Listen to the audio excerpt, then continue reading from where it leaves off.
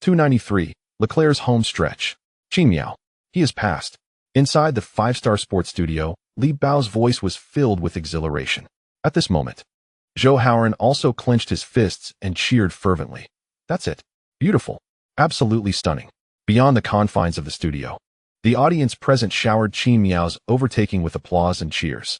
Despite Hamilton's achievements over the years, when Verstappen and Hamilton found themselves in a points battle, the spectators were more eager to witness the young dragon slayer, Verstappen, vanquish the formidable Hamilton.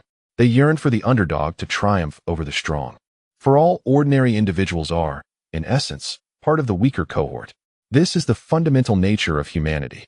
Thus, when faced with Qin Miao, they instinctively perceived him as belonging to the ranks of the strong.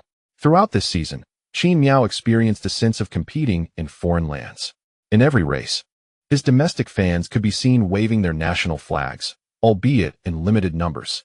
Perhaps it would be only after reaching the upper echelons that Qin Miao could fully relish the sensation of home turf. However, today was different.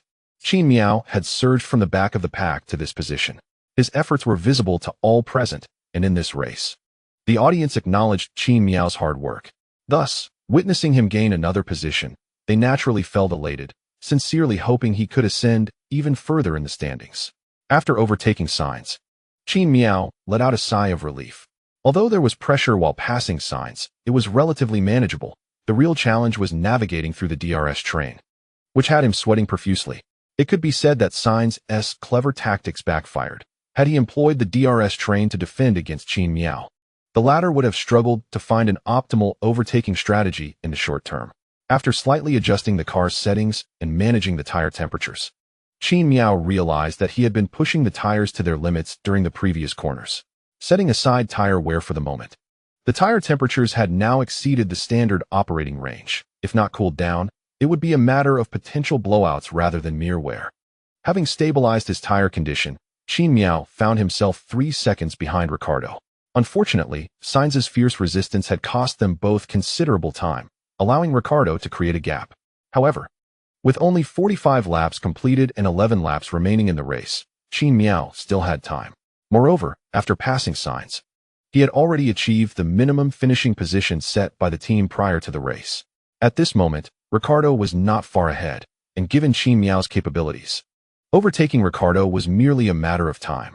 It could be said that Qin Miao had already exceeded the expectations set forth by his team for this race. As Ricciardo faced the onslaught from Qin Miao, much like Sainz, he did not succumb passively. His defensive resolve was equally fervent. Thus, at this juncture, all Qin Miao could do was continue to recharge his vehicle, awaiting the opportune moment to strike. On the 47th lap, Qin Miao found himself within the DRS zone, trailing Ricciardo. In the same lap's second timing sector, he successfully executed an overtaking maneuver on Ricciardo. Ricciardo's defensive strategy was rather conventional, taking the inside line and braking late. As Qin Miao approached the braking point from the outside, he found himself only marginally faster than Ricciardo, entering the corner side by side. To be fair, despite Ricciardo's late braking, his precision exceeded that of Sainz by a considerable margin. Had it been Sainz, he would likely have already veered off the track alongside Qin Miao. Nevertheless, Ricciardo is renowned for his remarkable late braking, so such a performance was hardly surprising. However, capitalizing on the advantages of his medium tires, Qin Miao gained a slight edge in the exit phase. After T12, T13 presented another right-hand turn, granting Qin Miao the inside advantage as he and Ricciardo emerged from the corner side by side. Ultimately, before the commencement of the third timing sector on the 47th lap, Qin Miao completed his overtaking maneuver on Ricciardo, reclaiming his position before the pit stop. Yet, upon surpassing Ricciardo, Qin Miao found himself a daunting 22 seconds adrift from Leclerc ahead. Frankly, this time gap was disheartening, making pursuit quite challenging. The silver lining was that the only slow car in front of him was Tsunoda's little Red Bull. After overtaking Tsunoda, Qin Miao faced no further slow vehicles until he reached Leclerc, which meant that if he managed to preserve his tire wear, he still had a significant chance of advancing further, possibly displacing Leclerc from his position. However, Qin Miao could already foresee the likely conclusion of the race. Even if he caught up to Leclerc, there remained a 9-second gap to Perez ahead of him. Whether he could surpass Leclerc after catching up was uncertain, let alone closing in on Perez. Thus, It appeared that Qin Miao would most likely finish in 5th place. Well done, now he should maintain his own rhythm. Meanwhile, Frankie outright doubted Qin Miao's ability to catch up to Leclerc in the latter stages of the race, urging him to maintain a steady pace. In truth, Frankie was not alone in this sentiment. Once Qin Miao overtook Ricciardo, the broadcast shifted its focus away from him, directing attention toward the battle between Verstappen and Hamilton ahead. At this moment, Verstappen led, with Hamilton trailing just 3 seconds behind. Notably, Hamilton possessed a significant tire advantage over Verstappen, having pitted 8 laps later than his rival. At this juncture, the most captivating spectacle on the track is the duel between Hamilton and Verstappen.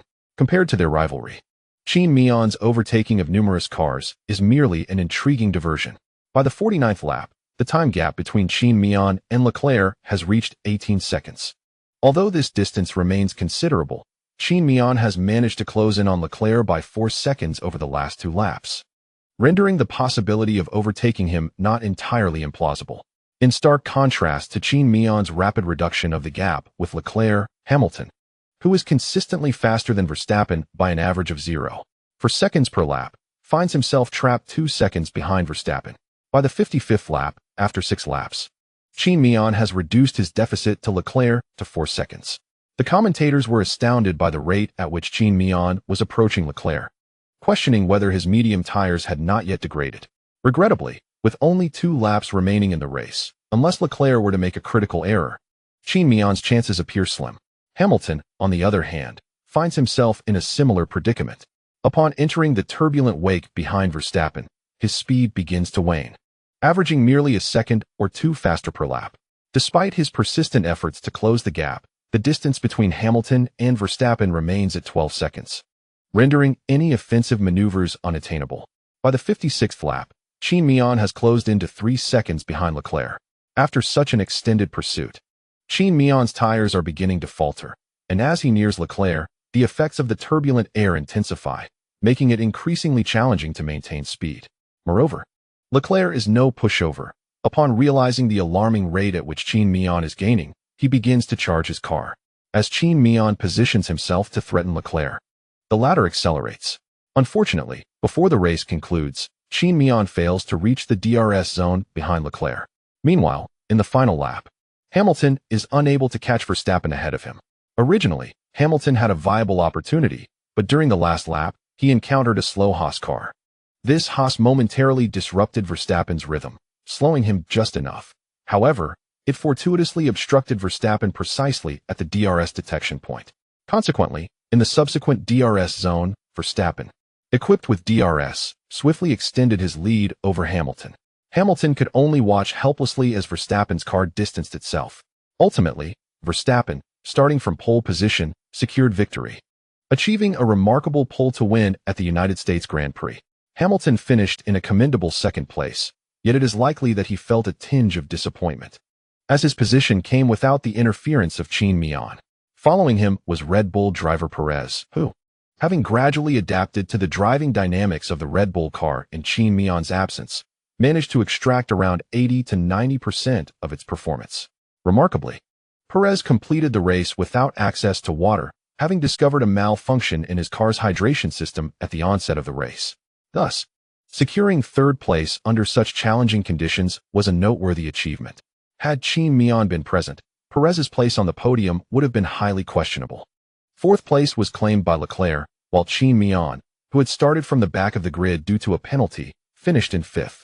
It is worth noting that he closed a 20-second gap to Leclerc in just 9 laps, a daunting feat that undoubtedly caused a stir among the Ferrari team, including Leclerc himself. Ultimately, however, it was merely a momentary scare. For Qin Miao, finishing 5th on a track that is notoriously difficult for overtaking was a commendable result, and he felt a sense of satisfaction with his performance, albeit with the regret of not being able to surpass Leclerc in the final laps.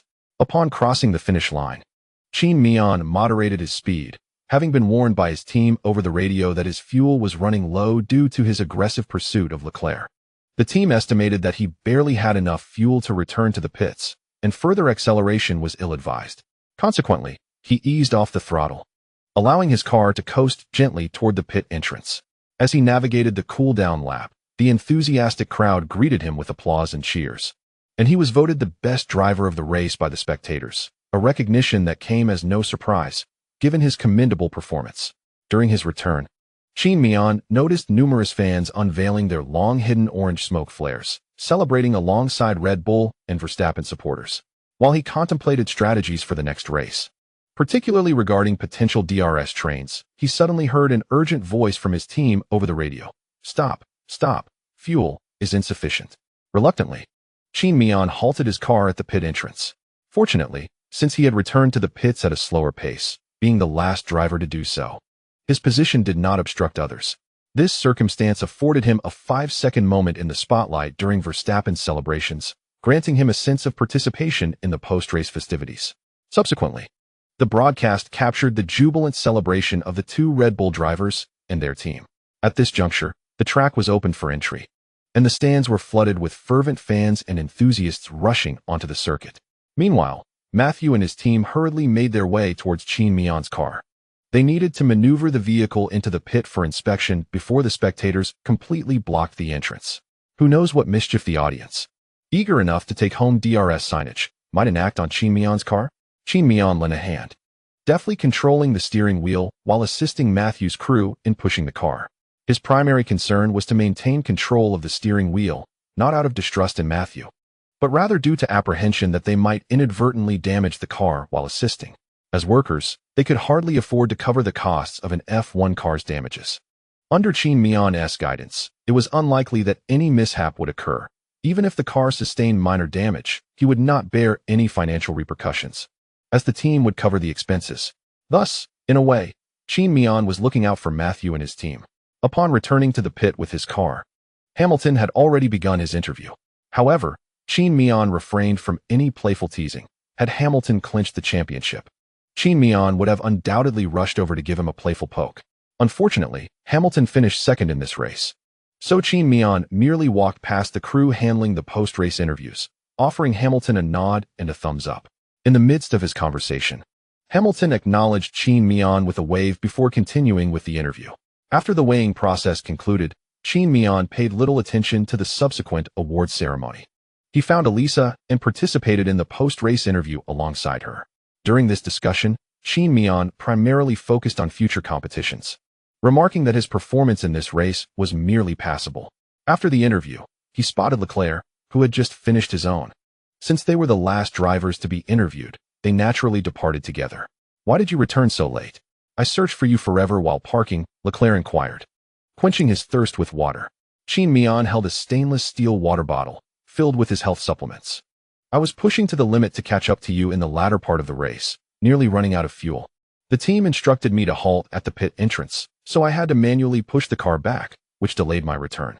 Reflecting on the race, Leclerc recalled the overwhelming sensation when his team informed him of the gap between himself and Qin Miao, exclaiming, "I genuinely thought you might overtake me before the race concluded."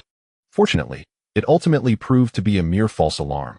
Qin Miao, upon hearing this, helplessly pursed his lips. "The DRS train has saved you. Without those two DRS trains, your fourth-place finish would have been far from secure." Leclerc, of course, was well aware of what the DRS train entailed.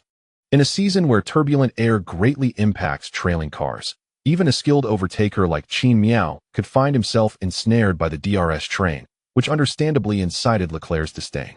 However, as a participant in the race rather than a mere spectator, Leclerc was unaware of Qin Miao's encounters with those two DRS trains during the competition. Thus, while the initial remarks drew little reaction, the third statement began to gnaw at him. Previously, Leclerc had never contemplated this angle. But after Qin Miao first mentioned the moniker "Lu Old Fourth" in his presence, Leclerc found himself inevitably reflecting on it at various moments. For instance, during the American Grand Prix that week, he had started in fourth place and finished in fourth, a fact that, while largely attributable to survivor bias, led Leclerc to realize that he had indeed finished fourth on several occasions this season. "I do find myself somewhat eager for you to take this fourth position from me," he remarked with a hint of sarcasm. Qin Miao chuckled. "That cannot be. I believe you are YYDS. YYDS? What does that mean?" Leclerc asked, intrigued, just as Barber approached. Upon seeing Qin Miao, Barber sighed in relief, having waited at the team headquarters for some time without spotting him, worried that something might have gone awry on Qin Miao's journey. However, upon noticing Leclerc beside Qin Miao. He momentarily froze before hastily retrieving a photo of Qin Miao and Leclerc from his backpack. Qin Miao also spotted Barber and took the photo. Along with the pin he handed over, saying, "Please sign it, and afterward, I will explain what YYDS means." Leclerc, somewhat skeptical, accepted what Qin Miao offered and proceeded to inscribe his name on the back of the photograph. Qin Miao then carefully handed the photo back to Barber, instructing him to keep it safe. Meeting Leclerc's inquisitive gaze, Qin Miao elucidated, "This is actually a Chinese joke, formed by extracting the initials of a Chinese phrase." "What does YYDS mean?" Leclerc inquired. Qin Miao cleared his throat, subtly charting his escape route, before responding, "It means forever fourth. Fuck. Ha ha ha ha." Ultimately, the standings and scoring for this race are as follows. 1. Verstappen 25-2, Hamilton 18-3, Perez 15-4, Leclerc 12-5, Qin Miao 11, fastest lap, 6, Ricciardo 8-7, Sainz 6-8, Norris 4-9, Tsunoda 2-10, Vettel 1. There is little to say about Qin Miao's fastest lap. In the closing laps, he utilized medium tires and enjoyed a substantial expanse of clean air ahead of him, making it quite expected for him to secure the fastest lap. Following the conclusion of this race, the drivers' overall standings are as follows. 1. Qin Miao 3-0-3-2, Verstappen 2-81, 36-22, 3. Hamilton 2-77, 33-26, 4. Perez 1-3-6-5, Leclerc 1-3-5-6, Norris 1-28-7, Sainz 1-0-1-8, Ricciardo 91-9, Gasly 62-16, Kimi 5. After this race, Hamilton and Verstappen exchanged their positions in the overall point standings, while the gap between Qin Miao and the two was reduced. Nevertheless, a gap remains, and with diligent effort, Qin Miao may indeed clinch the Drivers' Championship in his inaugural season. However, Hamilton and Verstappen will not concede easily. Leclerc's position in the overall points standings remains unchanged, yet Norris and Perez swapped their respective rankings in the drivers' standings, with Norris dropping 2 places and Perez rising 2. This shift in standings primarily arose from Norris's retirement from the race, resulting in no points earned. Aside from this, there were no other changes in the drivers' points standings. Similarly, the team's points standings saw each team accumulate points, yet no positional changes occurred. 1. Mercedes 582, Red Bull 417.3, Ferrari 2364, McLaren 2195, Alpine 866, AlphaTauri 767, Aston Martin 65.8, Williams 13.9, Alfa Romeo 5. It is noteworthy that only 5 Grand Prix remain in the season. Although the drivers' standings remain ambiguous, the contest for the Constructors' Championship is becoming increasingly clear. Should Qin Miao and Hamilton secure first and second places in the next race, the Mercedes team will triumphantly claim the Constructors' Championship for the 2021 season at the Mexican Grand Prix, marking the 8th Constructors' title for the Mercedes-Benz F1 team. The advantages of winning the Constructors' Championship are manifold. Most crucially, after securing the title, the FIA's year-end bonus and the weight of television broadcasting rights will be significantly heightened. The direct economic difference between the champion and the runner-up can reach tens of millions of dollars, not to mention the sponsorship bonuses that come with winning the championship.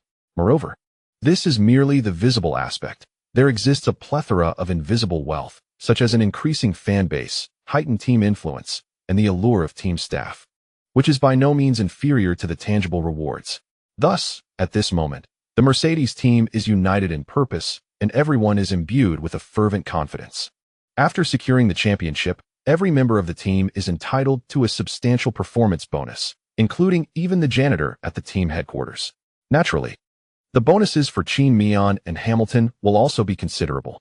However, while aboard the aircraft, the thought of paying 60 of his bonus in taxes to the UK government fills Qin Miao with an unsettling dread that robs him of sleep.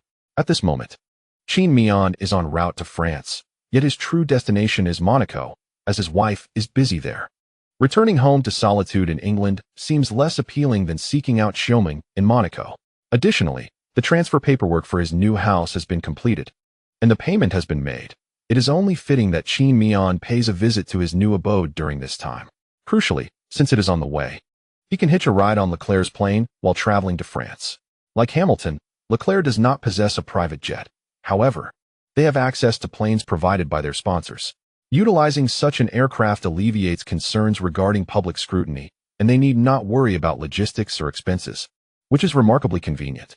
They are merely required to attend a few events each year, make an appearance, take a few photographs, or record an advertisement or two. In light of the convenience they receive, this minimal effort is hardly worth mentioning. Furthermore, having Leclerc's company on the plane ensures that there will be no shortage of entertainment activities. Throughout their journey to France, they engage in a spirited game of Street Fighter. Leclerc exhibits an insatiable appetite for competition, often bested by Qin Miao. Yet, with a modicum of leniency from Qin Miao, Leclerc believes he is capable of challenging him again, only to be soundly defeated once more. This cycle continues until the plane touches down in France. Due to Monaco's diminutive size, there is no airport to accommodate their arrival, necessitating that Qin Miao and Leclerc land in France. After disembarking, the two of them drive to Monaco together. However, Qin Miao does not immediately visit his new home. Instead, he is drawn to Leclerc's residence. Along the way, they pick up Xiaoming.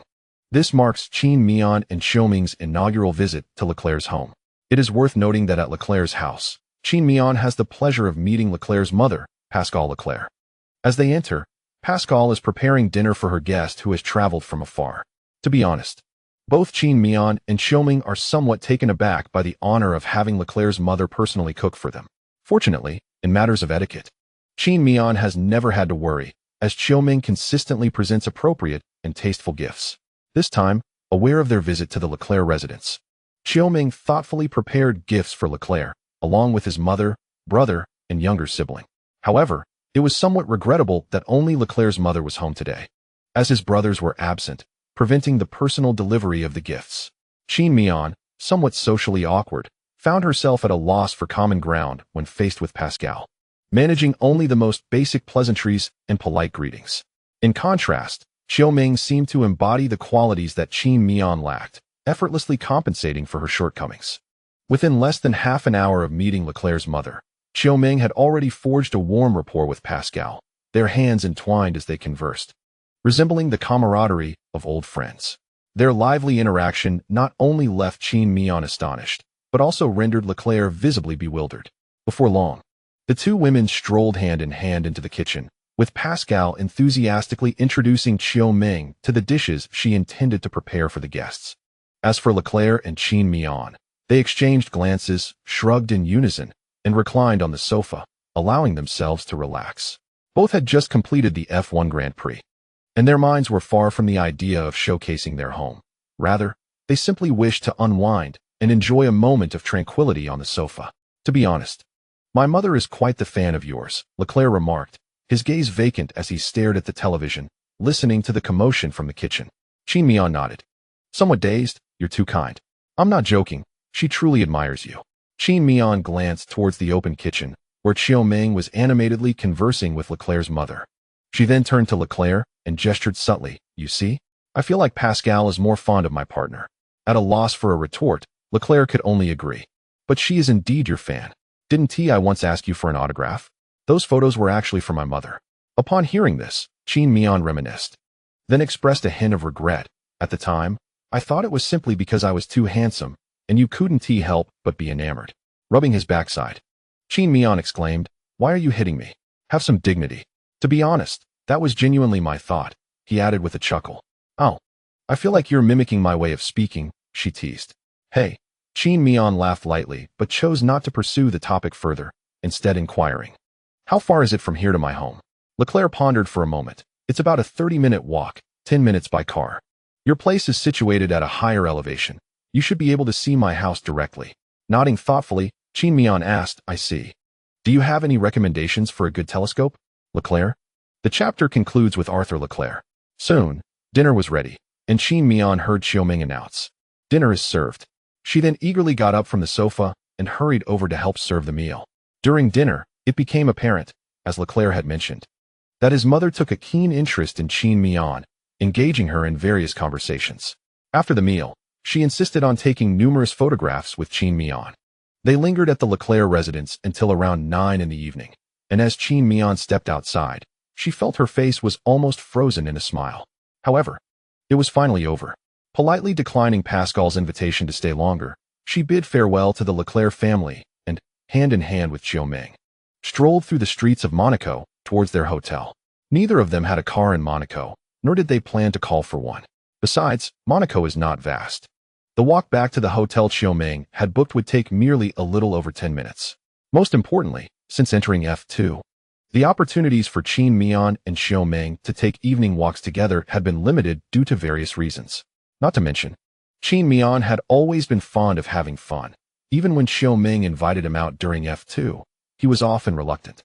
This was even more pronounced after he entered F1, living in England right at the doorstep of the Mercedes team, where encountering someone who had seen F1 was not an exaggeration, 10 out of 10.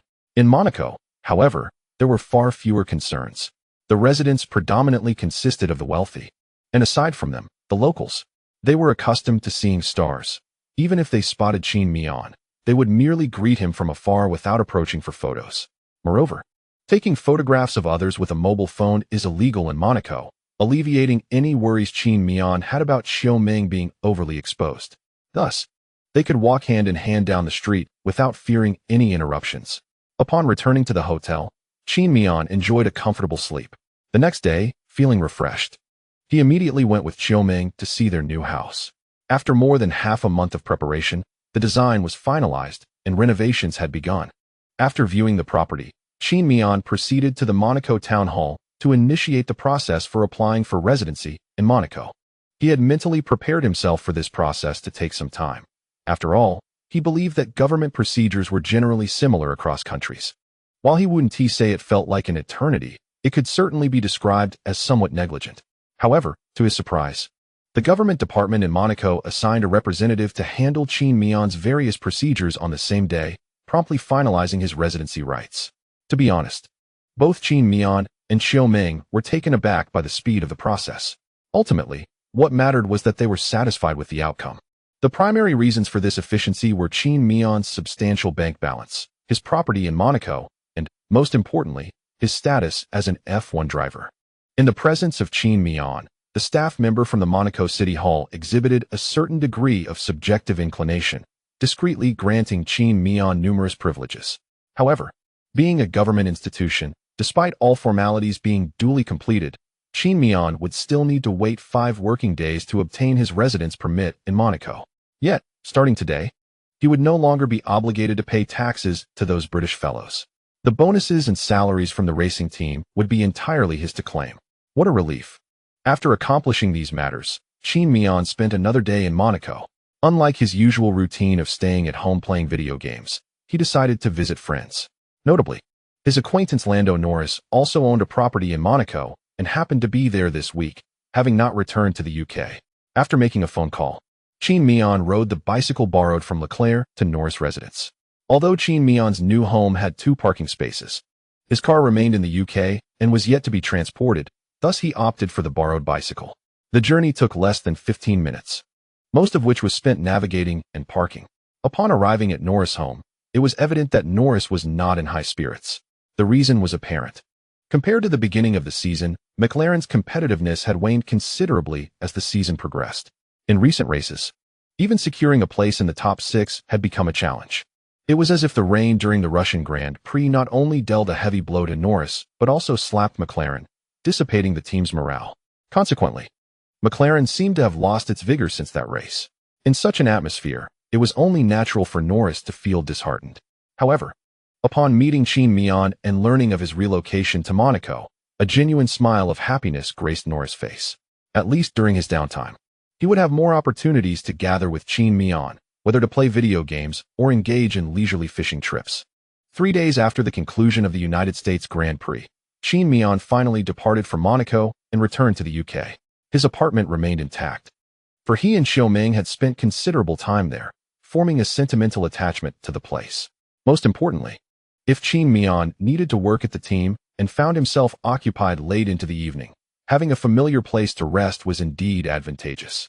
Notably, upon returning home, Qin Miao's first task was to arrange for the transportation of his 2 sports cars back to Monaco, leaving only a camper van for commuting in the UK.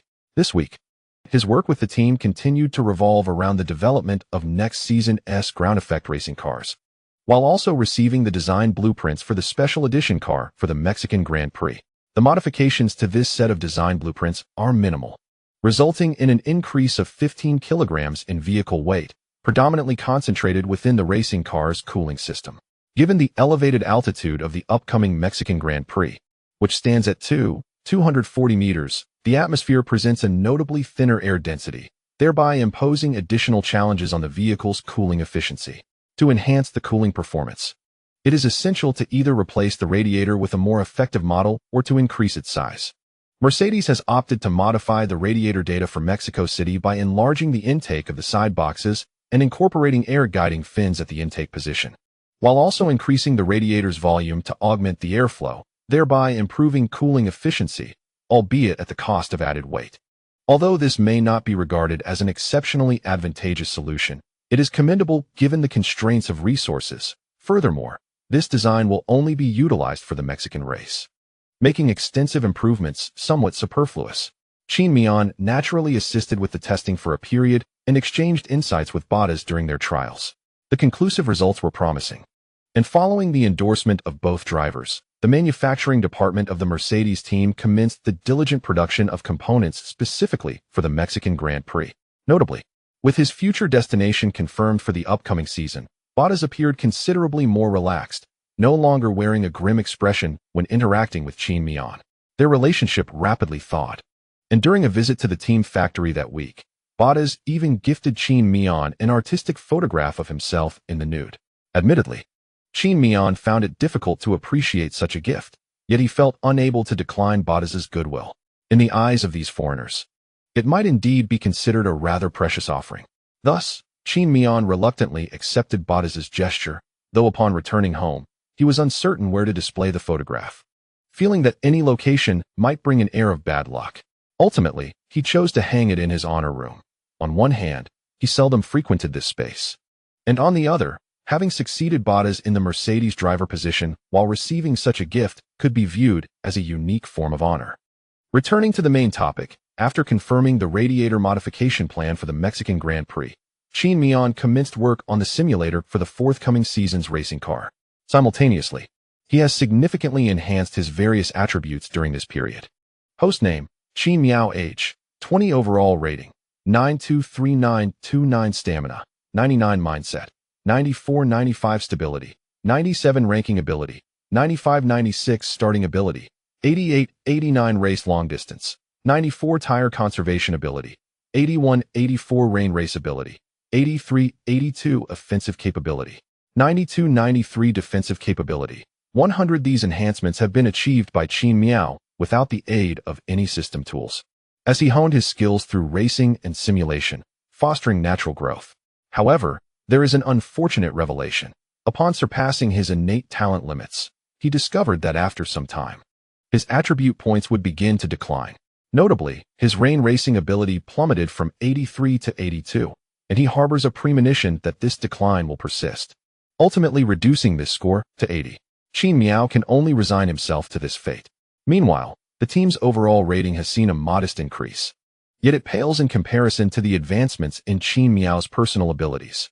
Team, Mercedes-AMG Petronas F1 Team overall rating, 847851. Race problem detection ability, 81. Simulator development ability, 80-82. Race tuning ability, 89. Race strategy, formulation ability, 87. Car protection ability, 75. Tire change ability, 90. Power department capability, 94. Aerodynamics department capability, 86. Chassis research capability, 85. Durability development ability, 81-83. Observing the data, reflecting the team's progress.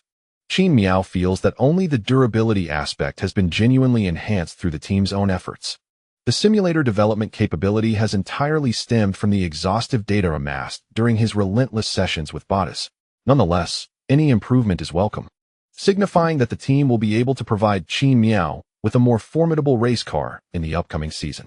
However, due to his relocation, Qin Miao naturally has less time to dedicate to work. After a long day at the team, he returned to Monaco. From the moment he arrived in Monaco until Thursday, when he was scheduled to prepare for the track, he did not receive a single call from Toto. During his time in Brackley, Qin Miao had to visit the factory 3 days a week, adhering to a routine akin to that of a typical worker, starting at 9 in the morning and finishing at 5 in the afternoon. Many might question whether such working hours are uncomfortable, but it is important to note that this merely accounts for time spent at the team factory assisting with data analysis and does not include race days. Typically, Qin Miao would head to the track on Thursdays for preparation, engaging in activities such as track walks, video shoots, and interviews. Friday would mark the commencement of race day duties, with Saturday and Sunday offering no respite either. Consequently, at the week's end, Qin Miao finds himself with only a single day of leisure. Having departed from Brackley, Toto naturally found himself devoid of the excuse to request assistance in running data. With Bottas diligently working at the team factory, there was no need to summon Qin Miao. This marked Qin Miao's inaugural experience of a typical weekend life belonging to an F1 driver. From Monday to Wednesday, he indulged in his whims without the obligation of overtime or the daunting mountain of simulator data awaiting his attention. Other drivers, such as Hamilton, utilized this interval to engage in commercial activities and fashion shows to bolster their public profiles or monetize their fame. However, upon encountering such leisure, Qin Miao initially felt a sense of unease, a hollow sensation within, as if unfinished tasks lingered in his mind, leaving him unsettled. Yet, by the following day, he adapted to this new rhythm of life, exclaiming that his previous experiences with Toto had been unkind, taking advantage of his earnest nature. Despite nearly a year of rigorous simulator practice enhancing his prowess and experience, propelling his familiarity with the track and the car to unprecedented heights, allowing him to catch up to Hamilton in a remarkably short time, Qin Miao did not neglect his daily training. Compared to his time residing in Brackley, he merely found himself with more time to indulge in gaming. Life, in essence, had not changed significantly. Excluding the summer break, this was, in fact, Qin Miao's first self-imposed extended holiday since entering F1, free from the daily ritual of setting an alarm clock to hastily rush to the team. However, this leisurely phase did not last long. On Wednesday, Leclerc called Qin Miao early in the morning. Roused by the ringing phone, Qin Miao groggily held the device to his ear. "Hello? Are you up? We're heading to Mexico." Upon hearing Leclerc's voice, Qin Miao, bewildered, pulled the phone away to confirm the caller's identity. Once he realized it was Leclerc, he returned the phone to his ear, puzzled. "If you're going to Mexico, then go. Why call me? I'm not your father. I won't accompany you. Get lost." Leclerc retorted, cursing. "What time did you play video games until last night?" "Around 3. I guess. Anyway, I'm not working today," Qin Miao replied, burying his head back into the pillow.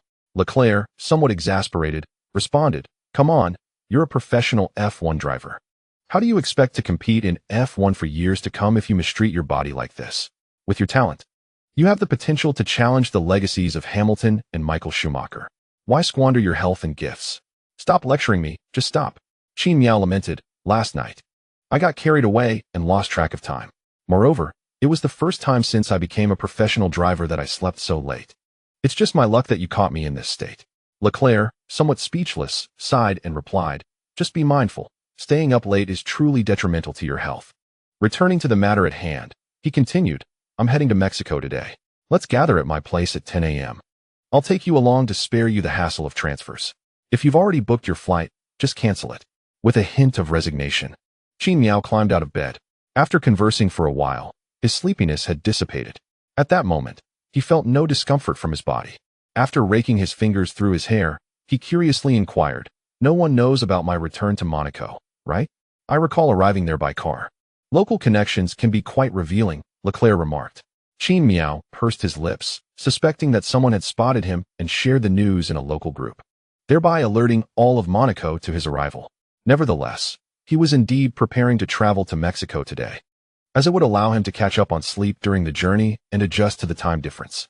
Furthermore, since Mexico features a high-altitude track, arriving a day early would aid in acclimatizing to the competition environment. Initially, he had intended to fly alone, but since Leclerc offered him a ride, he decided to accept the favor. "All right, I'll pack my things and come over to your house," he said. "Just come in when you arrive." "My brother Arthur is back today," Leclerc replied. "He is quite eager to meet you." "He is back? How did he like the gift I prepared for him?" Qin Miao inquired. "Of course, that porcelain piece is prominently displayed in his study. I won't let anyone touch it. Glad to hear he likes it. I'll start packing now. See you soon," Qin Miao said before getting up. The Mercedes team was likely to secure their 8th championship title at the Mexican Grand Prix, which promised to be a grand celebration. Even though Qin Miao had numerous matters to attend to in Monaco, she was determined to join Qin Miao for this pivotal moment. Such a rare occasion was best witnessed alongside one's beloved. After organizing their belongings, Qin Miao and Qin Miao arrived at Leclerc's doorstep before 9:30 a.m. Although they had planned to depart at 10, both were accustomed to arriving a tad early. Upon reaching Leclerc's home, they spotted a young man squatting at the entrance, engrossed in his phone, oblivious to their arrival. However, as Qin Miao and Qin Miao exited the vehicle, the young man finally noticed their presence. Looking up, he saw Qin Miao emerging from the driver's seat and retrieving his luggage from the taxi's trunk. "Qin, oh my God, I can't believe it's you. Why are you here so early? I'm not even prepared." Standing before him, the young man appeared somewhat flustered with excitement, eager to extend his hand for a handshake, yet hesitant out of concern for seeming presumptuous. Qin Miao also found the situation rather peculiar. Judging by his features, this must be Arthur Leclerc, the brother of Leclerc himself. Strictly speaking, Arthur was actually older than Qin Miao. However, at this moment, Arthur exhibited the same behavior as those fervent fans Qin Miao had encountered, who were seeing him for the first time. Given his background, Qin Miao felt a momentary disorientation, as he had always envisioned that someone of Arthur's lineage would not display such enthusiasm upon meeting him. Nonetheless, being Leclerc's brother, and as an F1 driver, it was not uncommon for most racers to instinctively engage with fans who approached them with excitement and nervousness. Such interactions could ease the fans' anxiety, and in return, they would gain another admirer who would cherish their journey for a long time. Thus, Qin Miao smiled and took the initiative to shake Arthur's hand, saying, "If I am not mistaken, you must be Arthur, Leclerc's brother. It is a pleasure to meet you." Arthur grasped Qin Miao's hand tightly, brimming with excitement as he replied, "Yes, indeed. I am Arthur. Welcome to my home. I have watched every one of your races in F2 and F1. I remember your starting positions and scores from each race. You were truly phenomenal, dominating the entire F2 season. The FIA even modified the F2 racing regulations because of you. You are simply remarkable." To be honest, Qin Miao had received compliments on numerous occasions, but being praised so openly by Leclerc's brother made him blush slightly. Initially, he assumed Arthur admired him for his performance in F1, but from the young man's words, it was evident that his dominance in F2 had captivated Arthur even more. This was not surprising, as Arthur himself was a driver who understood that all competitors in F2 utilized standard cars. Achieving such extraordinary results in that environment was indeed worthy of commendation. "Thank you for your admiration. Are you still racing in F3? Qin Miao inquired. "Yes. I am currently racing in F3 for the Prema team," Arthur replied. Qin Miao nodded. Due to Leclerc's influence, it was inevitable that Arthur would join Ferrari's junior program. The Prema team had an intricate relationship with Ferrari's academy, and it was through Ferrari's program that Qin Miao himself had entered Prema. Therefore, it did not surprise him that Arthur was competing for his former team in F3. This chapter concludes with a thought from Qin Miao. "I look forward to the day when you enter F2 and challenge the records I set during my time there." As he spoke, Qin Miao discreetly nudged Qin Miao from behind, whispering, "Do you not have any awareness of your own standing in F2? At this juncture, uttering such words not only fails to encourage Arthur, but also poses a significant risk of undermining his confidence. After all, the achievements of Qin Miao during his time in F2 are so extraordinary that even those outside the racing community find them astonishing. Fortunately, Arthur, having inherited his brother's naivete, does not perceive Qin Miao's expectations as daunting. Instead, he earnestly pounds his chest, assuring, "I will certainly accomplish it." After a brief exchange, Qin Miao led Qin Miao into Leclerc's residence. "Why are you two here so early?" Leclerc, still tidying up, expressed surprise upon seeing them.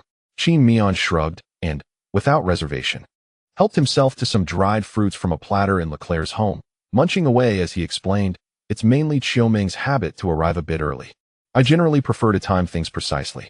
Leclerc nodded in understanding. "Make yourselves at home. Feel free to sit anywhere while I finish tidying up."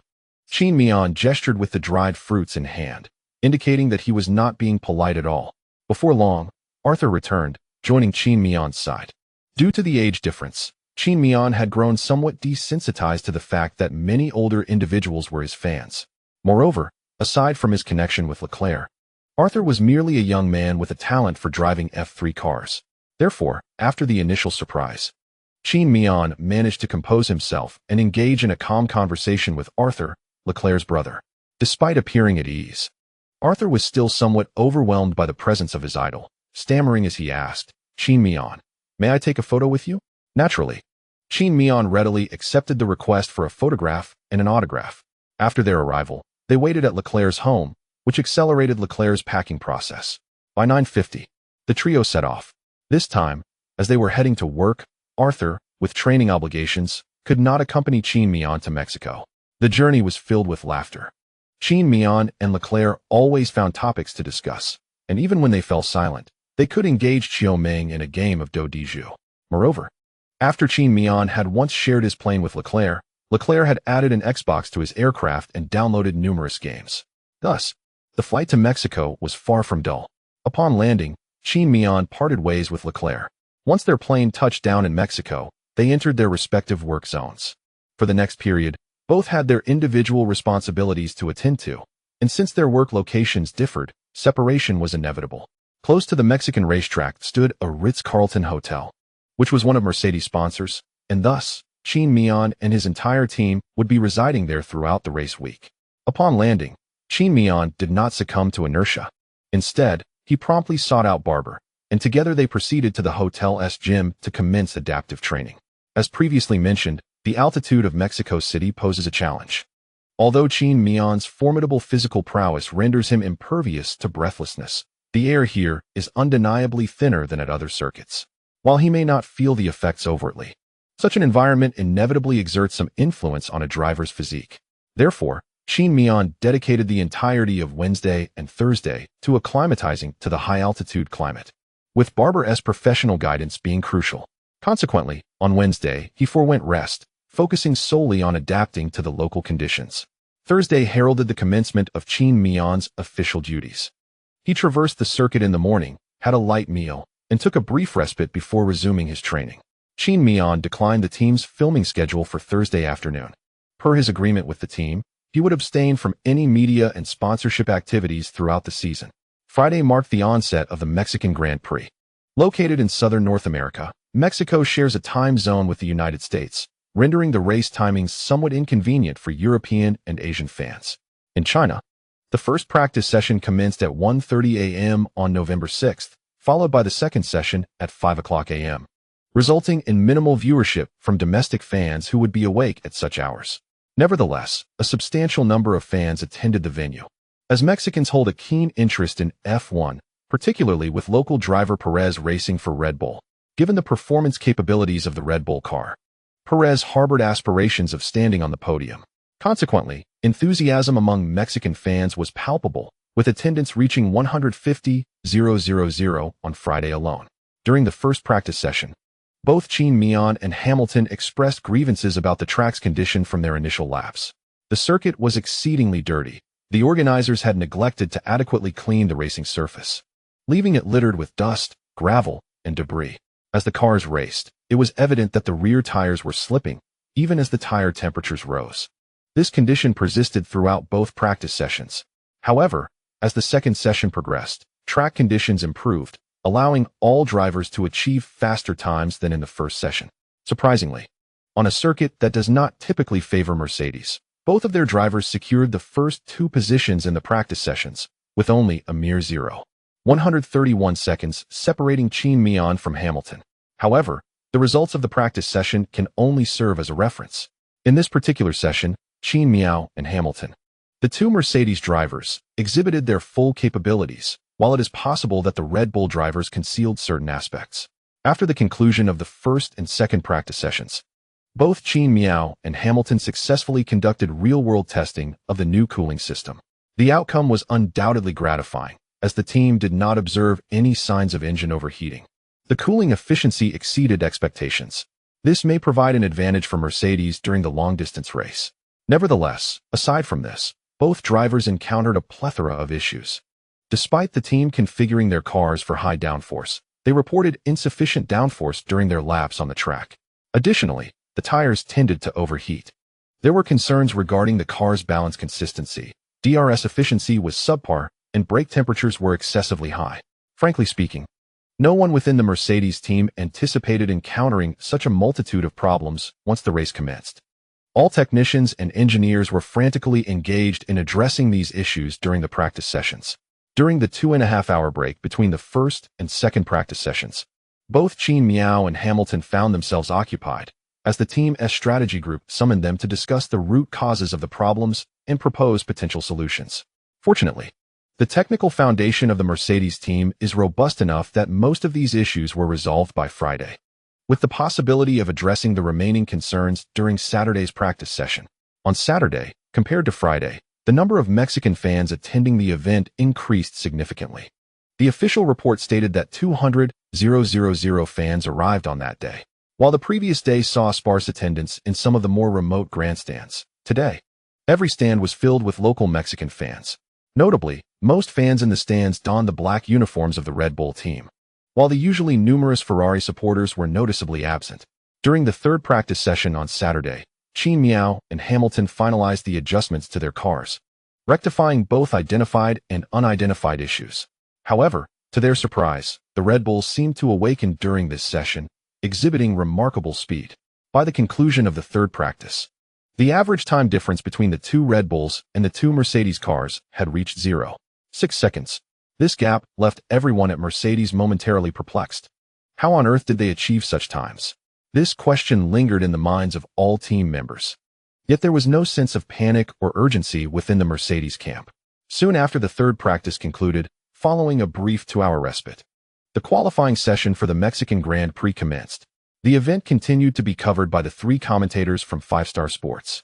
During the Q1 phase of the qualifying session, Qin Miao and Hamilton had not completed their first flying lap when a red flag was waved on the track. The reason for the interruption was that Stroll experienced a spin during the exit phase of the turn, resulting in a catastrophic collision that left his car severely damaged and stranded behind the starting grid, thereby causing significant obstruction to the traffic. The race officials, faced with no alternative, were compelled to deploy the red flag. 20 minutes later, as the wreckage of Stroll's car was cleared and the vehicle was towed away, Q1 resumed. However, by the time the drivers emerged from the pit lane, only 10 minutes remained until the conclusion of Q1, and several drivers had yet to record a time. Everyone understood the urgency. It was imperative to quickly return to the track and secure at least one valid lap time. Given the pressing constraints and the presence of 20 cars racing simultaneously, the potential for traffic issues was high, which could hinder lap times in the qualifying session.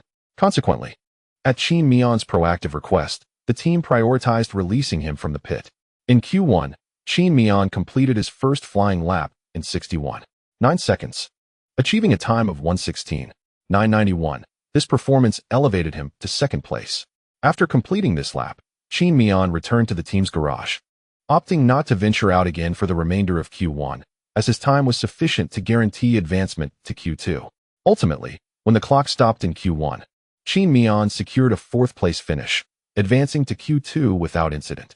His teammate, Hamilton, also progressed to Q2 with his initial flying lap. After a 10-minute respite in the pit, Qin Miao slightly adjusted the angle of his front wing before heading back onto the track.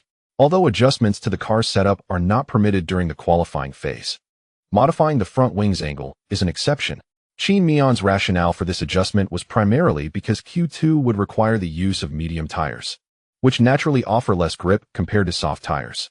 Therefore, any lost downforce had to be compensated for elsewhere, and the front wing was the most viable option for such adjustments. Soon after, Q2 commenced. Verstappen set the pace with his first lap, clocking in at 1:16.483, followed closely by Hamilton's counter at 1:16.499.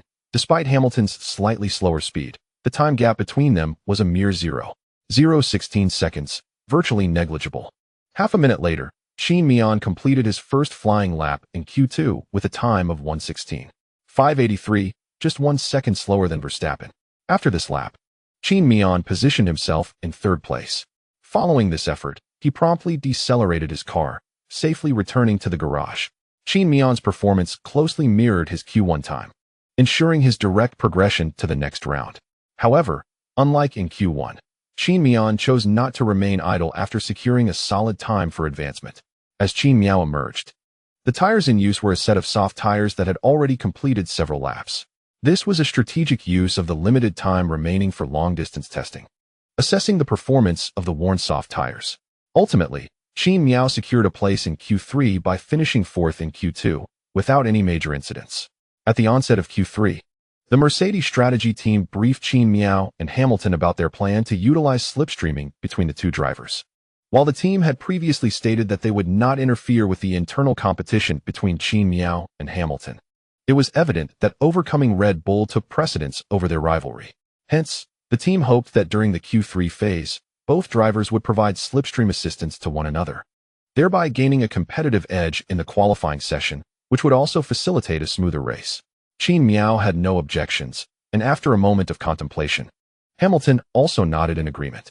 The long starting straight of the Rodriguez brothers circuit, despite the thin air diminishing the slipstream effect, still allowed for some advantage during the qualifying session, providing the trailing car with a boost of speed. After discussions with the team, Hamilton first offered slipstream assistance to Qin Miao, followed by Qin Miao doing the same for Hamilton. Although this arrangement appeared equitable, Qin Miao was at a slight disadvantage compared to Hamilton, as the first car on the track typically faced less favorable conditions than the second. However, there was little that could be done, despite Toto's assurance of not interfering in the competition between him and Hamilton. The team still displayed an unconscious bias towards Hamilton over Qin Miao. Qin Miao felt it was inappropriate to voice any discontent, considering his recent arrival and Hamilton's significant contributions to the Mercedes team. Moreover, following Toto's statement, at least on the surface, Qin Miao would not encounter any issues with unequal resource allocation within the team, and he was quite satisfied with his current status. On the first flying lap of Q3, Hamilton indeed provided Qin Miao with slipstream assistance along the lengthy straight from T17 to T1, resulting in an estimated time savings of 0.3 seconds for Qin Miao. He did not squander Hamilton's support and completed the flying lap flawlessly. Upon crossing the finish line, Qin Miao's time was recorded at 1:16.111, momentarily placing him in first position. Meanwhile, Verstappen, in second place, clocked a time of 1:16.225 upon discovering Mercedes' slipstream strategy. Red Bull's team quickly recognized the situation but hesitated to address it with Perez, knowing that there was insufficient time left for the drivers to complete another flying lap. Sacrificing Verstappen's performance for Perez's sake was simply not an option for Red Bull at that moment. It is highly improbable that Perez would provide a slipstream for Verstappen solely for the latter's benefit. In any Grand Prix, faced with such a scenario, Red Bull-esque strategists would dare to act. Yet today's South race took place in Mexico, Perez's home ground. Red Bull would rather both Verstappen and Perez miss out on the advantages of a teammate's slipstream than show favoritism. Thus, even when they discerned Mercedes' towing strategy, Red Bull found themselves powerless to counter it, leaving them with a nauseating sense of defeat, akin to swallowing a fly. They could only begrudgingly accept this bitter loss. In the final lap of Q3, Qin Miao provided a valuable slipstream for Hamilton. Notably, Hamilton commenced his flying lap rather early, allowing Qin Miao ample time to return to the track and complete another flying lap before the countdown expired after assisting Hamilton. Thanks to Qin Miao's slipstream, Hamilton's final lap time dipped below the 1 minute 15 seconds mark, achieving a time of 1:15.981 and securing pole position. However, during his last flying lap, Qin Miao made a noticeable error by accelerating too aggressively in the second timing sector, leading to a loss of rear grip post-race. Although he reacted swiftly to regain control of the car, Qin Miao missed the opportunity to improve upon his time in the final lap of Q3. The silver lining was that, lacking a teammate to assist with the slipstream, Verstappen's final flying lap did not yield favorable results. Ultimately, when the clock stopped in Q3, both Verstappen and Qin Miao failed to improve their best times, with their fastest laps being those set in their first flying laps of Q3. Amid the jubilant celebrations in the Mercedes pit, the team managed to secure the front row on a circuit that is not traditionally their forte. Hamilton claimed pole position, followed by Qin Miao in second, with the Red Bull drivers, Verstappen and Perez, occupying the third and fourth positions on the grid. Despite the general awareness that the long start straight at the Rodriguez brothers circuit poses a risk for pole sitters, who may be overtaken by the third-place driver if they do not launch with greater speed, no one from Mercedes relinquished their pursuit of pole position for this reason. they maintained clarity regarding priorities. Consequently, the final driver standings after qualifying were as follows: 1. Hamilton, 2. Qin Miao, 3. Verstappen, 4. Perez, 5. Gasly, 6. Sainz, 7. Ricciardo, 8. Leclerc, 9. Tsunoda, 20. Stroll. However, at the start, Russell, Tsunoda, Norris, Ocon, and Stroll faced penalties and were relegated to the back of the grid due to engine replacements, similar to what Qin Miao experienced in the previous race. As the season drew to a close, nearly all drivers had exhausted the FIA-mandated engine quota, leaving them to tighten their belts and reluctantly accept the penalties imposed by the FIA. Following the conclusion of the qualifying session, Hamilton, Qin Miao, and Verstappen naturally proceeded to partake in post-race interviews. Qin Miao expressed a sense of satisfaction with his ranking, and thus approached the interview with a relaxed demeanor. Hamilton, draping an arm around Qin Miao's shoulder, extended his gratitude, acknowledging the significant assistance Qin Miao provided during the final lap slipstream, which he expertly utilized from Hamilton's exit through to the braking point. Without Qin Miao's relentless effort in creating that slipstream, Hamilton was acutely aware that his speed alone might not have sufficed to breach the 1:15 mark. Once the interviews concluded, Qin Miao's day of work also came to an end. He returned to the hotel, indulged in a refreshing shower, and then, without further ado, retired to bed for a well-deserved rest. The following day, Sunday, marked the commencement of the Mexican Grand Prix. The crowd at the event far exceeded the combined attendance of Friday and Saturday, reaching an impressive 36,000 attendees. To the spectators, the pandemic seemed as if it were a mere figment of imagination, as they reveled in the festivities with music and dance. Every visible grandstand was filled with fans, and even areas designated for standing were populated with clusters of enthusiastic supporters. Throughout the 2 days of the Grand Prix, Qin Miao began to sense that the fan support for Perez might be incidental. Their true purpose for attending the event appeared to be participating in a grand celebration, a large-scale entertainment gathering. To put it simply, they were merely a group of revelers. The pre-race press conference and the driver parade went smoothly, during which Qin Miao spotted several compatriots amongst the sea of black Red Bull team apparel, a rare sight among the white Mercedes team jerseys. Naturally, Qin Miao seized the opportunity to take a photograph with them, promptly sharing it on social media to express his gratitude for their support and assure them of his utmost efforts. This approach, imparted to Qin Miao by Hamilton, was a strategic move to enhance fan retention and draw admirers to witness his races in person. In all honesty, Hamilton had imparted more knowledge about fan engagement and relationship management than he had about driving techniques and race car tuning. While some of this wisdom seemed somewhat detached from his profession, it proved undeniably beneficial. Thus far, even amid the Red Bull's home turf, Qin Miao had observed Chinese fans rallying in support of him, a testament to both his efforts and the invaluable insights Hamilton had shared. Before long, all pre-race preparations concluded, and Qin Miao returned to the familiar confines of his racing cockpit. After completing all the pre-race preparations, Reyes routinely extended his hand to shake Qin Miao's before departing. "Good luck in the race. We await your good news in the P-room." With a reassuring pat on Reyes's hand, Qin Miao replied, "Rest assured, just watch my performance." After exchanging a few words with Qin Miao, Reyes and his team withdrew from the track. As 2 green lights illuminated, the 2 black Mercedes cars exited their starting positions. Soon, the warm-up lap concluded, and Qin Miao noticed Hamilton, stationed in his grid position, was noticeably attempting to maintain a significant distance between himself and the drivers behind him. In contrast to Hamilton's anxious demeanor, Qin Miao remained composed. While Hamilton was still managing the cars trailing him, Qin Miao was the first to settle into his designated spot. Half a minute later, the other drivers gradually took their places on the grid. At this moment, Qin Miao felt relaxed, free from the pressures of winning, as his points standing provided him with a sense of security. Indeed, he was perhaps the most at ease driver in the entire race. However, Qin Miao soon found himself regretting this tranquility. As Stroll, positioned last, comfortably settled into his starting spot, the chasing cars lined up behind him. With the waving of the green flag, 5 red lights began to illuminate sequentially. Qin Miao instinctively raised the engine's RPM, his gaze fixed on the distant lights. The 5 red lights extinguished. The Mexican Grand Prix had commenced. Qin Miao's start was rather average, unlike in previous races. He did not rapidly close the gap with the drivers ahead. Verstappen, however, had an excellent start, clearly gaining ground from behind. Would Hamilton be able to maintain his position? On the track, Verstappen's launch was indeed superior to that of both Mercedes drivers, albeit the advantage was not particularly significant. On a typical circuit, this advantage could be deemed negligible, suggesting that Verstappen had no notable edge at the start. Yet, the Rodriguez brothers circuit was different.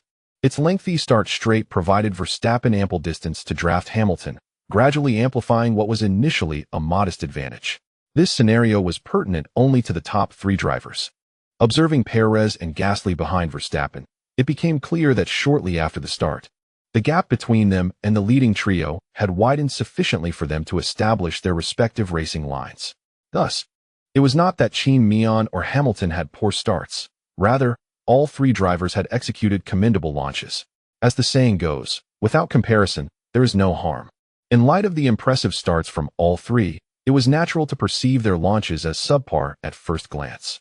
As the pace quickened, Verstappen drew ever closer to Hamilton's rear, yet the positions between Qin Miao and Hamilton remained relatively unchanged. After all, both Qin Miao and Hamilton were devoid of cars in front of them to benefit from the slipstream. Moreover, the performance of their engines was comparable, and given that the aerodynamic resistance posed no significant discrepancy, it was rather unrealistic for either driver to establish a considerable gap from their competitors in the initial phase, especially since both had executed flawless starts. However, as they approached the breaking point, Verstappen executed an overtaking maneuver on the outside of Hamilton and, taking advantage of the slipstream, positioned himself parallel to Hamilton before the braking zone. Verstappen opted against the inside line primarily due to Qin Miao's presence there, though he exhibited boldness in his driving. He was not foolish enough to force his way between the two Mercedes drivers without considering the risk of being sandwiched. Meanwhile, trailing Qin Miao was Perez. Although Perez's start was not as rapid as Qin Miao's, he managed to close the gap before the breaking point, positioning himself behind Qin Miao thanks to the advantages of late-race slipstreaming. Simultaneously, a McLaren was positioned on the inner line behind Perez. It was well known that Norris had been penalized to the back of the grid due to an engine change, thus the McLaren on Perez's inside could only be Ricciardo. Ricciardo's start was commendable, arguably superior to those of Hamilton, Verstappen, and Qin Miao, allowing him to surge from 7th to 5th position even before completing the first straight.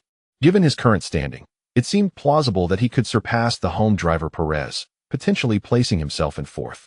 However, Ricciardo was navigating the dirty side of the track, and typically, the Rodriguez brothers circuit is not utilized for racing, with F1 and FE being the only events held there. Therefore, the grip on the dirty side was markedly inferior to that of the racing line. At that moment, Ricciardo found himself perilously close to the inner edge of the dirty side, nearly grazing the grass. Nonetheless, he was determined to attempt his signature skill, late braking. After all, with his teammate Norris starting from the back, Ricciardo did not wish to squander such an opportunity. Throughout the season, Ricciardo had been thoroughly outperformed by his teammate Norris, which had somewhat tarnished the reputation of the driver brought in by McLaren to be their number one. Faced with this predicament, Ricciardo felt a sense of urgency. Thus, he could not afford to overlook a chance to showcase his abilities. As the saying goes, it is often those who can swim who drown. At such a rapid pace, coupled with an unclean racing surface and the influence of the dirty side, the most immediate consequence was that Ricciardo inadvertently locked up his right front wheel while braking. The friction between the tire and the track produced a plume of white smoke that ascended instantly. The locking of the right front wheel led to catastrophic repercussions for Ricciardo, who was already operating at the limits of control. His car veered uncontrollably, causing him to miss his braking point. Meanwhile, Perez, competing on home turf, understood that successfully starting and finishing the race was far more significant for his hometown supporters than merely achieving a high finishing position. Thus, during the start phase, he remained acutely aware of his surroundings, striving to absorb every piece of information on the track to avert any unforeseen incidents. As Ricciardo and Perez raced side by side on the inside line, Perez had already directed much of his focus onto Ricciardo. Consequently, the moment Ricciardo's right front wheel emitted white smoke, Perez instinctively veered left to evade the impending peril. Remarkably, he managed to avoid the incident. Perez's vigilant awareness allowed him to navigate the danger, but his compatriot, Qin Miao, was not as fortunate. At that moment, Qin Miao was oblivious to the situation behind him, as Hamilton and Verstappen, who were positioned on his outside, were poised to enter the corner at a faster pace. Qin Miao had not anticipated competing with them for the racing line, leading him to initiate his braking earlier than necessary. To his surprise, he witnessed Verstappen executing a daring late brake maneuver on the outside, overtaking both himself and Hamilton. Verstappen, by braking significantly later than both Qin Miao and Hamilton, managed to pass the two Mercedes cars from the outside. Though this may seem a simple account, the difficulty of Verstappen's late braking can be likened to the challenge of using an excavator to remove an eggshell without puncturing the delicate membrane within. The complexity of this maneuver was such that the outcome appeared extraordinary, as if Qin Miao and Hamilton had deliberately slowed down to allow Verstappen to pass. Due to Verstappen's astonishing maneuver, he captured the majority of Qin Miao's attention, leaving him unaware of the orange torpedo approaching from behind. After Verstappen entered the corner, Hamilton followed suit, while Qin Miao found himself constrained by his track position and forced to cut the corner from the inside line. Just as Qin Miao's right front wheel grazed the inner curb of the track, he suddenly felt a jolt in his car, followed by the all-too-familiar sound of carbon fiber fracturing. At this stage of the race, all cars were operating at their absolute limits. After all, no driver wishes to lose position during the start. Thus, Qin Miao pushed his vehicle to its extreme as he entered the corner, where even the slightest disturbance of the steering wheel could lead to a loss of control, let alone the imminent collision from behind. Thus, the collision shattered the precarious balance of Qin Miao's car, which was already on the brink. The rear tires lost grip, causing the vehicle to spin uncontrollably on the spot. The sole silver lining was that turn 1 of the Rodriguez circuit is a slow corner, meaning both Qin Miao and the trailing Ricciardo were not traveling at high speeds.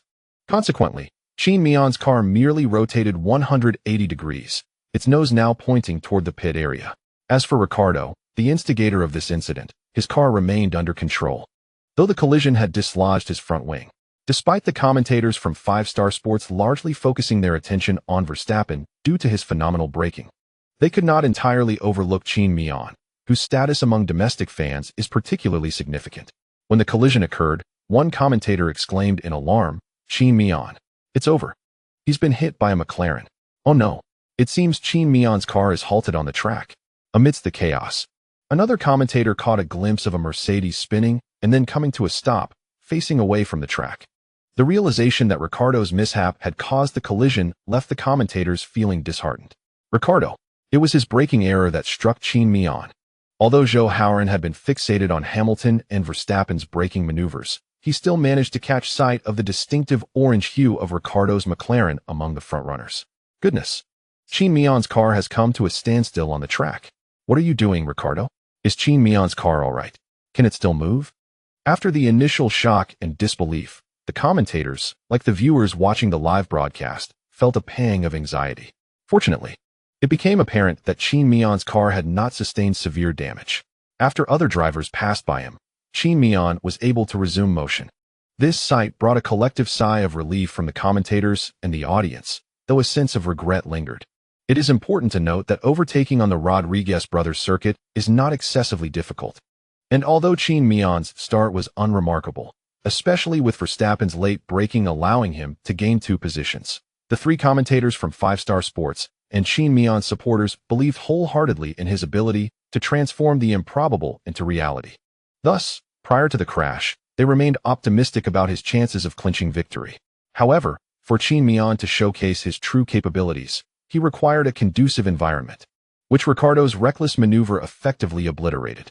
In essence, Ricciardo inadvertently provided Qin Miao with a free engine replacement. As mentioned earlier, for a driver, the gravest incidents are not necessarily collisions, but rather errors during the start phase that prevent a swift return to the track, such as spins. After all, if a catastrophic crash renders a race car immobile, for the driver, it merely signifies an early conclusion to the competition. In fact, when the vehicle is utterly incapacitated, the driver may lose all desire for the race and can simply proceed to the post-race interview before departing. However, a mistake during the initial phase is markedly different. At such a moment, the driver must endure a tumult of shock and regret, while helplessly witnessing rival cars whiz past on either side. All efforts exerted during qualifying dissipate in an instant. With a stroke of luck, the error may not result in a significant loss of position, but in Qin Miao's case, he found himself facing forward, his entire car halted on the track. In this predicament, Qin Miao could only watch as the drivers who had qualified behind him sped past. Before they completely overtook him, he was rendered immobile, for if he attempted to restart his car and veer back onto the track, he would inevitably obstruct other competitors, potentially leading to a secondary accident. Thus, Qin Miao could only sit in his car, cursing under his breath, until all the other drivers had passed. Once clear, he floored the accelerator, executed a tight turn, and returned to his normal racing line. What just happened? Who hit me? Is my car all right? As Qin Miao rejoined the track, he found himself in last place. With no pressure from behind, he could unleash his full power within the TR team. Hold on. Let us check the replay. Frankie's voice cut through Qin Miao's complaints. I've just reviewed the telemetry data. There's nothing wrong with the car. The engine and transmission are functioning well. You need not worry for now. If there are any issues with the car's stability, we will inform you immediately. Qin Miao remained silent, feeling a mix of anger and helplessness. At that moment, he truly wished to vent his frustrations. However, after a brief interval, Toto, noticing Qin Miao's silence, began to worry that the young driver might lose control of his emotions and act irrationally on the track. Having worked alongside Qin Miao for nearly a year, Toto had gained insight into the character of this prodigious Chinese driver. After losing his position, it was certain that Qin Miao would strive to reclaim it with fervor. Given this determination, he would undoubtedly adopt an even more serious approach than during the previous U.S. Grand Prix to overtake the competitors ahead. Yet, maintaining an aggressive mindset while attacking can easily lead to accidents on the track. There is an old Chinese proverb that states, haste makes waste. Some matters, the more urgent they appear, the less likely they are to be resolved effectively. In Qin Miao's current state, the most probable scenario was that an opportunity would arise before him, although it might not be particularly advantageous. Under normal circumstances, Qin Miao would seize the chance, but if the opponent's defense proved formidable, he would likely choose to ease off the throttle slightly, awaiting a more favorable opportunity to make his move. At this moment, Qin Miao, in his current state, was likely to recklessly disregard everything and push forward. Even if he couldn't surpass others, he would still attempt to force his way through. The consequences could very well result in missing the braking point and veering off the track, or colliding with the driver defending against him. In any case, it would be exceedingly difficult to achieve a favorable outcome. Thus, Toto interjected to counsel him. Qin Miao, given the circumstances, venting your emotions is futile. Calm down and continue racing, striving to minimize your point loss. We all believe in your ability to mitigate the damage from this incident to the greatest extent possible. Upon hearing Toto's words, Qin Miao merely curled his lip in response. It was easy for Toto to say, but he had started from the back of the pack. Even if he chased hard, finishing in fourth place would be considered a blessing.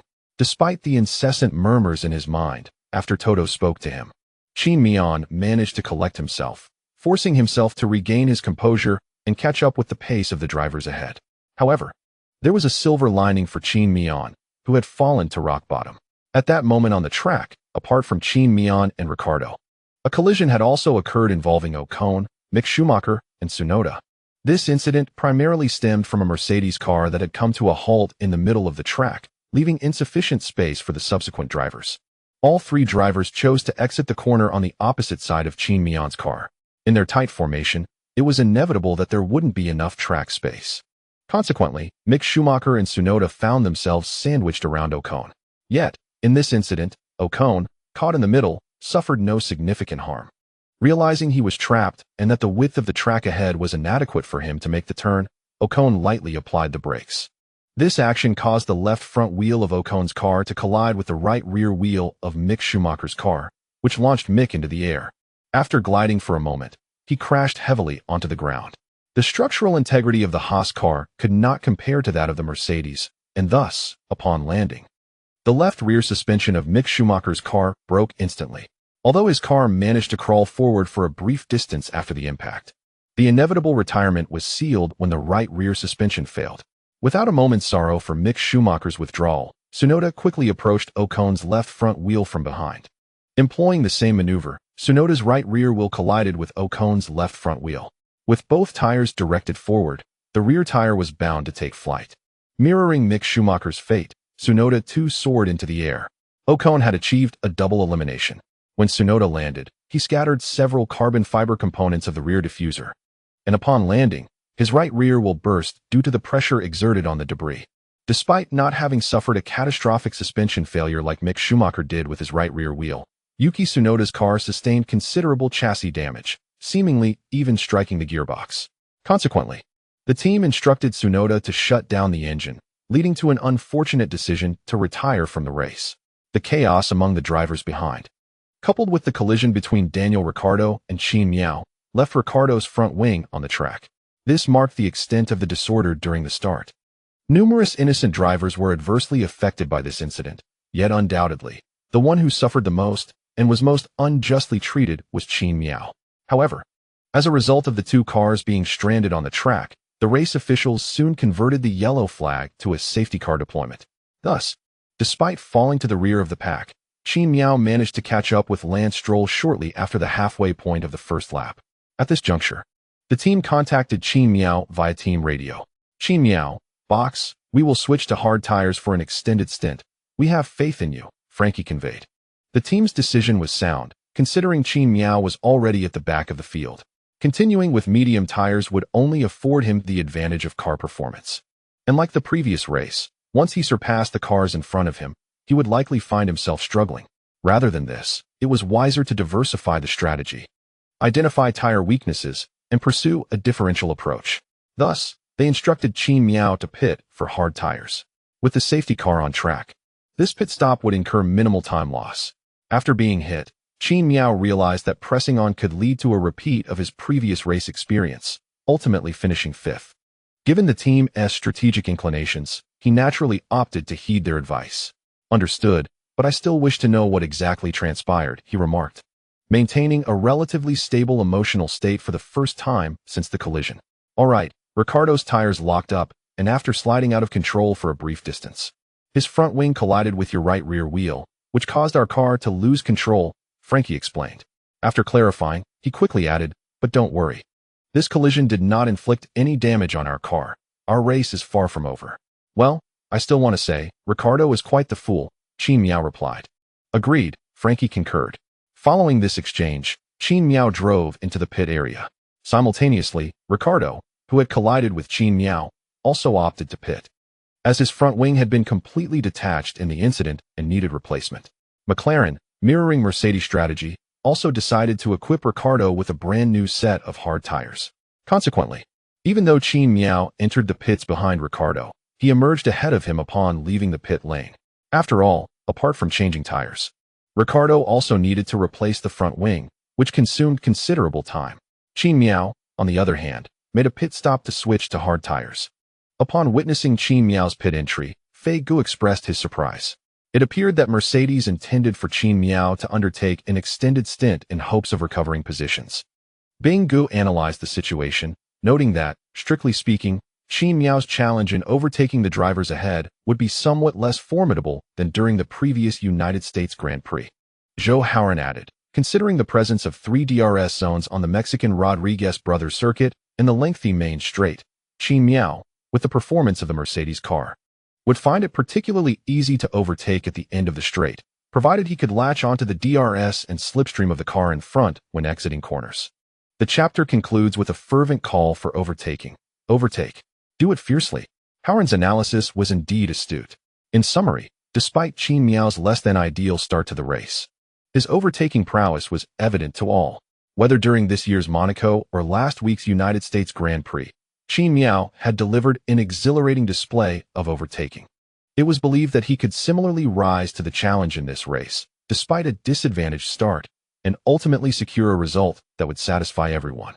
On the track, by the third lap, Qin Miao had caught up to Stroll ahead of him, thanks to the safety car triggered by the retirements of Tsunoda and Mick.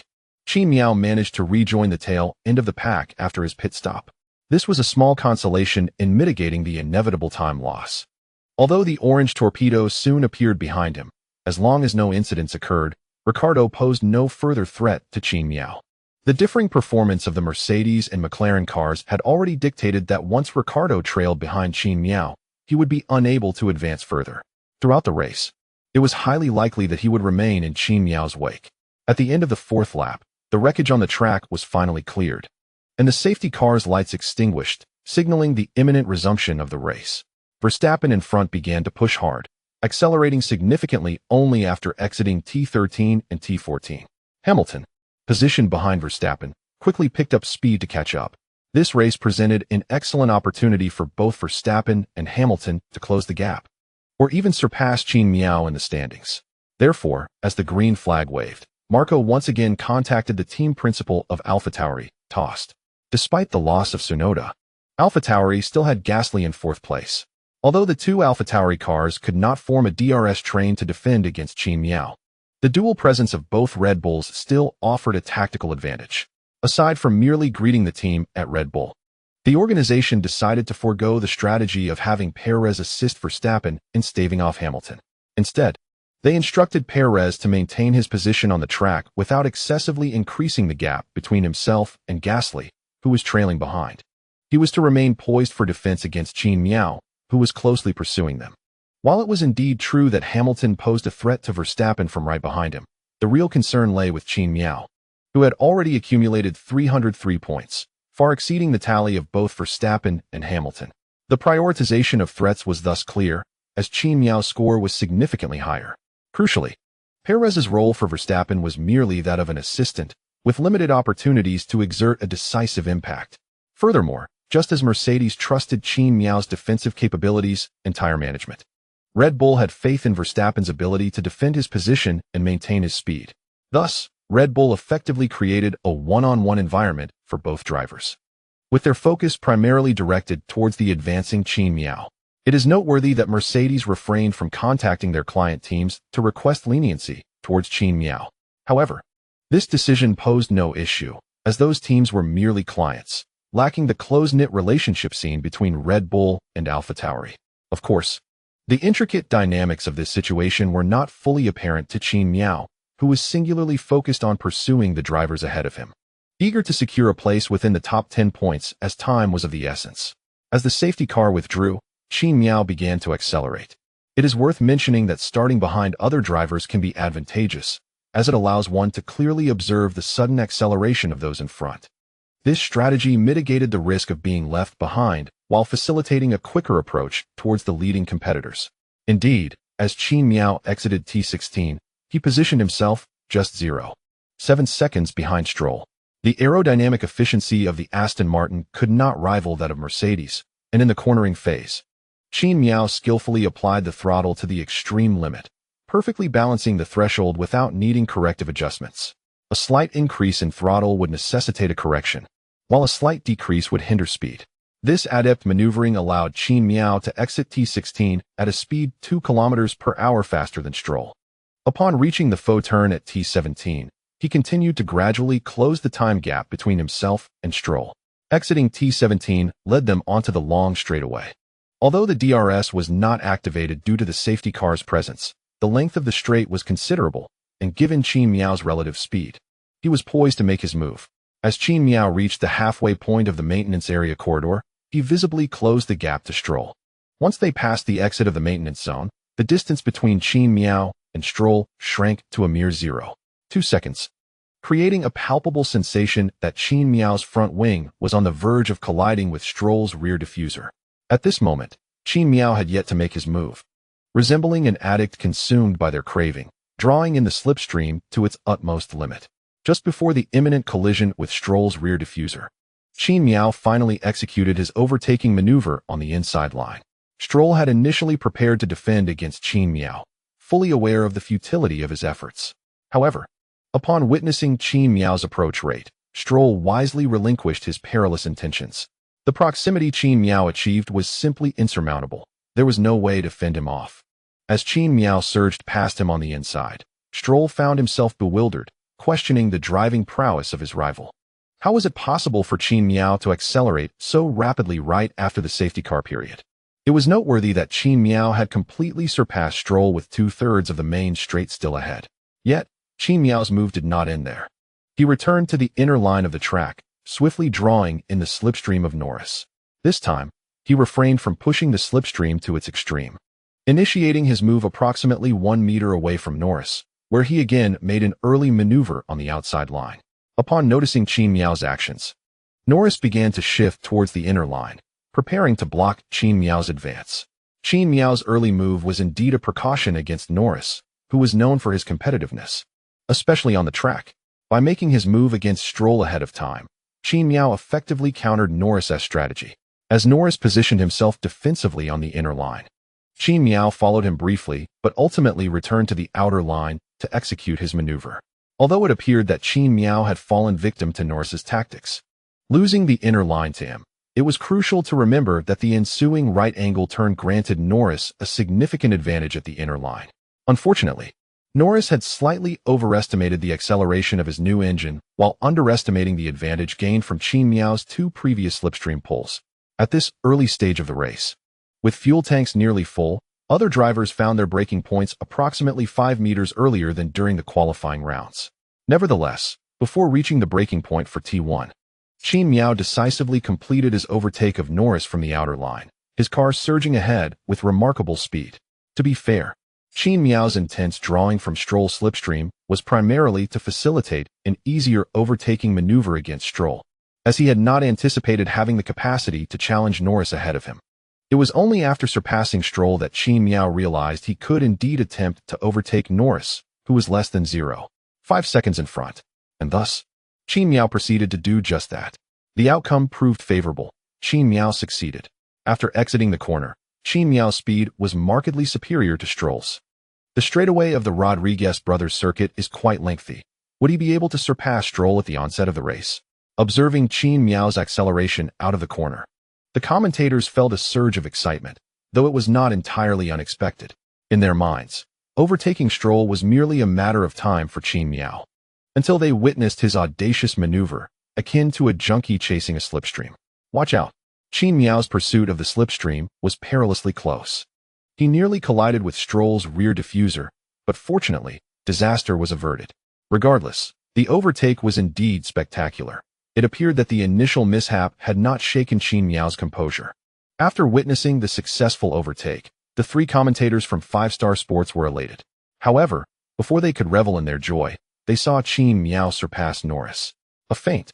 Qin Miao deftly maneuvered around Norris to the outside. Was his overtaking speed sufficient? Indeed, Qin Miao. He first conquered Stroll on the main straight, then overtook Norris.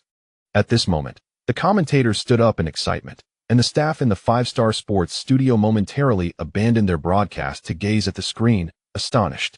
This Qin Miao truly flaunted the prowess of the Mercedes car, didn't he? Haha. After completing the overtake, Qin Miao felt a wave of relief. As previously mentioned, he never anticipated that he could make a double overtake. Following this maneuver, even Qin Miao felt a delightful surprise. Besides his excellent exit from the corner, factors such as the rich fuel mode, ERS, and the preceding car's slipstream were pivotal to his success. Well done, Qin Miao. Maintain this momentum, and I believe you can reclaim the positions you have lost. Frankie timely offered encouragement to Qin Miao, but he quickly turned to assess the state of Qin Miao's car. While Qin Miao's overtaking was indeed uplifting, Frankie, as Qin Miao's race engineer, was primarily concerned about the condition of the car. Though Ricciardo's collision seemed minor, the speed at which it occurred was certainly not. Despite the Mercedes' renowned suspension quality, often lauded as golden right front, there is no guarantee that Qin Miao's car did not incur some latent damage that could not be immediately detected. Fortunately, telemetry data indicated that everything was normal. Acknowledging this, Qin Miao resumed his pursuit of the drivers ahead. Now, the driver in front of him was Ocon. Having depleted all battery power on the preceding straight, Qin Miao's speed inevitably began to wane. After trailing Ocon for a lap, he launched an attack on the main straight during the 7th lap. This time, Qin Miao effortlessly overtook, as previously mentioned. The long straight of this circuit at the start provided ample opportunity. As long as he navigated T16 without error and there was no significant disparity in vehicle performance, surpassing the drivers ahead became almost a foregone conclusion. Notably, after Qin Miao overtook Ocon, Norris, benefiting from Qin Miao's slipstream, also seized the chance to surpass Ocon. Initially, Ocon remained calm upon seeing a Mercedes pass him. After all, it was Qin Miao, a rising star. Although puzzled as to why this newcomer had fallen behind him, Ocon found no surprise in being overtaken. However, upon witnessing Norris, who was trailing Qin Miao, also slip past him, Ocon's composure faltered, and he began to grumble. These young drivers lack sportsmanship, resorting to cunning tactics. As an experienced driver, I am being ambushed. After reaching 14th place, Qin Miao set his sights on Latifi ahead. The race had not progressed significantly, and the gaps between drivers were still minimal, allowing Qin Miao to pursue relentlessly, overtaking as many as possible. In the 9th lap, Qin Miao once again overtook Latifi on the long straight, employing the same simple yet effective method. Next in line was Mei's Pin, who was in 12th place. By the 11th lap, just 2 laps later, Qin Miao had overtaken Mei's Pin. This time, the maneuver did not occur on the long straight, but rather in the DRS zone between T3 and T4, where Qin Miao executed a late braking maneuver on the inside line at T4, effortlessly overtaking the Russian driver. However, after surpassing Mei's Pin, Qin Miao's pace in overtaking the drivers ahead began to slow. By the time he overtook Mei's Pin, Alonso had already built a 3-second gap. In the 13th lap, Qin Miao finally closed in on Alonso, but he found himself momentarily stuck. He was still recharging, preparing to catch his breath, allowing the engine to cool down and managing tire temperatures before launching an attack. During this interval, Alonso managed to overtake Russell. While this overtaking was a mere formality, the critical aspect was that upon realizing Qin Miao was behind him, Russell suddenly surged. Tire preservation? Engine temperature control? No competitive relationship? Nonsense. If I can annoy Qin Miao, I will certainly do so. The tactic was purely detrimental to both parties. Spectators witnessed Russell, initially powerless against Alonso's attack, suddenly accelerate, expertly catching Alonso's slipstream and DRS. Qin Miao thought, so the DRS train is back in action? This is far from over. In the 16th lap, after considerable effort, Qin Miao finally overtook Russell once he exited the DRS zone behind Alonso due to overheating tires. The good news was that after surpassing Russell, Qin Miao ascended to 11th place, needing only to overtake one more driver to enter the points zone. The bad news was that Russell, having exerted tremendous effort to defend against Qin Miao while exiting Alonso's DRS zone, was determined to employ a strategy of mutual destruction in his defense. Even during T6, Russell intentionally created an opening on the outside for Qin Miao, and when entering the turn, he locked his brakes, forcing Qin Miao off the track. At that moment, having learned from Ricciardo's earlier experience, Qin Miao was vigilant upon noticing Russell's inner line and realized he had missed the braking point.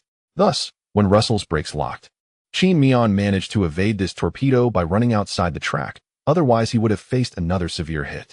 In summary, after a full lap of defensive maneuvers, Russell incurred a 5-second penalty and would likely have to face a reprimand in the steward's room post-race. However, for a driver in Russell's position, a 5-second penalty is inconsequential, especially considering the performance of the Williams car, which renders a top 10 finish unattainable. The penalties arose because Russell did not have the right of way when he forced Qin Miao off the track.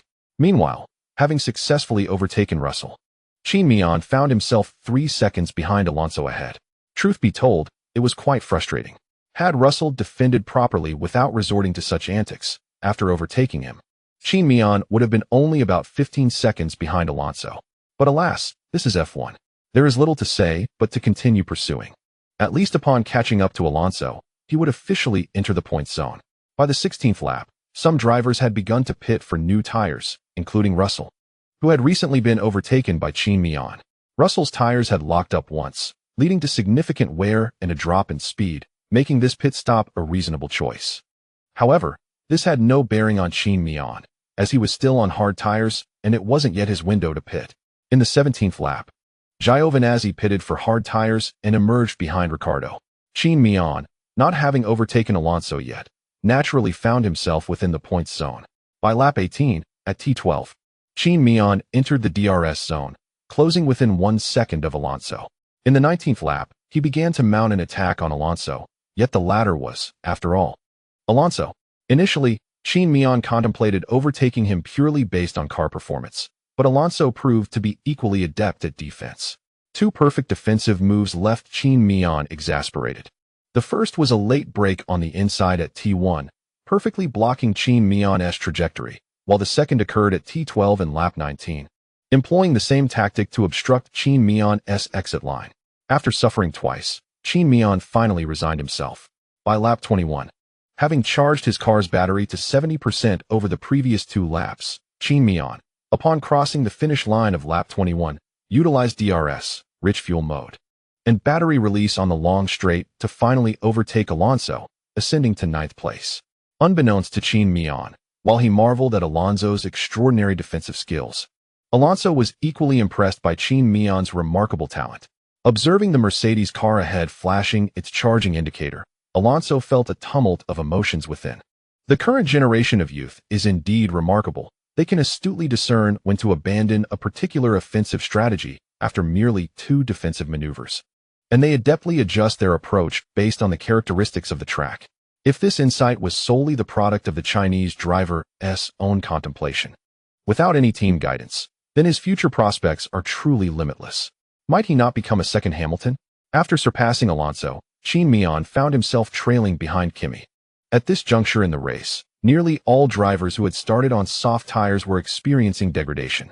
As a result, Qin Miao's initial disadvantage with hard tires gradually dissipated. However, just as he prepared to make a decisive move and overtake Kimi, an alarming message came through the team radio. Qin Miao, adjust engine mode to 2. Though somewhat perplexed, Qin Miao complied and switched the engine to normal mode, only to later inquire, "What is happening? The engine is overheating, haven't you noticed?" After Frankie's reminder, Qin Miao indeed felt a slight heat radiating from behind him. However, for an F1 driver, the cockpit environment is hardly comfortable, so he could tolerate this mild discomfort. Gazing at Kimi, who was 12 seconds ahead, Qin Miao let out a regretful click of his tongue. "It is indeed a bit hot," he acknowledged, grasping the situation. Yet, he couldn't help but ask, "Didn't we upgrade to new radiator components? Why is the engine still overheating?" Frankie rolled his eyes at Qin Miao's question, implying that he should have known better. The 5 laps under the safety car had left all drivers with excess fuel. Consequently, since the start of the race, Qin Miao had consistently set his engine to a rich fuel mode. More fuel equated to enhanced performance, but it also meant greater heat accumulation. That the engine had managed to endure until now before overheating was commendable.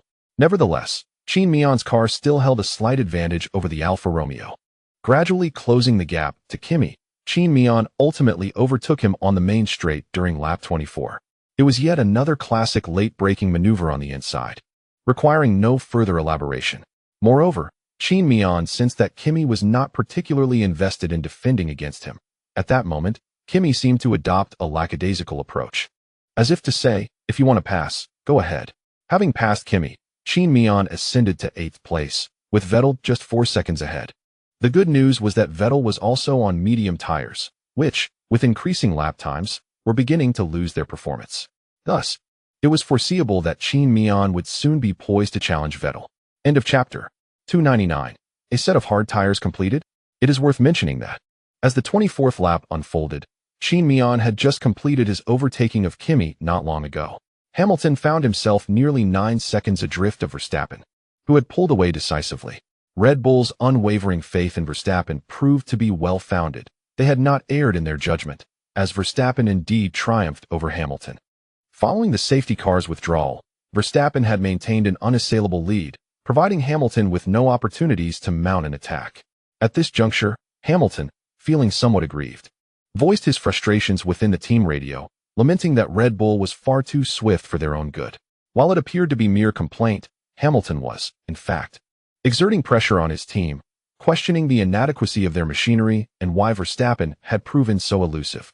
Hamilton was not alone in his vexation. The Mercedes team, aside from those focused on Qin Miao, shared a collective sense of disbelief as they watched Verstappen extend his lead. Just yesterday, during the qualifying rounds, both Red Bulls had been lackluster. Who could have anticipated that during the race, Verstappen would create a 9-second gap from Hamilton in a mere 20 laps? With Perez trailing Hamilton by a substantial 22 seconds, continuously pressuring both Hamilton and the Mercedes strategy team? However, Qin Miao remained blissfully unaware of the turmoil surrounding the team. In fact, he felt rather relaxed. While his speed may not have been overtly apparent, Qin Miao was slicing through the field with remarkable efficiency, apart from Giovinazzi and Ricciardo, who emerged from the pits directly behind him. Every driver he encountered was swiftly overtaken. This alone attested that Qin Miao's pace was indeed commendable. By the 31st lap, Qin Miao successfully executed an overtaking maneuver on Vettel. He had spent 5 laps closing the gap before finally surpassing Vettel after 2 additional laps. With this maneuver, Qin Miao ascended to 7th place, with Carlos Sainz a further 11 seconds ahead. Upon realizing this time deficit, the three commentators from 5-Star Sports collectively exhaled in relief. Throughout the race, Qin Miao had been consistently overtaking competitors, and even from a purely fan-esque perspective, his performance was undeniably exhilarating. Yet, as commentators, each of Qin Miao's overtakes required commentary, which proved to be quite taxing. This bittersweet experience could finally reach a respite. At last, Qin Miao found himself in a stretch devoid of slower cars or other drivers obstructing his path, allowing him to comfortably maintain his pace while finding ways to cool his tires and engine. However, during the 31st lap, Leclerc opted to pit, and upon his return, he found himself in 10th place, behind Alonso. Consequently, Qin Miao advanced to 6th position. At this juncture, the only drivers ahead of Leclerc, aside from Hamilton and Qin Miao, had yet to pit. Moreover, Qin Miao's pit stop occurred just prior to the race's commencement, necessitating another visit to the pits. Consequently, Ferrari remained optimistic that Leclerc could retain his original 5th position. The pit stops of both Hamilton and Leclerc effectively opened the window for the front-row drivers to pit. On lap 32, following Hamilton's pit stop, Gasly, who was positioned 3rd, also entered the pits, re-emerging in 8th place. Notably, Zhou Haoran, who had been monitoring Qin Miao's lap times, suddenly exclaimed, "This lap, Leclerc's new hard tires are clocking the same speed as Qin Miao's worn hard tires after 33 laps. Is Qin Miao's pace truly this swift?" Upon hearing Zhou Haoran's observation, both Binggu and Fei Gu expressed their surprise. Indeed, Qin Miao was even a 10th of a second faster than Leclerc. It appeared that Leclerc's tires had not yet reached their optimal operating temperature during the first lap. On lap 34, Verstappen made his pit stop, taking 22 seconds, and emerged in 2nd place, ahead of Hamilton but behind Perez. Throughout this race, Verstappen's speed had been extraordinary, not only distancing himself from Hamilton, but also from his own teammate.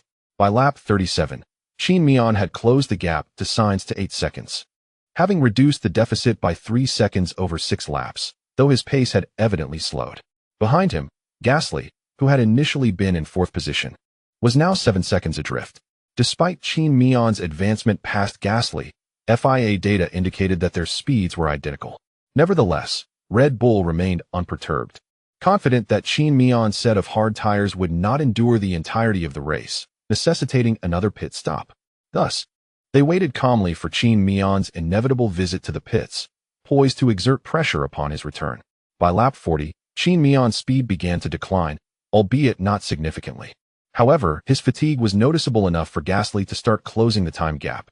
Simultaneously, Perez opted to pit, switching to hard tires and re-emerging 4 seconds ahead of Sainz. By lap 43, the time difference between Qin Miao and Sainz had diminished to 3 seconds. At this point, Qin Miao's tires were beginning to degrade uncontrollably, and Sainz's tires were in a similarly precarious state. Given that Sainz was utilizing medium tires, his degradation was even more pronounced, allowing Qin Miao to gradually and steadily close the gap to Sainz. The team soon recognized that Qin Miao's lap times were declining, prompting a query over the team radio. "Qin Miao, how are your tires? I believe they are still in good condition." "Excellent. Please maintain that pace." This exchange may initially appear to be a mere conversation between a driver and a track engineer. However, it is, in fact, the team inquiring whether Qin Miao is prepared to pit for fresh tires. Qin Miao, however, declines the suggestion. The Mercedes team is well aware of Qin Miao's tire conservation capabilities and thus trusts his judgment. They also surmise that Qin Miao may intend to pit around lap 51 for a direct switch to soft tires. The Red Bull team harbors some doubts, although theoretically, soft tires could endure approximately 20 laps on the Rodriguez brothers circuit. Once Qin Miao falls behind Leclerc, he will undoubtedly need to overtake the cars ahead of him, leading to significant tire degradation. Consequently, Red Bull is less concerned about Qin Miao surpassing Gasly in this race. In the Red Bull pit, Marco, with a smile, remarks to Horner that Qin Miao is indeed a young man of considerable skill and talent, yet he sometimes makes decisions that are rather hasty. Horner nods in agreement with Marco's assessment. Meanwhile, Sainz finally opts to pit for a tire change. The pit stop takes 23 seconds, despite the team's penchant for theatrics. Ferrari remains true to its name and its storied F1 history when it comes to serious performance. Upon exiting the pits, Sainz finds himself 68 seconds behind his teammate Leclerc. in 7th place, with Ricciardo trailing him by 7 seconds. This implies that had Qin Miao chosen to pit at this moment, he would have emerged ahead of Ricciardo, effectively occupying the position currently held by Sainz. By lap 43, Qin Miao has impressively surged from the 17th position to 7th, having gained 10 places in merely 43 laps. Despite finishing in 7th place, neither Qin Miao nor the Mercedes team feels satisfied with this outcome. After Sainz's pit stop, many anticipated that Mercedes would also call Qin Miao to the pits to avoid falling too far behind Sainz. However, to their surprise, Qin Miao opted to remain on track. At this point, he is 11 seconds behind Perez and 65 seconds ahead of Gasly, holding 4th place. On lap 51, just as everyone expects Qin Miao to pit, he chooses instead to continue on the track. The time gap between him and Gasly, which had been steadily decreasing, has now stabilized, with no change in their respective distances. As for Perez ahead of Qin Miao, it is evident that catching up is simply not feasible. By lap 55, the time difference between Qin Miao and Gasly remains at 6 seconds, prompting the commentators to become increasingly anxious. Is Qin Miao planning to complete the race on a single set of white tires? The astonishment in the eyes of the commentators is palpable as they witness Qin Miao still on track without pitting. In truth, this moment has already surpassed the optimal window for a pit stop. It seems that Mercedes intends for Qin Miao to complete the race on this set of white tires. But can they truly endure for such an extended duration? The confusion among the commentators is evident. According to the data provided by Pirelli, this set of white tires can last for a maximum of 60 laps, after which their grip will significantly diminish. Zhou Haoran noted that at this point, Qin Miao's white tires had already completed 54 laps. However, Brother Bing quickly shifted his focus, inquiring about Qin Miao's current speed. Zhou Haoran glanced at the data on his laptop and responded in a somewhat peculiar tone, stating that the speed was beginning to decline, yet compared to Gasly, Qin Miao was only lagging by approximately 0.2 seconds per lap. Upon hearing this, the two commentators in the 5-star sports studio fell into a brief silence. After a while, Fei Ge hesitantly asked, could it be that Qin Miao intends to complete the race on this set of white tires? That seems implausible. Unbeknownst to the commentators, the Mercedes team had already inquired about a tire change for Qin Miao around the 53rd lap, suggesting a switch to soft tires. According to the team's strategic calculations, a pit stop at this juncture would alleviate any concerns regarding tire wear for the remainder of the race. Nevertheless, Qin Miao maintained his stance, asserting that the tire condition felt satisfactory and that he believed he could persevere on the track. Ultimately, the steering wheel lay in Qin Miao's hands. Even if the team had intentions of changing tires, they could only watch if he chose not to cooperate. Furthermore, the speed Qin Miao exhibited was indeed competitive, as he had claimed. As time progressed, by the 56th lap, Qin Miao found himself over 28 seconds slower than the driver ahead of him, Perez. While this seemed rather bleak, following the initial incident at the start, the battle for the podium was no longer relevant to Qin Miao. The pivotal concern was whether he could maintain his 4th position. Upon realizing the situation, Red Bull promptly ordered Gasly to accelerate, as Qin Miao was likely to attempt finishing the race on a single set of hard tires. Gasly, still perplexed as to why he remained in 5th place instead of reclaiming his original 4th position, suddenly understood the implications of the team's communication. What? Qin Miao hasn't pitted yet? With little time to ponder the durability of Qin Miao's tires, Gasly focused on accelerating with the intent of overtaking him and regaining his position before the conclusion of the remaining 15 laps. Moreover, Leclerc and Sainz, who was trailing him, also received immediate instructions from their team. Qin Miao was likely aiming to complete the race on a single set of white tires, and they should commence acceleration to surpass him before the race ended. Aware of the changes among the drivers behind him, Qin Miao promptly noticed the shift and received timely reminders from his team. However, at this moment, Qin Miao found himself in a rather helpless predicament. His tires were indeed beginning to falter. Although he possessed the confidence to complete the race on this set of tires, he could no longer extract any additional speed from them. Maintaining his current pace was the utmost limit of his capabilities. Strictly speaking, it was unreasonable for him to expect that a set of hard tires, which had endured 55 laps, could still provide any further acceleration. As the race approached its 65th lap, with a time of 22 seconds, everyone at Red Bull believed that Gasly could continue to close in on Qin Miao and reclaim his position before the race concluded. Yet, Gasly soon realized that his pursuit of Qin Miao was inadvertently beginning to slow. At this juncture, he had entered a zone affected by turbulent air from Qin Miao's car. And during the latter part of the second timing sector and throughout the entire third sector, Gasly found it impossible to approach Qin Miao with the same speed he had enjoyed when unimpeded by the wake of the car ahead. Nevertheless, during the first timing sector, Gasly was still able to visibly reduce the time gap between himself and Qin Miao. On the 68th lap, after 3 more laps, Gasly finally found himself just 15 seconds behind Qin Miao. However, he encountered numerous challenges at this point.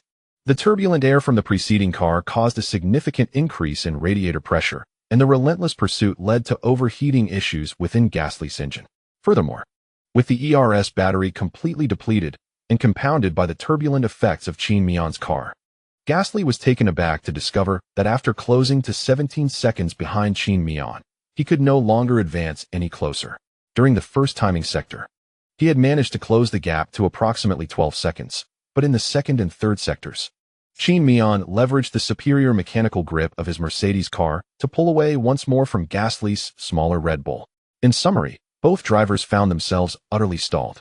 Feeling increasingly anxious, Gasly, who was mired in the slipstream behind Qin Miao, expressed his frustration over the team radio. What is happening? Why does Qin Miao still have speed? Just how fast is he? Not only Gasly, but also members of Mercedes, Ferrari, Red Bull, and even officials from the FIA, Pirelli staff, spectators on site, and viewers at home were equally bewildered. They shared Gasly's confusion, pondering why Qin Miao's tires could continue to perform. It was already the 68th lap, and Qin Miao's hard tires had completed 67 laps. How could they still retain grip? Meanwhile, on the Red Bull pit wall, Horner and Marco exchanged glances, both taken aback by the unforeseen circumstances. Reflecting on their earlier bravado, they felt as if the driver of car number 66 had delivered a slap to their faces on the racetrack. In the 70th lap, Gasly gazed despondently at the 17-second gap separating him from Qin Miao, his eyes filled with a mix of resentment and confusion. What kind of formidable competitor was this Chinese driver, and how could his white tires endure for such an extensive duration? In the final 2 laps, Gasly exerted every ounce of his skill, applying pressure, launching attacks, employing feints, and unleashing the full potential of DRS in pursuit. However, the Mercedes ahead seemed oblivious to his maneuvers, maintaining its usual pace without any real threat posed by him. During these 2 laps, Gasly truly found no opportunities to challenge Qin Miao.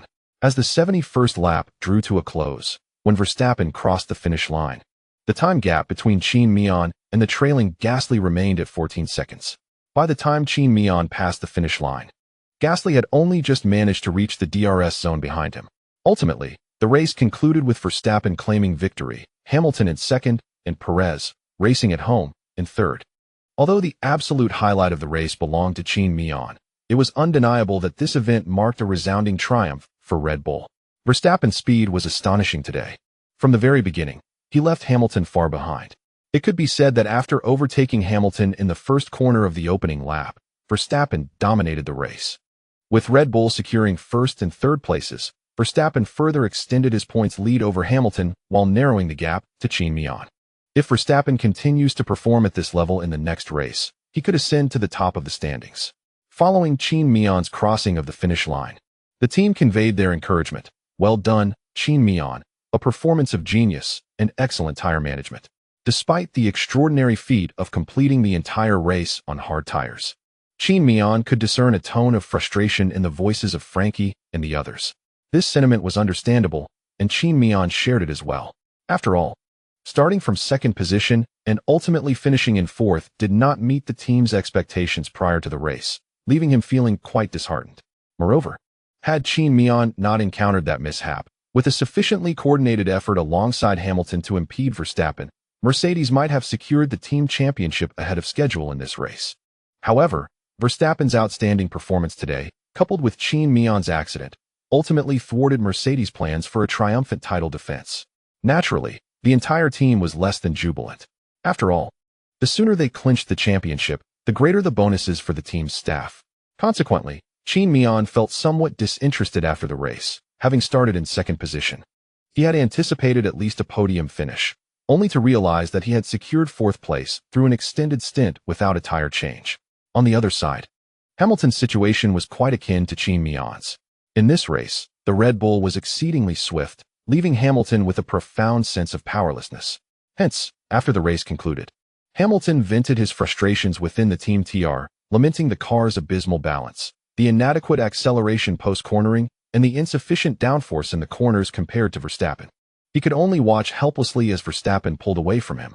Although he attempted to mount an offensive, once he found himself within 3 seconds of Verstappen, the turbulent air would drastically diminish his car's speed. Furthermore, the degradation of his tires was severe. This might illustrate the so-called survivor bias. When victories were secured, Hamilton perceived the flaws of the W12 as mere characteristics of the car.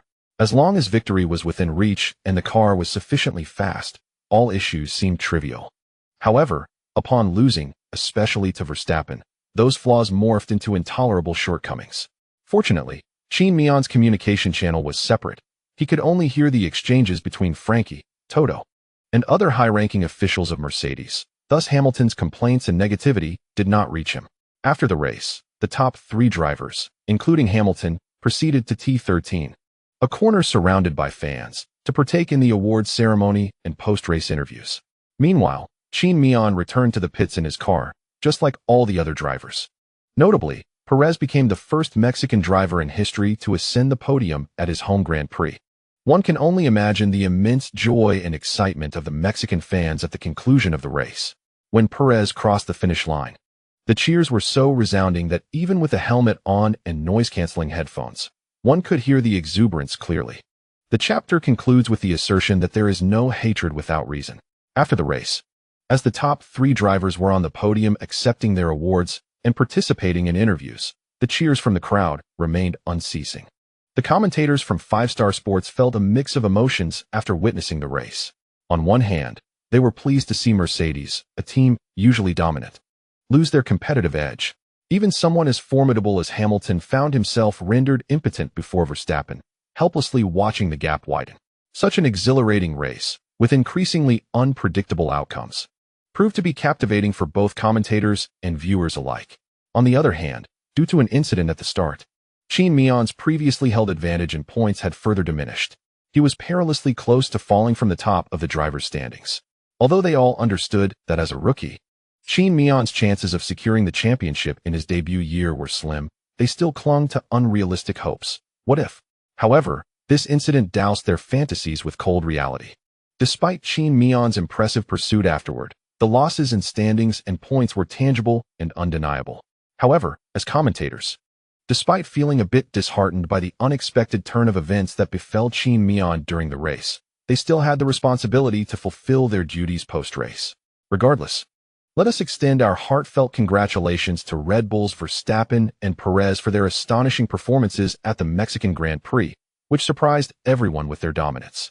In conclusion, Van Gogh remarked that after this race, everyone at Red Bull would surely take some time to celebrate. Yet, we also hope that Mercedes can uncover the reasons behind the significant performance gap compared to Red Bull, and we look forward to seeing them regain their competitive edge at the upcoming Brazilian Grand Prix. Finally, we sincerely wish that Qin Miao does not let a single race defeat deter him from forging ahead. He will always have the unwavering support of his fans, and we will stand behind him steadfastly. Due to time constraints, this live broadcast must come to an end. Dear viewers, we shall meet again next week. After parking the car, Qin Miao glanced at the broadcast footage from a nearby transmission vehicle, feeling a twinge of regret. Had it not been for that mishap, he might have found himself among the top 3. Alas, it seems fortune did not favor him this time, such is fate. However, before Qin Miao could dwell too long on his melancholy, Leclerc approached him. Noticing Qin Miao gazing at the post-race interview featuring Verstappen, Leclerc teased, "I wonder if you'll still call me Lou old for now that you've claimed 4th place." Qin Miao rolled his eyes in annoyance, the earlier sorrow dissipating with Leclerc's remark. "I secured 4th due to a collision that sent me to the back of the pack. It does not reflect my true capabilities. And have you considered that you might not have even finished 4th yourself?" Qin Miao shot Leclerc a sly smile. "Oh, come on," Leclerc said, waving his hand dismissively before crouching down to inspect the left front tire of Qin Miao's car. Leclerc's visit wasn't teased solely for idle chatter. Given that their homes were not far apart, he could easily bike over to discuss matters with Qin Miao. This time, however, Leclerc was particularly interested in assessing the wear on Qin Miao's tires. Since the Rodriguez brothers circuit is a clockwise track, the left front tire experiences the most wear and tear. To gauge the extent of the tire's degradation, examining this particular tire would provide significant insight. From Leclerc's perspective, it appeared that the inner lining of Qin Miao's tire had been reduced to a mere 2 millimeters of rubber, with the Kevlar fiber pattern visible through the black tire surface. Leclerc sensed that if Qin Miao continued to use this tire for just a few more laps, 3, to be precise, it would inevitably suffer a blowout. How is it that your tire is in such a state, yet Gasly and Sainz cannot catch up to you? Pointing at the tire that could aptly be described as a flickering candle in the wind, Leclerc turned to Qin Miao with a look of bewilderment. Qin Miao, also crouching beside Leclerc, inquired, "Do you wish to learn? I can teach you." Upon hearing this, Leclerc was instantly invigorated. "Teach me, then. What is the secret? How much does it cost? How do you manage it?" Qin Miao smiled mysteriously. "I have a skill that reduces tire wear by 30. Leclerc rolled his eyes in disbelief, thinking that if Qin Miao was going to fabricate an excuse, he could at least make it a credible one. He waved dismissively and stood up to check the weight of his car. Qin Miao, shaking his head in resignation, felt he had been honest. If Leclerc chose not to believe him, that was not his concern. Casting a glance at his own car's tires, he too rose to check the weight, somewhat apprehensive. Shortly after Qin Miao departed, nearly all the drivers aware of his remarkable performance in the race, upon parking their cars, made their way to inspect the wear on Qin Miao's left front tire. They marveled at his tire preservation skills while weighing their own cars. Among them was Gasly, who could only sigh in exasperation upon seeing Qin Miao's tire, which was nearly worn down to the Kevlar fibers. This individual was truly extraordinary, compared to Qin Miao. Perez's title of tire conservation master seemed to pale in significance. Unbeknownst to Qin Miao, after the race concluded, domestic fans bestowed upon him the nickname Pirelli's prodigy to highlight his extraordinary prowess in tire management. Notably, after the race, Pirelli transported the set of tires that should have been discarded back to their headquarters in Milan, Italy, and commenced an analysis of them that very evening. The researchers at Pirelli were taken aback to discover that Qin Miao's tires bore no essential differences in composition or rubber characteristics compared to those of other drivers. In essence, he had merely utilized a standard set of C2 hard tires, identical to those employed by his peers. Despite their confusion after the examination, Pirelli decided to preserve Qin Miao's tires, recognizing the significance of his achievement in completing an entire race on a set of hard tires. However, these matters are secondary and shall remain unaddressed for now. As Verstappen and others completed the podium ceremony and listened to the Dutch national anthem in their home ground of Mexico, F1 released the driver standings and scoring details for the race. 1. Verstappen 26, fastest lap. 2. Hamilton 18.3, Perez 15.4, Qin Miao 12.5, Gasly 10.6, Leclerc 8.7, Sainz 6.8, Vettel 4.9, Kimi 2.20, Tsunoda Yuki, retired. It is noteworthy that, although the broadcast did not present this to the audience, during the race, the team requested Leclerc to yield his position to the faster Sainz, allowing Sainz to attempt to catch up with Gasly ahead of him. However, the ultimate outcome was evident. He failed to close the gap. With only 15 laps remaining in the race, Sainz was still 12 seconds behind Gasly. Ferrari is not Mercedes, and compared to the performance of the junior Red Bull and the formidable Gasly at the Rodriguez brothers circuit, Sainz did not possess such remarkable speed.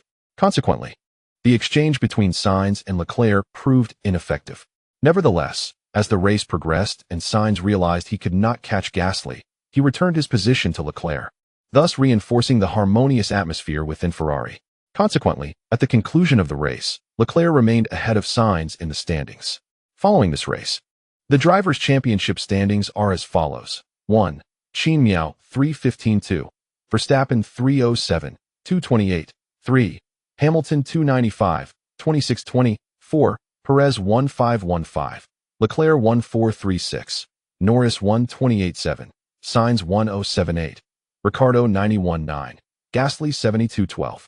Ocon 36. The points gap between Verstappen and Qin Miao has narrowed from 22 points to 8, placing the pressure squarely on Qin Miao and Hamilton. If Qin Miao cannot finish ahead of Verstappen in the next race, his lead in the standings may be in jeopardy. After this race, The Constructors' Championship standings are as follows. 1. Mercedes, 610-2. Red Bull, 458-3. Ferrari, 2504. McLaren, 2195. Alpine, 876. Junior Red Bull, 86-7. Aston Martin, 69-8. Williams, 13-9. Alfa Romeo, 7-10. Haas, 0 following this race. The positions on the constructors' standings did not experience significant changes. However, due to Gasly's presence, Junior Red Bull substantially increased their points, resulting in a mere 1-point gap between them and Alpine. The competitive relationship between these two teams has officially intensified. Although the standings among the midfield teams do not carry the same weight as those of Mercedes, where a single position can determine millions of dollars, the prize money difference between 5th and 6th places still amounts to a staggering $7 million. Neither team is willing to relinquish this potential boost to their year-end financial reports, in stark contrast to the increasingly charged atmosphere surrounding the two rival teams. Haas embodies a tranquil existence, albeit tinged with a subtle melancholy.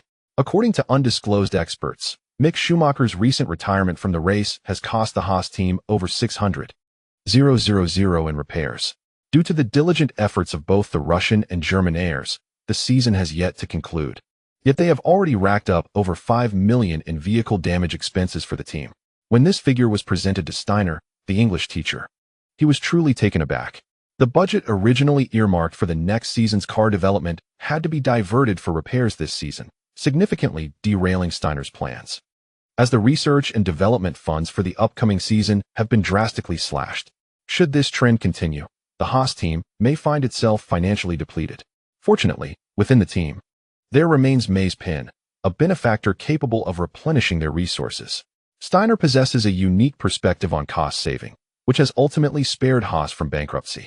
It is worth noting that Haas's owner chose Steiner to lead the team precisely because he is more adept at economizing than other team leaders. After all, compared to established teams like Mercedes, Ferrari, and McLaren, Haas, being a machine tool manufacturer, cannot afford to spend excessively. However, barring unforeseen circumstances, Mick seems to have firmly secured the top position on the list of repair expenses for this season. After the race concluded, Qin Miao completed the weighing process and was on his way to the post-race interview when he suddenly noticed Russell heading towards the FIA's black room with his assistant. Observing Qin Miao's gaze, Barber inquired curiously, "What is going on? Where is Russell headed?" After a glance, he added, "Russell, didn't he push you off the track once?" Being deemed as intentional maneuvering, he's likely been summoned to the black room, and his super license points may be deducted. Qin Miao nodded in understanding, recalling the earlier incident on the track. However, he soon found himself puzzled. Isn't it just about taking your position in the Mercedes team? Why still harbor a grudge so close to the end of the season? Naturally, it is easy for Qin Miao to say this, as he rose swiftly to prominence, entering Mercedes not through discussions initiated by him or his agent, but rather through a personal invitation from Toto, the team principal. Having never experienced such an invitation, he could not fathom the immense challenges of joining a top-tier team and becoming an official driver. It is only natural that he cannot fully comprehend Russell's situation. One could argue that sometimes, possessing talent along with an enviable untapped market behind you certainly has its advantages. Qin Miao expressed his disappointment, acknowledging that the outcome of the race did not meet his expectations, despite showcasing yet another impressive display of overtaking for the fans. He admitted in an interview that he yearned for a driving style akin to Verstappen's, starting from the front and navigating the race without incident. After addressing a few more inquiries, the interview concluded. However, once the interview was over, Qin Miao found himself unable to return to his team immediately, as he was intercepted by other drivers who, having completed their interviews, showed no haste in departing. He humbly apologized for his less-than-ideal performance today, noting it was merely 4K. He expressed his gratitude to the readers for their support, acknowledging the outstanding rewards received in November and promising to fulfill the outstanding chapters owed from the previous month. He thanked contributors individually for their generosity, totaling $2,600 in contributions, and mentioned that last month's votes amounted to 182 chapters, which he rounded to 200, culminating in an additional 8 chapters, with a total outstanding of 14 chapters still to be delivered. Despite the unspoken curiosity surrounding how he managed to complete the entire race on a single set of hard tires, Qin Miao recognized that the relationship with his fellow drivers was merely collegial, unlike the camaraderie seen between Leclerc and Norris, who often gathered during breaks. These drivers lacked the standing to directly inquire about his methods. Consequently, they resorted to indirect questioning. Although Qin Miao wished to clarify their doubts, he was acutely aware that revealing the truth might lead them to doubt his sincerity, perceiving his explanations as mere evasions. After a lengthy engagement, he finally managed to extricate himself from their company.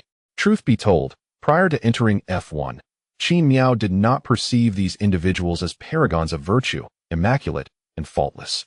However, a degree of idealization clung to the image of these drivers, as there are only 20 F1 positions worldwide, making them rarer than pilots. This scarcity naturally led to the assumption that these 20 were all exceptional talents and gentlemen.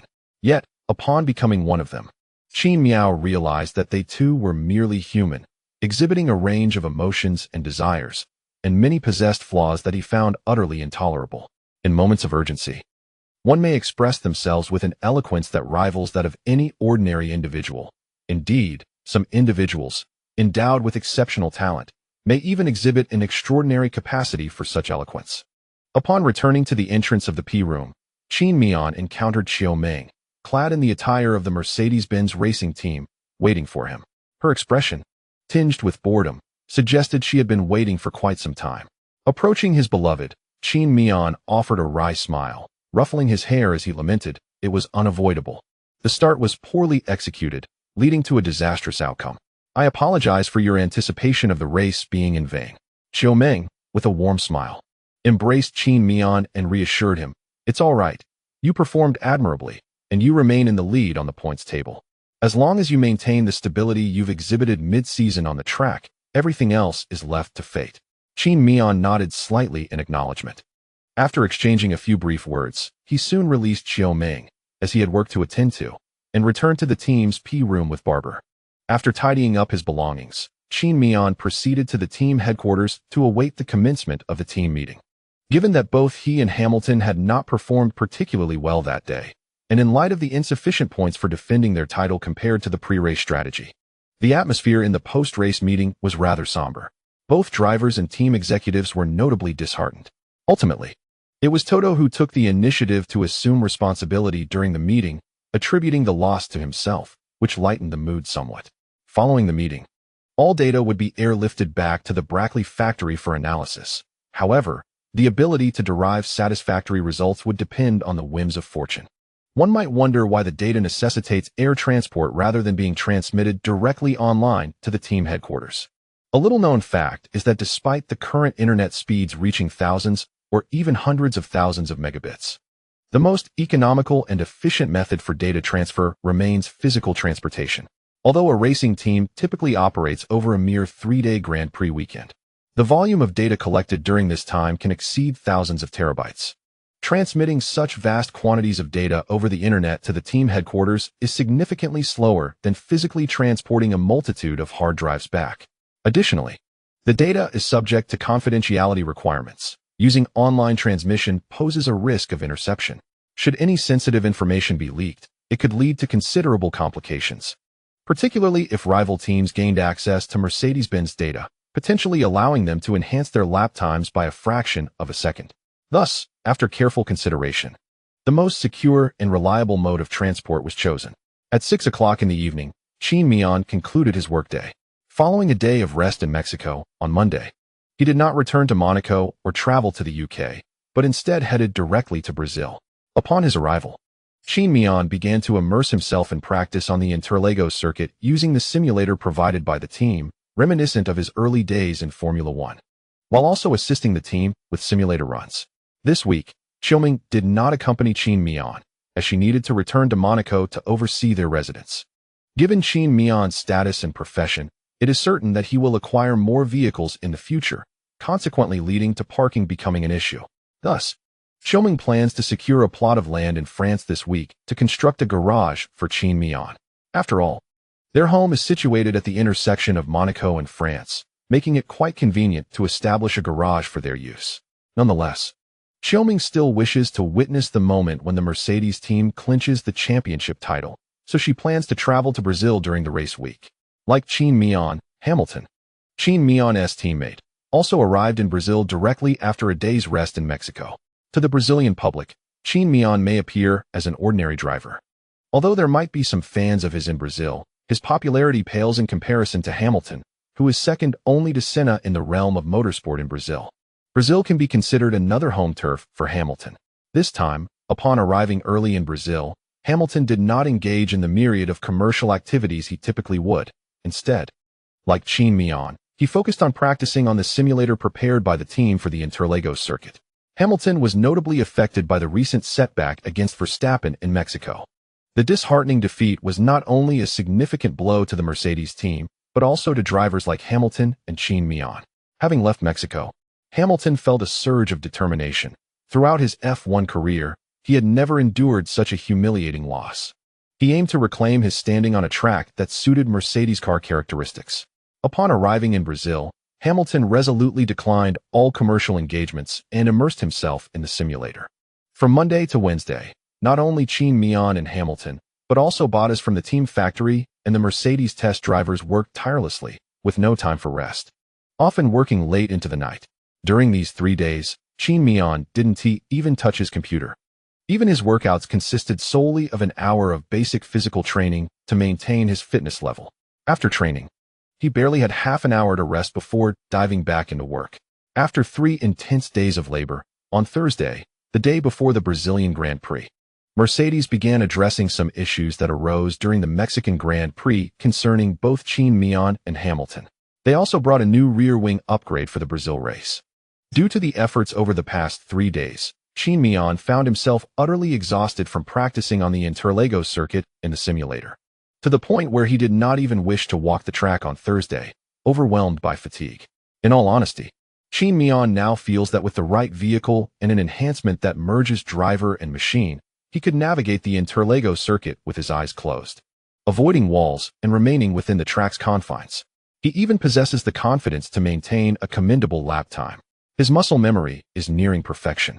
However, the recent days of intensive work have taken their toll on him, not due to physical limitations. Given Qin Miao's robust constitution, he could endure sleepless nights without consequence, but rather from the mental exertion involved in organizing data, reviewing simulator footage, and making adjustments based on that data before returning to the simulator. This entire process has proven to be excessively taxing on both his mind and spirit. Today is, technically speaking, a workday for Qin Miao and his team. In addition to familiarizing himself with the real-world conditions of the Interlagos circuit, he must also provide psychological support to his team members. After all, in the previous race, Qin Miao and his crew failed to meet the minimum points threshold set by the team prior to the competition.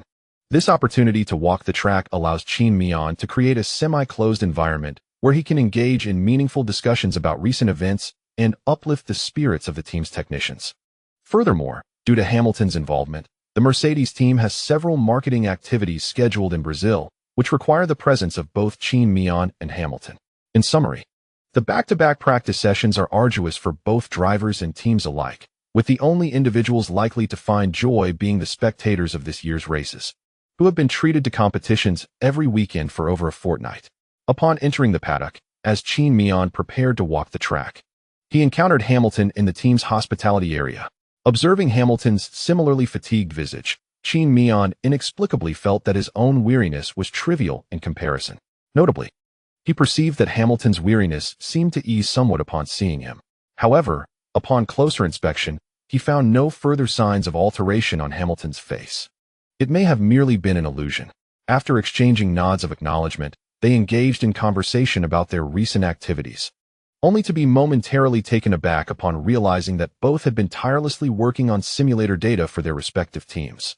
The reason for their mutual ignorance regarding each other's endeavors stemmed from their differing points of contact and their singular focus during work, which left little room for distraction. Upon learning of each other's circumstances, a sense of camaraderie blossomed in their gazes. On Thursday, after completing their track walk, Qin Miao and Hamilton recorded numerous promotional videos together. However, once the team's promotional filming concluded, Qin Miao clocked out, while Hamilton remained for additional advertising shoots and interviews. There is little to be done, after all. Hamilton bears numerous endorsements. Thursday marked a significant milestone, allowing Qin Miao a well-deserved night of rest. After indulging in a refreshing bath and enjoying a peaceful slumber, Qin Miao's day came to a close. Soon, Friday arrived, the day the Brazilian Grand Prix officially commenced. This event represented the final race weekend of the season to employ the sprint qualifying format, and the atmosphere was charged with anticipation. Unlike a standard race weekend, the first practice session would swiftly transition into qualifying. However, the silver lining was that, thanks to the concerted efforts of Qin Miao, Hamilton, and the staff at the Mercedes factory, the team had secured two setups that were relatively well suited for the Interlagos circuit. Consequently, the first practice session held the potential for the team to discover the optimal qualifying setup for the W12. During this session, having donned his racing suit and completed pre-race preparations, Qin Miao settled into his car. Reyes placed a screen in the center of Qin Miao's cockpit, and shortly thereafter, Frankie's voice resonated in Qin Miao's earpiece. You must have noticed, the weather in Sao Paulo is quite pleasant today, with an air temperature of 15 degrees Celsius. To have such a temperature in November can be deemed quite agreeable. However, this temperature poses a challenge for the car's tires, with the track temperature only reaching 25 degrees. Be cautious of potential skids and remain vigilant regarding tire temperatures. The forecast indicates a 40% chance of rain, should any rain clouds approach. We will promptly alert you via TR. Acknowledging this, Qin Miao kept an eye on the data before him while responding to Frankie's remarks. The car was ready for departure. Frankie's voice soon came through again. Qin Miao double-checked that all car settings aligned with his selections, and once assured of their correctness, he signaled Reyes with a thumbs up to indicate his readiness. Upon receiving the signal, Reyes instructed the crew to remove all equipment, including the display screens and tire blankets, from Qin Miao's car. Once everything was cleared, Reyes guided Qin Miao out of the team's paddock. During the practice session, not just Qin Miao, but nearly all drivers focused their attention on simulating qualifying lap times. Their heightened vigilance was understandable in the qualifying phase. Every driver must push to the limit, where even the slightest miscalculation could result in losing control and crashing into the barriers. To minimize such eventualities, both teams and drivers endeavored to become thoroughly acquainted with the nuances of driving on soft tires around this circuit during the limited time available throughout the year.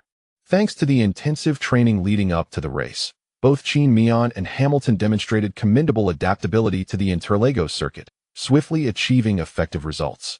Ultimately, as the first practice session concluded, Hamilton and Qin Miao secured the first and second positions, respectively.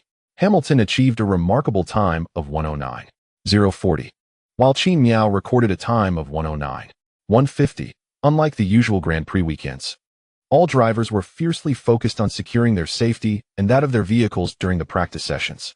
There was little to no concealment of their capabilities at this juncture, indicating that these lap times held considerable reference value. Following the conclusion of the first practice session, the teams were busy analyzing data, and Qin Miao was engrossed in reviewing the replay of his fastest lap.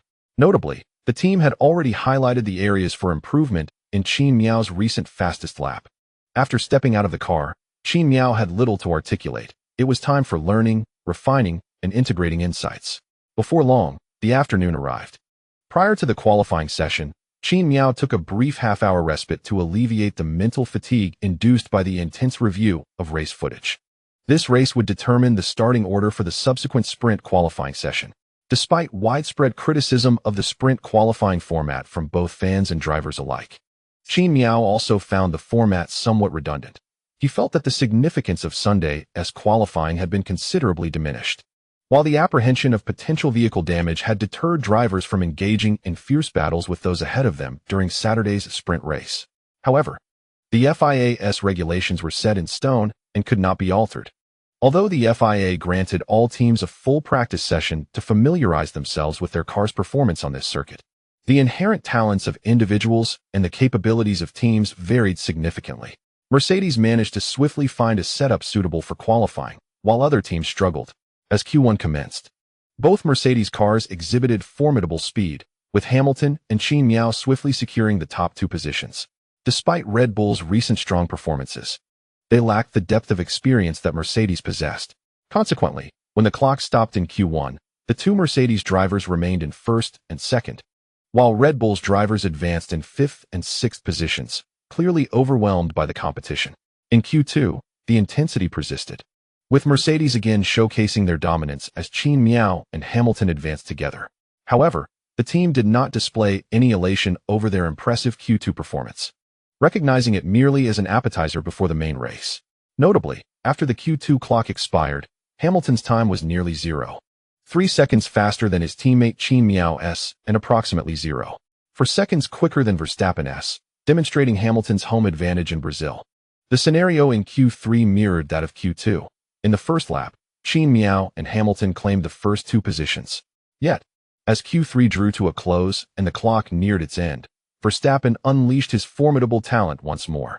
In the final lap, a mere 0.009 seconds allowed one driver to wrest the second position from Qin Miao, while Hamilton retained the lead. Upon the conclusion of the qualifying session, the top 10 drivers for Saturday's sprint qualifying were as follows: 1. Hamilton, 2. Verstappen, 3. Qin Miao, 4. Perez, 5. Gasly, 6. Sainz, 7. Leclerc, 8. Norris, 9. Ricciardo. The top 4 spots were predominantly occupied by the formidable duo of Mercedes and Red Bull, a scenario to which fans have grown rather accustomed. Notably, Gasly's performance is worthy of mention. Despite piloting a lesser Red Bull car, he has exhibited an astonishing speed that seems to transcend the capabilities of his vehicle.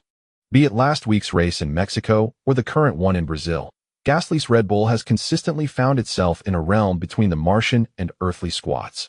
One wonders what thoughts might cross Tsunoda Yuki's mind upon witnessing such disparities. Poor performance is not inherently frightening. What is truly daunting is when one's teammate outshines them. Nonetheless, this year, Tsunoda has ample justification for his struggles. After all, it is merely his inaugural year in F1, and it is understandable for him to find it challenging to match his teammates' pace. What? You mentioned Qin Miao. Such a prodigious talent is unparalleled among the billions in China. There exists no comparison to such a phenomenon. Just as Ricciardo completed his final lap and the qualifying session seemed poised to conclude in this manner, an unexpected event unfolded on the track. The top 3 drivers, upon finishing the qualifying session, returned their vehicles to the pit area, parking them in their designated spots. According to standard protocol, these 3 drivers would typically disembark from their cars and prepare for post-race interviews. However, Verstappen, upon exiting his vehicle, did not immediately seek the post-race interview. After stepping out, he examined his car, casting a glance at Hamilton's vehicle behind him, particularly scrutinizing its rear wing. Subsequently, Verstappen sauntered over to the rear wing of his own car, removed his gloves, and used his fingers to gauge the gap beneath the wing. After estimating an approximate angle, he proceeded to Hamilton's car, extending his hand to measure the same area on Hamilton's rear wing. Perhaps feeling that his initial measurement was inaccurate or dissatisfied with the result, Verstappen adjusted his position. Yet, it appeared that the data he obtained once again did not meet his expectations. It is essential to note that the race had just concluded, and all cars were awaiting inspection. During this phase, aside from the FIA officials, no unauthorized personnel were permitted to touch the movable components of the cars. Despite the fact that Verstappen's contact with Hamilton's car was not immediately addressed, the incident certainly reached the FIA officials. It is expected that Verstappen will face disciplinary action. Chapter conclusion. The sprint qualifying championship secured early after measuring the rear wing of Hamilton's car. Verstappen circled to the back of Qin Miao's vehicle. Perhaps due to the tuning settings, or because Qin Miao did not outperform Verstappen during the qualifying phase. Verstappen merely glanced at Qin Miao's car without conducting a thorough inspection, unlike his meticulous approach with Hamilton's vehicle. At that moment, both Qin Miao and Hamilton had just exited their cars, oblivious to Verstappen's actions. However, once the post-race interviews concluded and everyone returned to their hotel, the FIA issued a sudden investigation announcement. They commenced an inquiry into the alleged violation concerning Hamilton's rear wing. Concurrently, Verstappen was fined 50,000, approximately 380,000 RMB at the current exchange rate, for touching another driver's rear wing after the race. Qin Miao was taken aback not by Verstappen's penalty, but by the unexpected news of Hamilton's infraction. After all, both he and Hamilton utilized the same rear wing. Could it be that the newly installed wing on their cars was the cause? Would he also face penalties due to this new component?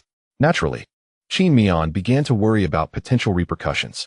Ultimately, the team did not contact Qin Miao, and his name was absent from the FIA's announcement. Unbeknownst to him, prior to the release of this statement, the FIA had already initiated a rigorous inspection of Hamilton's car. It was soon discovered that, with the DRS activated, the gap between the DRS flaps on Hamilton's wing exceeded 85 millimeters. Although the gap was only 852 millimeters, a violation is a violation, and exceeding by any margin constitutes an infraction. Furthermore, since both Qin Miao and Hamilton employed the same model of rear wing, the FIA urgently reviewed the inspection data of Qin Miao's car as well. However, the results confirmed that Qin Miao's vehicle did not violate this specification, with the DRS gap precisely at 85 millimeters. Thus, the penalty did not extend to Qin Miao. Despite having evidence, the FIA still scheduled a hearing on Saturday morning. The following day, if it is determined that Hamilton indeed committed a violation, his qualifying times will be annulled, resulting in him starting from the back of the grid for the Saturday sprint qualifying. This news undoubtedly favors both Qin Miao and Verstappen. On Saturday morning, Qin Miao awoke to find Xiao Ming sleeping beside him. This young lady had arrived on a late-night flight, landing in Brazil after a long journey. Due to the demands of his profession, Qin Miao typically retired early, leaving him unable to greet her upon her arrival. Consequently, she made her way to his hotel unaccompanied after landing. Naturally, his day was brightened by the sight of his beloved wife.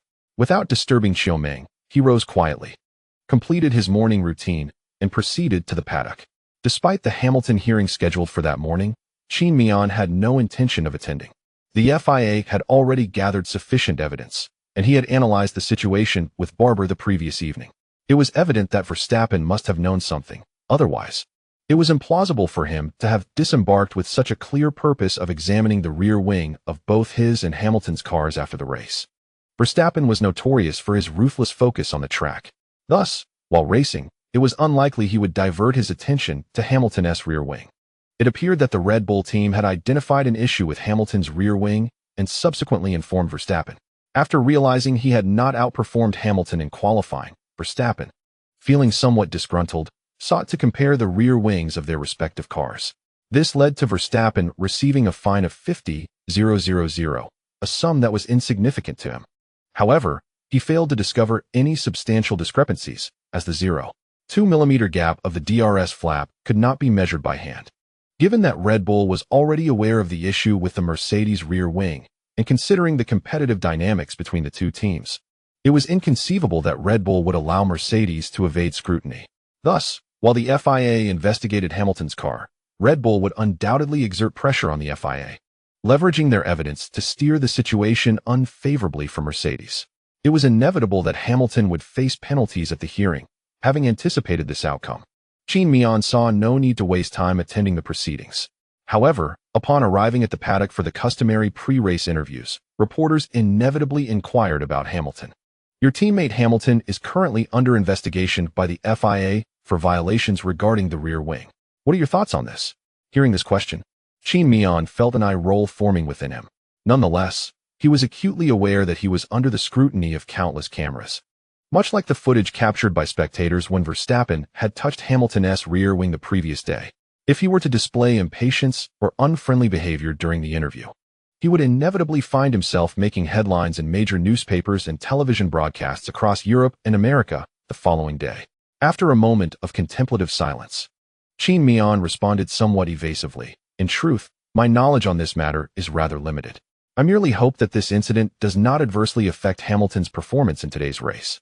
Typically, after such inquiries, journalists may pose an additional couple of questions. However, Qin Miao offered no opportunity for further dialogue, turning away immediately after addressing the first question. The journalist's initial approach was markedly aggressive, and Qin Miao harbored concerns that the line of questioning would delve into areas he wished to avoid, prompting his swift return to the team after just one response. Before the second practice session began, Hamilton finally made his return. Upon his arrival, Qin Miao learned of the FIA's disciplinary decision regarding the incident. Hamilton's qualifying results had been annulled, meaning he would commence the sprint qualifying from the very back of the grid. Although the entire Mercedes team had mentally prepared for this outcome, the atmosphere within the team inevitably shifted to one of subdued tension upon the official announcement of the penalty. Nonetheless, irrespective of the internal mood, the second practice session commenced as scheduled. Unlike the first session, During this round, all teams focused on optimizing their cars for long-distance setups. Given the upcoming 24-lap sprint qualifying event, following the sprint, a main race would ensue, necessitating this very configuration. Notably, due to Hamilton's penalty placing him at the rear of the grid, the Mercedes team seized the opportunity to equip him with an entirely new internal combustion engine. This turn of events could be seen as a silver lining, as the engine change would only incur a 5-place grid penalty for the main race. Seated in his position and analyzing the data, Qin Miao felt a pang of frustration upon seeing Hamilton's car fitted with the new engine. Having replaced the engine just 2 weeks prior, Qin Miao understood the significant advantage a fresh internal combustion engine could bestow upon the Mercedes racing machine. It was clear that Hamilton's speed in the upcoming sprint would likely be formidable. The only remaining question was how many positions he could gain by the end of the race. Before long, the second practice session concluded. Due to the focus on long-distance runs, neither Verstappen, Hamilton, nor Qin Miao recorded particularly rapid times. Ironically, Alonso emerged as the fastest in this session. However, unlike the first practice session, which was aimed at preparing for qualifying, the second session was primarily about finding the right setups, rendering the results less relevant, merely a source of amusement. Soon, as all cars returned to the team garage for a review of the data from the second practice, the time arrived for the sprint qualifying session, traditionally designated for this purpose. The format of this race mirrored previous sprint qualifying events, with only the top 3 drivers earning points. The rankings of drivers outside this trio would solely determine their starting positions for the main race the following day. In this sprint race phase, prior to the commencement of the competition, Qin Miao was advised by his team, be it Toto, Franchi, or Reyes, to ensure a stable and secure return of the car. In stark contrast, Hamilton's approach was markedly aggressive, with the team providing him a higher fuel load than usual. This was a clear indication that Hamilton was to exploit the new internal combustion engine to pursue the drivers ahead, aiming to secure a superior position for the main race. The preparatory phase for the sprint qualifying was indistinguishable from that of the main race, with Qin Miao positioned in second place, awaiting the start. Although the team urged Qin Miao to prioritize stability, he harbored his own thoughts. Since the team had advised caution, it was likely that Red Bull had similarly advised Verstappen to adopt a conservative strategy. Qin Miao believed he could exploit a timing advantage if his start was sufficiently steady. And if he matched Verstappen's acceleration, he could leverage the advantage of his soft tires to seize the lead right from the outset. Should he secure first place, Qin Miao was confident he could thwart Verstappen's advances throughout the ensuing 24 laps of the sprint qualifying and impede the progress of other drivers, thereby complicating Hamilton's overtaking attempts. However, he kept these thoughts to himself. While competing discreetly with his teammate was one matter, this strategy could not be publicly acknowledged. It is worth noting that while hindering Hamilton was a secondary goal, Qin Miao's primary focus remained on defending against Verstappen's onslaught. Yet, this was merely Qin Miao's contemplation. The execution would depend on his performance during the start and whether Verstappen would grant him the opportunity. 10 minutes later, the track officials received notification from the event organizers to clear the circuit. The soft tires chosen by Qin Miao were now revealed. In Western culture, individuals often bear labels. And in the wake of last week's race in Mexico, the most prominent tags affixed to Qin Miao were defensive and tire conservation. Therefore, no one was concerned about Qin Miao's tire condition as he prepared to launch on the soft tires. During the final turn of the warm-up lap, Verstappen ambled ahead, while Qin Miao trailed him by 4 car lengths, deliberately adopting an even slower pace. This was a calculated move to expedite the cooling of Verstappen's tires. Pressure?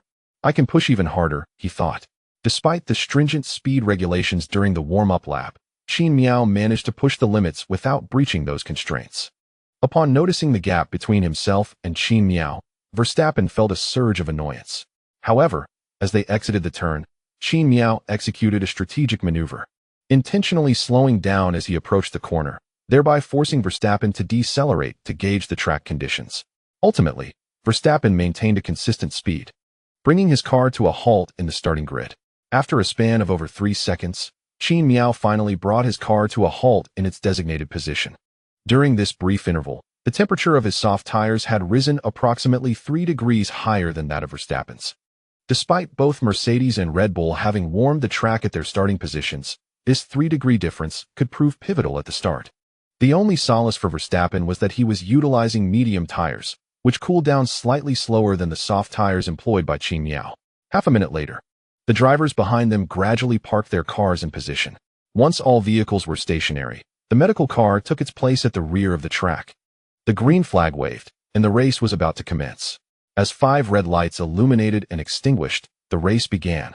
Qin Miao's reaction time at the start was comparable to Verstappen's, with both responding approximately 0.2 seconds after the lights went out, then accelerating forth. At this crucial moment, the advantages of Qin Miao's soft tires became apparent. With the benefit of soft tires, Qin Miao was able to apply more throttle than Verstappen, who was on medium tires. This additional acceleration translated to a swifter speed for Qin Miao. Moreover, the second starting position at Interlagos was on the inside line, allowing Qin Miao to edge ahead of Verstappen as they approached T1, leaving Verstappen with no recourse. Once Qin Miao established his position on the inside line, Verstappen did not relinquish his claim to the racing line and opted to race side by side with Qin Miao into T1. Remembering his team's pre-race advice, Qin Miao refrained from crowding Verstappen's line as he entered the corner. Had it been his usual instinct, Qin Miao would have undoubtedly pushed Verstappen off the track, but instead, he left ample room for Verstappen to exit the turn. The descent continued all the way to T3, requiring Qin Miao to monitor Verstappen's position while also managing his braking. A heavy foot on the brakes during the downhill could easily lead to tire lockup. However, upon reaching T2, Qin Miao noted that Verstappen had not closed the gap despite being on the inside line. By the time they exited T3, Verstappen found himself significantly behind Qin Miao. Qin Miao was not surprised by this outcome, with his soft tires and Verstappen's medium ones. It was only natural for the soft tires to outperform in a series of corners. At this juncture, Qin Miao felt confident that his race was effectively concluded. Although overtaking at the Brazilian Interlagos circuit is generally manageable, Qin Miao believed that, given his own capabilities, it would not be particularly challenging to fend off any advances from the drivers behind him. By the second lap, he had already established a lead of over a second ahead of Verstappen, creating a gap sufficient for DRS activation, significantly diminishing the threat posed by Verstappen. The latter was eager to keep pace with Qin Miao, especially since the points difference between them in the standings was a mere 8. Though the 3 points awarded in this sprint qualifying race may seem modest, securing victory could alleviate some of the pressure surrounding Verstappen. In this ebb and flow, it is certain that Qin Miao and the Mercedes team will also feel the repercussions of today's race defeat. However, Qin Miao's speed on soft tires is undeniably formidable. Were Qin Miao to be substituted with another driver, even one embroiled in a points conflict, Verstappen would not experience the same sense of helplessness that he currently feels. After all, in a 100-kilometer sprint race, it is exceedingly difficult for other drivers to maintain their soft tires throughout the entire distance. Even if they manage to do so, their pace in the latter stages would drop significantly. Yet, Qin Miao is different. It is as if the tires on his car are enchanted, allowing him to sustain a greater number of laps than his competitors. Thus, Verstappen harbors no doubt that Qin Miao could complete the sprint qualifying race on his set of soft tires. And he is also aware that the tire degradation for Qin Miao will not be severe after the race. Not long after Qin Miao crossed the line at the end of the second lap, good news arrived from behind. Sainz, starting from 5th, made an exceptionally bright start, quickly ascending to 3rd place. By the end of the first lap, Sainz had closed to within 0.4 seconds of Verstappen in the T1 braking zone. Gasly remarkably overtook Verstappen with a late braking maneuver. While everyone was taken aback by how easily a Ferrari dispatched a Red Bull, Verstappen's TR suddenly beeped. This ridiculous gear synchronization setting has been malfunctioning. Understood, Max. We will address it shortly, do not worry. It turned out that Verstappen was experiencing a gear issue, which clarified the situation. Meanwhile, Hamilton, who had commenced from the back of the grid, had already surged to 16th place. Although DRS had not yet been activated, the astonishing top speed and acceleration of Mercedes' new internal combustion engine allowed Hamilton to effortlessly overtake the drivers ahead of him in T1. By the 3rd lap, Hamilton had climbed to 14th position, and by the 4th lap, Verstappen had reclaimed his position, suggesting that the team had remotely rectified his gear issue. By the 6th lap, Hamilton had advanced to 12th place. Utilizing sheer top speed, Hamilton maneuvered through a field of drivers who were hesitant to defend aggressively. At this juncture, Qin Miao maintained an 18-second lead over Verstappen, beginning to conserve his tires. Despite Qin Miao's seemingly supernatural prowess, He could not guarantee a competitive pace throughout the race on soft tires without managing tire wear. By the 8th lap, Hamilton had overtaken Alonso, moving into 11th place. Alonso, hoping to replicate the intensity he displayed earlier this season at Hungaroring against Hamilton, found the Interlagos circuit to be a different challenge altogether, making overtaking significantly more difficult. Consequently, Alonso was unable to hold his position for even a lap. At this juncture, the distance between the leading drivers began to widen gradually. Notably, as one moves further back in the pack, the performance of the racing cars intensified, causing Hamilton's overtaking speed to inevitably decelerate. By the 10th lap, the time gap between Qin Miao and Verstappen, who trailed behind, remained fixed at 15 seconds. This disparity was not a consequence of Verstappen's pursuit, but rather a deliberate strategy employed by Qin Miao, as this specific time gap maximized the turbulent effects of his car on Verstappen. Meanwhile, the advantageous positioning on the straights allowed Qin Miao to compensate for Verstappen's advancing pace during the corners. In essence, Qin Miao had effectively locked Verstappen in this time gap. It was not a matter of Qin Miao seeking to take risks. Rather, after merely 10 laps, the time difference between Verstappen and Sainz, who was behind, had already ballooned to 5 seconds. It could be said that it was not Qin Miao's reluctance to pressure the car. Instead, Verstappen was propelling forward, leaving Qin Miao unable to apply pressure. Although the plan to utilize the DRS train to obstruct Hamilton fell apart due to Verstappen's interference, Qin Miao remained confident in his ability to withstand Verstappen's assault.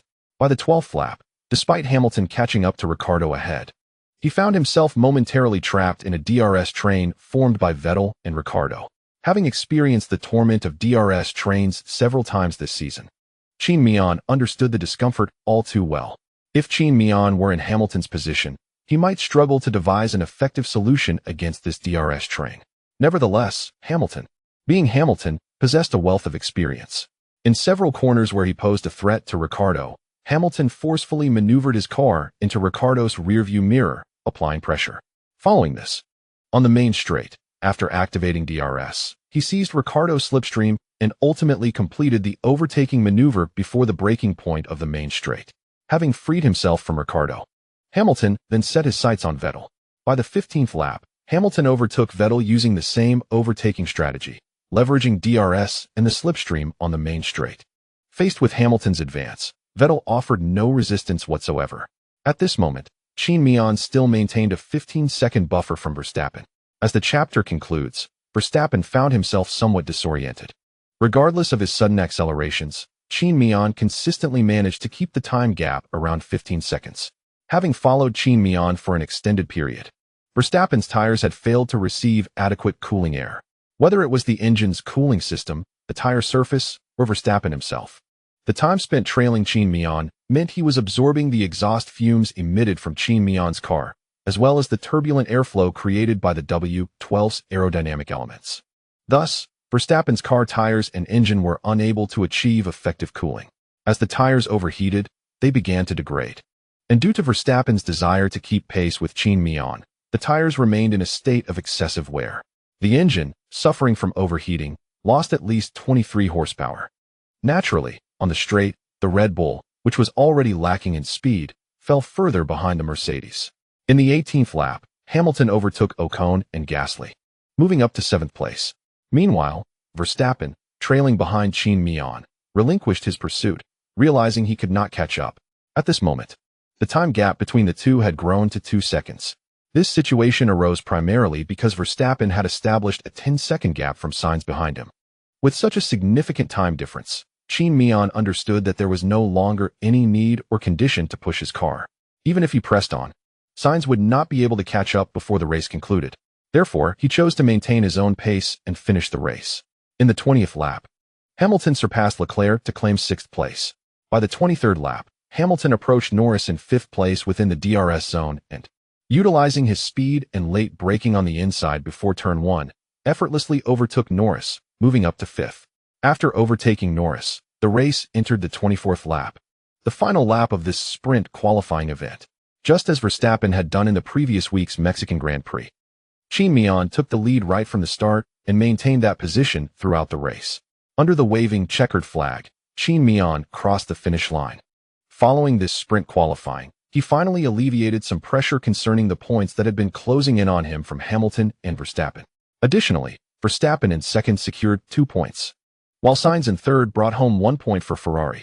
Undoubtedly, the standout performance of this sprint qualifying belonged to Hamilton, who started from the back of the grid. From 20th, he managed to ascend 15 positions in just 24 laps. While the track facilitated overtaking and Hamilton had switched to a new internal combustion engine, the lack of defensive intent from other drivers also played a role. Nevertheless, Hamilton undeniably showcased his prowess by climbing 15 positions. Given such a performance, it is difficult to imagine how formidable Hamilton will be in the main race. With a perfect tire choice, he established a considerable advantage from the outset, complemented by his exceptional tire conservation skills and control over long-distance cruising speed, which effectively nullified all of Verstappen's potential attacks in the later stages. This is Qin Miao, a remarkable race. After Qin Miao crossed the finish line, Zhou Haoran from 5-Star Sports summarized his performance. Ultimately, the veteran Hamilton finished 5th, having overtaken Norris, but found himself too far from the front-running Perez to advance further.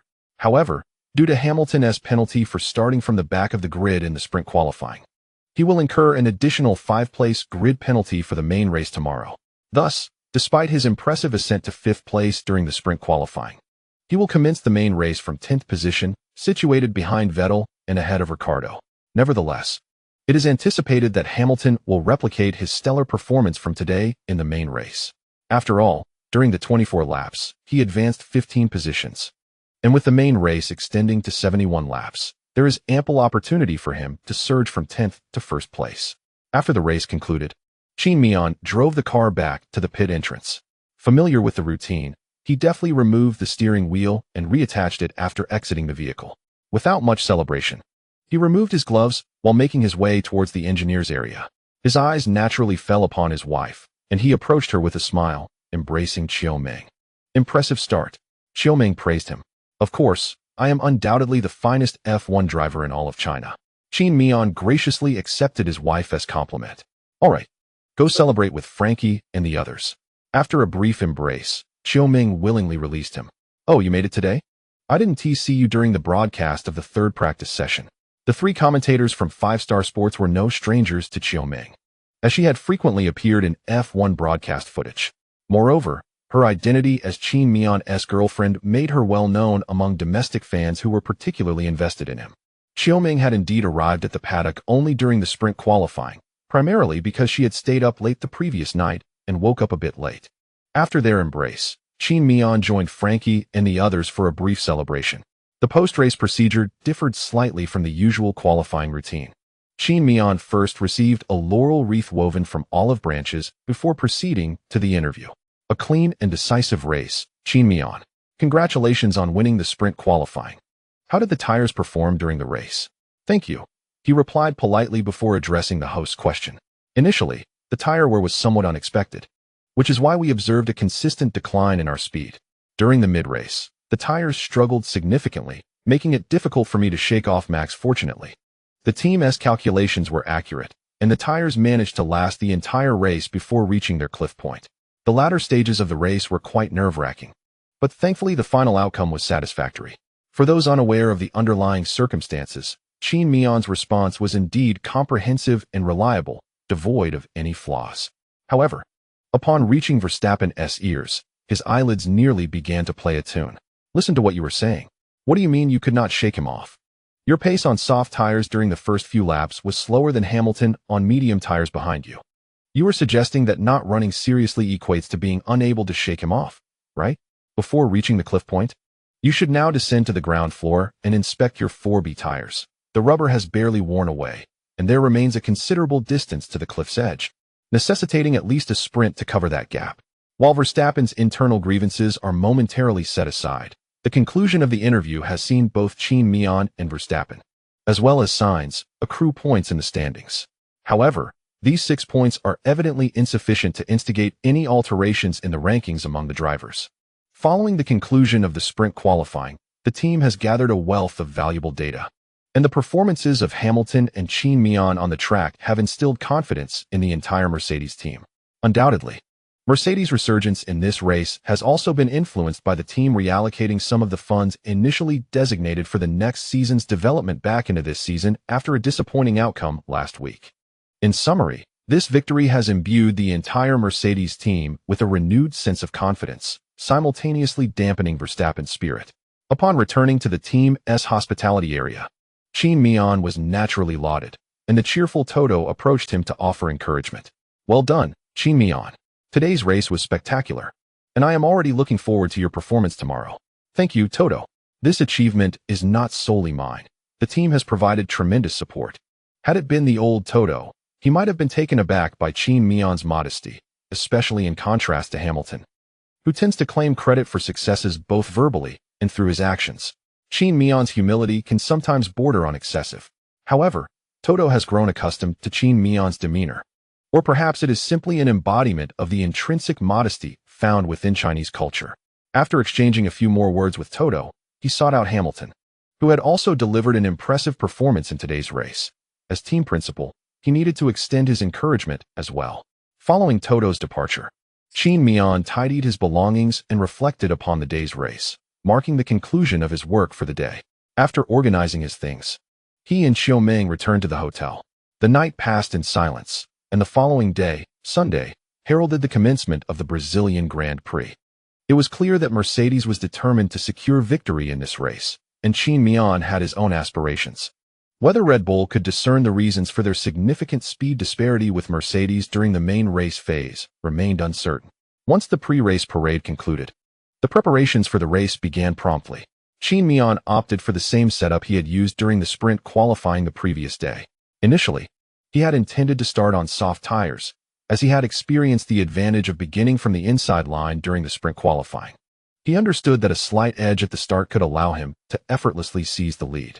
However, the strategy team decided against this plan and instructed Qin Miao to utilize medium tires instead.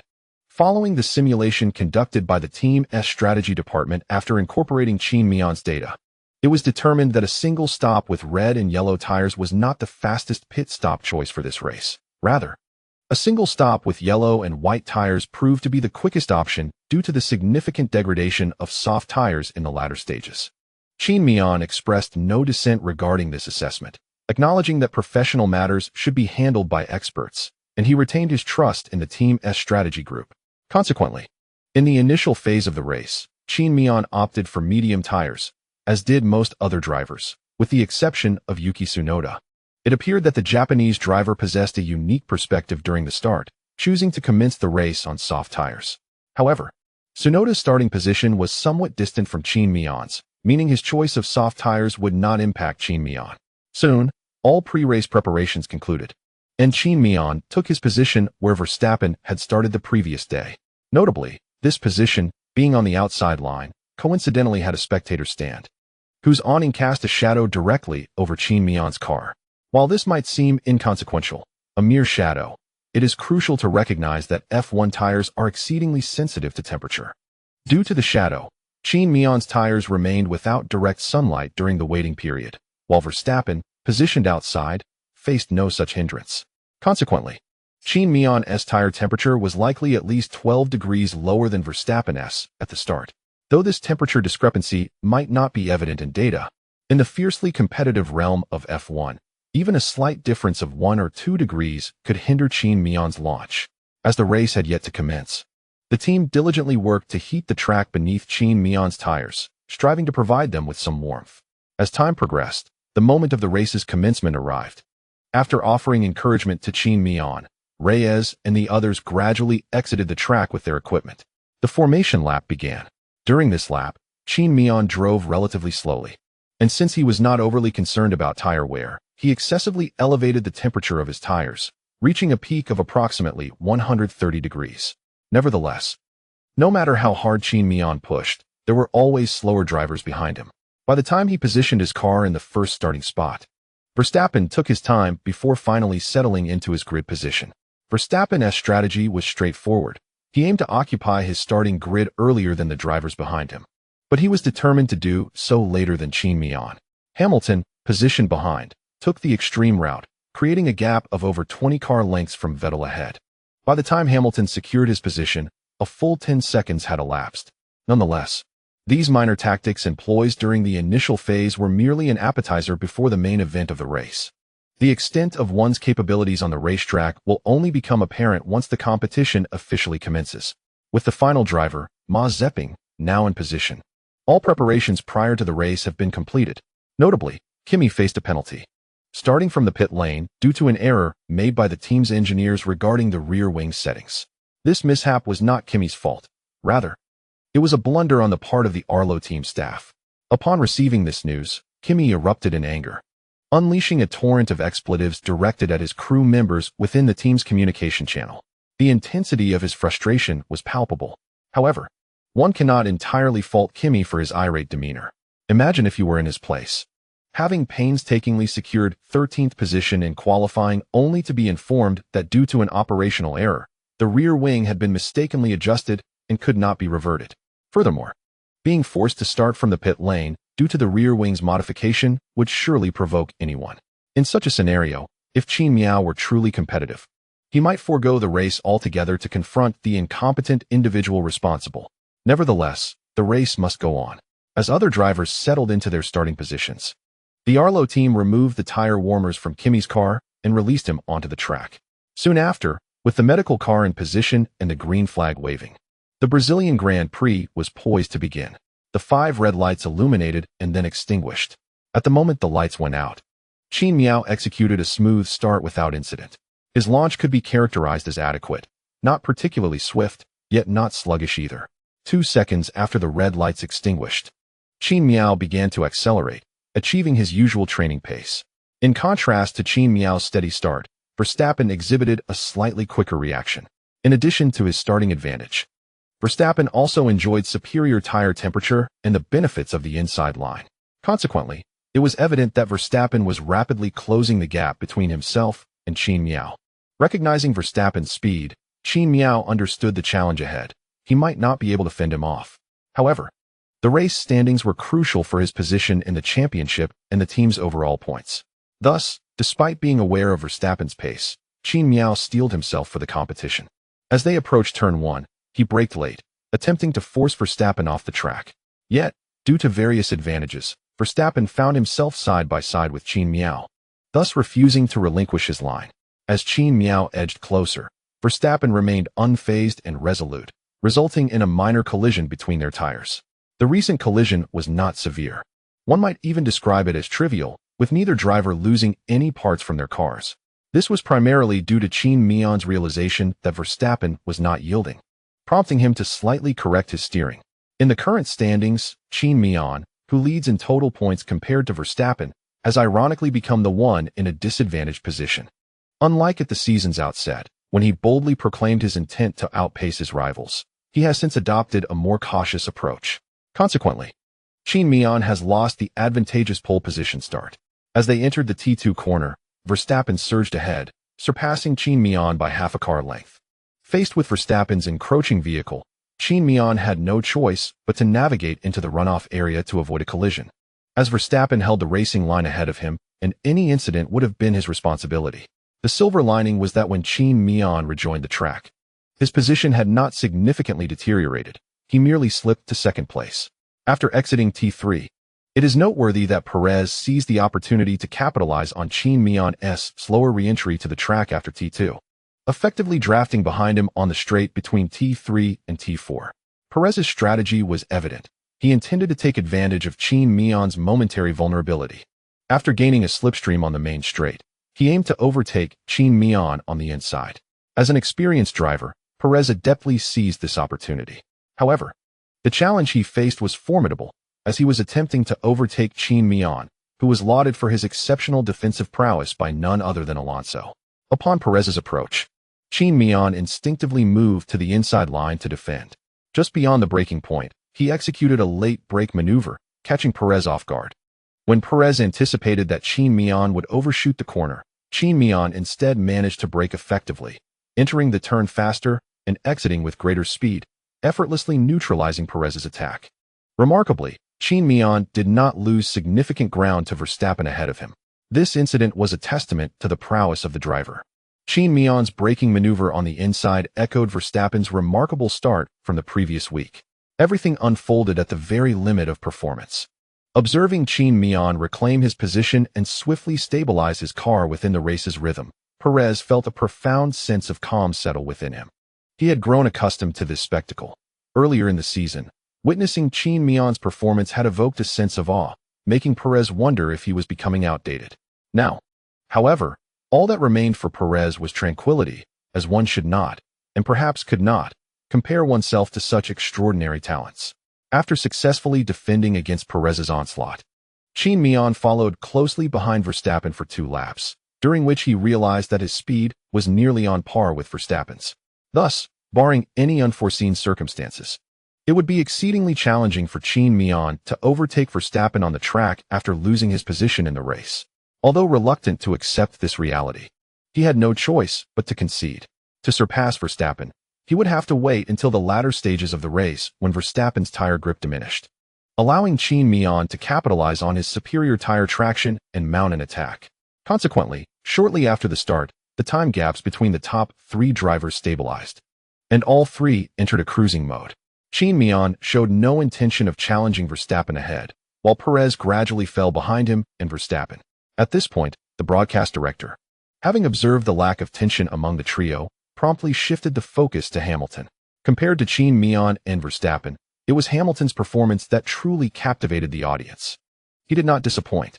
With a remarkable start, Hamilton surged from 10th to 8th place. He overtook Ocon at the T1 braking zone, leveraging the advantage of his car's engine, while Norris, who also had a stellar start, collided with Sainz, suffering a puncture and dropping to the back of the pack. Moreover, in the first lap's T8, Hamilton forcefully passed Gasly on the outside, thanks to the superior mechanical grip of his car. As he crossed the finish line of the first lap and entered the second lap's T1, Hamilton, utilizing the terrifying top speed of his new internal combustion engine, overtook Vettel at the end of the main straight, even before the DRS was activated. Following this maneuver, Hamilton ascended to 6th place. In just over a lap, he had overtaken 4 cars. Truly, one cannot deny Hamilton's prowess. Before the race commenced, everyone anticipated that this would be a showcase of Hamilton's relentless pursuit, as he was destined to advance from 10th to the positions behind Qin Miao and Verstappen.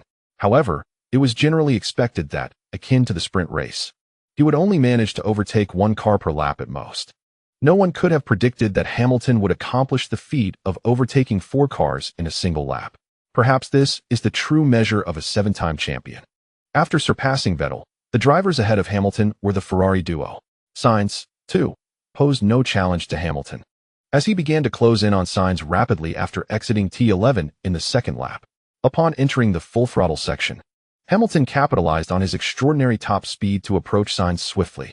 At the end of the second lap and the beginning of the third, Hamilton effortlessly overtook Sainz without the aid of DRS. The commentators praised Hamilton's driving in these laps to no end. As the race entered its third lap, the situation on the track became somewhat clearer, prompting the live broadcast team to replay the events that transpired during the initial phase of the race. This primarily focused on the starts of Qin Miao and Hamilton, alongside the collision between Norris and Sainz. The commentators from 5 Star Sports had yet to lament Qin Miao's starting error for long when the camera shifted, revealing that the race had progressed to the 5th lap. The commentators were taken aback to see Hamilton, seemingly unnoticed, had overtaken another Ferrari ahead of him and was now closing in on Perez. In just 5 laps, Hamilton had advanced an impressive 7 positions. Leading the race, Qin Miao inadvertently glanced into his rearview mirror to ascertain his distance from Perez, only to spot Hamilton far behind him. A large question mark emerged in Qin Miao's mind. Had the other drivers suffered a collective engine failure? It was merely the 5th lap. How had Hamilton reached that position? Nonetheless, the pressure Hamilton imposed on Qin Miao was not particularly overwhelming. Although Qin Miao had been trailing Verstappen by a mere 2 seconds, he and Verstappen had managed to create a 3-second gap over Perez, who in turn had distanced himself from Leclerc by the same margin. Thus, Hamilton's rapid overtaking momentum would need to be tempered.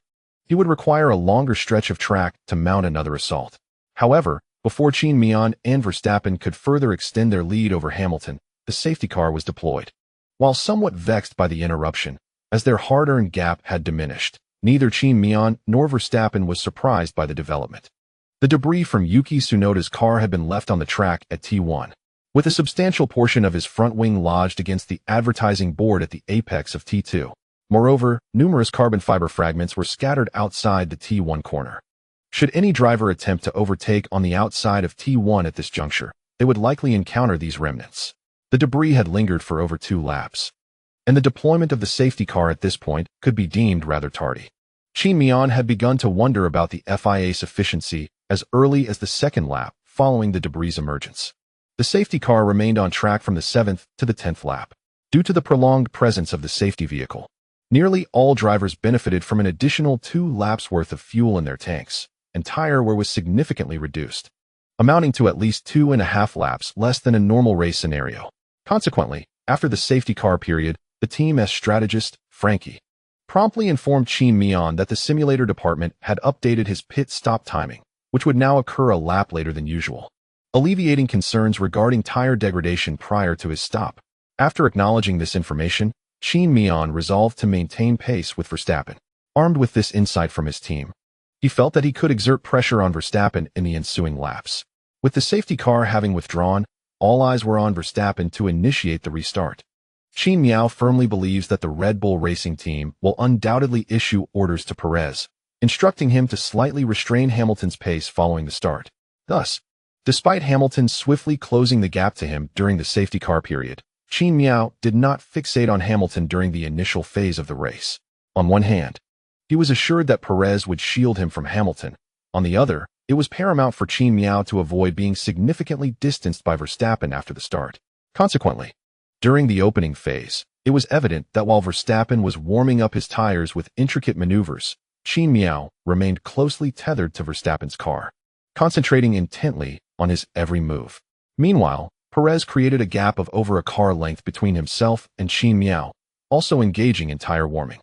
Verstappen pushed the limits of his car, reaching a snail's pace of merely 30 km per hour, gradually making his way to the last grid position before suddenly accelerating. While Verstappen's slow pace might have come as a surprise, it was not entirely unfathomable, considering the terrifying top speed displayed by the Mercedes cars during both the sprint qualifying the previous day and Hamilton's performance post-start today. By starting slightly later, the shorter acceleration zone available to the Mercedes could translate into an advantage for Verstappen. Ultimately, it was only as Verstappen approached the final grid position that he launched into a rapid acceleration. Thanks to Verstappen's extreme control, Hamilton, despite not lagging significantly at the start, began to exceed Perez's speed in the latter stages. However, before reaching the breaking point at T1, Hamilton was unable to overtake Perez on the inside line. Although it was somewhat disappointing not to gain a position at the start, Hamilton felt content. The safety car had significantly reduced the time gap between himself and Perez. Following the start, Perez initiated his acceleration. He was aware that, given his capabilities, he could defend against Hamilton but could not hold him off indefinitely. Thus, he began to accelerate, preparing to slipstream behind Qin Miao, while also utilizing Qin Miao's DRS, effectively trading tire longevity for speed. This strategy significantly heightened the difficulty for Hamilton to overtake him, thereby increasing the tire wear for Hamilton trailing behind. Undoubtedly, this was a directive from the Red Bull team to Perez. However, Qin Miao had no intention of providing Perez with a slipstream. Yet, shortly after the race resumed, in the 12th lap, Mick collided with Kimi. Mick sustained damage to his front wing, which remained attached to the front of his car throughout the second timing sector before finally detaching on the track. Mick's front wing came to rest on the circuit. The race officials did not deploy a physical safety car for the second time. Instead, they introduced a virtual safety car, which lasted until the 15th lap. The chapter concludes. Sweating profusely, Toto. In this instance, Verstappen's start was remarkably atypical. Just as the virtual safety car was lifted, Verstappen immediately accelerated, catching Qin Miao off guard. Consequently, by the time Qin Miao began to pick up speed, he found himself trailing Verstappen by 17 seconds. Meanwhile, Perez and Hamilton were also left behind, with a gap exceeding 15 seconds. As the 17th lap commenced, the DRS was activated. Following its activation, the initial 9-second gap between Perez and Hamilton diminished to just 4 seconds after a swift straight. In the 18th lap, at the same juncture, Hamilton launched a genuine offensive. Upon witnessing Hamilton's menacing approach, Perez decisively shifted to the inside line for defense. However, Hamilton's speed was overwhelming and akin to Qin Miao. He executed a late brake that granted him superior entrance speed and angle into the corner compared to Perez. The spectators then beheld Hamilton overtaking Perez on the outside, claiming third position. This marked Hamilton's inaugural and successful assault on Perez, effortlessly seizing his place. With Perez overtaken, the next driver ahead was Qin Miao. Although it was anticipated that Hamilton would eventually catch up, seeing that car in his rearview mirror induced a sense of unease for Qin Miao. How could this veteran Hamilton be so swift? Unbeknownst to Qin Miao, other drivers had also harbored similar sentiments upon glimpsing him in their mirrors. After a moment of contemplation, Qin Miao's heart grew anxious. He was confident in his ability to fend off Hamilton for a considerable duration. However, during Hamilton's pursuit of the frontrunners, he had learned from Frankie that Hamilton's lap times were, in fact, superior to his own. Now, Qin Miao harbored concerns that, upon Hamilton's arrival behind him, the team might issue orders for him to yield his position. Although he recognized that such orders would be the most prudent course of action, the prospect of relinquishing his position, especially with a potential championship title within reach, troubled him deeply. Fortunately, the team did not issue any directives as Qin Miao had feared. Hamilton, too, refrained from applying pressure through team communications. Instead, upon trailing Qin Miao, Hamilton felt an eagerness to engage. "Aren't you hailed as a prodigy, Qin Miao? The master of defense, the tire conservation wizard." Beneath all these accolades, Hamilton sensed the pressure Qin Miao presented. In Hamilton's eyes, a golden opportunity loomed to conquer his teammate Qin Miao on the racetrack. The reasoning is quite straightforward, no matter how formidable or genius a teammate may be. Once one triumphs over them, their prowess becomes merely a backdrop to one's own achievements. Furthermore, the Interlagos circuit in Brazil is particularly conducive to overtaking. And with a brand new internal combustion engine at his disposal, Hamilton harbored no concerns that Qin Miao's defensive capabilities would hinder his overtaking maneuvers. During this period, Hamilton was somewhat discontented due to being overshadowed in the driver's standings by both Qin Miao and Verstappen. Now, he found himself with a splendid opportunity to assert his dominance over a teammate and demonstrate that he was still in his prime, reminding everyone that a seven-time champion cannot be easily subdued by a novice. In the 22nd lap, after passing the second DRS zone, Hamilton entered the DRS zone behind his teammate. The two then approached T11, where both had already completed 22 laps on their tires, revealing a distinct gap. Qin Miao, leading the race, exhibited a noticeable acceleration out of the corner. However, sheer speed out of the turn proved inconsequential, as Hamilton gradually closed the distance through the straight, utilizing Qin Miao's slipstream to his advantage. Upon entering the start-finish straight, Hamilton activated his DRS and began to closely trail Qin Miao after passing T15. Qin Miao, adhering to his instinct, recognized that he had not yet reached the breaking point and could effectively defend his position. Thus, as Hamilton approached, Qin Miao veered towards the inside line. Observing this, Hamilton closely followed suit. In response, Qin Miao then shifted back onto the racing line, leading to a sequence of two lane changes between them. Yet, with each maneuver, the gap between the two narrowed further. Ultimately, as they approached the breaking point at T1, Qin Miao strategically positioned himself to block Hamilton's optimal line. Both drivers, in a synchronized yet unplanned manner, opted to delay their braking. It was at this moment that their respective driving skills became apparent. Due to his position on the track, Qin Miao experienced less grip than Hamilton, and T1, being a left-hand downhill turn, placed less load on the right front tire compared to the left. As they braked, Qin Miao, preoccupied with tracking Hamilton's movements, applied only minimal pressure, less than 100 grams, on the brake pedal. Yet, this slight application led to the locking of his right front tire, causing a puff of white smoke. In a normal racing line, Qin Miao's braking technique would have sufficed, but he was navigating the inner line, which presented a steeper descent and more debris on the track. In summary, Qin Miao ultimately faltered due to a lack of experience, though he matched Hamilton in defensive and offensive awareness. At the very moment Qin Miao perceived the billowing white smoke, he promptly released the brakes, allowing his tires to regain traction.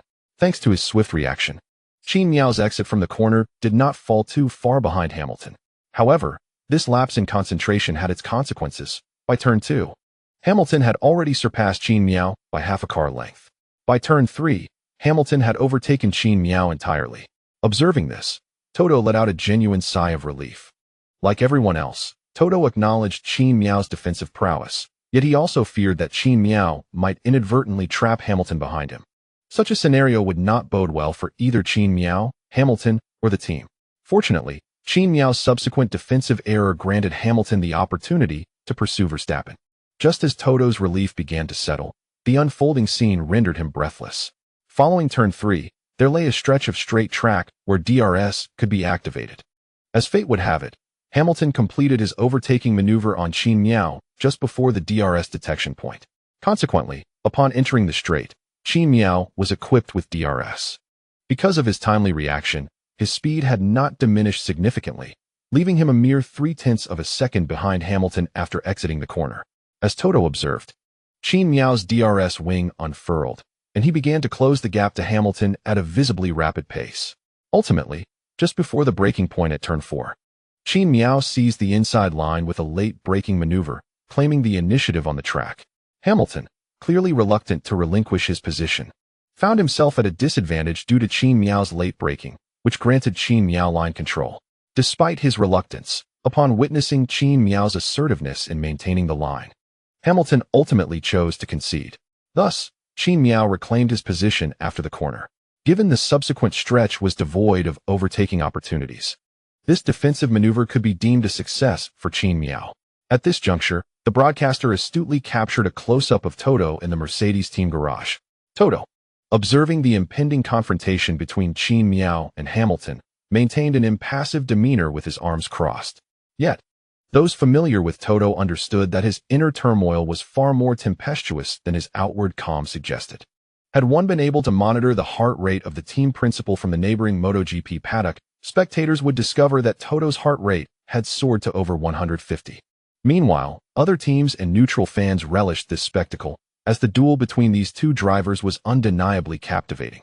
In fact, many fans, reveling in the drama, eagerly wished for a reenactment of the notorious rivalry between Hamilton and Rosberg, hoping for a double retirement.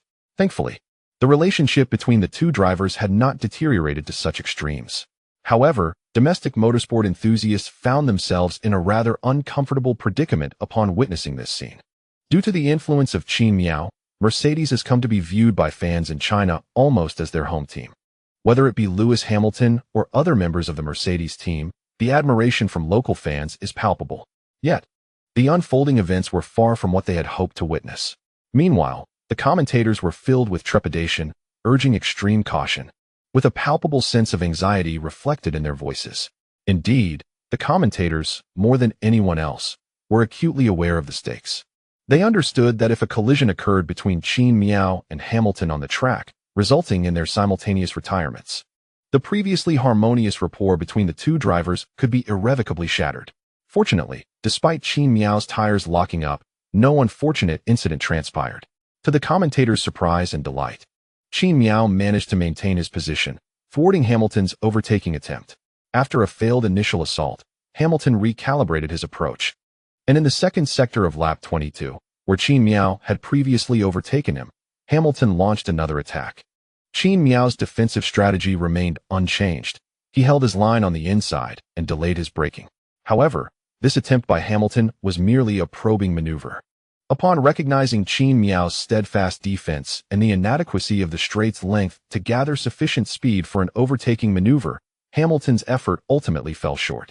Nonetheless, this attempt added significant pressure on Qin Miao, as Hamilton, utilizing DRS, drew closer.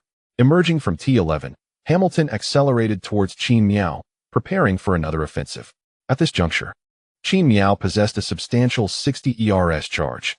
Yet, after successfully defending against Hamilton for 2 laps and noting a 4-second gap between himself and Verstappen, Qin Miao pondered his strategy. As he approached T13, prior to entering the main straight, he inquired via team radio to Frankie, "How much faster is Hamilton per lap?" Although puzzled by this unexpected question, Frankie dutifully responded, "Before Hamilton reaches your rear, he is approximately 0.32 seconds quicker per lap." At that moment, Hamilton was precisely on Qin Miao's flank. Indeed, despite engaging in conversation with Frankie, Qin Miao instinctively chose to defend the inside line as Hamilton positioned himself threateningly behind him. As they crossed the timing line and entered lap 23, Qin Miao acknowledged Frankie's response with a simple, "Roger that." Following this exchange, Qin Miao fell silent. Just as Frankie contemplated the reason behind Qin Miao's sudden inquiry, an unforeseen circumstance unfolded on the racetrack. After Hamilton made a move from the outside, surprisingly, Qin Miao chose not to brake late this time, allowing Hamilton to overtake him entirely. This was perhaps the least detrimental concession Qin Miao could make regarding speed. The reason behind Qin Miao's sudden change of heart was twofold. On one hand, witnessing Verstappen pulling further ahead, Qin Miao realized that if he continued to battle Hamilton, neither he nor Hamilton would benefit. Instead, it would be Verstappen who reaped the rewards. The lesson of when the clam and the heron compete. The fisherman benefits was one Qin Miao had learned since elementary school. On the other hand, at that moment, Verstappen had a higher point tally than Hamilton, indicating that the threat of Verstappen winning was more significant for Qin Miao than that posed by Hamilton. Furthermore, Qin Miao's speed during the race did not meet his expectations. Despite the team bringing vehicle upgrades to Brazil, it seemed he had not found the optimal setup for his car. Thus, he concluded that it would be more beneficial for both himself and the team to allow Hamilton to pass rather than continue an exhausting internal struggle. Of course, these were merely incentives for Qin Miao's decision. The primary reason was his realization that Perez, trailing Hamilton, had closed the gap to just 19 seconds during Hamilton's attempt to overtake him. If this continued, both Qin Miao's and Hamilton's positions could be jeopardized. Although Hamilton was somewhat surprised by Qin Miao's decision to let him through, he recognized that he had finally surpassed this hurdle. While Hamilton had confidence in his ability to overtake Qin Miao, he was uncertain about how much time it would take to achieve that. "Thank Qin Miao for me," Hamilton remarked in the team radio after being allowed past. On the other side, the commentators from 5-Star Sports praised Qin Miao's clear act of concession. This is exactly right. Their continued struggle would ultimately lead to a mutually destructive outcome, benefiting Red Bull and Verstappen. Indeed, allowing Hamilton to pass was the correct decision, likely directed by the team. Brother Bing nodded in agreement. However, just as Brother Bing finished speaking, the F1 broadcast revealed Hamilton's recent words of gratitude to Qin Miao. Furthermore, Frankie conveyed Hamilton's thanks within the team radio. "Qin Miao, Hamilton wants to say thank you." Naturally, Qin Miao understood the sentiment received. "I will watch his performance from behind." After this segment aired, the commentators at 5-Star Sports were left bewildered. What did this mean? Could it be that the team did not issue orders due to the ongoing struggle between Qin Miao and Hamilton, and that Qin Miao's concession was entirely voluntary? Although it was Zhou Haoran who voiced this speculation, his tone was filled with uncertainty. It was indeed a possibility. If this is indeed the case, one cannot help but admire Qin Miao's remarkable foresight. It is noteworthy that Qin Miao currently holds a leading position on the points table compared to his teammates. Fei Gu remarked, to put it bluntly, that Hamilton's 8 championships are a matter solely between him and the team, bearing no relevance to Qin Miao. "This is merely the first season of my professional career. Starting from scratch, I am unencumbered by any constraints. As long as I can triumph over my teammate, this season will be deemed a success." Fei Ji's sentiment is quite understandable. Even if Qin Miao does not ultimately secure the Drivers' Championship as his point standing suggests, as long as he can surpass his teammate Hamilton by the end of the season, it will be a successful season for him. This is due to the fact that he outperformed the 7-time champion Hamilton in identical machinery. This alone serves as a testament to Toto's discerning eye, as Qin Miao proves that his talent and ability are indeed deserving of Toto's recognition. However, this advantageous choice for Qin Miao did not win his favor. Instead, he opted to consider the broader perspective. This alone is sufficient to highlight Qin Miao's exceptional outlook. Meanwhile, the trio of commentators on 5-Star Sports were debating the merits of Qin Miao's decision to yield, while Toto exhaled deeply. Unbeknownst to him, not only were his palms sweating, but his shirt was thoroughly soaked with perspiration as well. Yet, Toto understood that after this race, Qin Miao's standing within the Mercedes team would undoubtedly rise a notch. After all, this can be viewed as a selfless sacrifice made by the prodigious driver for the benefit of the team. Should this trend continue, by the time Hamilton truly retires, it is highly probable that Qin Miao will seamlessly transition into the role of the next spiritual leader of the Mercedes team. Much like the current Hamilton. Imagining such a scenario, Toto felt a sense of relief wash over him. That would not be so bad. At least Daimler and Liberty Media would wholeheartedly endorse it and would not hesitate to offer Qin Miao a more substantial contract. After all, Qin Miao represents a vast, untapped market. This is evidenced by the recent F1 Grand Prix in China, which contributed a staggering 15.25 to the total viewership ratings. On the track, after yielding to Hamilton, Qin Miao felt a twinge of regret. After all, it was not merely a position he relinquished, but also the points he could have secured post-race. However, at this moment, Hamilton had already distanced himself, and the likelihood of Qin Miao catching up to him had evaporated. With no turning back, all Qin Miao could do was continue to perform well in his race. Yet, after the two drivers exchanged positions in a manner that dazzled the Mercedes fans, the anticipated effect did not materialize. Once freed from Qin Miao's grasp, Hamilton's pursuit of Verstappen was far from ideal. Unlike Verstappen and Qin Miao, Hamilton's tire degradation was significantly more severe, given that he had been chasing from behind. After surpassing Qin Miao, Hamilton's tire degradation had reached its limit. Despite the safety car's prolonged presence and a subsequent virtual safety car, his precarious tire condition remained unrescued. However, the silver lining was that, although Hamilton's pace in pursuing Verstappen was somewhat sluggish, he steadfastly continued to close the gap between them. Consequently, the team did not immediately call Hamilton back to the pits. As the race progressed into the 27th lap, Hamilton, realizing his pursuit of Verstappen was dwindling, opted to pit at the team's behest. Upon his pit stop, he donned hard tires, taking 24 seconds for the change, and emerged in 6th place, trailing Ricciardo. The team earnestly reminded Hamilton of the critical importance of his outlap time, positing that Verstappen would pit in the next lap. This proved accurate. Owing to his leading position, Verstappen could not immediately match Hamilton's pace in the pit. The very next lap, the 28th, saw Verstappen choose to pit as well, similarly switching to hard tires. Given his lead over Hamilton, Red Bull did not require intricate strategies. They simply mirrored Hamilton's pit timing. While following Mercedes' rhythm might not yield a competitive advantage, it ensured no costly pit stop errors. At this juncture, the new hard tires indeed outperformed the medium tires, and Hamilton's outlap was executed with unreserved determination. He clocked the fastest times in both the second and third sectors. Although Verstappen remained ahead upon exiting the pits, Hamilton's stop had successfully reduced the time gap to 2 seconds. The time lost during his previous tussle with Qin Miao was effectively recuperated. Red Bull, too, suffered no significant setback, as Verstappen maintained his position. By the time the race reached the 30th lap, Hamilton found himself a mere 15 seconds behind Verstappen. Despite Hamilton's relentless efforts to diminish the time disparity, he encountered challenges similar to those faced by Qin Miao in the preceding laps. His pace slowed due to turbulent air effects as he approached Verstappen.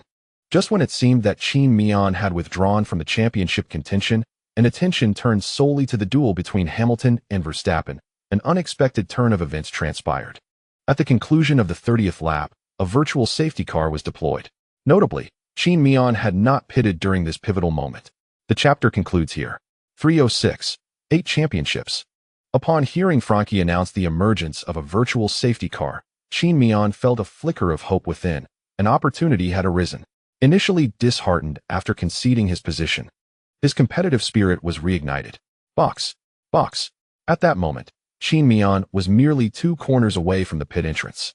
Responding to the team's command, he opted to enter the pits for a tire change.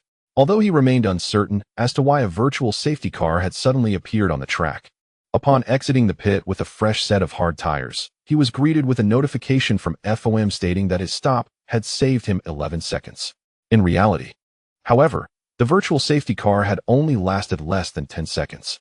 The debris on the track was situated alarmingly close to the entrance, and it took roughly 6 seconds for Matthew to clear the area before the virtual safety car was rescinded. Consequently, the advantage Qin Miao gained from this virtual safety car was not as substantial as F1 suggested. When he emerged, he found himself 15 seconds behind Hamilton. After allowing Hamilton to pass, Qin Miao managed to recover the time lost to both Hamilton and Verstappen over the next 7 laps, thanks to his pit stop during the virtual safety car period. Ultimately, he had only secured a 4-second advantage. One cannot entirely fault FOM's prediction department. They too could not have anticipated the virtual safety car's swift conclusion. Had it lasted a moment longer, Qin Miao might have overtaken both Verstappen and Hamilton.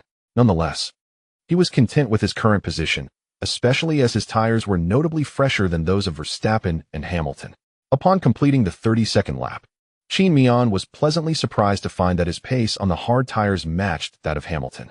He had not lost ground to Hamilton during this lap. It was possible that his new tires had significantly enhanced his speed, or perhaps Hamilton was struggling to adapt to the hard tires, resulting in a decrease in his performance. Although both drivers were affected by the turbulent air from the cars ahead, this indicated that Qin Miao had closed the gap with Hamilton, presenting him with an opportunity to challenge Hamilton in the ensuing laps. Furthermore, given Qin Miao's noble gesture of allowing his teammate to pass, if he were to surpass Hamilton in speed and Hamilton chose not to yield, opting instead to engage in a fierce battle, it would undoubtedly lead to greater controversy surrounding Hamilton post-race. However, such scenarios had yet to unfold.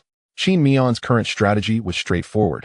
He aimed to stay close to Hamilton, awaiting an opportunity as Hamilton and Verstappen engaged in their own duel. Given the dynamics among the three, Verstappen would undoubtedly defend vigorously against Hamilton's advances. And with both drivers fully committed to their defenses, tensions were sure to escalate. In the chaotic world of racing, where the possibility of veering off the track, colliding, and losing rhythm looms large, Hamilton's current form this race weekend suggests he has a significant chance of surpassing Verstappen. At that moment, Qin Miao could seize the opportunity presented by Verstappen's disrupted pace when Hamilton overtakes him, capitalizing on the situation to gain an advantage. Following closely behind Hamilton, Qin Miao would then put pressure on him, forcing Hamilton to grapple with a dilemma. Should he allow himself to be vulnerable against his own formidable defense? Or should he prioritize an all-out defense? This prospect excited Qin Miao. Thus, he maintained a distance of 317 seconds behind Hamilton, consistently applying pressure without posing a genuine threat or utilizing his skills against Hamilton.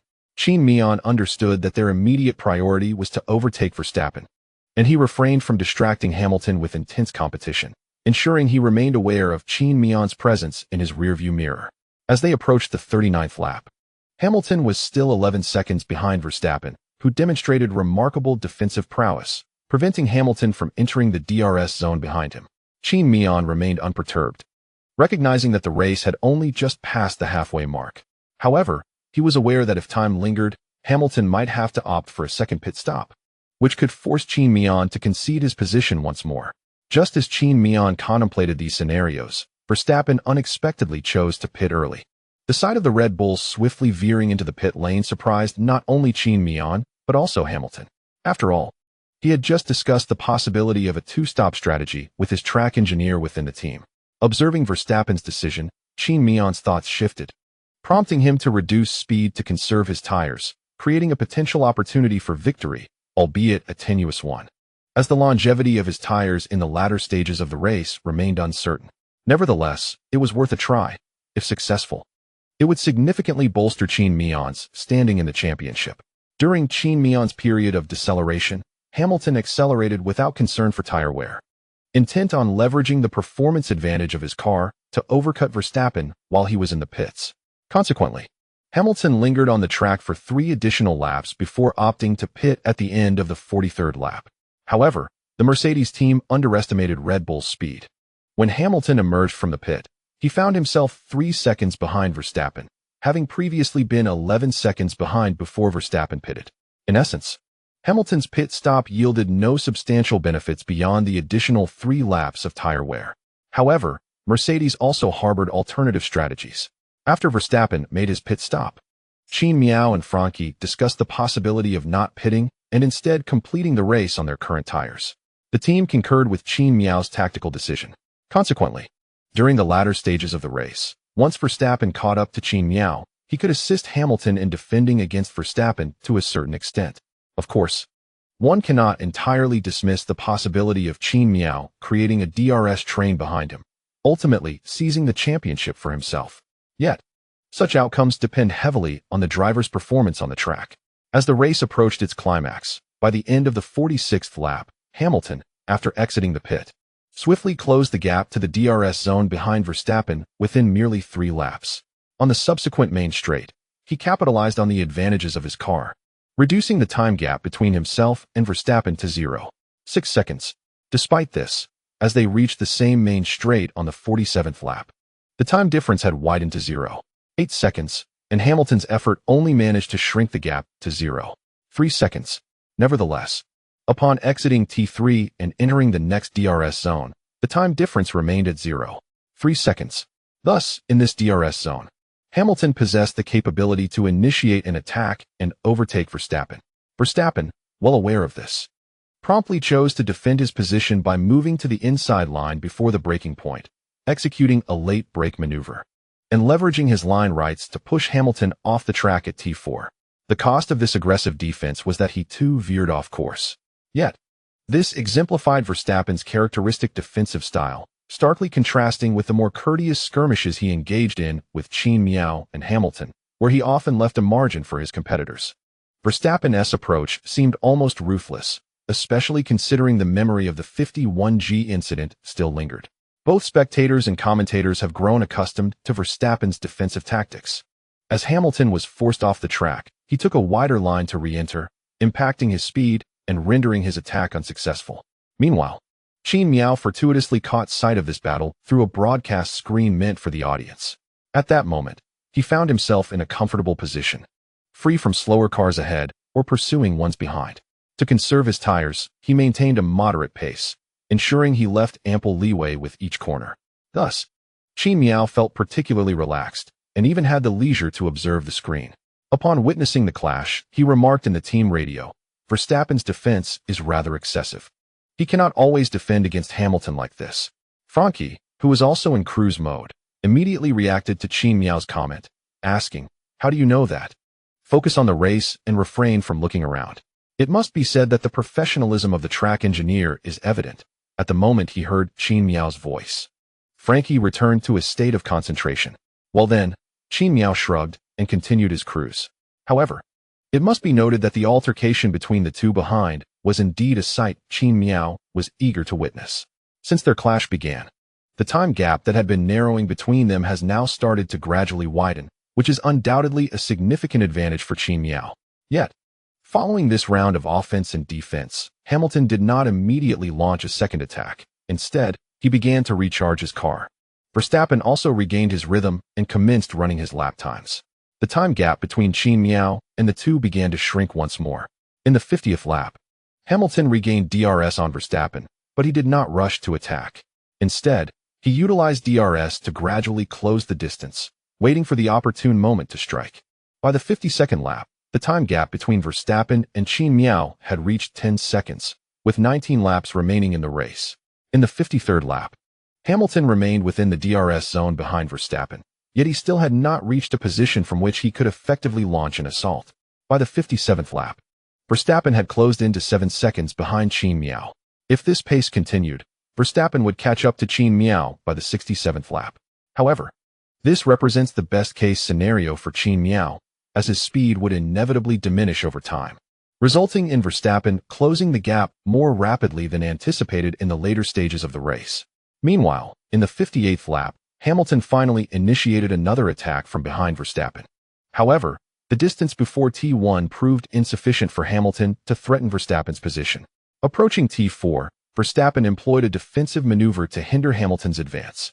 Amidst the lamentations of the Brazilian crowd, Hamilton's attempt was once again thwarted. Nevertheless, this effort drew Hamilton to within 0.4 seconds of Verstappen. As they crossed the third timing sector and emerged from T1, the gap had narrowed to a mere 0.2 seconds.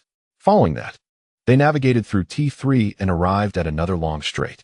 Exiting T3, Hamilton was just 0.3 seconds behind Verstappen.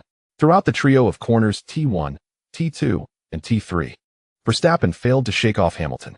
Consequently, on the long straight between T3 and T4, where DRS could be activated, Hamilton effortlessly overtook Verstappen.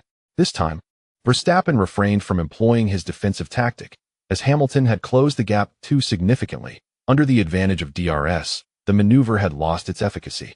Verstappen's resistance merely consisted of maintaining his position on the inside line. As Hamilton overtook him from the outside, Verstappen intentionally squeezed towards Hamilton, attempting to disrupt Hamilton's rhythm. Naturally, Verstappen hoped that his maneuver would prompt Hamilton to either ease off the throttle or apply the brakes. However, both drivers are seasoned tacticians, each more cunning than the other. Verstappen's actions had no effect on Hamilton whatsoever. Hamilton did not even flinch, smoothly gliding past Verstappen. Ultimately, Verstappen could only watch as Hamilton's car sped away, re-entering the racing line after fully overtaking him, all of which transpired before the breaking point at T4. From this moment on, Hamilton, who had started from 10th, surged to second place after 59 laps. In the 60th lap, free from the turbulence created by Verstappen, Hamilton managed to create a 1-second gap within half a lap. By the time they reached the main straight of the same lap, this gap had widened to 16 seconds. This demonstrates that, despite being on a track traditionally favored by Red Bull, Mercedes was astonishingly fast. Consequently, when Hamilton had just passed Verstappen, he found himself 8 seconds behind Qin Miao. But by the 61st lap, that gap had diminished to 7 seconds. This was fortuitous, as Qin Miao had benefited from the slipstream and DRS effect of the lap Norris just before the DRS detection point. By the 62nd lap, the time difference between Qin Miao and Hamilton had shrunk to a mere 58 seconds. Ultimately, by the 65th lap, Hamilton had reached the DRS zone behind Qin Miao. When Qin Miao first spotted Hamilton in his rearview mirror, he felt a surge of determination. After all, at that moment, Qin Miao harbored no fear of Hamilton. His tires were in far better condition compared to Hamilton's. Although overtaking is relatively easier at Interlagos, Qin Miao was confident in defending against Hamilton's advances. However, upon seeing Hamilton once again in his mirror, Qin Miao was left with a sense of resignation. Recognizing Hamilton's rate of closure, Qin Miao realized he might not be able to fend off Hamilton's onslaught in the next 6 laps. Normally, with Qin Miao's tire conservation skills, a single pit stop would suffice for him to complete the race. Yet, in this instance, Qin Miao had pitted rather early, and the durability of hard tires on this track did not significantly surpass that of the medium tires.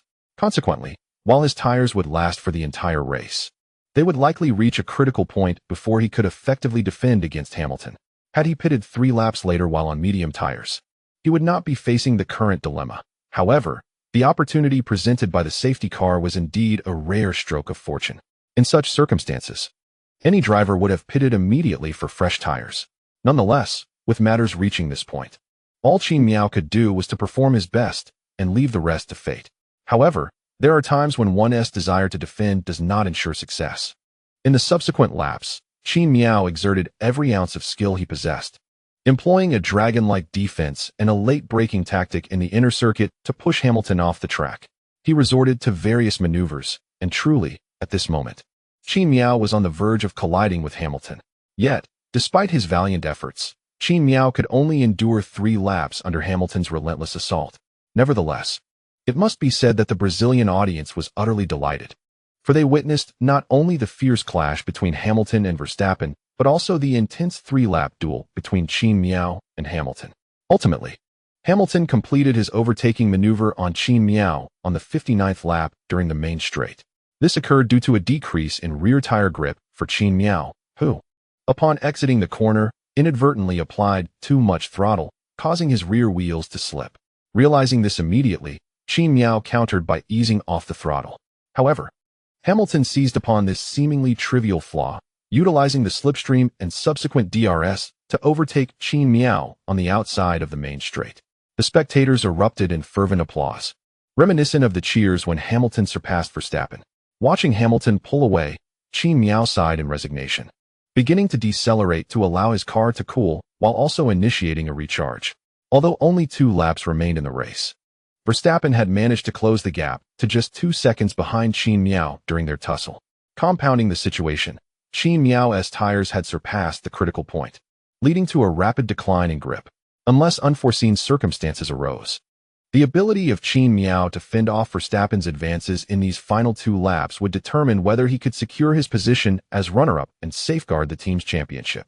Yet, Verstappen too was burdened with unspoken frustrations.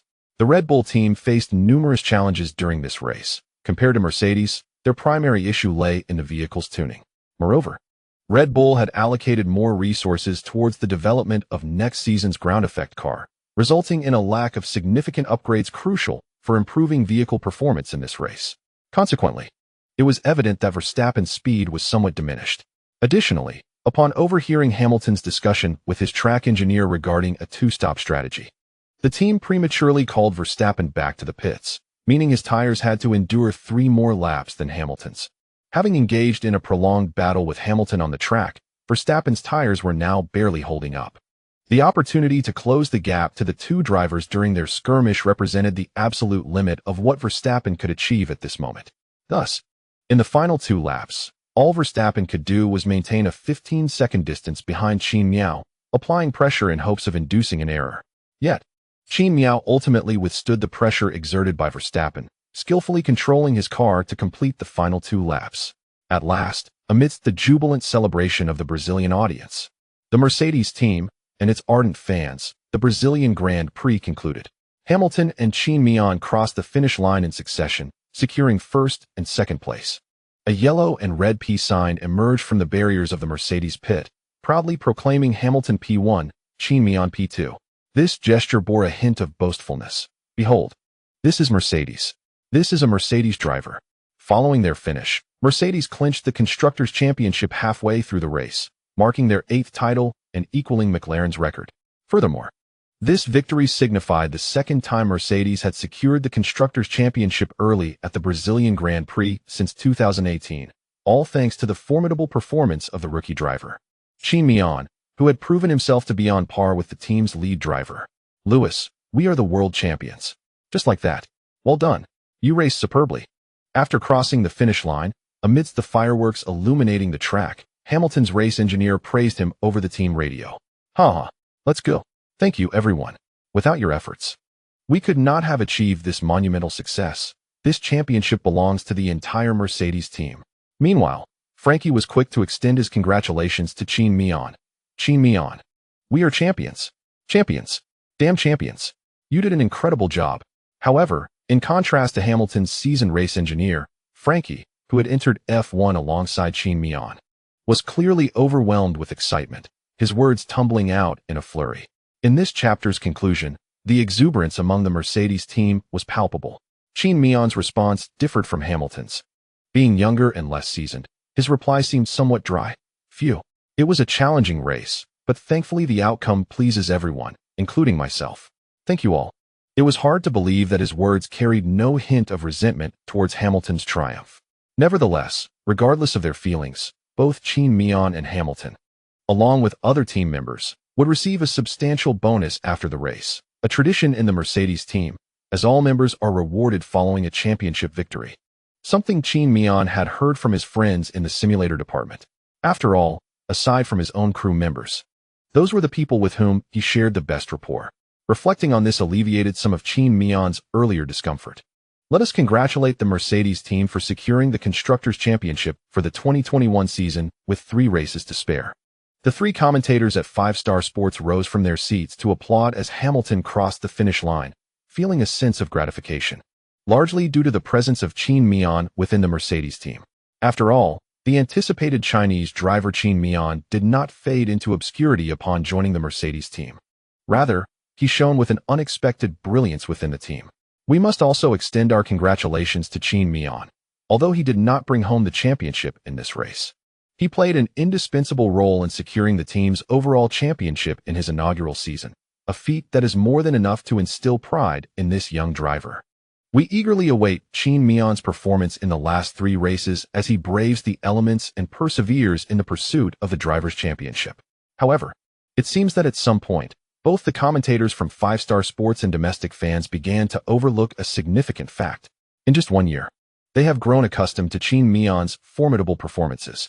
They now celebrate his victories in individual races while treating second-place finishes as merely ordinary, often neglecting to commend him. This perhaps illustrates the power of habit. Nevertheless, securing the team championship is always a cause for celebration.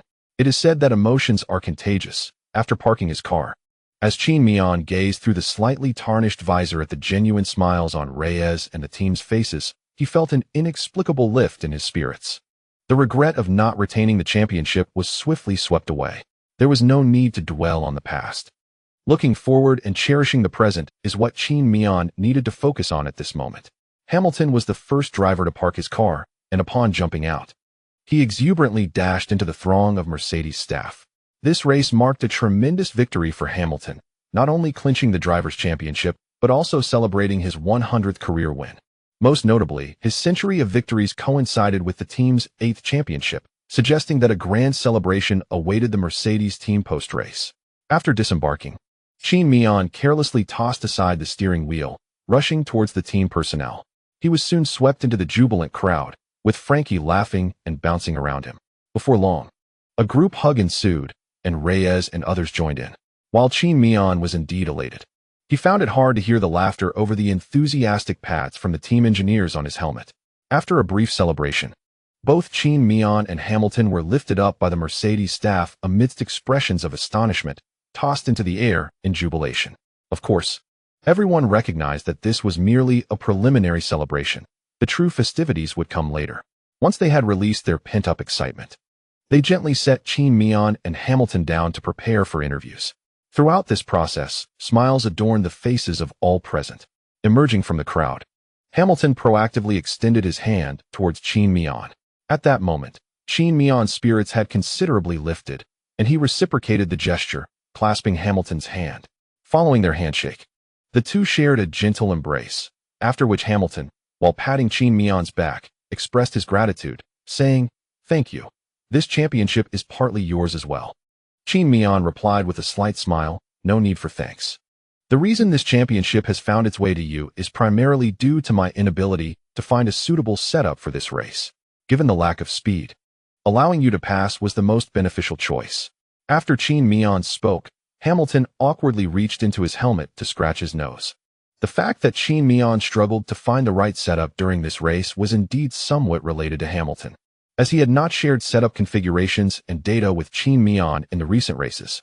However, Hamilton did not harbor any regrets or guilt about this. He merely felt a bit awkward when the topic was brought up by Qin Miao. Friends may come and go, but the pursuit of championships remains unwavering. Nonetheless, he felt compelled to express his gratitude once more. After their conversation, a tall figure clad in a white shirt emerged from the throng of the Mercedes team. Standing nearly 2 meters tall and adorned in the exclusive white attire of the team's management, there was no doubt about his identity: Toto Wolff, the team owner and manager. A broad smile adorned Toto's face, with wrinkles creasing in delight, radiating joy. Qin Miao and Hamilton approached together, and Toto embraced Hamilton with his left arm while wrapping his right around Qin Miao, holding the two Mercedes drivers in a warm embrace, as if he were cradling the entire world. After a brief celebration, Toto patted both their backs heartily before reluctantly releasing them, signaling it was time for them to gather their belongings and partake in interviews. Their celebration had slightly exceeded the allotted time, and the interviewer had been waiting patiently after finishing with Verstappen. Understanding the need to move on, both Qin Miao and Hamilton swiftly prepared themselves. However, Qin Miao had a simpler task ahead of him, lacking the weighty idol image that Hamilton bore. He removed his helmet, wiped the sweat from his face with a towel provided by the local event organizers, donned the cap prepared by the Mercedes team to shield his disheveled hair from the effects of the helmet and sweat, and was ready to face the interview. Meanwhile, Hamilton had to remove his helmet discreetly in a place unseen by others, put on his cap, and then return. "Qin Miao, today we noticed a significant speed disparity between you and your teammate. Could you elaborate on what transpired? How did this gap come about?" Qin Miao, hands on hips, pondered for a moment before responding with a hint of resignation. "Indeed, there is a noticeable speed disparity between myself and Hamilton during this race. However, the precise reason remains elusive to me at this time. I suspect it may stem from an improper setup, but only after we analyze the data back at the factory post-race will we ascertain the truth. Nonetheless, I am quite satisfied to have secured second place under such adverse conditions. Having clinched the 2021 Constructors' Championship 3 races in advance, your contributions have been invaluable. Will there be any celebratory activities upon returning to the team after the race?" Qin Miao smiled and replied, "There certainly will be. Although I am not privy to the specifics, my only hope is that they refrain from lifting me and tossing me into the pool." The host chuckled at Qin Miao's response. "For the final question, following this race, the point gap between you and Verstappen has widened from 8 to 11 points, seemingly providing a safety buffer. Do you believe you can maintain this position until the end of the season? It is undeniable that both Hamilton and Verstappen are exceptionally skilled drivers and formidable rivals. Frankly, I lack confidence in securing the championship amidst such competition. However, I am assured that both my efforts and those of my team members will be directed towards achieving that goal. In my hometown, we have a saying: do your best and leave the rest to fate. This phrase aptly encapsulates my current mindset, doing all that is within my power. Ultimately, whether we attain a gratifying outcome will be dictated by destiny. Very well, I extend my congratulations to the Mercedes team for winning the 2021 Constructors' Championship. And I wish you a delightful weekend, concluded the host. Qin Miao smiled his gratitude in response. After the interview, Qin Miao departed the podium, and Hamilton was next to be interviewed. However, Qin Miao did not listen to Hamilton's interview. Instead, he took his helmet and gloves and proceeded to the preparation room where the drivers gather before the award ceremony. Upon entering the room, Qin Miao noticed Verstappen, whose mood appeared rather dismal. This reaction is understandable, for Verstappen had led the race for 4/5 of the distance, only to falter in the final fifth, allowing Hamilton to overtake. The crux of the matter was that Qin Miao ultimately secured second place thanks to his signature long-distance prowess. The Red Bull team had suffered a resounding defeat. Nevertheless, upon seeing Qin Miao enter, Verstappen extended his hand for a handshake. Congratulations to you. Qin Miao smiled in return. Thank you. At that moment, Qin Miao felt no inclination to say more, as any words from him might carry an air of superiority, which, even if unintended, Verstappen might naturally interpret in that light. Yet, while Qin Miao chose silence, Verstappen was brimming with inquiries he wished Qin Miao to address. In those final laps, how was the condition of your tires? In the midst of replaying the race in his mind, Qin Miao responded to Verstappen's inquiry, stating, I passed the cliff point, and my speed began to decline significantly. I sensed that if I ran 5 more laps, I would risk a tire blowout. Upon hearing this, Verstappen lamented, had I known this, I would have given both of us more room during my battle with Hamilton. Curiously, Qin Miao inquired, why did you refrain from launching an attack on me during the last 2 laps? You were clearly in the DRS zone behind me. Verstappen shrugged in resignation, explaining, at that moment, my tire condition was similar to yours. I was struggling with traction out of the corners, and my tires simply didn't provide the necessary grip. Understanding this, Qin Miao reflected on the Brazilian Interlagos circuit, where drivers typically accelerate early on the long straight after the start. With sufficient downforce, drivers usually begin full throttle after T12. However, due to tire wear, Verstappen experienced slippage after T12, preventing any acceleration and thereby posing no threat to Qin Miao. At this point, Verstappen expressed his admiration, saying, your tire preservation ability is remarkable. How do you manage it? This was not the first time Qin Miao had been asked such a question. Yet, he found it challenging to articulate the intricacies of his technique. He replied, it's akin to how you cannot explain to other drivers why your cornering precision is so impeccable and your racing lines so fluid. I cannot elucidate the reasons behind my abilities. For me, it is as natural as eating or drinking.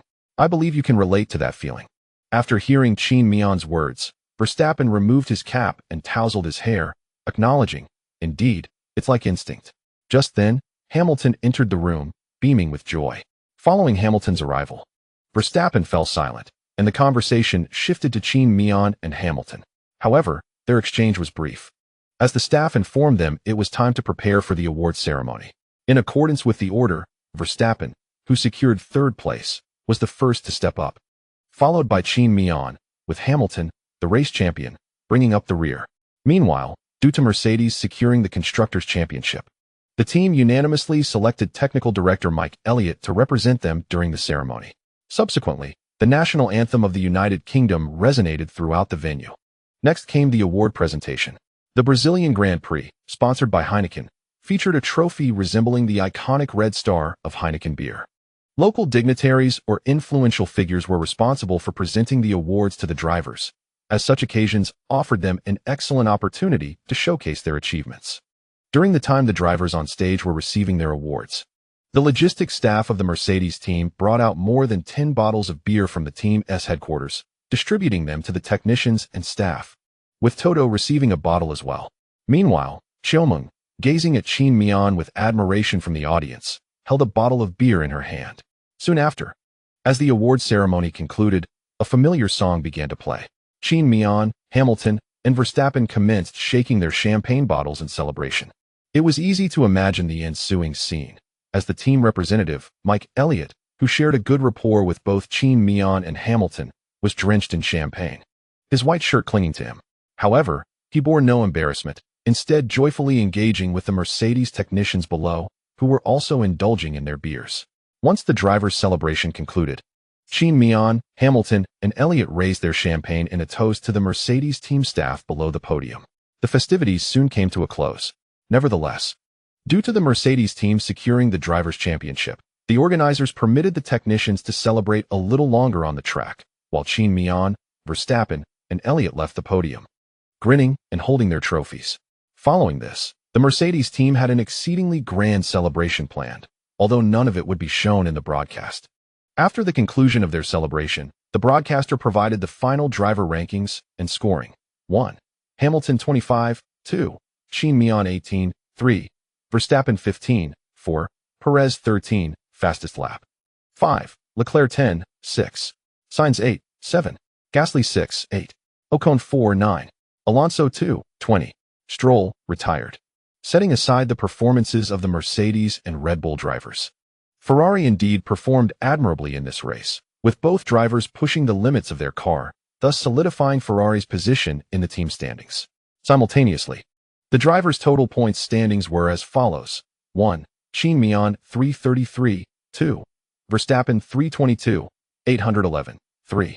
Hamilton 320, 2013, 4. Perez 164, 5. Leclerc 153, 6. Norris 129, 7. Sainz 115, 8. Ricciardo 91, 9. Gasly 78, 17. Latifi 3. Compared to Verstappen and Hamilton, Qin Miao's position is primarily attributed to his superior consistency, having made fewer mistakes on the track. Moreover, attentive observers would note that as the races progressed, the time gap between Qin Miao and Hamilton was visibly diminishing. This can be attributed to Qin Miao's growth throughout the season. However, it remains an objective truth that Verstappen and Hamilton possess greater prowess than Qin Miao. Currently, Qin Miao's speed is not as rapid. Apart from the driver's personal abilities, the disparity between the teams plays a more significant role. Hamilton's team has been assisting him in fine-tuning his car since he joined Mercedes. Over the years, they have developed a profound understanding of one another, rendering specific reminders unnecessary when faced with different setups and data. Hamilton's team members can instinctively assist him in making the most comfortable driving and operational choices based on their familiarity with him.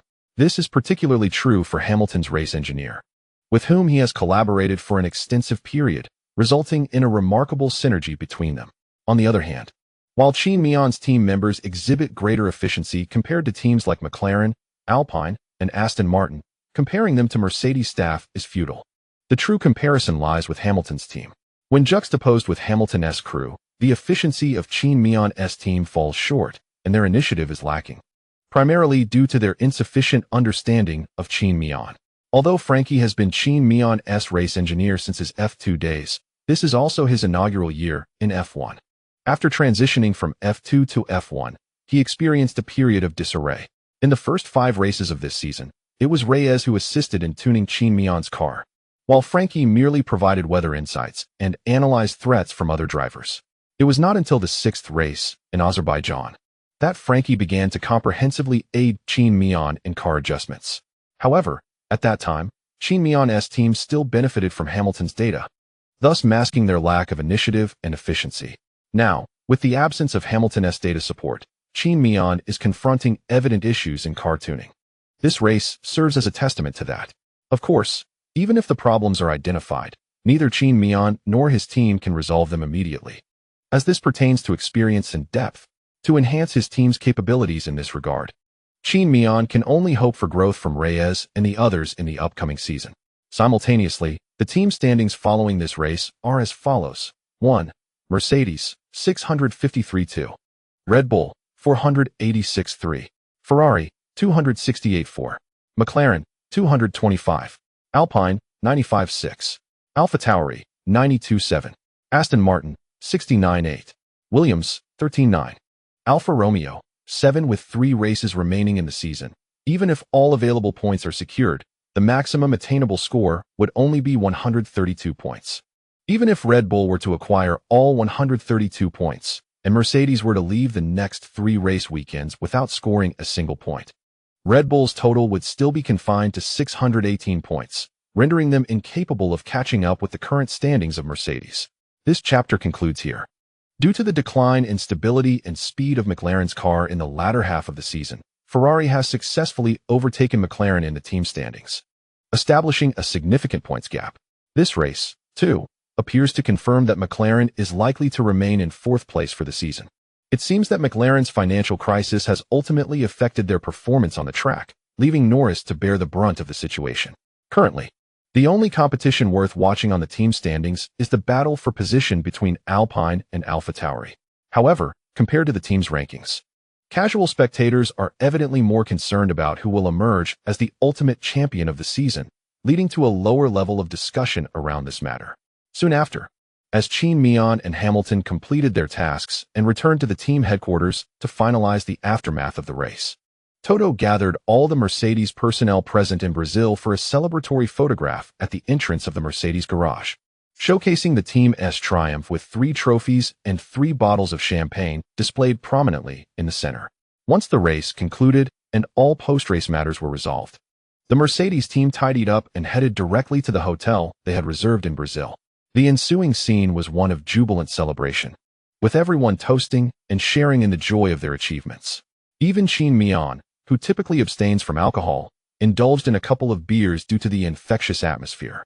Nonetheless, while the victory of the Constructors' Championship rejuvenated the spirits of the Mercedes team, the soirée, along with the bonuses announced by Toto, merely served as a warm-up before the ultimate showdown. The season is far from over.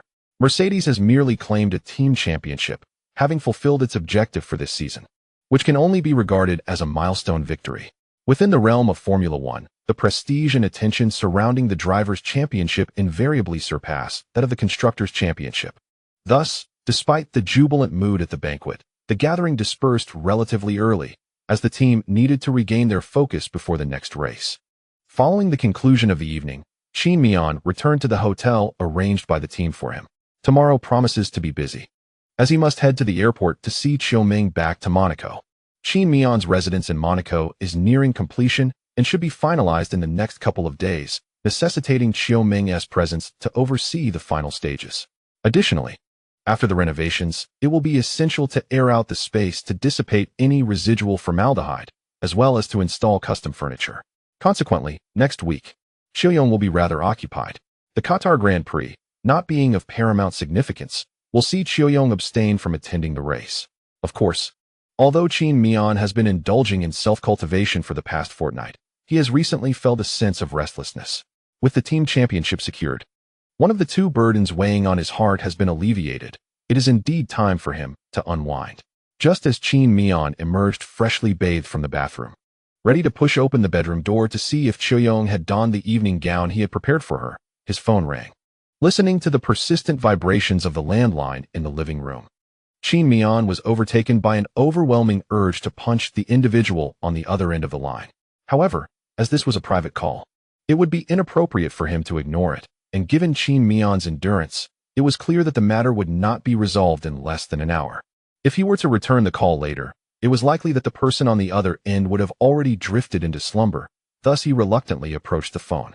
Upon discovering that the caller was Zhou Guanyu, Qin Miao answered with a rather ungracious tone, "You had better provide me with a compelling reason to refrain from breaking your legs the next time we meet." Zhou Guanyu, brimming with enthusiasm to share his inner joy with Qin Miao, was taken aback by the latter's words. "Have you taken some sort of medication? Why are you speaking so harshly? Furthermore, isn't today the day Mercedes secured the team championship? You don't sound particularly cheerful." "Never mind, that's inconsequential. The reason I called is to inform you to pay attention to the news tomorrow afternoon. There's some good news coming your way." "Is that all?" Qin Miao's tone grew increasingly irritable. "Could you not simply send a text? Why must you insist on calling? It seems to elevate the importance of this matter. But I merely wanted to notify you. There are others to inform as well, so I shall hang up now." Watching the call disconnect, Qin Miao felt a twitch at his temples. Fortunately, Zhou Guanyu did not consume too much of Qin Miao's time. After regaining his composure, Qin Miao returned to the room. At that moment, Zhou was adorned in a scantily clad backless gown, her fair, smooth back and breathtaking waistline displayed before Qin Miao. Instinctively, he swallowed hard. The conversation with Zhou Guanyu had completely vanished from his mind as he approached with a smile and embraced Zhou from behind. The night passed in silence. Since he was to take Qiuyong to the airport the following day, Qin Miao refrained from keeping her up too late the previous night. Otherwise, they both risked missing their flight. Thus, their revelry was subdued, primarily due to Qin Miao's restraint. The next morning, they rose early. After breakfast, the pair began to pack their belongings in preparation for checkout. Once they had vacated the room, Qin Miao accompanied the reluctant Qiuyong to the airport. After Qiuyong departed, Qin Miao spent the afternoon waiting in the VIP lounge at the airport. His flight to Qatar was scheduled for the afternoon, so he intended to remain in the lounge during this interim. While waiting, Qin Miao suddenly recalled the phone call from Zhou Guanyu the previous evening. Bored and seeking distraction, Qin Miao decided to take out his phone and peruse the latest news surrounding the racing arena. It was then that he came across an announcement. The Alfa Romeo Sauber F1 team had officially signed a one-year contract with Chinese driver Zhou Guanyu. Consequently, Zhou Guanyu would become the second official Chinese F1 driver in the upcoming season, partnering with the already announced Valtteri Bottas for the 2022 season. This Minarminty model has become the preferred choice for the majority of teams. Although Qin Miao was already aware of the negotiations between Alfa Romeo and Zhou Guanyu, and had learned from Zhou himself that both parties harbored a strong desire to finalize the contract, the situation remained uncertain until an official announcement was made. Now, with Alfa Romeo's confirmation, Qin Miao felt a sense of relief knowing that his dear friend Zhou Guanyu had officially entered the realm of F1 racing. As for Zhou Guanyu's performance post-entry, to be candid, Qin Miao did not harbor lofty expectations for the Alfa Romeo team. Gradual improvement would suffice. Furthermore, Qin Miao was more than willing to impart all his driving skills to Zhou Guanyu, sharing everything he knew without hesitation. He was not concerned about the risk of divulging trade secrets or the potential of his protege surpassing him. At least for the foreseeable future, such a scenario seemed unlikely. The inherent disparity in the capabilities of their respective teams, with a time difference exceeding a second per lap, ensured that there would be no direct competitive relationship between Qin Miao and Zhou Guanyu. This was the utmost support Qin Miao could offer as a friend. However, putting aside these thoughts, upon discovering the news, Qin Miao promptly called Zhou Guanyu to extend his heartfelt congratulations on this monumental achievement. Unfortunately, Zhou Guanyu's phone was unreachable, the line perpetually indicating that the recipient was currently engaged in another call. Qin Miao understood that Zhou Guanyu was likely experiencing a deluge of calls, reminiscent of the situation he himself faced upon officially joining Mercedes last year. After 2 unsuccessful attempts to reach him, Qin Miao decided to refrain from further calls, trusting that Zhou Guanyu would return the call when possible. Yet, by the time Zhou Guanyu managed to extricate himself from the barrage of calls and prepared to return Qin Miao's call, Qin Miao had already boarded a flight to Qatar, where his phone would naturally have no signal. As for why he didn't T-hitch a ride on Toto Wolff or Lewis Hamilton's private planes, it was because they were not akin to Qin Miao, who merely held the title of a Mercedes driver, while in essence, he remained an ordinary person.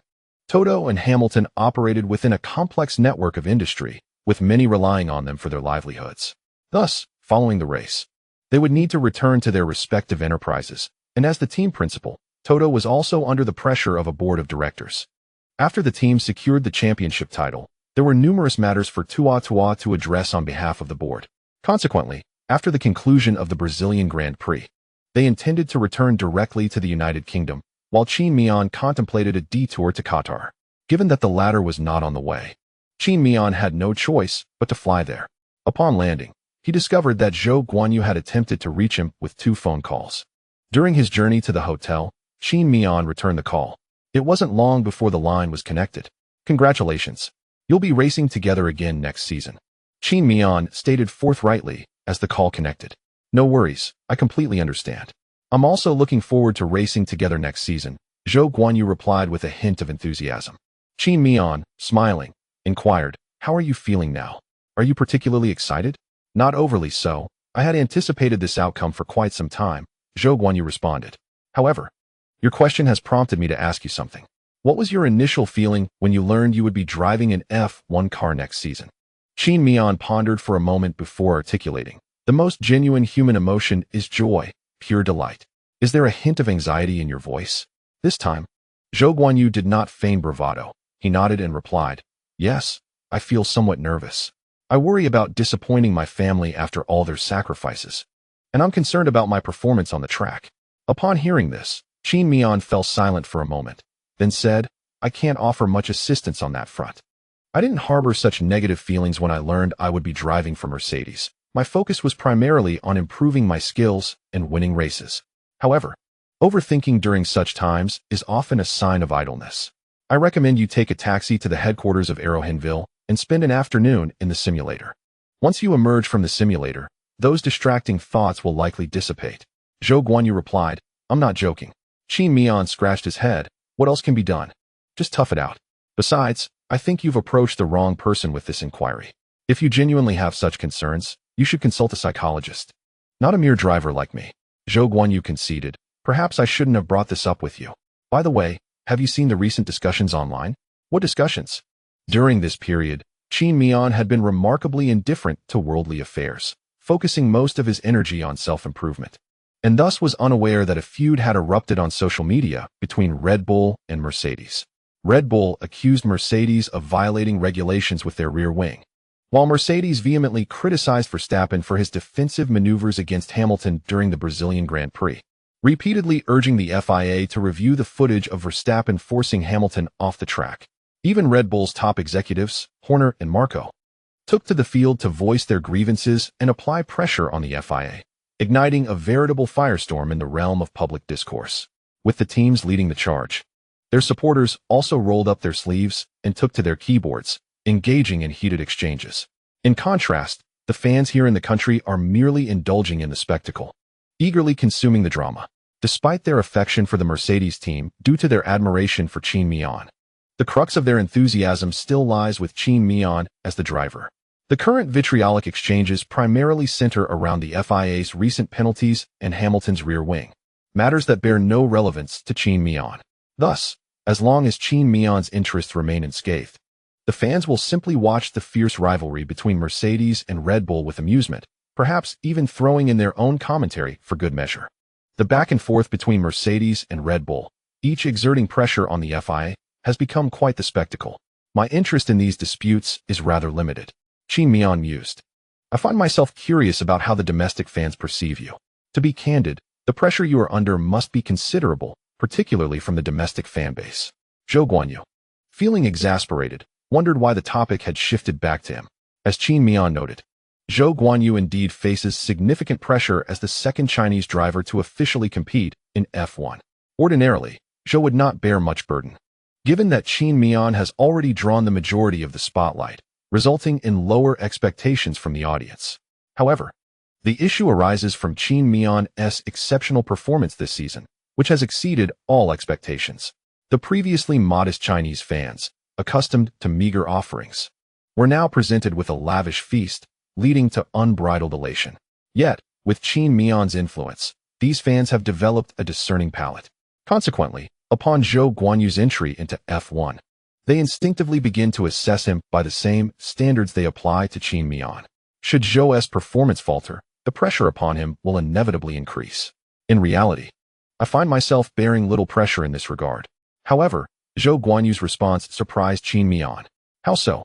Aren't you here? I am well aware of the disparity in our talents. Initially, the audience may have had certain expectations of me, but over time, they are likely to shift their focus more towards you, investing less attention in my direction. While you seem to take this in stride, the diminished attention you receive may impact your commercial prospects. Just as Qin Miao concluded his thought, Zhou Guanyu retorted with a smile. Do you think my family is lacking in funds? Sometimes, I truly detest conversing with you affluent second-generation elites. I recently bought a house and have had to meticulously budget my finances, working tirelessly to earn enough. You purchased property in the UK? Zhou Guanyu inquired, surprised. Qin Miao then realized he had not previously disclosed his plans to settle in Monaco with Xiaoming. Seizing the opportunity, Qin Miao proceeded to explain his future intentions with Xiaoming. After listening to Qin Miao's explanation, Zhou Guanyu, somewhat exasperated, remarked, originally, we lived quite far apart. It takes me half an hour to drive just to fish with you. Once your house is renovated and you move out, getting to you will be an even greater challenge.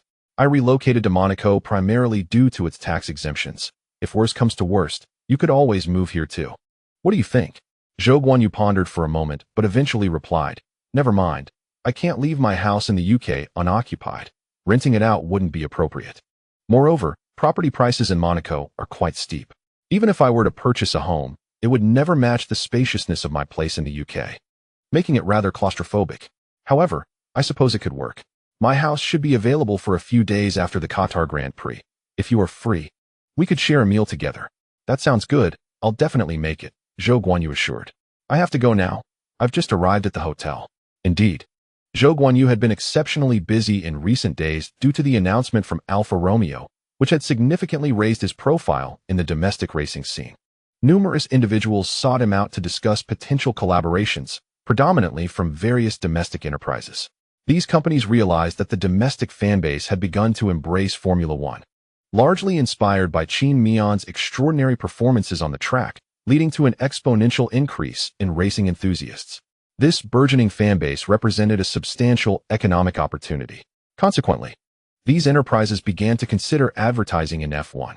However, what caliber of team is Mercedes? It is a championship-winning team, boasting formidable drivers. Once they approached Mercedes, the dynamics shifted from a buyer's market to a seller's market. To secure advertising space on a Mercedes car, companies not only needed to offer substantial financial backing, but also had to navigate the team's preferences. For domestic enterprises, having other teams' drivers endorse their products might still be visible to domestic fans, but there was an inherent awkwardness that made it less appealing. Therefore, many companies, despite their intentions, ultimately refrained from taking action, as advertising with Mercedes was prohibitively expensive. Now, however, with Zhou Guanyu's emergence, this gap was effectively bridged. Companies with limited budgets seeking to advertise on this burgeoning domestic platform began reaching out to Zhou Guanyu and the Alfa Romeo team.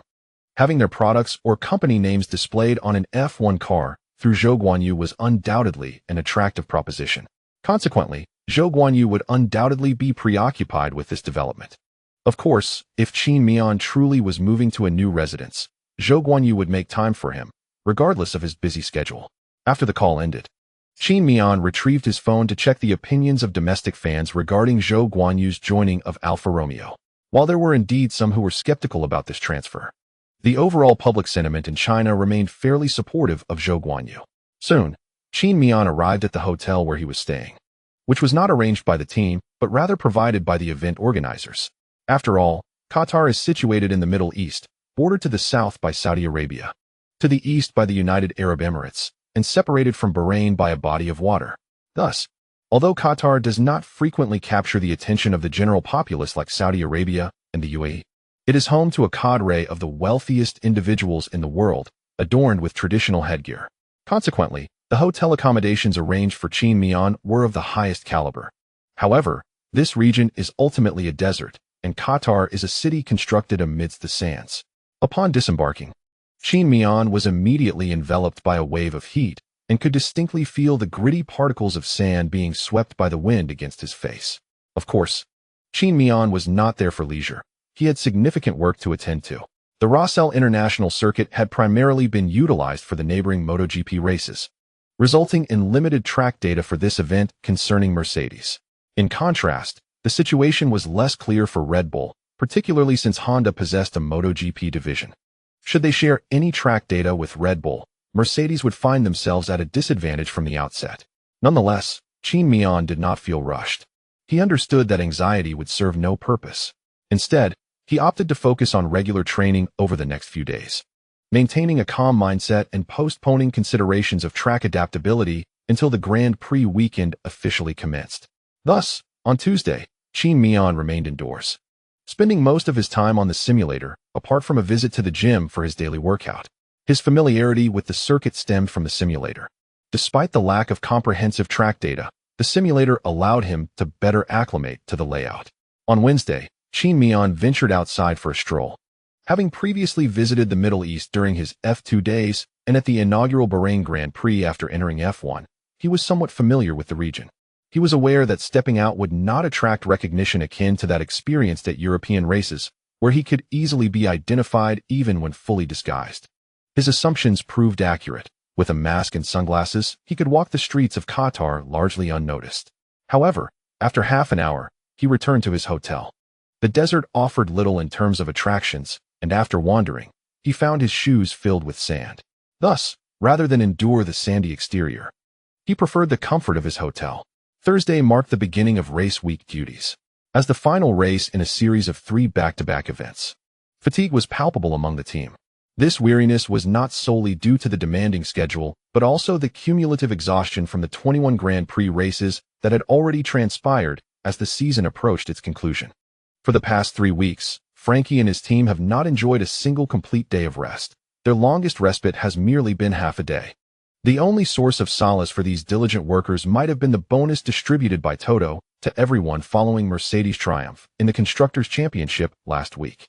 The amount of the bonus remains confidential among the team, as such matters cannot be shared openly. After all, there is an old Chinese adage that states, "It is not scarcity that troubles us, but inequality." Notably, Qin Miao received an exceptionally generous bonus of 660,000 euros, coinciding with his driver number. At that moment, Qin Miao regretted not opting for a more ambitious number when he registered. The workflow on Thursday morning bore no significant distinction from Qin Miao's usual routine. He arrived at the paddock, walked the track, participated in an interview, engaged with local fans at a meet-and-greet event, and finally attended the pre-race press conference. It is worth mentioning that prior to the press conference, the team principals of Red Bull and Mercedes coincidentally granted interviews to the media. Both leaders shared their expectations regarding the race's outcomes and points, followed by a delightful exchange of veiled jabs between the two teams through the media, intensifying the competitive atmosphere.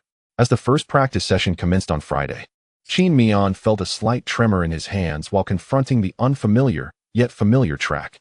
This quivering stemmed from the excitement and trepidation of challenging a circuit he had never driven before. With all pre-race preparations complete, the first practice began. Before the session kicked off, Frankie briefed Qin Miao on the track's characteristics. Despite the presence of a long straight measuring a kilometer at the Roselle International Circuit, the team opted to configure Qin Miao's car with high downforce settings. This decision was made considering the numerous high-speed corners and the circuit's design for MotoGP, which features predominantly medium to high-speed turns, with little in the way of low-speed corners.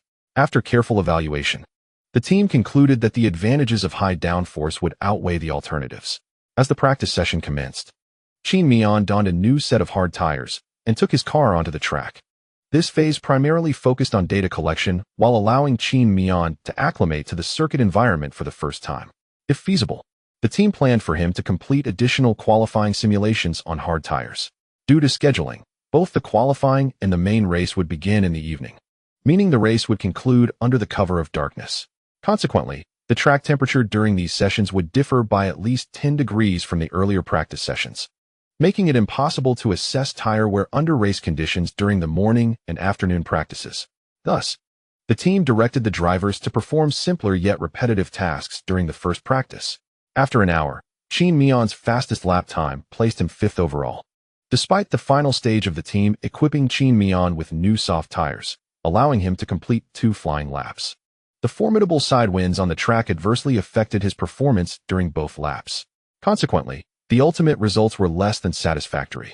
However, this was of little consequence, as the data and performance from the second practice session held far greater significance for the team. As time progressed into the second practice, the sky gradually darkened, and the direct sunlight receded, causing the surface temperature of the track to plummet from 45 degrees during the first practice to a mere 31 degrees prior to the commencement of the second session. Additionally, the wind velocity increased significantly as night fell. Nevertheless, these track conditions were more reflective of what would be encountered during the qualifying session and the main race on Sunday, rendering this practice session critically important. Before long, the second practice began. Every team released their cars from the pit box before the countdown to Q2 concluded, fully aware of the session's importance and eager to gather as much data as possible. After sunset, Qin Miao tested the C3 and C1 tire compounds for several laps. Unfortunately, the results were not particularly encouraging, as the track exhibited considerable tire wear, especially on the left front tire of the car. Thus, it is anticipated that most teams will opt for a 2-stop strategy during the race. As the second practice concluded, Qin Miao found himself in a rather unremarkable 6th position. Compared to his teammate Hamilton, this ranking could be deemed somewhat unsightly. However, setting aside the driver's standings, Qin Miao's team had indeed secured valuable data during the session and had already begun formulating a pit strategy for the race. After returning to the team's pit box and completing post-session interviews, Qin Miao's work for the day came to an end. On Saturday afternoon, during the third practice session, Qin Miao approached the track with a more relaxed demeanor, as he was assisting the team in testing the aerodynamic components of the car. His knowledge in aerodynamics was somewhat limited. He could only provide feedback after the team adjusted the car's settings, informing his crew of the changes experienced during his laps and whether these modifications were advantageous or detrimental. This was deemed sufficient for the third practice session. Ultimately, before the qualifying session commenced, the team presented a finalized setup configuration, featuring medium to high downforce, with a tendency towards understeer in cornering characteristics. This setup sacrificed some precision in cornering for enhanced exit speed and acceleration. While it may not have been the most suitable for the track, it was undoubtedly the most compatible with Qin Miao's personal driving style. Soon, the clock struck 6 o'clock local time on Saturday evening. By this time, darkness had fully enveloped the sky, and the track temperature was dropping rapidly.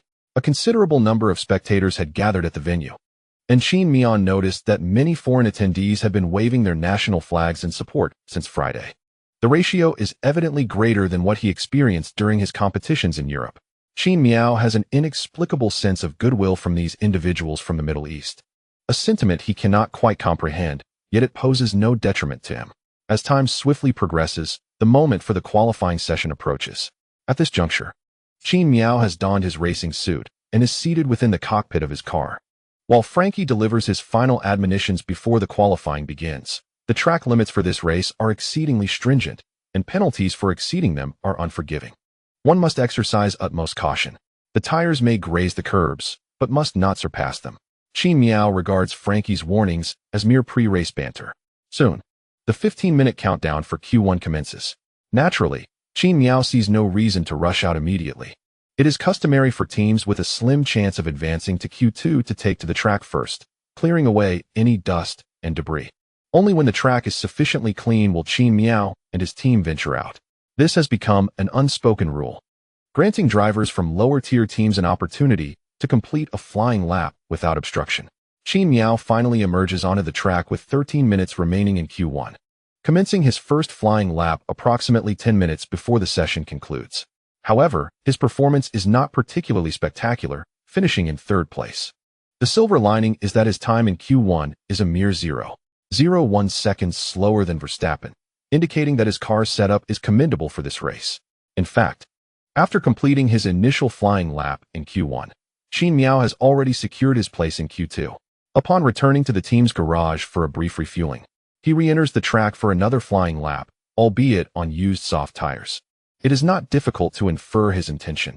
He seeks to further familiarize himself with the circuit during the qualifying session, seizing every opportunity for practice. Ultimately, Qin Miao successfully advances to Q2, securing the 5th position. The drivers eliminated in Q1 include Kimi, Latifi, Giovinazzi, Mick Schumacher, and Mazepin. Soon, Q2 arrives. Qin Miao employs used medium tires for his first lap. After completing this lap, his time is indeed sufficient to enter Q3. However, he is reluctant to start the race on this set of tires tomorrow. Thus, for his final flying lap in Q2, Qin Miao opts for a brand new set of medium tires. Unfortunately, after switching to the new tires, his performance does not exhibit a significant improvement, clocking in just 0.3 seconds faster than his initial flying lap in Q2. This is, in fact, intentional. During the flying laps in Q2, Qin Miao deliberately reduced his speed in certain corners that impose considerable tire wear. Qin Miao's greatest delight lies in executing a single pit stop in races where other drivers opt for two. Consequently, it became imperative to safeguard his tires right from the qualifying rounds. Ultimately, as Q2 concluded, Qin Miao found himself in an unremarkable position as he advanced to Q3. However, this was of little concern, as it was merely Q2. On the other hand, Hamilton and Verstappen continued to dominate, securing the top 2 positions for Q3. The unfortunate drivers eliminated in Q2 were Perez, Stroll, Leclerc, Ricciardo, and Russell. The reason for Perez's presence on the elimination list primarily stemmed from a lackluster initial flying lap in Q2.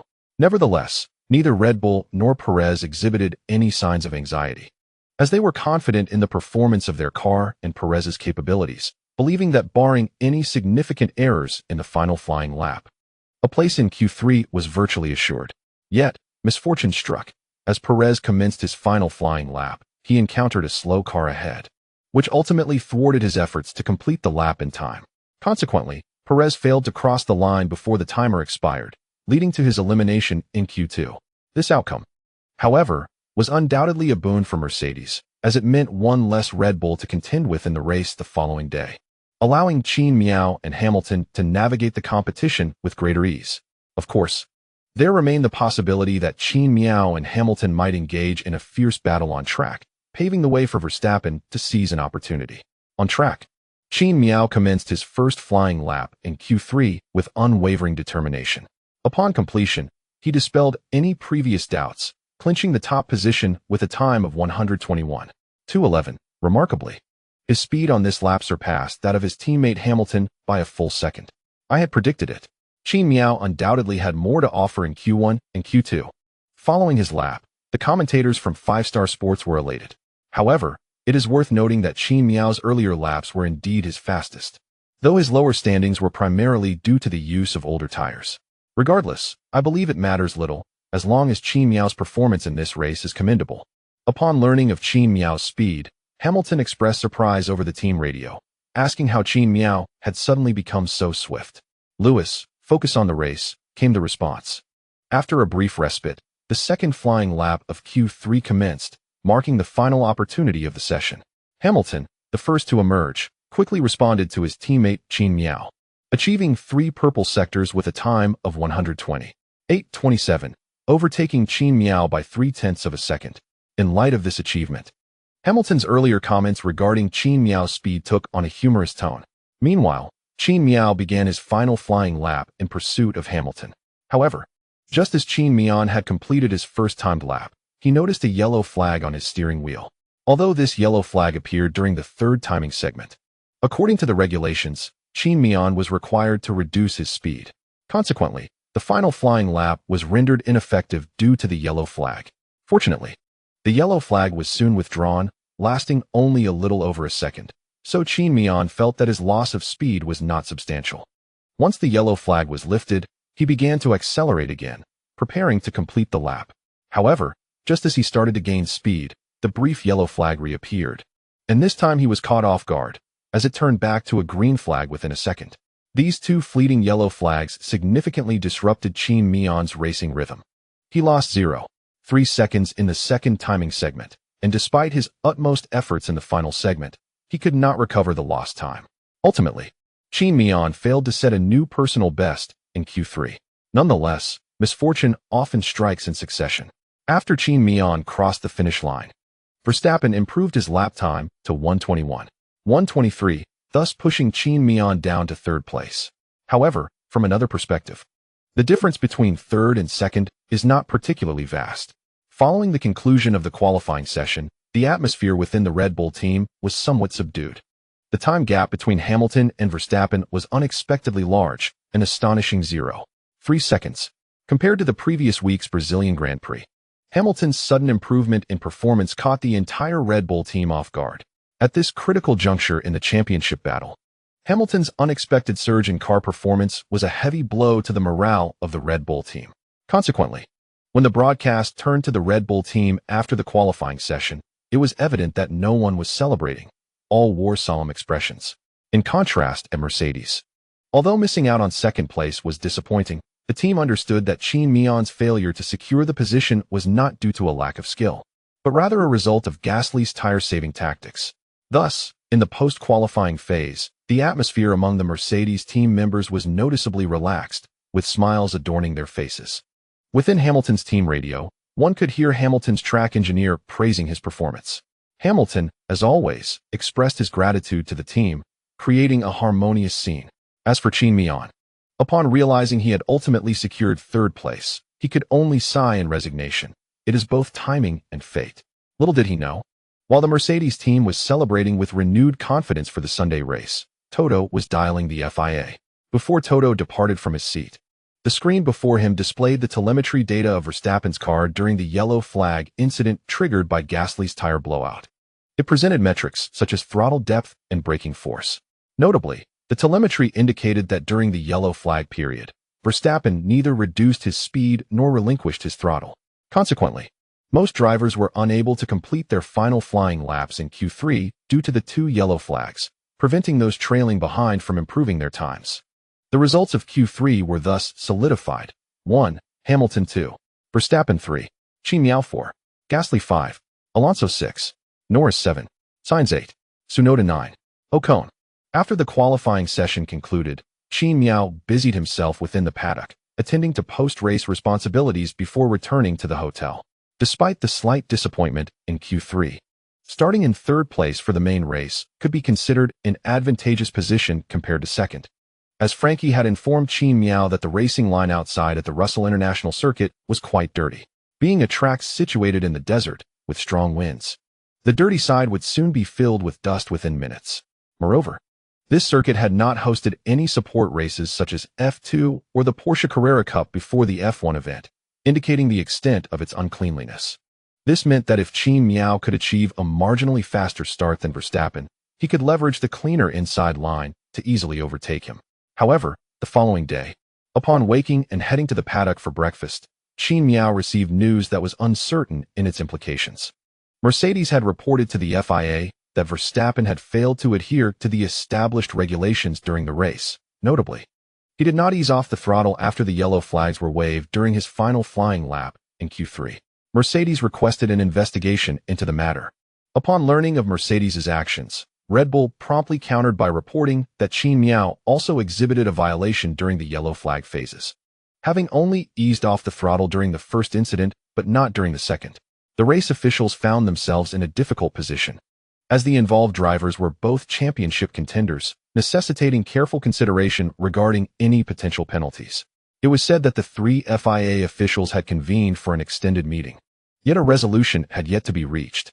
Qin Miao, who had been watching the verbal exchange between Mercedes and Red Bull, found himself inexplicably drawn into the fray. Nonetheless, Qin Miao understood that, during such moments, no amount of anxiety would be of any avail. Maintaining equanimity was paramount. Even if misfortune were to befall him, he had Verstappen, a formidable companion, by his side. Thus, in the ensuing hours, Qin Miao took refuge in the lounge, preparing himself for the upcoming race. It was not until the approach of lunchtime that he received notification of a penalty for both himself and Verstappen, which would see them demoted on the starting grid. However, due to a single instance of deceleration, Qin Miao's penalty was slightly less severe, resulting in a 3-position drop, while Verstappen faced a 5-position demotion. Consequently, during the race, Qin Miao found himself starting from the 6th position instead of the 3rd, and Verstappen from the 2nd to the 7th. This left Qin Miao somewhat vexed. How had he ended up starting from the dirty side of the track? The only solace he could derive from the situation was that Verstappen, the most significant threat to him, would be starting right behind. Qin Miao still had an opportunity to maintain his advantage in the standings. However, defending against Verstappen was not his primary concern. Instead, he needed to focus on pursuing Hamilton and reducing the time gap that separated them.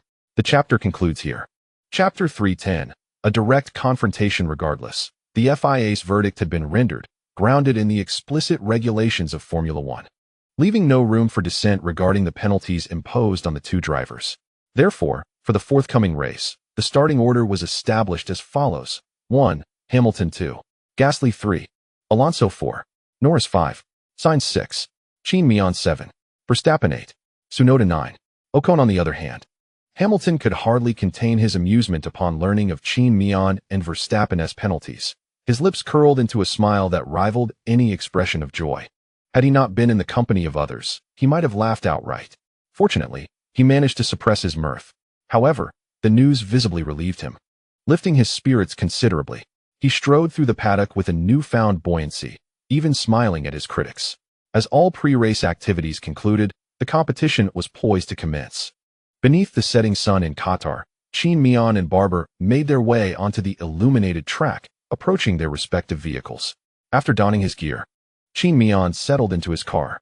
Following a series of adjustments, the crew retreated, and the warm-up lap commenced. During this phase, Qin Miao, as was his custom, worked to elevate the temperature of his tires, albeit not to the same extent as during a front-row start. Soon, the warm-up lap concluded, and as Hamilton took his position, the remaining drivers followed suit. Notably, before securing his vehicle, Qin Miao angled it to align with the racing line. Qin Miao was acutely aware of the compromised grip on the dirty side of the track. Hence, he aimed to converge towards the racing line immediately after the start, seeking the cleaner portion of the circuit. However, maneuvering towards the racing line after a standard launch would inevitably result in a loss of tire traction during the turn. Thus, Qin Miao meticulously adjusted his angle in the preparatory phase, enabling him to conserve precious traction during the turn at the commencement of the race. As Mazepin finally positioned his car, 5 red lights illuminated and then extinguished. The race commenced. Amidst the thunderous roar of the F1 engines, Hamilton surged ahead with a remarkable start. Following this launch, he swiftly extended his lead over the trailing competitors. Gasly, who started in second, was somewhat sluggish, while Alonso, positioned directly behind Hamilton, executed an equally impressive start. The two cars, Hamilton and Alonso, nearly launched simultaneously. Consequently, Alonso, possessing greater speed, prepared to overtake Gasly. However, Gasly, who found himself trailing Hamilton, did not yield the inside line to Alonso. Despite Alonso's advantage, it was insufficient for him to leap from third to second. Thus, as they approached turn 1, Alonso prudently eased off the throttle to avoid potential mishaps, ceding the position to Gasly. After the start and the passage of turn 1, the standings among the top 3 drivers remained unchanged. In contrast, Qin Miao and Verstappen's starts were exceptionally impressive, rivaling Hamilton's. Comparatively, Sainz, starting in 5th, appeared to lag significantly. However, following the start, Verstappen encountered an awkward situation. His launch speed was comparable to Qin Miao's, but both were faster than Sainz. As Qin Miao veered directly towards the racing line, Verstappen, realizing he was faster than Sainz, found himself not in a gap, but rather behind Qin Miao's car after overtaking Sainz on the outside. Reluctantly, Verstappen relinquished the advantageous middle of the track, taking a slipstream from Qin Miao's car before veering to the outside. During this sequence, an orange McLaren, driven by Norris, gradually emerged to Qin Miao's right. Clearly, during the start, Norris's launch was subpar, resulting in him being overtaken by both Qin Miao and Sainz, with Verstappen also on the outside. The first F1 Grand Prix at the Lusail International Circuit witnessed 4 cars approaching turn 1 in a parallel formation. As they entered the corner, Sainz, positioned on the outermost line, was bound to suffer significant losses, followed by Qin Miao, with Norris and Verstappen trailing thereafter. Exiting the corner, the 4 cars remained side by side, but as they began to accelerate, Qin Miao squeezed past Sainz, while Norris constrained Qin Miao's exit line. In a moment of resignation, Qin Miao had no choice but to allow Norris to overtake him, as he currently lacked the right to the racing line.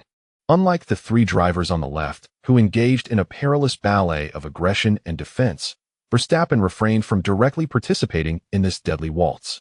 He maintained his position on the outer line, emerging from the corner with a trajectory that hugged the curb of T1's inner edge after braking, while entangled with one another. The other drivers forced Verstappen to take a less-than-ideal racing line. However, this very line resulted in an almost negligible loss of speed for him upon exit. Moreover, free from the encumbrance of worrying about his competitors' positions, Verstappen found ample space to accelerate after exiting the turn. Consequently, as he approached T2, his divergent line from that of the other drivers allowed him to accelerate swiftly, bringing him right behind Alonso. At this juncture, Verstappen lacked the line advantage. And when Alonso prepared to enter the corner from the outer line, Verstappen had no choice but to yield to avoid a collision, thus relegating himself to trailing Alonso. The pivotal point was that Alonso occupied 3rd place. Upon rejoining the track, Verstappen had already positioned himself alongside Norris, who had managed to shake off Qin Miao. By the time they reached T4, Verstappen, leveraging his car's superior cornering capabilities, overtook Norris on the outer line. Meanwhile, Qin Miao was just beginning to surpass Sainz, who was adjacent to him. Witnessing this scene, Qin Miao could only lament, "Fortune favors the bold, while the timid starve." Had Qin Miao found himself in a similar situation, he would scarcely have dared to force his way through such a congested scenario. A miscalculation could lead to a race retirement or, at the very least, damage to the car, risking a broken front wing necessitating a pit stop. At this critical juncture in the battle for points, any loss was simply unacceptable. Verstappen, however, was willing to take such risks, and he succeeded. Consequently, while Qin Miao managed to surpass Sainz in front of him, Verstappen's ascent from 7th to 4th meant that Qin Miao remained in 5th. Nonetheless, Qin Miao observed that Norris's car was significantly slower compared to his own Mercedes, prompting him to closely trail Norris by a mere 0.5 seconds through the second timing sector, right up until the final turn of the first lap. Upon exiting the long straight, Qin Miao began to harness Norris's slipstream, activating his ERS for acceleration. As he closely followed Norris, he pulled alongside on the inner line, overtaking him just past the halfway point of the straight. Though Norris realized he might not be able to fend off Qin Miao's advance, he was reluctant to relinquish his position so easily. Thus, after Qin Miao's maneuver on the inner line, Norris instinctively veered toward the inside, attempting to nudge Qin Miao toward the dirty side of the track. His intention was to force Qin Miao's tires onto the debris scattered across the circuit, thereby impeding his acceleration. Nonetheless, Qin Miao adeptly navigated the tailwind, surpassing Norris by half a car length at the white line marking the exit of the repair zone, thereby securing the line rights for turn 1. Moreover, the formidable Mercedes engine thwarted Norris's strategy effectively. Realizing he could not withstand Qin Miao's onslaught, Norris reverted to his normal racing line. Thus, before the first timing segment of the second lap concluded, Qin Miao successfully overtook Norris, ascending to 5th place, with Verstappen ahead of him. The skirmish with Norris had, however, widened the time gap between Qin Miao and Verstappen to 15 seconds. Yet, upon reaching Verstappen's rear, Qin Miao did not hasten to launch an attack. Instead, he shadowed Verstappen for 2 laps, entering the 4th lap.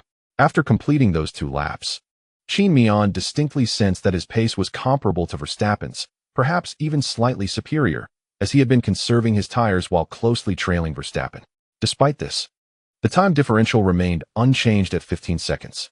It is noteworthy that within such a time gap, the turbulent air from the leading car would inevitably affect the aerodynamic efficiency of the following car. Just as Qin Miao contemplated his next move, Alonso, ahead of him, utilized DRS to overtake Gasly. In the subsequent lap, Gasly encountered misfortune at the exit of turn 16, inadvertently leaving the track. Consequently, Verstappen adeptly capitalized on this opportunity, using DRS to overtake Gasly on the main straight. Qin Miao, however, found himself too far behind to benefit from DRS, regrettably missing out on the chance to gain a position. Not long after, the voice of Frankie resonated through the team radio, informing Qin Miao, "The team principal of AlphaTauri has just instructed Gasly to expend as much of your tire life as possible. I'm starting to develop a disdain for AlphaTauri." Qin Miao muttered under his breath. Who could disagree with that? Well, focus on the race. I believe you'll soon dispatch Gasly. Acknowledging the advice, Qin Miao resumed his acceleration. Gasly's performance in the latter half of the season had indeed been impressive, often outpacing the Red Bull of Perez. However, he was, after all, driving a lesser AlphaTauri, which could not rival the Mercedes in aerodynamic design. Consequently, he was unable to extend the time gap between himself and Qin Miao in the challenging overtaking sections from turn 2 to turn 16, with Qin Miao consistently trailing just 0.4 seconds behind. Upon exiting turn 16, Gasly, upon observing the time difference, seemed to abandon any desire to defend against Qin Miao's advances. How can one defend against this? On a kilometer-long straightaway, coupled with the formidable engine of Mercedes and the DRS, defending against overtaking becomes an insurmountable challenge. Indeed, the reality unfolded as Qin Miao swiftly closed the gap between himself and Gasly after exiting the corner. By the time they reached the starting grid, Qin Miao had already surpassed Gasly, positioning himself in 4th place. In the same lap, Verstappen utilized the same strategy to overtake Alonso, who, like Gasly behind him, offered no defensive maneuvers and merely watched as Verstappen sped away, placing him in 2nd. At this moment, the time gap between Hamilton and Verstappen had stretched to 52 seconds. It remained to be seen whether Verstappen could effectively reduce this distance. Meanwhile, in the 8th lap, Qin Miao employed DRS to overtake Alonso, climbing to 3rd place. Remarkably, this maneuver required no activation of ERS. A mere application of DRS sufficed to surpass Alonso. Upon reaching 3rd, Qin Miao had fully recovered the penalties imposed on both him and Verstappen. However, due to Alonso's obstruction, Qin Miao still found himself 3 seconds behind Verstappen, with an even greater gap of over 8 seconds to his teammate Hamilton. That was a splendid overtake. Maintain this pace, Frankie remarked after Qin Miao's maneuver. Our speed is commendable. If this trend continues, we should catch up to Verstappen in about 5 laps. Qin Miao was momentarily taken aback. 5 laps? Am I currently faster than Verstappen? Indeed, since activating DRS, you have set 2 fastest laps, Frankie confirmed. However, instead of elation, Qin Miao felt a twinge of frustration. For the fact that he was clocking the fastest laps indicated that Hamilton was likely conserving his tires. No sooner had Frankie spoken than, in the 10th lap, Hamilton snatched away Qin Miao's fastest lap. Presumably, Hamilton's track engineer had alerted him to the fact that Qin Miao and Verstappen were closing in behind. After establishing the fastest lap, Hamilton expanded his lead over Verstappen to 5 seconds. As the race progressed, the gap between Hamilton and Verstappen continued to widen, reaching a staggering 65 seconds by the 13th lap. During this interval, Qin Miao diligently charged his vehicle while reducing the time gap to Verstappen to 15 seconds. Having charged for so long, it was now time to unleash that energy upon Verstappen. Thus, in the 14th lap, as Qin Miao began to release the energy stored in his car, he entered the DRS zone behind Verstappen. Chapter end. 3:11. The furious strike against Verstappen at this moment. Qin Miao felt a strong sense of confidence regarding his ability to overtake Verstappen. The mere fact that, during the qualifying rounds just yesterday, his pace had surpassed that of Verstappen provided him with ample assurance. Verstappen naturally noticed Qin Miao appearing in his rearview mirror. However, he did not feel anxious. Instead, he was engulfed by a profound sense of helplessness, a helplessness stemming from the inadequacy of his car's performance against that of his rivals. It was evident from the final races of the season that Mercedes had recently upgraded their vehicle, and on a circuit characterized by medium to high-speed corners. The Mercedes exhibited an astonishing pace both in cornering and on the straights. Not only had Hamilton created an insurmountable gap between himself and Verstappen, but Qin Miao had also closed in behind him. At the season's inception, Qin Miao had relied solely on his somewhat supermodel-esque defensive abilities to create minor inconveniences for Verstappen as he attempted to overtake Hamilton. Once he surpassed Qin Miao, the stage would belong to Verstappen and Hamilton. Who could have anticipated that, even before the season concluded, Qin Miao would already possess the capability to challenge and threaten Verstappen's position? This realization left Verstappen with an overwhelming sense of powerlessness. He could only marvel at how the newcomers were proving to be formidable competitors. In the DRS zone of lap 14, Qin Miao posed no substantial threat to Verstappen, as the time gap between them was still considerable. Consequently, he did not find an opportunity to attack before reaching the breaking point for T1, merely appearing alongside Verstappen in the inside line, applying pressure. Throughout the subsequent series of bends, Qin Miao began to gradually, yet steadily, reduce the distance between himself and Verstappen. Leveraging the exceptional performance of the Mercedes on this track, the car's adaptability to high-speed corners surpassed that of Red Bull, which excelled in medium to low-speed turns. Nevertheless, being Verstappen, he managed to limit Qin Miao's reduction of the time gap to a mere 0.2 seconds under such unfavorable conditions. By the end of lap 14, as they exited T16, the difference had shrunk to just 0.5 seconds. Whether Qin Miao could successfully mount an attack within this time gap remained uncertain. However, Qin Miao was undeterred by the odds of success. Upon exiting the corner, he unleashed the full power of his ERS. In contrast, Verstappen began to weave left and right in a defensive manner. Qin Miao closely followed in Verstappen's wake, maximizing his slipstream advantage. Yet, as Verstappen maneuvered, Qin Miao inevitably encountered the turbulent air left in his wake, causing his approach to be slower than anticipated. It was not until crossing the finish line of lap 14 and entering lap 15 that Qin Miao finally positioned himself on the outside of Verstappen. Verstappen's defense, particularly against Hamilton and Qin Miao, his rivals for the season's driver championship, was resolutely fierce. As Qin Miao observed Verstappen's maneuvering on the outer line, the latter abruptly veered left, encroaching upon Qin Miao's racing line. Naturally, Qin Miao could not afford a direct confrontation at that moment, thus yielding a portion of the track to evade the impending contact. However, Verstappen's aggression persisted. Even as Qin Miao's left rear wheel grazed the white line marking the track's edge, Verstappen continued to pressure him. With no alternative, Qin Miao was compelled to concede further ground. At that juncture, Verstappen's left front wheel was precariously positioned ahead of Qin Miao's front wing. and any untoward incident could result in significant repercussions for Qin Miao. Even if he were to escape unscathed, a collision could lead to mutual damage, ultimately benefiting Hamilton. Upon noticing that Qin Miao's left rear wheel had begun to disturb the turf beyond the track, Verstappen recognized the necessity of moderation and subsequently returned to a more conventional racing line. Due to Verstappen's relentless pressure, Qin Miao's attempt to overtake was thwarted. As they entered Turn 1 and emerged from the bend, Qin Miao could not contain his frustration within the team radio, lamenting the foolishness of Verstappen's actions and questioning his driving capabilities. If he can't drive, he should stay home and take care of the kids. Stay focused, Frankie reassured him. The race is far from over. Our speed exceeds that of Verstappen, and we still have a chance. With a deep breath to recalibrate his mindset, Qin Miao responded affirmatively. Just as he finished, Toto's voice broke through. Don't worry, Qin Miao. We will address this with the race officials. I hope for a favorable outcome, Qin Miao replied. Trust us. Upon returning to the track, Qin Miao found himself trailing Verstappen by 12 seconds. Fortunately, this deficit was not insurmountable, and he still had the potential to close the gap. By the 15th lap, Qin Miao had reduced the difference to 7 seconds. However, due to the previous lap's exertion, his ERS power was somewhat depleted, necessitating the use of DRS to further diminish the time gap to Verstappen.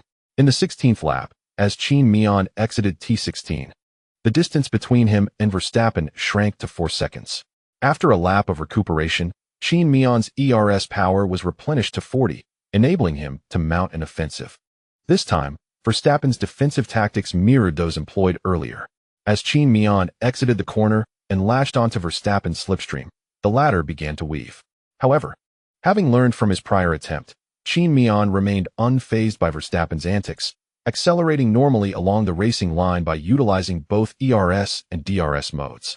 Remarkably, by resisting the urge to follow Verstappen's rhythm, Qin Miao's speed experienced a notable enhancement, allowing him to close the distance to Verstappen more swiftly than during his previous offensive. Verstappen observed that Qin Miao was not following him in executing the dragon maneuver, thus he refrained from wasting his car's traction on that front, choosing instead to position himself firmly on the inner line of the track. At this juncture, as Qin Miao attempted to overtake Verstappen on the outer line, Verstappen continued to assert pressure on Qin Miao's racing line, albeit with less ferocity than before. It is likely that Horner had just reminded Verstappen over the team radio. As they approached the starting grid for the pole position, Qin Miao finally managed to align alongside Verstappen on the outer line, successfully surpassing him. By the time Qin Miao reached the exit of the pit lane, he had already gained half a car's length ahead of Verstappen. At the braking point, Qin Miao's right rear wheel was nearly in line with Verstappen's left front wheel. Verstappen braked exceptionally late this time. Observing Verstappen's actions closely, Qin Miao realized that the timing and position of Verstappen's deceleration were markedly different from his own, prompting him to release the brake pedal almost immediately, even applying a touch of throttle. To the astonishment of the commentators and the audience, both Qin Miao and Verstappen deviated from the conventional racing line, careening off the track. Verstappen appeared intent on forcing Qin Miao into the gravel outside T1, yet he ultimately refrained from doing so, masking his defensive maneuver as a driving error and merely pushing both himself and Qin Miao off the proper racing line. Thanks to Qin Miao's decision to accelerate after releasing the brakes, when both drivers re-entered the track, Qin Miao managed to retain the advantage he had gained in the DRS zone. The subsequent T2, a left-hand turn, now favored Qin Miao. Upon exiting the turn, he aggressively squeezed Verstappen's line, effectively pushing him wide. In T1, Verstappen's act of pushing Qin Miao off the track was unwarranted. He had to disguise his true intentions with a mistake.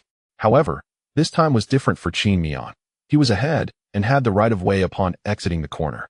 As they continued through T3 and T4, Qin Miao maintained his rhythm, denying Verstappen any opportunity to reclaim his position.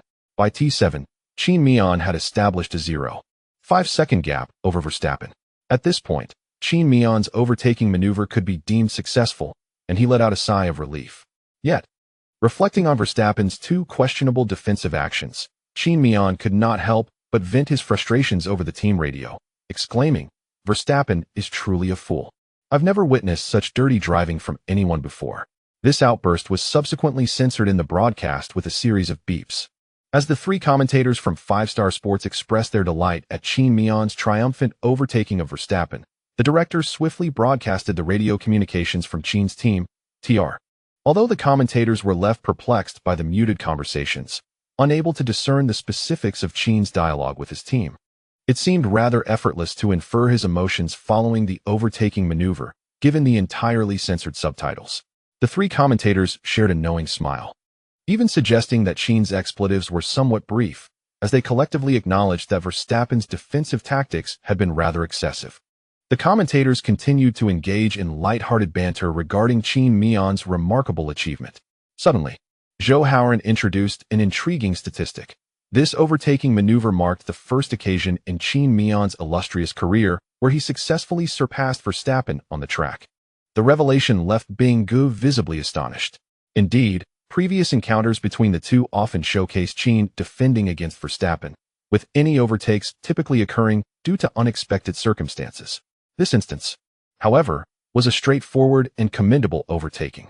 Meanwhile, within the Mercedes pit, the staff erupted in cheers upon witnessing Qin's successful maneuver against Verstappen. The camera panned to Toto, who was exuberantly celebrating with clenched fists at his chest, as his team members applauded Qin's audacious overtake. However, despite this accomplishment, Qin Miao found little reason to rejoice, as Hamilton's time gap had already stretched to a daunting 12 seconds, with only 15 laps completed. While the ongoing tussle between Qin and Verstappen contributed to this, Hamilton's pace in the race was undeniably extraordinary. By the 18th lap, Verstappen, having fallen 2 seconds behind Qin Miao, opted to pit. Originally, Verstappen had planned a two-stop strategy, but found himself ensnared behind Qin, unable to close the gap or execute an overtaking move. Faced with this predicament, Verstappen felt compelled to seek a change in strategy. Typically, Qin Miao intended to complete the race with a single pit stop. However, upon Verstappen's decision to pit, Frankie from the team radioed Qin, inquiring whether they should align their race strategy with Verstappen's pace. At this juncture, Qin Miao had limited time to deliberate, and the situation was made more challenging as Frankie posed the question just as Qin approached the end of the straight, leading into a series of consecutive bends for the second and third timing sectors. With his focus occupied by the demanding track, Qin Miao had little mental bandwidth to contemplate the optimal timing for his pit stop. Yet, with Verstappen pitting behind him, a potential threat loomed. After a brief moment of reflection, Qin Miao responded, "I am uncertain. Please decide what I should do." Following this response, Frankie swiftly reached out to the Mercedes strategy department. In the 18th lap, Hamilton, who was leading the race, made a pit stop to switch to hard tires, taking 23 seconds for the tire change. Following Hamilton's pit stop, Qin Miao also entered the pit, similarly donning hard tires, with a tire change time of 24 seconds, which was quite acceptable for him. It was a flawless double pit stop, with neither driver suffering any unacceptable losses due to the pit entry. The strategy for Mercedes was straightforward, aiming primarily for a 1-2 finish. At this point, Hamilton was 13 seconds ahead of Verstappen and nearly 10 seconds ahead of Qin Miao. He did not need to take any risks. Whatever strategy Qin Miao and Verstappen employed, he would counter with a similar approach, playing a strategic game. Qin Miao harbored a similar mindset, confident in his superior speed over Verstappen and his formidable defensive capabilities. As long as he maintained pace with Verstappen, he had no concerns about being overtaken by any other means. Once Qin Miao completed his tire change and re-entered the track, the audience eagerly anticipated whether Verstappen could execute an undercut on him. However, Red Bull had somewhat underestimated the speed of the C2 tires while overestimating that of the C1s. Emerging from the pit, Qin Miao remained ahead of Verstappen, with a time gap of 17 seconds. It is noteworthy that the time lost during pit stops at the Russell International Circuit was approximately 22 seconds. Even after the top three drivers emerged from their pit stops, their positions remained unchanged, still occupying their original spots. Thus, after just 19 laps, the time gap between these three and the fourth-placed Alonso had already exceeded 22 seconds. Upon his return, Qin Miao began to entertain different thoughts. He accelerated, as the team had opted for a two-stop strategy for him, alleviating any concerns about tire wear. Additionally, with the local temperature in Qatar only 26 degrees Celsius that evening, the conditions were favorable for the car's cooling system, allowing Qin Miao to dismiss worries about engine overheating. Consequently, he commenced his pursuit of Hamilton. By the 20th lap, The initial 10-second deficit between Hamilton and Qin Miao had shrunk to just 8 seconds. Qin Miao had managed to close the gap by 11 seconds in a single lap. His rapid pursuit was attributed not only to his disregard for tire degradation, but also to Hamilton's lack of urgency, as he was focused on conserving his tires. Meanwhile, as Qin Miao accelerated, Verstappen was also ramping up his speed, aware that Qin Miao's new tires had yet to reach optimal temperature, giving him a crucial lap to warm his own tires, potentially allowing him to overtake Qin Miao. Then Verstappen was somewhat taken aback to discover that, under the turbulent influence of Qin Miao's racing, he was unable to catch up with him. Moreover, his tentative assaults from behind had no impact on Qin Miao's racing rhythm whatsoever. In fact, by the 21st lap, the time gap between the two had widened to 25 seconds. In the subsequent laps, Verstappen maintained his position behind Qin Miao, attempting to apply pressure.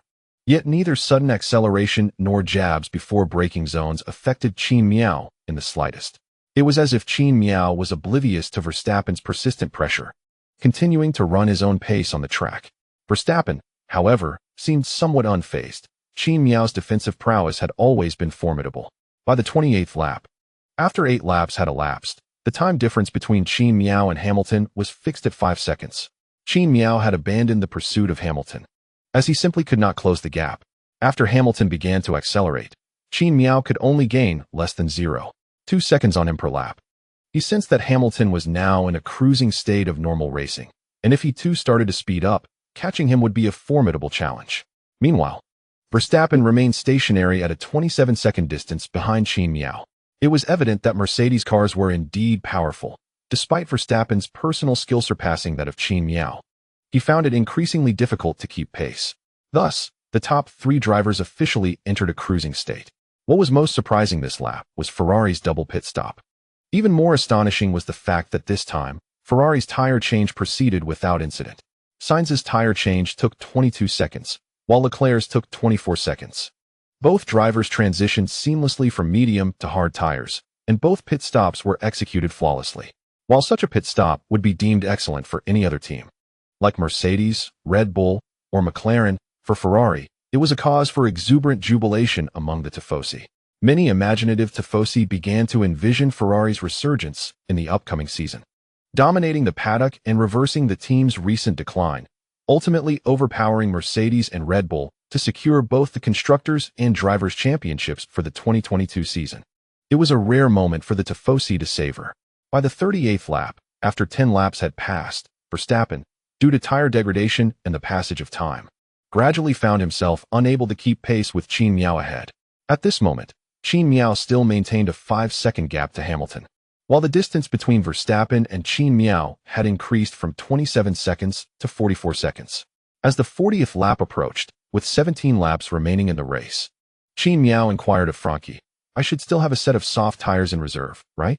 Frankie was perplexed by Qin Miao's sudden inquiry, especially since the strategy outline did not include an option for Qin Miao to switch to soft tires. The strategy team had simulated the pit stop strategies for the yellow, white, and red tires, which only yielded dismal speeds. Despite his internal confusion, Frankie dutifully responded, "Yes, you typically reserve a set of soft tires for every race." Curiously, Qin Miao then asked, "How many laps can my soft tires last on this track?" The results from Friday's second practice indicated 13 laps, but the setup used then differed from the current one.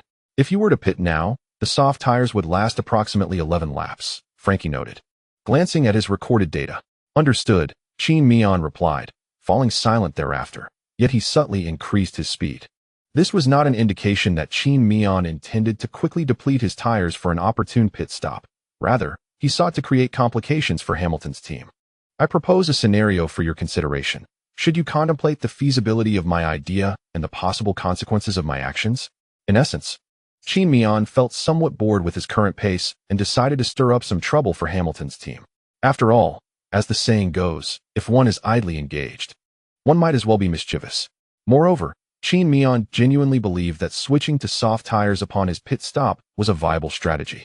Thus, he felt unconcerned that Hamilton's team would counter his intentions upon discovering them. As anticipated, once Hamilton's team learned of Qin Miao's inquiry regarding tires through team radio, a flurry of activity ensued. However, before they could devise a plan, on lap 42, Verstappen opted to pit and switch to medium tires. This move by Verstappen presented Hamilton with a rather effective solution, since Qin Miao's soft tires could only endure for 11 laps. Verstappen chose to pit with 15 laps remaining in the race. Will you follow suit? He seemed to challenge.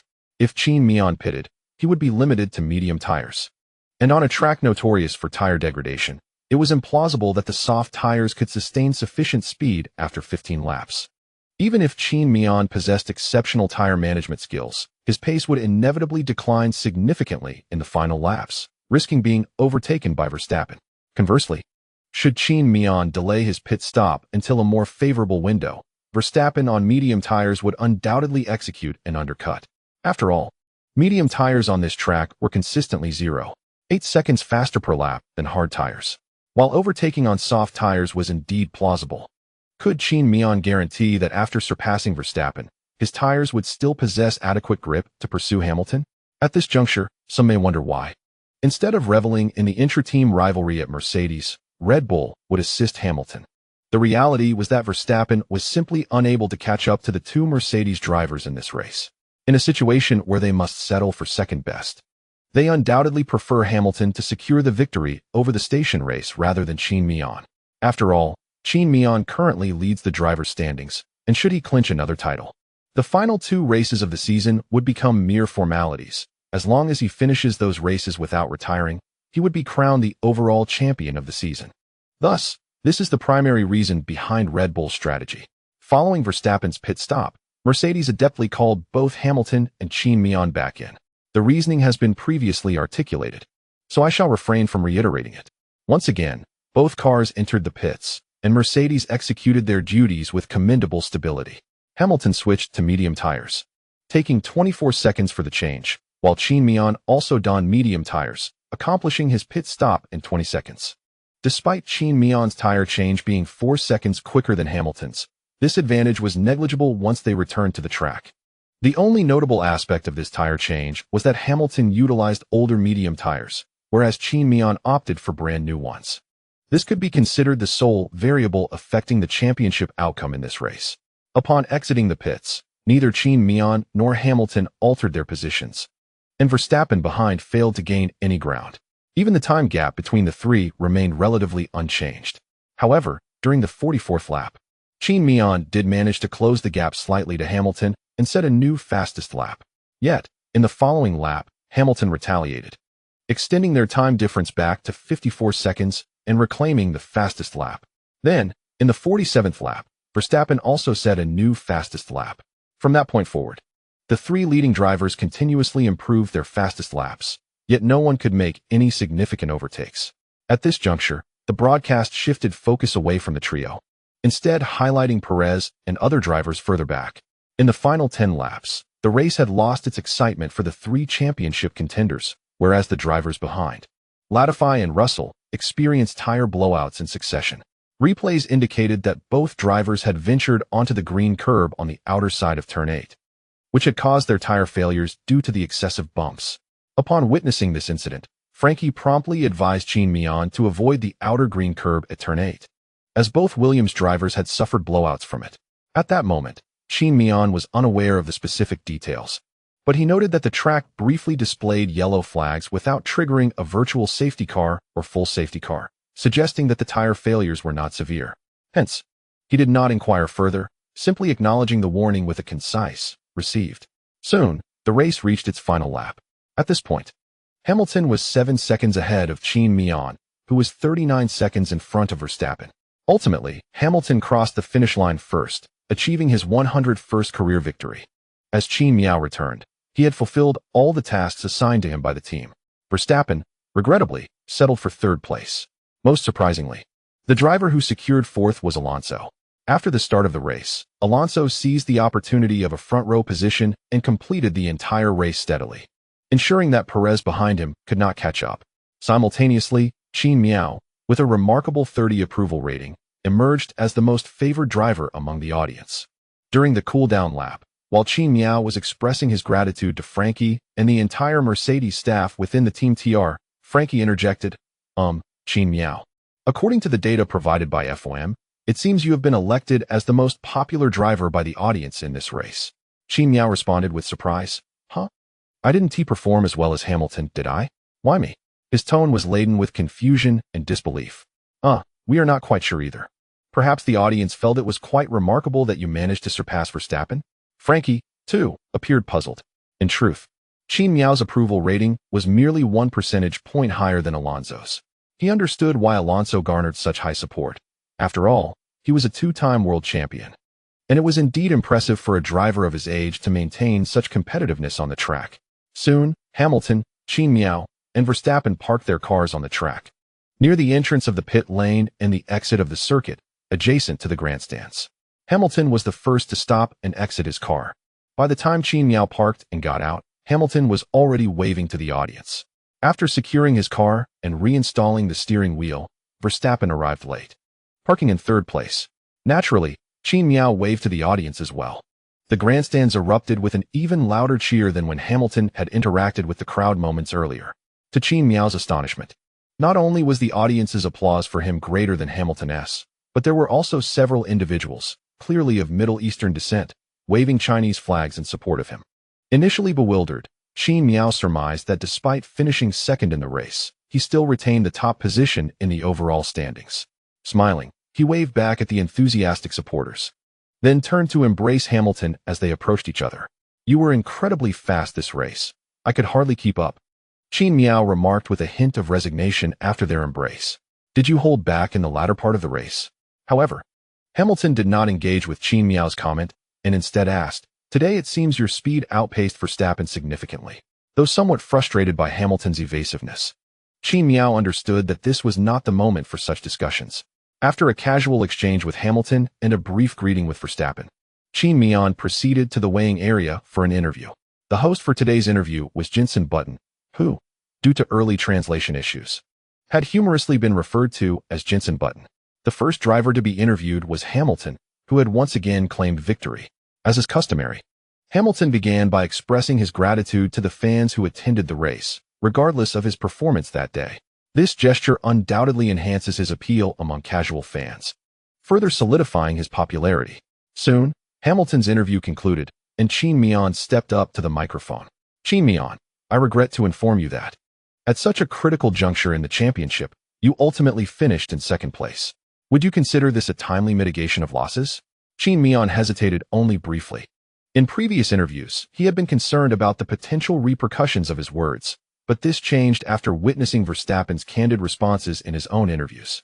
Verstappen has always been outspoken, often saying whatever comes to mind, yet he has not faced severe repercussions for his controversial remarks. At most, his popularity has suffered. But in the realm of Formula One, raw talent often overshadows character flaws, as long as one's conduct does not incite widespread outrage. Remarkable skill can compel many to overlook personal shortcomings. Thus, in response to the host's question, Qin Miao replied without much contemplation, Not really. On the points table, Verstappen and Hamilton have consistently been in pursuit of me, which has instilled a sense of urgency within me. Hamilton's speed today was impressive. After overtaking Verstappen, I made numerous attempts to catch up with Hamilton, but the outcome was clear. Overall, I am satisfied with this result, at least after Hamilton claimed the championship. I still have some time to breathe. When asked about the remaining 2 races of the season and if he could maintain his current standing, Qin Miao shrugged helplessly. I don't know. I'll take it one step at a time. Hopefully, I can create my own legacy. With the 2 questions answered, Qin Miao's pre-race interview came to an end. After the interview, he celebrated with Frank Toto and other senior members of Mercedes before being called by FIA staff to the podium for the awards ceremony. The post-race award presentation commenced shortly thereafter, following the familiar strains of the British national anthem. The presenters were local Qatari government officials, their opulent attire indicative of their wealth, clad in flowing white robes topped with white headdresses. Once the awards were presented, the broadcast captured the departing images of the leaders from both Mercedes and Red Bull as they exited the podium. Shortly thereafter, the rankings and scoring of the race were revealed. Following the conclusion of the event, the drivers were ranked as follows. 1. Hamilton 25-2, Qin Miao 18-3, Verstappen 16, fastest lap, 4. Alonso 12-5, Perez 10-6, Ocon 8-7, Stroll 6-8, Sainz 4-9, Leclerc 2-20, Latifi retired due to a puncture. After the race, The total driver standings and their rankings were as follows. 1. Qin Miao, 351-2. Hamilton, 345, 116, 3. Verstappen, 338, 13-13, 4. Perez, 174-5. Leclerc, 155-6. Norris, 137. Sainz, 119-8. Ricciardo, 91-9. Gasly, 78-12. Ocon, 48. Post-race, Hamilton and Verstappen exchanged positions, while the standings for the other drivers remained relatively unchanged, given that it was the end of the season and the point differentials had widened considerably, making any positional shifts quite challenging. However, due to the recent lack of victories, the gap in points between Qin Miao and the second-place driver has been further narrowed. The team standings after the race were as follows. 1. Mercedes, 696-2. Red Bull, 512-3. Ferrari, 274-4. McLaren, 221-5. Alpine, 115-6. AlphaTauri, 92-7. Aston Martin, 75-8. Williams, 13-9. Alfa Romeo, 7. With the assistance of the Haas duo, the Haas team has yet to score any points this season. However, given their lack of upgrades throughout the season, such results come as no surprise. As the team standings were finalized, the Qatar Grand Prix approached its conclusion. The broadcast on 5-Star Sports shifted to the commentary team, allowing us to once again congratulate Hamilton, who led every lap of the race and ultimately claimed victory in a commanding display at the Qatar Grand Prix. The commentator began summarizing Hamilton's performance, affirming that his execution during the race was indeed impeccable. Moreover, it was evident that both Qin Miao and Verstappen could only keep pace with Hamilton in the latter stages of the race, but were unable to close the gap, demonstrating Hamilton's ease throughout the competition. As fans, we hope that Qin Miao remains unaffected by the gradually encroaching competition from behind and continues to exhibit the stability and speed he has displayed thus far, concluding the final 2 races with the same vigor. We have indeed dreamt of Qin Miao clinching the Drivers' Championship this season. However, even if he does not secure the ultimate title, we bear no ill will towards him. His mere presence has been more than satisfactory for us. After the conclusion of this race, I sincerely hope that Qin Miao will take some time to rest and adjust his state of mind. Let us reconvene in a fortnight for the Saudi Grand Prix.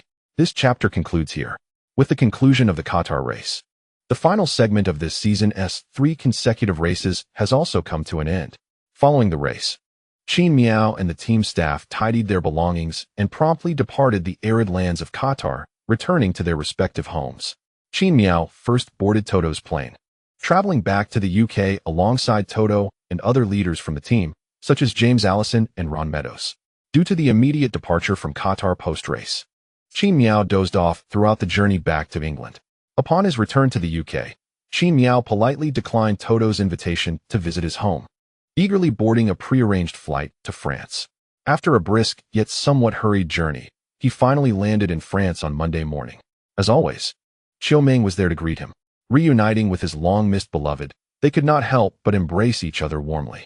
However, it must be said that winter had settled in, and Xiao Ming was clad in a thick cotton coat, making the embrace less comfortable than during the summer months. Nonetheless, his longing for Xiao Ming was undeniably genuine. Sometimes, when together, one may not appreciate the companionship, even feeling a bit exasperated at times. This very sentiment led Xiao Ming to contemplate establishing a management company for Qin Miao. Yet, after prolonged separation, the yearning becomes profound. Upon reuniting, emotions inevitably surge. Passers-by merely cast curious or congratulatory glances at the affectionate couple embracing in the heart of France, a place renowned for its romantic ambience. Most onlookers would simply smile knowingly and move along, oblivious to the fact that the individual unwilling to release his beloved is none other than the rising star of F1. Qin Miao, currently leading the championship standings. After a moment, Qin Miao reluctantly let go of Xiao Ming. "I'm back. Yes, let us go home." The couple discreetly exited the airport and made their way to the nearest parking lot, where they entered Qin Miao's sleek black MG GT. Initially, upon receiving the vehicle, Qin Miao felt indifferent, even perceiving it as somewhat cumbersome. However, over time, he came to appreciate its merits. Not only was it fast, but the spacious trunk and well-tuned suspension made for a comfortable daily drive. This car even became Xiao Ming's go-to vehicle for grocery shopping and picking up friends, while the 488 was likely gathering dust at this point. Subsequently, Qin Miao drove them back to their home in Monaco. After a considerable effort and a financial investment, the renovations on their house were finally completed. Xiaoming not only reinstalled the plumbing and electrical systems within the residence, but also completely transformed the aesthetic of the interior. During this period, she ensured that any formaldehyde and similar pollutants were thoroughly dispersed from the home. Furthermore, she enlisted a professional inspection team to assess the property for any potential safety hazards, thereby addressing all concerns regarding security. Today marks the first occasion that Qin Miao returns home after the renovations have been completed. To be candid, she is quite curious about how Xiaoming's solo design and decoration of the house has turned out. Although this is not her first visit, her previous encounter occurred when the house did not yet belong to her. The initial decor was arranged by the former owner. Thus, Qin Miao holds a sense of anticipation for her new abode. However, for reasons unknown, she feels an inexplicable nervousness akin to a sense of trepidation upon returning home. Parking her vehicle in her designated spot, Qin Miao retrieves her suitcase from the trunk and ascends the stairs alongside Xiaoming. Observing Qin Miao's hesitation while in the elevator, Xiaoming playfully arched her beautiful brows and inquired, "What is the matter?" Qin Miao, feeling somewhat shy, confessed, "I don't know why, but I'm feeling a bit anxious. Yesterday, I saw you receiving an award in front of so many people without a hint of nervousness. Yet now I find myself unsettled." Instinctively, she slipped her hands into her pockets and added, "I can't quite explain it. It feels as though something significant is about to occur." "All right, relax. You can trust my aesthetic judgment," Xiaoming reassured her, gently grasping Qin Miao's hand. Although she was unaware of the source of Qin Miao's anxiety, she sought to provide comfort. Before long, the elevator arrived at the 7th floor. Qin Miao's residence consists of 2 units per floor. During their casual conversation, Xiaoming mentioned that despite her numerous visits during the renovation, she had yet to encounter any neighbors. Given the affluence of Monaco, it was likely that many residents purchased properties merely as an investment, leaving them unoccupied. Upon exiting the elevator, Xiaoming produced a card from her bag. The house is equipped with an electronic lock. You can unlock the door using your fingerprint or by entering a code, she explained, waving the card in her hand. Of course, you can also simply swipe this access card to enter. "Here, take it, but please don't lose it." Qin Miao accepted the key card and, under Xiaoming's eager gaze, swiped it to unlock her front door. As the door swung open, a warm glow emanated from within, soothing Qin Miao's travel-weary nerves. However, instead of admiring the decor immediately, she turned to Xiaoming and asked, "Did you forget to turn off the lights when you left to pick me up?" With a dramatic roll of her eyes, Xiaoming retorted, "What kind of nonsense is that? I left the lights on to create a better first impression for you. Don't you know that everything looks more appealing in good lighting?" She then paused, adding, "Do you really think I am so careless with household matters?" As she spoke, she pulled out her phone and opened an app, stating, "This allows me to control the lights, curtains, and even the water heater and robotic vacuum remotely." As we reached the parking area downstairs, I utilized a mobile application to illuminate the lights at home. "Oh, such technology exists now," Qin Miao remarked, raising her eyebrows with interest. "How intriguing. Please procure one for me as well." After expressing her thoughts, Qin Miao began to meticulously examine her future abode. The interior decoration was remarkably minimalist, devoid of excessive complexity or ornate designs. Upon entering, one was greeted by a breathtaking living room, spacious and luminous. Although it might have been an illusion caused by the recently activated lighting. Adjacent to the living room was a balcony, furnished with a table perfect for afternoon tea and 2 rocking lounge chairs. However, the piece de resistance was undoubtedly a telescope perched at the balcony's edge. Given that Qin Miao's residence was situated at the border of Monaco and France, the elevation provided an unobstructed view of Hercules Port in Monaco, allowing one to gaze over a significant portion of the principality. One could even discern some of the curves of the Monaco racetrack, and most notably, the view of the Leclerc residence was quite striking. Continuing inward from the living room, a corridor unfolded, flanked by 2 rooms on either side, with another room at the end. The first room on the left, though not expansive, boasted a complex arrangement. This was the simulator room prepared by Xiaoming for Qin Miao, featuring a 6-axis dynamic simulator and 3 curved screens seamlessly integrated to form the primary display, naturally equipped with gear from the Mercedes-Benz team. Additionally, there were some devices within that Qin Miao could not immediately identify, modular components that could be interchanged. Upon inquiry, She learned that this was a set of flight simulator equipment prepared by Zhou Haoran. Should Qin Miao tire of the racing simulator, she could easily detach the steering wheel and replace it with the flight simulator module to try her hand at realistic games like DCS and War Thunder. Most importantly, the home was equipped with central air conditioning, ensuring that even in this relatively small room, prolonged training would not feel stifling or oppressive. Next door to the simulator room was a space designated by Zhou Haoran for Qin Miao's trophies. However, due to the limited space in the house, half of this room was allocated for trophy display, while the other half accommodated 3 computers. This arrangement was made with the consideration that Zhou Guanyu might visit. And since both Qin Miao and Zhou Guanyu often indulged in gaming together, 2 additional computers were prepared. Opposite the simulator room was the fitness area prepared for Qin Miao, which was the second largest room in the house. Following that were the kitchen, dining area, and bedroom, areas that required little elaboration, as they all adhered to the same minimalist style. Notably, Qin Miao discovered a wardrobe that Zhou Haoran had set aside, filled entirely with cosplay costumes and formal attire. Upon encountering the wardrobe, Zhou Haoran, with a solemn expression, silently tugged Qin Miao away. A cursory glance around the new abode left Qin Miao utterly satisfied. Indeed, he could not have wished for more. The relief of no longer bearing exorbitant taxes only amplified his joy. However, amidst the excitement, an inexplicable sense of responsibility settled upon him. Had he not, in a sense, officially established a home? This was now his dwelling. Upon returning home, Qin Miao, fatigued from 3 weeks of relentless busyness and the journey's weariness, found himself devoid of further thoughts. The thrill of the new home and his longing for Zhou Haoran could no longer suppress the exhaustion that enveloped him. After a modest lunch, he succumbed to the allure of a midday nap. When he awoke, the clock had already struck past 5 in the evening. The sky outside the bedroom window had darkened, casting a tranquil stillness over the world.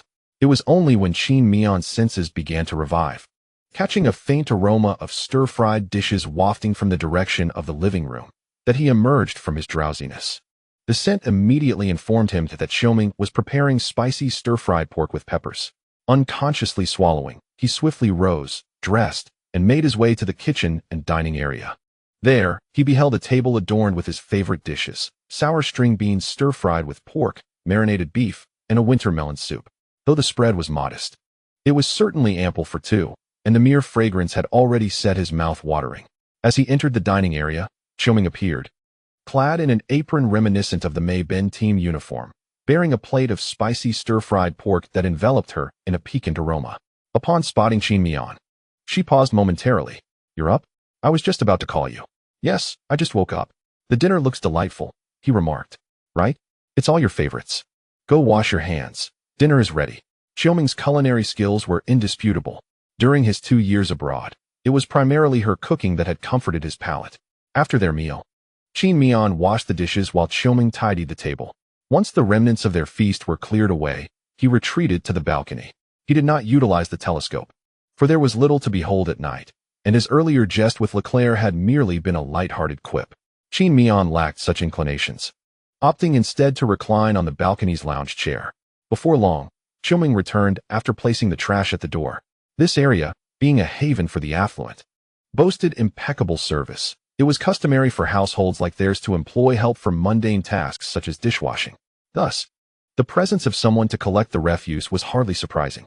Upon noticing Qin Miao reclining on the balcony chair, the girl approached him, seemingly oblivious to the adjacent chair. With a subtle shift, she nestled beside him. Fortunately, the chair was spacious enough, and with Zhou Haoran's slender frame, the two were not cramped. As Zhou Haoran toyed with her own hands, Qin Miao inquired, "Since your hometown has moved to a new residence, should we host a meal for friends?" Zhou Haoran nodded. "Indeed, such a custom exists in my hometown. In fact, it's a nationwide tradition, isn't it? Should we entertain them? What are your thoughts?" "I am indifferent." Zhou Haoran shrugged. "After all, you are on a break these days. If you wish, I can showcase a bit of my culinary skills and invite Zhou Guanyu and others over for a gathering. Then let us proceed with that. Everyone has been utterly exhausted after the recent 3 races. This is a perfect opportunity for relaxation and camaraderie," Qin Miao contemplated before responding. Zhou Haoran then posed a question. "Shall we invite Hamilton?"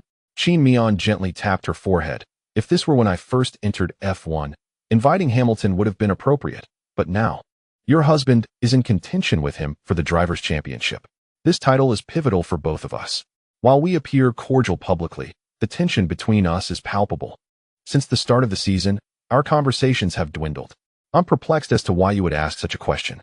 Oh, Qiuming replied, her tone tinged with a hint of grievance. She then playfully bit the back of Qin Miao's hand, exclaiming, "You're so fierce." The following day, after a night of rest, Qin Miao awoke feeling somewhat fatigued, supporting his waist as he rose around 11 in the morning. After tidying up the cosplay outfit from the previous day's escapade, he smacked his lips in lingering satisfaction. He then retrieved his phone to reorder a costume. As Qiuming's portrayal of Butterfly Prayer had indeed left an impression, his sore lower back served as a testament to the previous night's activities. Meanwhile, Qiuming remained nestled in bed, yet to rise. Although Qin Miao's culinary skills did not rival those of his wife, he managed to prepare a modest meal. After completing his morning routine, he cooked rice, made a tomato and egg stir-fry, and heated a platter of braised beef in the microwave. By the time he finished, it was nearly 11:30. He placed the dishes in a warming box and began his basic fitness training. After half an hour of exercise, Qin Miao called Qiuming to rise. Once she was up and had finished her lunch, they tidied their belongings and set off to France. Indeed, in Monaco, a single photograph could capture 2/3 of the country, and a helicopter ride could encompass the entire nation in one aerial shot. It was common to take a bus that directly crossed the border. The couple soon arrived at a renowned Chinese supermarket in France, where the affluent Leclerc crowd had sampled a plethora of delicacies.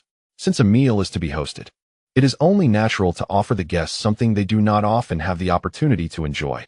After visiting the Chinese supermarket, Qin Miao was, predictably, recognized by some patrons.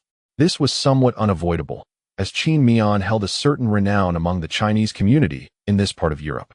Fortunately, the supermarket was not overly crowded, and after cheerfully posing for photographs and signing autographs for a few fans, they merely recorded him on their phones without further intrusion. As Qin Miao approached the checkout, the proprietor initially expressed a desire to waive the payment. However, Qin Miao understood that the transportation of these delicacies across oceans incurred significant costs. Thus, he insisted on settling the bill, and before departing, he took a photograph with the owner. While this picture might have seemed a trivial gesture to Qin Miao, it would undoubtedly enhance the shop's revenue and foot traffic. Qin Miao has always been eager to assist his admirers. Given that their gathering was scheduled for the following day, after returning home, Qin Miao and Qiuming simply placed the ingredients in the refrigerator, while Qiuming meticulously organized the various seasonings in the kitchen. Now enjoying a brief respite from his rigorous training regimen, Qin Miao took his time at home, choosing first to visit his trophy display room to admire the accolades he had earned over the past 2 years of competition. Despite the presence of several runner-up and third-place trophies amidst a collection of championship trophies, he felt a sense of pride in his achievements. After a moment of reflection, Qin Miao redirected his attention to his computer. Although Qiuming had arranged the hardware, she had not had the time to install the necessary software and system configurations. With some free time on his hands that afternoon, he set about addressing these tasks. Simultaneously, he did not neglect to calibrate the simulator equipment that he would need for future training. While Qiuming had been unable to assist with the computer setup due to time constraints, the simulator required specific adjustments that could not be overlooked. Although anyone could access the Mercedes racing simulator in a normal state, it would merely serve as a game without the real simulation capabilities and in-depth tuning functionalities. The simulator's advanced features are closely guarded secrets, integral to the team's research and technological validation. Accessing these functionalities necessitates the driver providing their account credentials, accompanied by stringent facial recognition and voice verification processes. Even if one were to obtain the driver's username and password, logging into the driver's account would remain impossible. As the afternoon passed in this manner, Qin Miao and Qiuming took a leisurely stroll that evening. The following morning, Qiuming had filled the living room with an assortment of fruits and snacks, eagerly awaiting the arrival of their guests. Not long after, Leclerc arrived with his brother, Arthur Leclerc, but regrettably, Leclerc's elder brother was unable to join them today. "Welcome, welcome," Qin Miao greeted them with a smile as he ushered the two inside. Accepting the gift offered by Leclerc, Qin Miao graciously remarked, "There is an ancient saying in our country, it is better to comply than to be overly polite, so I shall not stand on ceremony. I hope you like it. Now, let me see how you have arranged your home." Leclerc entered Qin Miao's residence with a smile, and after allowing Leclerc to pass, Qin Miao also welcomed Arthur inside. I haven't been keeping up with the F3 races lately. How have you been performing? Arthur blushed slightly at Qin Miao's inquiry and stammered for a moment. Aware that his question might have been ill-timed, Qin Miao seamlessly shifted the topic. I have a Mercedes simulator at home. I can set it to guest mode for you to try. Would you like to give it a go? The Mercedes team, recognizing the need for external promotion, allows certain teams, such as Aston Martin, to use their simulator for driver training, making the guest mode accessible for others. Arthur's initial embarrassment was quickly replaced with delight at the suggestion. Subsequently, Qin Miao led Arthur further into his home. Leclerc, feeling at ease, began to curiously explore Qin Miao's abode. Before long, he found himself in front of the trophy display room. Meanwhile, Qin Miao was assisting Arthur in activating the simulator. Just as Qin Miao finished setting it up, he had yet to test it, and since Arthur expressed interest, Qin Miao was more than happy to enlist his help. After attending to Arthur, Qin Miao sought out Leclerc. What do you think? Quite spectacular, isn't it? He said, noticing Leclerc standing silently before the wall of F2 honors. I reckon this is the only place you might witness such a trophy wall. Leclerc crossed his arms, gazing at the impressive array of F2 race victory trophies, and mused. Honestly, when I first saw this wall, I briefly entertained the thought of stealing it to bring home. After a moment of astonishment, he turned to Qin Miao and asked incredulously, "Did you not miss a single race?" Qin Miao chuckled and waved his hand dismissively. Actually, I'm not that formidable. There are 2 races where I did not secure victory. 2 of the trophies here belong to Zhou Haoran.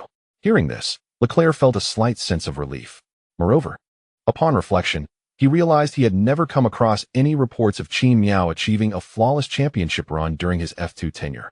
However, just as Leclerc was beginning to relax, Qin Miao added, "But I did use my F2 championship car as collateral for Zhou Haoran. He presented me with the trophies from his 2 championship victories in the qualifying rounds, and in return, I gave him my car. Thus, what lies before you now are the 12 trophies from the F2 2020 season, encompassing all the sprint races and main events." Leclerc was taken aback. "Are they all here?" Qin Miao nodded affirmatively. "Indeed, they are all here." "How astounding," he remarked. "No, we must take a photograph together with this wall. Such a scene could only be witnessed here." Leclerc suddenly handed his phone to Qin Miao, who accepted it without hesitation and captured an image of Leclerc alongside his wall of honors. Confident in his own allure, Leclerc glanced at the photo and, finding no flaws, tucked his phone away. "Once I return home, I shall post this on Twitter. I trust that won't inconvenience you?" Qin Miao waved dismissively. "Not at all.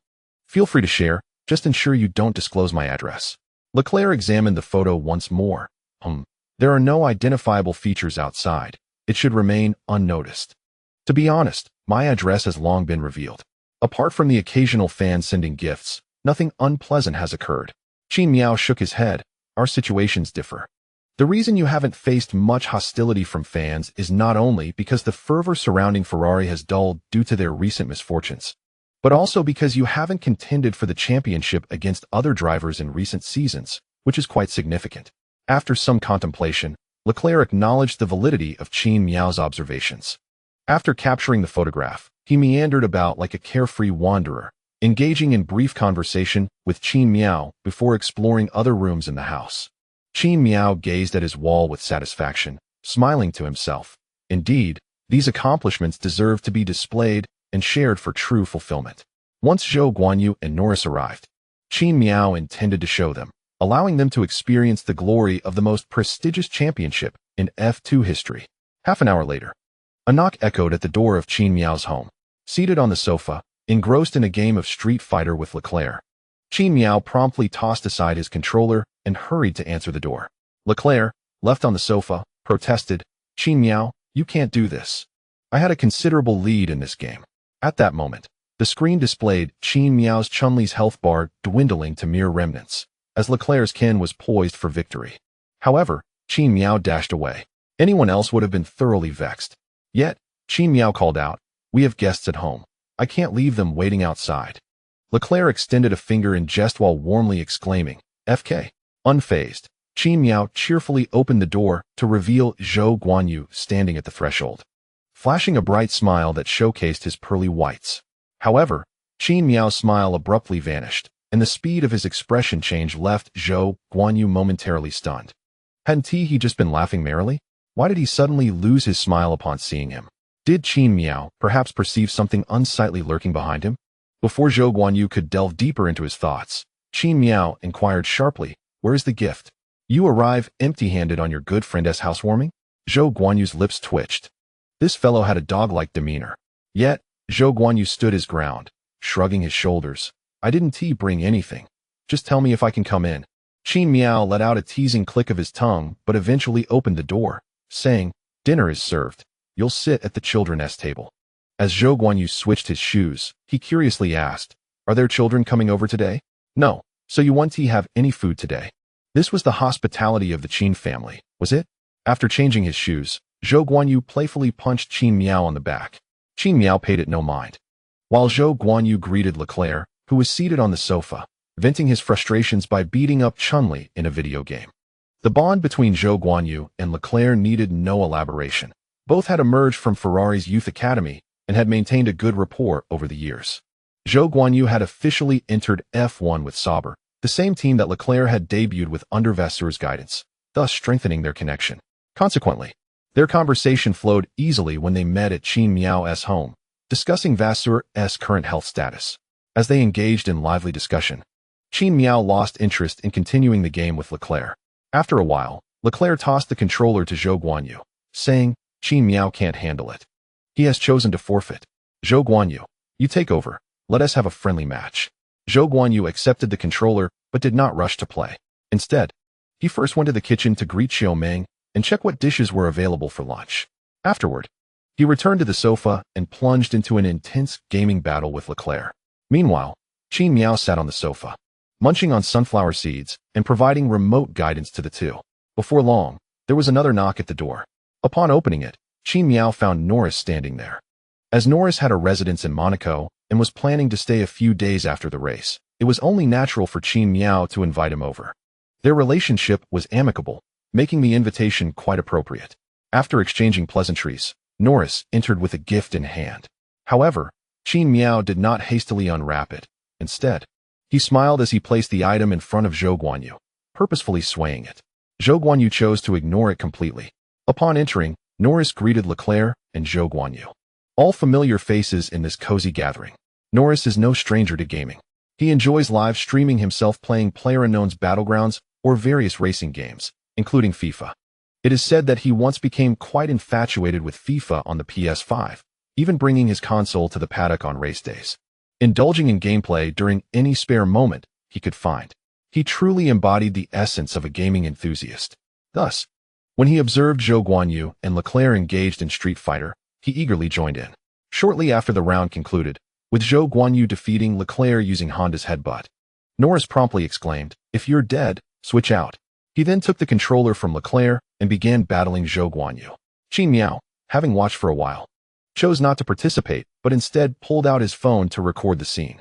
Just as fans might have expected, he noticed the spacious balcony connected to his living room, along with the picturesque view outside.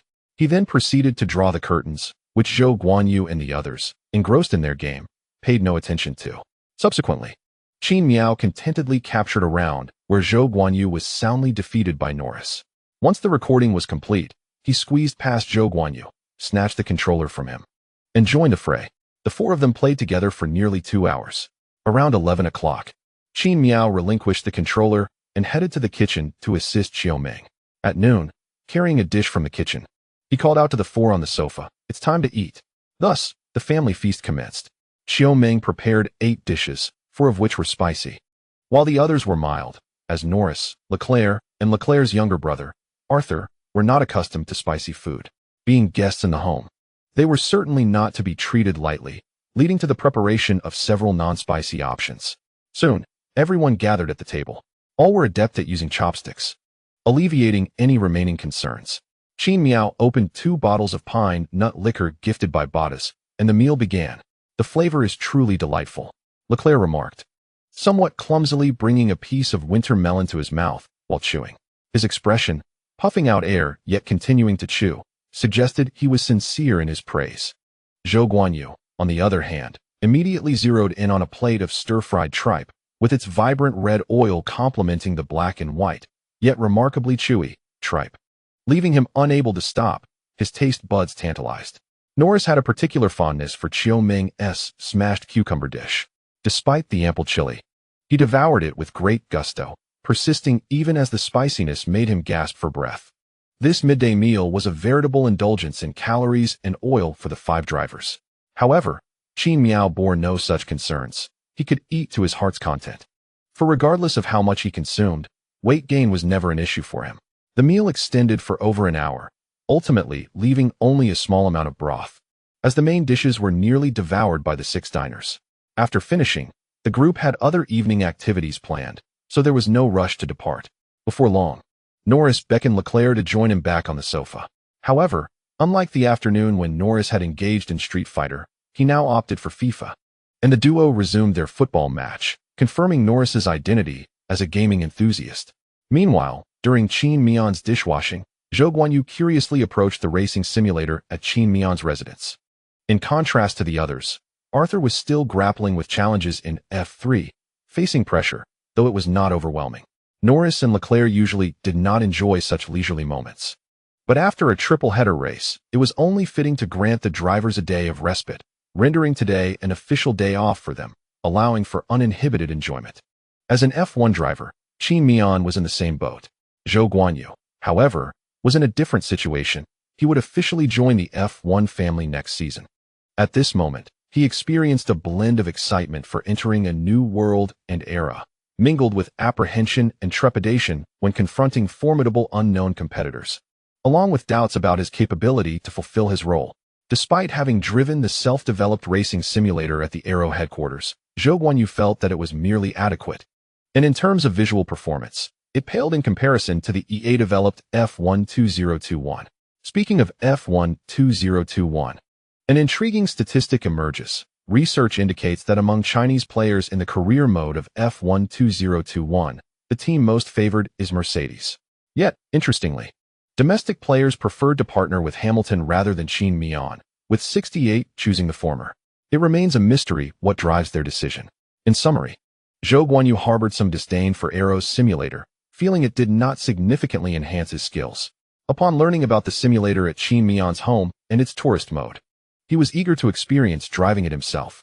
Zhou Guanyu promptly enlisted Qin Miao's assistance, utilizing the simulator during the others' downtime, while seeking feedback on areas for improvement and suggestions for refinement. The normal tourist mode could merely serve as a highly realistic gaming experience. But to provide Zhou Guanyu with constructive advice on refining his driving habits after completing a lap, it was necessary to activate the standard driver mode. Only in this mode could the system collect more data and generate evaluations based on the acquired information. Around 4 in the afternoon, Norris and Leclerc had grown weary of their gaming session. After an intense period of play, they felt mentally fatigued and decided to relax on the balcony. As Leclerc's lips twitched, he noticed the telescope placed on Qin Miao's balcony. At that moment, Zhou Guanyu had begun to explore the simulator on his own, while Qin Miao stepped out of his room for some fresh air. Previously, Qin Miao had never anticipated that teaching someone to drive a race car could be such an arduous task. Many aspects that seemed straightforward to Qin Miao, requiring only a slight tap on the brakes to navigate a turn, prompted Zhou Guanyu to inquire about the optimal speed for the corner, how to find the right angle, and when to enter the turn. What is the optimal speed? What is the entry angle? When Qin Miao first heard these questions, he was bewildered. Wasn't it simply about turning the vehicle at its limits? Why should one consider the optimal speed? Thus, Qin Miao had to devise ways to quantify the sensations he experienced while cornering into concrete figures, enabling Zhou Guanyu to learn and comprehend. This was a profoundly painful endeavor for Qin Miao. However, as soon as Qin Miao emerged from the room, Leclerc immediately beckoned him over. Approaching Leclerc with a hint of confusion, he asked, "What's the matter? Did you really place a telescope on the balcony?" Leclerc's expression was one of incredulity. Qin Miao shrugged, recalling the telescope, and remarked, "Do you believe me if I say it wasn't me?" Leclerc replied, "Look at my eyes." Qin Miao scratched his head, insisting, "I truly didn't place it there. It was Chiu Ming's doing. Although it does provide a view of your home, I swear I've never used this telescope." At this moment, Norris, who had been enjoying the gossip, perked up. "Wait, you can see Leclerc's house from here? Qin Miao, show me the direction. I didn't expect you, with your thick brows and big eyes, to have such an interest." Qin Miao helplessly covered his face. At that point, he felt an overwhelming urge to summon Xiaoming and question her about why she had placed a telescope on the balcony, but she was currently working in her bedroom, and Qin Miao hesitated to disturb her. You might not believe it, but I kept it to watch the sea and other races held in Monaco. Qin Miao began to defend himself. Wow, I can see my house. Although all I can see is a wall, Norris remarked. Soon, Leclerc, unable to resist his curiosity, moved closer, and the two began to play with the telescope, thereby avoiding further inquiries about why there was a telescope in Qin Miao's house. Leclerc then gazed at Qin Miao with a hint of melancholy. From this perspective, he could even see the dining table in Leclerc's home. The afternoon passed in this manner. But by 5 o'clock, everyone departed. Qin Miao had rented a yacht for 2 days, planning to enjoy the sea that evening, with dinner naturally arranged aboard the yacht. If it were a summer evening, they would likely walk to the dock. However, given the chilly weather today, they opted for a taxi to the marina. Driving in Monaco posed parking challenges comparable to those faced in major cities back home. Typically, individuals prefer traveling by car. Due to the chilly weather today, swimming activities on the yacht were omitted, with the primary focus being fishing. Neither Qin Miao nor Zhou Guanyu had previously experienced sea fishing, despite their extensive time spent angling. Leclerc, needing to head to Maranello the following day, returned home in the afternoon, while Arthur accompanied them. The F3 schedule is notably more relaxed than that of F2, affording him ample time. Norris also boarded the yacht. However, sometimes circumstances can be rather disappointing, whether due to the weather, the captain's decisions, or the yacht's unsuitability for fishing, resulting in the four of them returning empty-handed from their outing. Nonetheless, they relished a delightful barbecue on the deck. That evening, everyone retired to their respective rooms for rest. The following day, after another fruitless morning of fishing, they opted to return before lunchtime. Upon their return to shore, they dispersed to their own lives. Overall, the gathering brought joy to all, and sincere blessings were extended to Qin Miao's family. As for Zhou Guanyu, he had prepared a gift for Qin Miao, discreetly concealed until their departure when he presented a painting to both Qin Miao and Xiaoming. It was said to be the work of a highly regarded contemporary artist, now aged and painting less frequently, causing the artwork's value to appreciate. One day, when the artist passes, the painting's price is expected to soar. Qin Miao, however, remained indifferent. He had always maintained a respectful distance from Hamilton's fashion and European art, finding them difficult to comprehend and appreciate. Yet, Xiaoming was quite fond of it, so the painting found its place in Qin Miao's simulator training room. Qin Miao spent 3 days at home, and on the 4th day, he departed for the airport to board a flight to England. Concurrently, Xiaoming began to seek an aircraft for Qin Miao through his management company, as their plane seemed more palatable in public perception than Qin Miao's private jet. Upon returning to familiar Brackley, Qin Miao first visited the team factory's adjacent residence, depositing his luggage before heading to the factory with his computer. His purpose for visiting was to prepare for the upcoming Saudi Grand Prix, as the team was set to implement an upgrade to the front wing next week, necessitating Qin Miao's validation of the data via the simulator and testing the new car's performance for the upcoming season. Swiftly, December 3rd arrived, a Wednesday. With the year-end approaching, Qin Miao chose not to return to Monaco after work, opting instead to remain at the factory in England. Truth be told, Qin Miao sometimes felt rather foolish. Despite having ample justification to avoid the factory, he found himself restless when idleness ensued. Only upon commencing work did his mind find tranquility. Today was Wednesday, and it was indeed a race week. After waking up in the morning, Qin Miao received the usual tasks from the system, which were, as always, unremarkable, with rewards remaining unchanged. However, the number of lottery draws continued to increase. Glancing at the tasks for the week, Qin Miao committed them to memory before rising, dressing, and heading to the airport. Chapter 3:15. Saudi qualification today. Qin Miao once again hitched a ride on a plane, this time with Norris.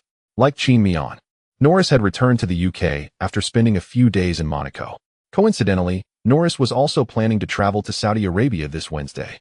While chatting in the driver group, Qin Miao sent a message to Norris and seamlessly secured a spot on the flight. They departed in the morning and arrived in the afternoon, thanks to a direct flight that was swift. Upon landing, the two parted ways, each reporting to their respective team's hotel. The subsequent routine was quite familiar to Qin Miao. He had already experienced this process 20 times this year, becoming increasingly adept with each iteration. From the initial feelings of youthfulness, confusion, and anxiety, he had transformed into a seasoned participant, navigating the process with ease. It was undeniable that, in just a year, F1 had instigated a significant transformation within Qin Miao. The most pronounced and beneficial change was his cultivation of a genuine and approachable smile. After returning to the hotel, he rested for the night. Thursday marked the official commencement of Qin Miao's race week. He arrived early at the circuit, enjoyed breakfast, and then walked the track.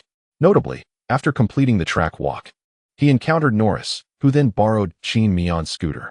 Qin Miao sensed that, having grown familiar with him, Norris no longer regarded him as an outsider.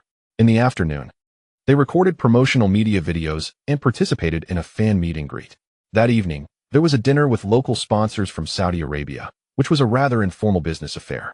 It was worth mentioning that these Middle Eastern magnates were genuinely affluent.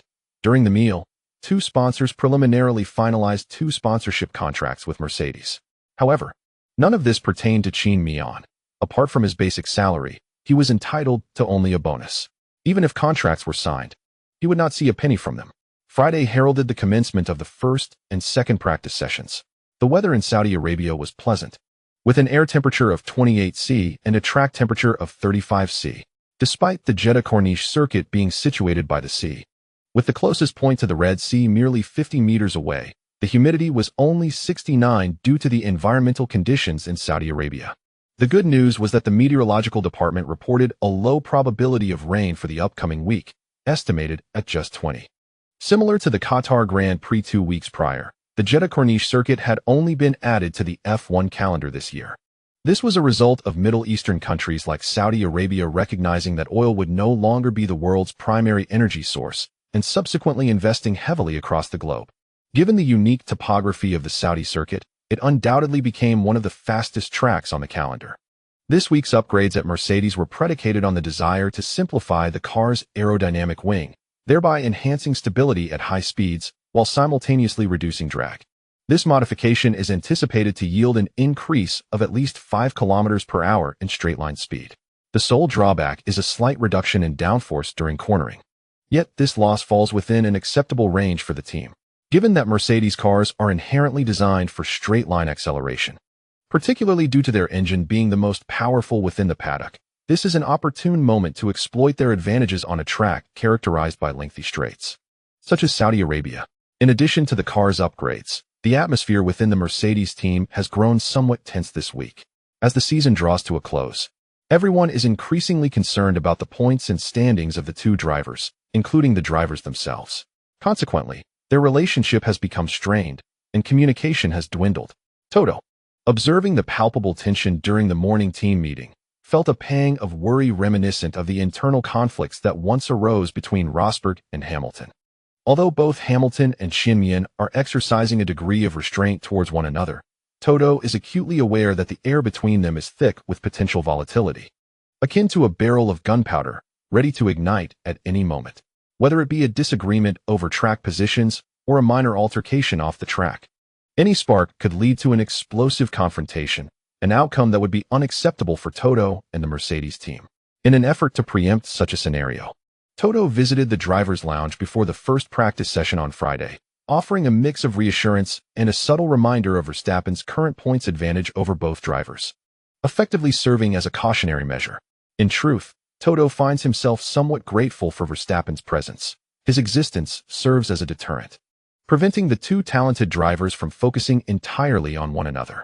Verstappen's role has been pivotal in maintaining a harmonious atmosphere within the Mercedes team. After a midday meal, Qin Miao took a brief nap to restore his energy before preparing for the first practice session. The timing of this series of races in the Middle East is uniform, with qualifying and the main event occurring in the evening. Consequently, the data collected during the first and third practice sessions is limited, although there are numerous tests to conduct, allowing drivers to familiarize themselves with the current track. Additionally, both Qin Miao and Hamilton's cars were equipped with data collection devices weighing at least 5 kilograms prior to the race. As the season nears its conclusion and the championship battle intensifies, the Mercedes team finds itself with an increasing number of secrets to safeguard. Until the final qualifying and the main race, it is improbable for Mercedes to unveil their full potential. During the first practice session, everyone was familiarizing themselves with the track. as they had only experienced it via simulators. Thus, at the outset of the session, Qin Miao donned a set of hard tires and commenced a long-distance test.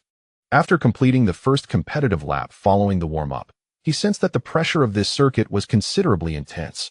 Compared to last week's race in Qatar, this track posed a significantly greater challenge and was less exhilarating to navigate.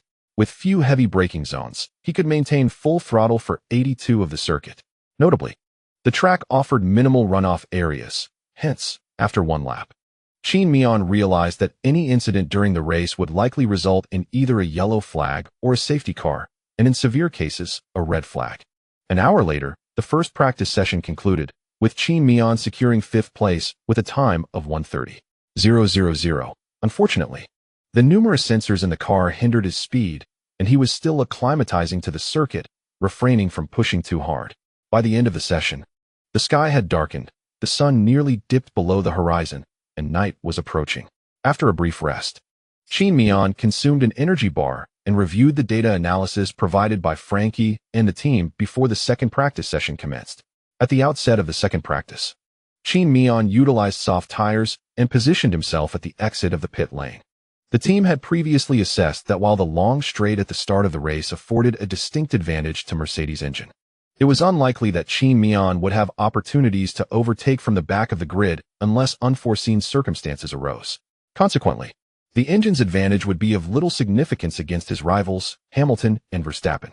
Essentially, the final standings of the race would be predominantly determined by qualifying results. Should Qin Miao achieve a commendable qualifying time, given the characteristics of this circuit, he could potentially defend against pursuing drivers from the onset of the race until its conclusion. Frankie had discussed this perspective with him during their break.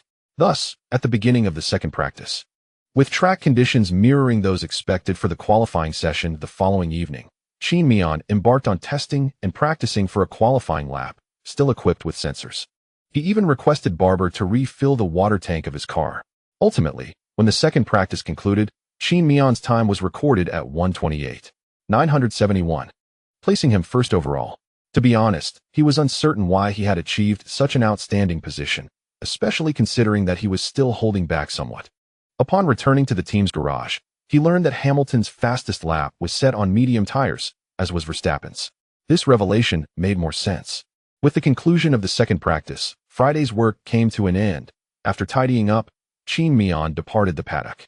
It is noteworthy that on the way back to the hotel, Qin Miao observed a considerable number of Asians clad in Mercedes-Benz team uniforms waiting near the exit of the paddock. At this hour, those donning such attire were predominantly Chinese. Remaining here late at night, they were likely devoted fans eager for a glimpse of their idol, with nothing pressing on his agenda. As he would merely watch videos upon returning to his hotel before retiring for the night, Qin Miao rolled down his window as he drove past to greet them. Sure enough, upon spotting Qin Miao, the group erupted in excitement. Wow, Qin Miao. Go, Qin Miao. You might clinch the championship early in this race. We believe in you. You're amazing, they shouted, waving flags they had brought, including one bearing the same white number 66 emblazoned on Qin Miao's car. It was evident that those uttering such enthusiastic words were indeed his fans from back home. Qin Miao smiled in response, saying, I understand, I will do my best. It's getting late, you should head back and rest. One of them, upon hearing Qin Miao's words, replied with an eager, all right. This response brought a knowing smile to Qin Miao's face. But he also felt a sense of empathy for the fans who were waiting for him at such a late hour. Thus, he glanced at the passenger seat of his G-Class, retrieved the masks and caps prepared by the team, and handed them over, saying, thank you for coming out tonight. But remember to wear your masks. Here are some for you. These items were all complimentary gifts from the team, and he felt no hesitation in sharing them. The fans were primarily there just to catch a glimpse of Qin Miao, and before arriving, their expectations were merely to see him from afar through the car window. After all, as international students, they had ample time at this hour on a Friday. Little did they anticipate that Qin Miao would not only lower his window to converse with them, but would also gift them a cap and several masks from the Mercedes team before departing. As they received the items, their joy was palpable. Once he confirmed that the gifts were in their hands, Qin Miao waved farewell, saying, head back early. I need to return to the hotel to rest. After saying this, he drove away. Yet, on his journey back, Qin Miao couldn't help but reflect on the fans' earlier words. You might clinch the championship early in this race. Could he really achieve that? He murmured softly, a bittersweet smile crossing his face. Hamilton remained at the pinnacle of his career, albeit nearing its twilight, yet his prowess was still formidable. Although Hamilton's driving style bore similarities to Qin Miao's, the team's design of the W12 was primarily tailored to Hamilton's driving preferences. Qin Miao was merely benefiting from the shared essence of their driving styles. This fleeting advantage that Qin Miao has enjoyed is destined to be short-lived. Although the two drivers share a similar driving style, their operational habits exhibit notable differences. Fortunately, the tuning window for the W12 is quite favorable, allowing Qin Miao ample time and opportunity to adjust the car to a state that is most comfortable for him. As for the championship, one must do their part and leave the rest to fate. After returning to the hotel and engaging in a video call with Xiaoming, Qin Miao retired early to take a shower and rest, knowing that tomorrow he would face the critical qualifying session on this vital track. Thus, it was essential to be well-rested. The following day, Qin Miao returned to the paddock. Today was markedly different from yesterday, despite a considerable number of spectators present then. Half of the seats in the grandstand remained unoccupied. However, due to the qualifying session today, both the VIP area and the stands for general spectators were completely filled. It was evident that the local populace in Saudi Arabia holds a profound enthusiasm for Formula One, which is understandable, as these affluent individuals often find their favorite pastime in extravagant spending, including the purchase of luxury cars. In the tourist area adjacent to the Saudi Grand Prix, numerous automotive companies were unveiling their latest models. The advantage of launching new vehicles here is that the wealthy patrons of Saudi Arabia are often inclined to place immediate orders upon seeing something they desire. It matters not how exceptional the car is. If it possesses even a slight allure, they are likely to part with their money without hesitation, for their wealth seems to flow effortlessly. Upon returning to the team, Qin Miao navigated through a busy third practice session. By the end of this session, Verstappen had achieved a time of 1:28.100, significantly quicker than the previous day. This improvement can be attributed to the familiarity gained from 3 practice sessions and the fact that the track temperature had not yet cooled, thus providing ample grip for the tires. After the practice, Qin Miao made final adjustments to the angle of the front wing, slightly increasing it to 0.3. During the last lap, as the track performance began to diminish with the lowering temperatures, Qin Miao distinctly sensed that his car exhibited some understeer in low-speed corners, necessitating a slight increase in front tire grip to mitigate this shortcoming. After a brief 2-hour respite, Qin Miao donned a new racing suit and stepped out of the team's hospitality area, heading towards the team's paddock. With only half an hour remaining until the qualifying session commenced, he needed to prepare. Having navigated the rigors of F1 for some time, Qin Miao understood the importance of being present in the paddock, close to his team's engineers. Simply being there, even without engaging in any particular task, could instill confidence in his technicians. Thus, Qin Miao typically arrives at the team's paddock well in advance. Half an hour later, the qualifying session officially began. And by that time, Qin Miao was fully suited and seated within his car, ready to take on the challenge ahead. The Mercedes team remains unhurried in their pursuit of the optimal moment to exit the pits. They waited until all other drivers had vacated the pit area before strategically releasing Qin Miao and Hamilton together into the fray. In the inaugural flying lap, Qin Miao clocked a time of 1:28.501. Frankly, this time is not particularly swift for a driver of his caliber. Nevertheless, this performance was sufficient for Qin Miao to safely secure a place in Q2. Consequently, for his subsequent flying lap, he opted not to change tires, but rather utilized the same set of worn soft tires to complete another flying lap. Despite the tires being aged, Qin Miao managed to improve his time yet again, achieving a new best of 1:28.450. Although the improvement was a mere 0.005 seconds, it clearly indicates that Qin Miao still possesses significant potential for enhancement in his performance. Following this accomplishment, he temporarily ascended to 5th place. After completing this lap, Qin Miao chose not to continue and returned directly to the team's pit. Ultimately, at the conclusion of Q1, Qin Miao advanced to Q2 in 5th position. Noteworthy is the fact that his teammate Hamilton also refrained from exerting full effort during Q1, securing 6th place with a time of 1:28.466. The drivers eliminated in Q1 included Latifi, Vettel, Stroll, Mick Schumacher, and Mazepin. In truth, Martin's car is not lacking in overall performance. However, due to the team's design philosophy, the car's capabilities on such high-speed circuits are somewhat limited, thus rendering their early exit from Q1 understandable. In Q2, both Qin Miao and Hamilton donned medium tires, preparing to start the race with these tires the following day. Similarly, the Red Bull team shared this strategy, with Verstappen and Perez also opting for medium tires in Q2. Ultimately, as Q2 concluded, Hamilton emerged victorious with a time of 1:27.750, surpassing Qin Miao's earlier soft tire performance from Q1. The drivers eliminated in Q2 were Ricciardo, Kimi, Alonso, Russell, and Sainz. As Q3 commenced, the track was less congested, thereby eliminating concerns of traffic or encountering slower cars during flying laps. However, at the onset of Q3, Qin Miao encountered issues with tire temperature. With nightfall having descended, the absence of direct sunlight caused the track temperature to plummet rapidly, dissipating any residual warmth from the daytime. Consequently, even during the warm-up lap, Qin Miao noticeably felt that his tires had lost substantial grip. To mitigate the risk of tire-related incidents during his flying lap due to insufficient temperature, he opted to complete an additional warm-up lap. Notably, his teammate Hamilton did not adopt this approach. As Qin Miao continued his warm-up lap, he heard the voice of Frankie coming through the team radio. Hamilton's tire temperature is insufficient, leading to a mistake. Perhaps you should also consider an additional warm-up lap. Indeed, completing an extra warm-up lap was the correct choice.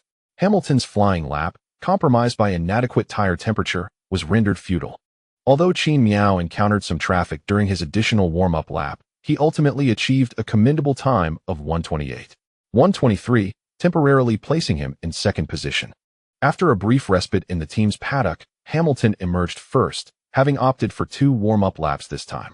Following his final flying lap, Hamilton unleashed his full potential, crossing the line with a time of 1:27.511, thereby securing the top position.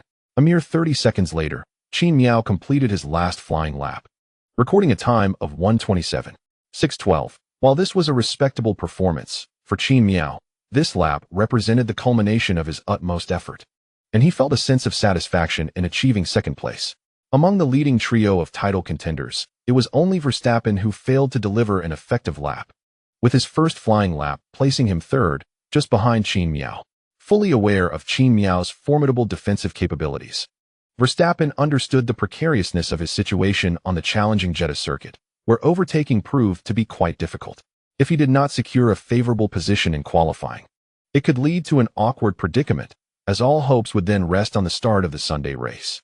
Should he falter at the start and find himself behind Qin Miao, it could jeopardize not only this race, but potentially his chances for the Drivers' Championship this season. Thus, Verstappen's final flying lap was crucial. Shortly thereafter, with just 20 seconds remaining in Q3, Verstappen commenced his last flying lap. In the initial timing sector, he immediately set the fastest time, which was expected given that the first sector of the Jeddah circuit is characterized by numerous bends, where Red Bull cars are renowned for their speed advantage in medium to high-speed corners. In rapid succession, Verstappen completed the second timing sector, once again recording the quickest time. His performance in the first 2 sectors had already eclipsed Hamilton's by 0.3 seconds. This development began to stir a sense of urgency within the Mercedes camp, as it appeared that Verstappen might very well secure pole position in this qualifying session. However, the tension was soon alleviated when, at the onset of the third timing sector, Verstappen maintained an impressive rhythm, demonstrating remarkable speed akin to his previous sectors. The 3 commentators from 5-Star Sports unanimously expressed that there were no issues following the sight of the 2 purple sectors, declaring that Verstappen's speed was astonishingly quick, at least 0.2 faster than Hamilton.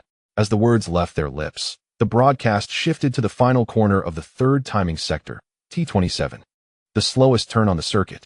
In that moment, Verstappen emerged from the corner, only to experience a slip of the rear wheels. This misstep could be attributed to a decrease in tire temperature or other factors. Nevertheless, the consistently swift Verstappen faltered at this corner. As he exited, the loss of grip caused the rear to spin out. The Jeddah circuit, lacking any buffer zones, places the right side shoulder of T27 perilously close to the barriers. Consequently, after losing control, Verstappen's right rear tire collided firmly with the wall. Although the impact was not severe and did not result in structural damage to the car, It did puncture the tire. In the world of Formula One, where every second counts, this blunder would have obliterated the excellent times Verstappen had set in the previous two sectors. With the tire punctured, the entire flying lap was rendered invalid. After the initial shock, the three commentators from 5-Star Sports, while verbally lamenting Verstappen's misfortune, could not suppress the smiles tugging at the corners of their mouths. Their grins, akin to an uncontainable joy, were unmistakable. Meanwhile, at Red Bull, the team, initially filled with hope, was left in disbelief at Verstappen's crash. Horner sighed in exasperation, while Marco buried his face in his hands. On the other hand, the Mercedes team, who had been somewhat anxious, let out a long sigh of relief upon witnessing Verstappen's crash, followed by a wave of laughter. Despite the proximity of the Red Bull garage, their laughter was audible to the neighboring team, and they appeared unconcerned, almost as if their mirth was directed specifically at their rivals. Given the characteristics of the Jeddah circuit, any incident on track inevitably results in yellow flags, and with Verstappen's car halted on the circuit, the drivers still completing their final flying laps found their efforts thwarted, as their times were rendered null and void. With Verstappen's time disqualified, it was only natural that Mercedes drivers would secure the front row for the upcoming race, with Hamilton starting from pole position and Zhou second. Thus, the starting order for tomorrow's main race is as follows: 1. Hamilton 2. Qin Miao 3. Verstappen 4. Leclerc 5. Perez 6. Gasly 7. Norris 8. Tsunoda 9. Ocon 10. Giovinazzi. Upon learning that Verstappen would ultimately retire from the race due to a collision, Qin Miao felt a sense of relief. Despite the remarkable speed exhibited by Verstappen during the qualifying rounds, indicating Red Bull's notable prowess in single-lap speed, data from practice sessions revealed that Mercedes possessed a significant advantage in long-distance performance during the race. Consequently, Qin Miao perceived that the only challenge he would face in the main event would be Hamilton. After the race, Verstappen still had some distance to cover, while Qin Miao and Hamilton had already pushed their cars from the pit area onto the track. Following a brief celebration, they commenced post-race interviews. At this juncture, the interviews were primarily intended to build anticipation for the main event, resulting in rather subdued responses from the two Mercedes drivers. The only interview of genuine intrigue was that of Verstappen, renowned for his candidness. During his interview, Verstappen shared limited insights, essentially stating that he did not hit the apex at T27 and was puzzled as to why his left front wheel locked up. However, he was reluctant to squander the time advantage he had gained in his first and second laps. Thus he pressed on after exiting the turn, only to lose control of the car, leading to a collision with the wall, ultimately resulting in his final flying lap being invalidated. Regardless, Verstappen's misstep was fortuitous news for the entire Mercedes team. Given the starting capabilities of both Qin Miao and Hamilton, it is believed they can secure the first and second positions on the Jeddah circuit as the race commences. The focus now shifts to the performance of both drivers during the race. Of course, Qin Miao, being in direct competition with Hamilton, leaves Toto with a singular concern: what if the two drivers engage in a tussle during the race? After the race concluded, Qin Miao returned to the team's debrief room to review his performance and attended a post-race meeting, also participating in several media interviews before leaving. However, instead of departing the paddock, Qin Miao donned a mask, sunglasses, and a hat, changing out of his Mercedes team attire into casual clothing. He then strolled over to the F2 team's paddock area. This week's paddock not only hosted the F1 race, but also the F2 support event. Notably, this marked the inaugural F1 race as well as the first F2 event at this location, meaning that Qin Miao had not previously visited here during his F2 career. However, the terrain and environment within the F2 team's paddock are not particularly complex. In no time, Qin Miao located the temporary hospitality unit of the UNI Virtuosi racing team, which is backed by Zhou Guanyu's family. For F2 drivers, the F1 races serve as a valuable reference, as they represent one of their most coveted future employment opportunities. Hence, despite the conclusion of the F2 race, the F2 drivers lingered in the paddock, watching the live broadcast of the F1 qualifying session alongside their team engineers. As Qin Miao boldly entered the UNI Virtuosi racing team's temporary hospitality unit, he noticed Zhou Guanyu, dressed casually, alongside the team's personnel, engrossed in analyzing Verstappen's recent collision via a projected image on a tablet. So absorbed were they in their work that they failed to notice Qin Miao's arrival through the front door. Consequently, Qin Miao deliberately slowed his pace and stealthily approached Zhou Guanyu from behind, suddenly shouting, "Oi!" while simultaneously delivering a hearty slap to Zhou Guanyu's shoulder. Startled by the unexpected outburst, Zhou Guanyu instinctively flinched. Upon recognizing Qin Miao, he retaliated with a playful punch, exclaiming, "You nearly gave me a heart attack." Unfazed, Qin Miao accepted a chair handed to him by a UNI Virtuosi Racing staff member and settled down beside Zhou Guanyu. "I heard you faced some trouble in the sprint race today?" During the F2 race, Zhou Guanyu started in 4th place but was relegated to the last position by an incident on the 2nd lap. Although he managed to gain several positions due to the appearance of the safety car, the standard nature of the F2 cars meant that he ultimately scored no points. Qin Miao had come primarily to tease Zhou Guanyu, offering no consolation, as Zhou Guanyu already held a 21-point lead over the 2nd-place driver, Piastri, in the F2 standings. While not an insurmountable lead, Zhou Guanyu was indeed one of the frontrunners for the F2 championship this season. As long as he avoids any significant mistakes in the remaining races, even finishing behind Piastri would secure him the championship title. Heralding the emergence of yet another champion from China. "Why bring up such a downer topic right off the bat?" Zhou Guanyu remarked with a hint of annoyance. After spending over 10 minutes at UNI Virtuosi Racing, engaging in light banter with Zhou Guanyu, he showed Qin Miao a replay of the incident, which, in essence, was a routine racing mishap without much to discuss. Nevertheless, before departing, Qin Miao did provide Zhou Guanyu with some insightful feedback regarding certain details he had observed while practicing on the track over the past few days. For instance, certain sections of the track are notably bumpy. Thus, one might employ various strategies to circumvent these jolts. In particular, the corner where the FIA's penalties are rather lenient allows for a bit more leeway on the curbs. Additionally, I took a moment to review Zhou Guanyu's onboard footage before Qin Miao returned to his hotel. After a night devoid of conversation, Sunday arrived, the day of the main event. Although the race commenced in the evening, both Qin Miao and Hamilton, the Mercedes drivers, arrived at the paddock early in the morning. They had considerable tasks to complete, although most of their responsibilities were concentrated in the morning, with only a small portion remaining for the afternoon. After approximately an hour and a half of afternoon activities, the time leading up to the race was reserved for the drivers' rest and preparation. During this period, however, Qin Miao chose not to remain in the team's hospitality suite. Instead, he ventured to the viewing area above the paddock to observe Zhou Guanyu in the F2 main race. Following Qin Miao's guidance the previous day, Zhou Guanyu exhibited a distinct improvement in speed today. Even if he did not secure the championship victory, he nonetheless ascended the podium. In this race, Zhou Guanyu's primary competitor, Piastri, underperformed, resulting in an increase in the points gap between Zhou and Piastri from 21 to 25 points. After the conclusion of the F2 race, Matthew and his team tidied up the tire rubber on the track, and once the F2 teams had cleared their equipment, the F1 race was poised to begin. When Qin Miao next appeared on the broadcast, he had donned his racing suit and sat by the track's guardrail, awaiting the race's commencement. He was not alone. Leclerc joined him in a similar posture. The two exchanged a few words, and their expressions indicated a pleasant conversation. 20 minutes later, Qin Miao bid farewell to Leclerc and returned to his car. At that moment, the engineers from the teams were gradually vacating the area. After completing the necessary connections, Qin Miao heard Frankie's final reminders in his radio. Today's air temperature is 27 degrees, with a track temperature of 30, slightly lower than yesterday.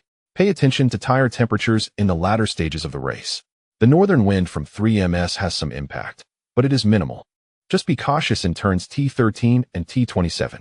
After Frankie's lengthy advisories concluded, Qin Miao responded with a simple acknowledgement, which had become their customary means of communication. Soon, all personnel on the track had exited. Qin Miao and his team commenced their tire warming laps. The Mercedes drivers faced challenges with slow tire warming during this race, a problem that had been exacerbated during the qualifying rounds yesterday. Thus, during the tire warming laps, it was evident that both Qin Miao and Hamilton exhibited significant car movements in their preparations prior to the race's start. 2 minutes later, as the track personnel vacated the area, Qin Miao and his team returned to their designated starting grid positions. Once Mazepin parked his car, the medical vehicle took its position, the green flag waved, and the 5 red lights began to illuminate one by one. Qin Miao gradually revved his engine while casting a glance at Hamilton to his right and checking his rearview mirror to observe Verstappen behind him. These two individuals were his fiercest competitors in this race, and the success of the start could significantly influence the ultimate outcome.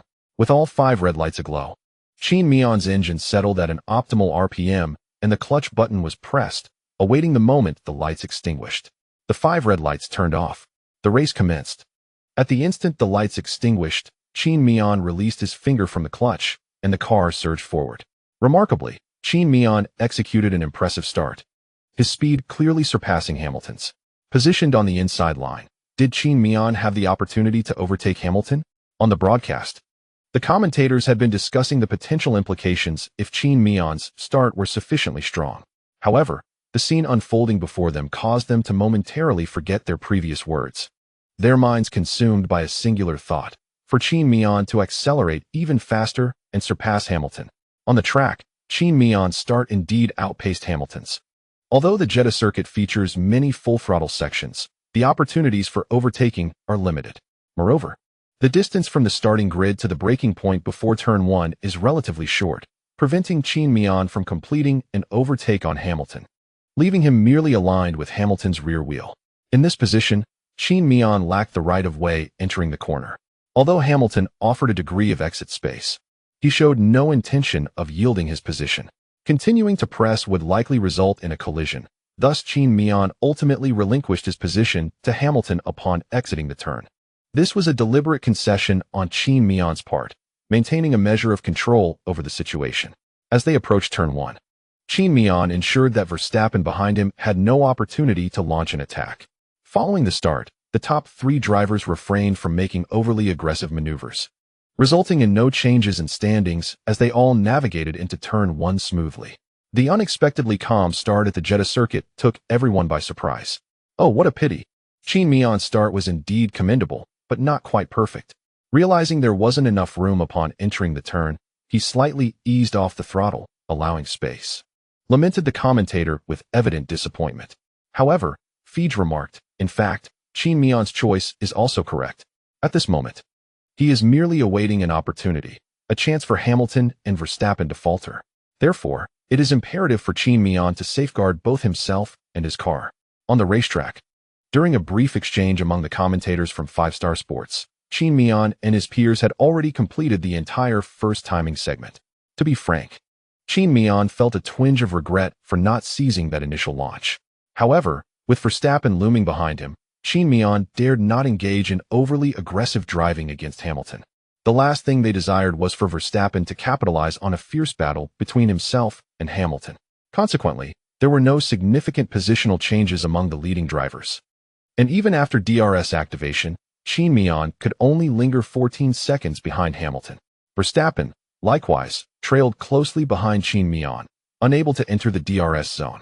Truth be told, Qin Miao sensed that Hamilton was exploiting the difficulty of overtaking on this track to suppress both him and Verstappen.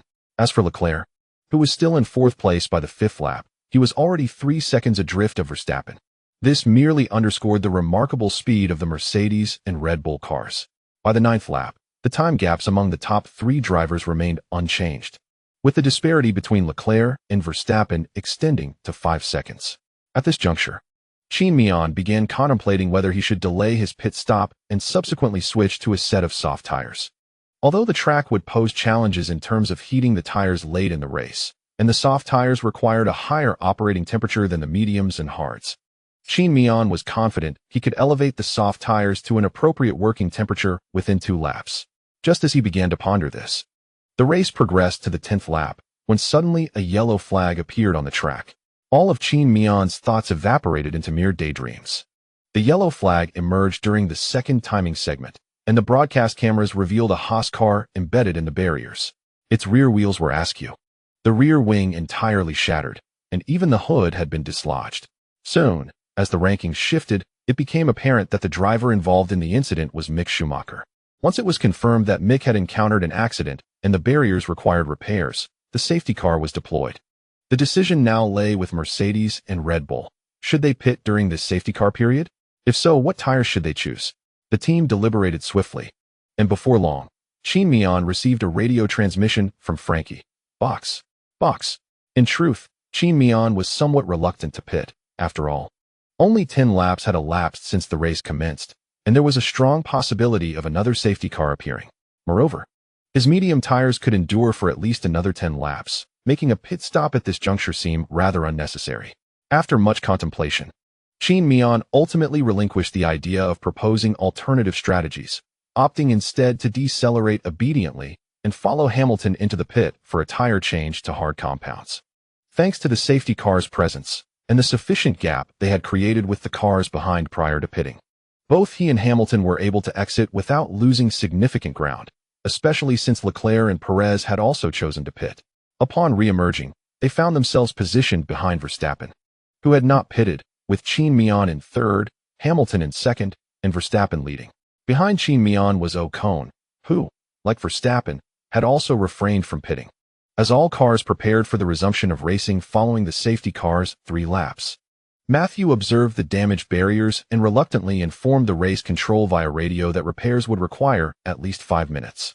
By the 13th lap, the race officials deployed a red flag, leaving Qin Miao, Hamilton, and all other drivers who had pitted during the safety car period perplexed. If a red flag was necessary, why had the safety car led for 3 laps? Qin Miao, without communicating to the team radio, muttered an expletive under his breath, while Hamilton's team radio sent a rather genteel message that was not released by FOM due to its polite nature. Meanwhile, at Red Bull, Horner's smile was barely containable, and Marco openly displayed his delight, his aged face creased with joy. Verstappen, witnessing the 2 Mercedes behind him, shared in the exhilaration, relishing the lead position, particularly in a street race. The commentators from 5-Star Sports, while analyzing the implications of the red flag and the standings of the 3 drivers, could not entirely mask their disheartenment. Upon exiting his car, Qin Miao felt a sense of resignation. It was perplexing that a red flag had been raised. However, he accepted this reality, recognizing that the decision was irrevocable. Instead of leaving the track, he walked from the pit exit to the Mercedes team's garage at the pit entrance.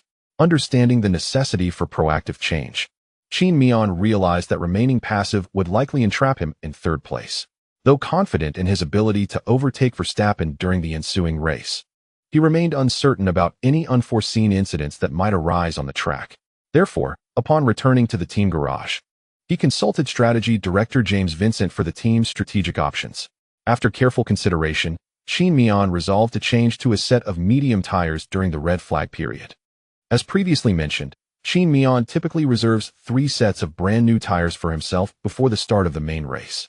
Even though he commenced this particular race on medium tires, there remains an entirely new set of medium tires in his inventory. Thus, at this juncture, he still possesses fresh tires to utilize for a pit stop. Following the red flag, the restart will be static. Hamilton no longer has any new medium tires, and Verstappen, upon entering the pits, is likely to switch to hard tires. Consequently, it is highly probable that Verstappen will complete the remainder of the race on a single set of hard tires. This implies that the only viable method for Qin Miao to improve his position is through the start. Knowing that Qin Miao intends to start on a brand new set of medium tires, the team naturally does not oppose this decision. However, once Qin Miao confirmed his choice of tires, James Vincent interjected with a question. After switching to medium tires, will you need to pit again? I'll have the strategy department calculate that for you. Qin Miao narrowed his eyes slightly and replied, if all goes as expected, I won't need to pit. After this, Qin Miao departed from the team's garage, leaving Toto and the others in a state of astonishment and disbelief. We acknowledge Qin Miao's exceptional tire conservation abilities. Indeed, he has demonstrated extraordinary performances in this regard, such as completing an entire race on a single set of white tires, which are now preserved at Pirelli's headquarters. However, despite the Jeddah circuit's relatively modest tire wear, it is still a high-speed track, second only to Silverstone. No matter how remarkable Qin Miao's tire conservation skills are, it seems implausible that he could finish this race on medium tires. Nevertheless, Qin Miao remains unaware of Toto's internal doubts, and he is not particularly concerned about them. While he recognizes the challenges of completing the remaining distance on medium tires, he feels that if he does not take this risk, his lead in the Drivers' Championship standings will be completely overtaken by Hamilton after this race. Regardless of the outcome of his strategy, at the very least, Qin Miao's tactical choices diverge from those of Hamilton and Verstappen. Should any unforeseen incidents occur during the race, he stands a substantial chance of benefiting from them. Meanwhile, Reyes and the team have been informed of Qin Miao's new tire choice through team radio. Since the tires have already been brought alongside Qin Miao's car, they have prepared a brand new set of medium tires for him by the time he returns. Finding a spot to sit, he extracted an energy bar from Barber's bag and took hold of a water bottle, munching on the snack while lost in thought, awaiting the race's resumption. During this time, the camera crew directed their focus toward Qin Miao, as he was undoubtedly the most unfortunate among the three contenders for the championship. Having faced the most setbacks during this red flag situation, feeling somewhat annoyed, Qin Miao noticed that the photographer was practically thrusting the camera into his face. Irritably, he pushed the camera away slightly. Then, he recalled the words of Eliza, who had spoken to him previously. Before the cameras, it is prudent to refrain from any excessive or overly intense behavior, as the lens serves as the audience's gaze upon you. Qin Miao may have felt that his action of pushing the camera away was somewhat excessive. After some contemplation, Qin Miao unwrapped an unopened energy bar and presented it to the camera. "Thank you, but I shall not partake," he remarked. "Come, show me what you have in your mouth." Oh dear, despite his plight, Qin Miao still offers me food. How kind of him. I appreciate it. But I would prefer that energy bar you have consumed. Please toss it my way. I am parched. Qin Miao, may I have a sip from your water bottle? Does anyone want the wrapper from Qin Miao's energy bar? If not, I shall consume it. You all upstairs are truly incredible. Are Qin Miao's fans really this abstract? At 5-Star Sports, the three commentators had been engaged in a discussion on how Qin Miao might turn the tide in the upcoming race, aiming to improve his position. Their conversation was laced with concerns regarding Qin Miao's final results. However, as they spoke, the broadcast captured Qin Miao offering the energy bar to the camera. Bing Good chuckled and remarked, "It is evident that this unexpected red flag has not unduly troubled Qin Miao. At least he still possesses the confidence to joke." Upon hearing Bing Ji's words, the other two commentators laughed and chimed in. As time progressed, the red flag was nearing its conclusion and the race was about to resume. Qin Miao donned his helmet and completed his racing attire before returning to his car. Once inside, he meticulously fastened his gloves and secured his steering wheel. Soon, as Reyes and the others withdrew, the race was set to restart. Ahead, Verstappen exited the pit, and Qin Miao followed closely behind Hamilton. Just when everyone anticipated a standard warm-up lap before the race's commencement, the top three drivers began to engage in antics during the warm-up lap. Verstappen maintained a normal pace while Hamilton intentionally slowed significantly after navigating a blind corner past Verstappen. Following Hamilton's deceleration through this turn, Qin Miao also began to reduce his speed considerably. This method of cooling the front tires was one he had learned from Hamilton. Hamilton, in essence, had set a trap for himself. The audience witnessed a remarkable scene. A considerable gap of at least 20 to 30 meters had formed between Verstappen in first place and Hamilton in second. Qin Miao, in third place, found himself over 10 meters behind Hamilton. Being of a more earnest disposition, Qin Miao did not stretch the distance to the extreme as Hamilton had. Simultaneously, he remained mindful to sway left and right, ensuring his tires were warmed adequately. During this process, due to the significant gap between Hamilton and himself, Verstappen could be heard complaining incessantly over the team radio, on the verge of exasperation. Hamilton expressed his discontent. "Why is Qin Miao so far from me?" However, considering the distance between Hamilton and Verstappen at that moment, Hamilton's remark carried a hint of dark humor. In truth, Hamilton and Qin Miao's actions, while somewhat unethical, did not violate the FIA's regulations regarding tire warming, as long as the distance between them and the car ahead remained within 10 car lengths. Subsequently, the three drivers engaged in an intense struggle on the track, although they were all decelerating. The unexpected nature of the blind corner ultimately caused Hamilton and Qin Miao to lag behind the leading drivers by at least 3 seconds before settling into their respective positions. Just before Qin Miao's car came to a halt, he executed a sudden brake followed by a sharp acceleration. This maneuver briefly caused his tires to spin, a tactic employed to enhance tire temperature at the expense of tire longevity. Compared to the top two drivers, Qin Miao's only advantage at this point lay in his medium tires, making it essential to raise their temperature to an optimal level. As the last driver, Latifi, took his position, the countdown for the second race start commenced. 5 red lights illuminated sequentially, then extinguished all at once, signaling the race's resumption. Qin Miao's start was nothing short of spectacular, exhibiting remarkable speed, while Verstappen, who occupied the pole position, noticeably lagged at the start. Hamilton, in second place, accelerated significantly faster than Verstappen, though not as swiftly as Qin Miao. Thus, within merely 100 meters of the start, Hamilton was already level with Verstappen, and Qin Miao's front wheels positioned themselves beside Verstappen's rear right wheel, continually closing the gap between them. As they approached the T1 braking point, the three cars aligned on the track, Qin Miao on the outermost side, Verstappen in the middle, and Hamilton on the innermost line. Upon entering the corner, Hamilton was ahead, followed closely by Qin Miao, with Verstappen bringing up the rear. Yet, Verstappen was evidently unwilling to relinquish the position he had fortuitously gained, fully aware of its significance. Consequently, as he passed the T1 braking point, Verstappen failed to reduce his speed to a safe threshold.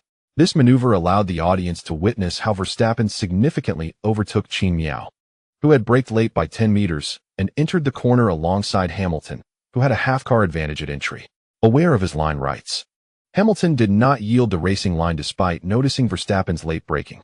In such late circumstances, Verstappen's attempt to brake essentially rendered him unable to return to the normal racing line.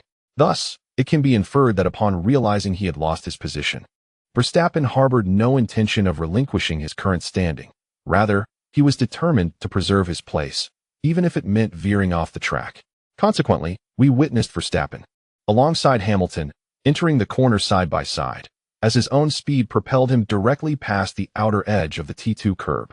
Since this route did not necessitate deceleration, Verstappen seamlessly inserted himself ahead of Hamilton after crossing the curb, temporarily safeguarding his position. However, Verstappen's sudden maneuver disrupted Hamilton's rhythm, causing him to miss the optimal exit line before him. As a result of Verstappen's actions, Ocon seized the opportunity to overtake Hamilton, thereby advancing to second place, while Qin Miao lost 2 positions and fell to fourth due to Verstappen's audacious move. Indeed, as Qin Miao decelerated for the corner, Verstappen surged past him, forcing Qin Miao to forfeit his entry point to avoid a collision. It was at this moment that Ocon capitalized on the situation. Frustration began to mount for Qin Miao, who had demonstrated faster starts than both Hamilton and Verstappen on 2 occasions. Yet, the proximity of T1 to the starting point on the Jeddah circuit rendered his excellent launches futile. Remarkably, after being overtaken by both Verstappen and Ocon, Hamilton refrained from voicing any complaints over the team radio.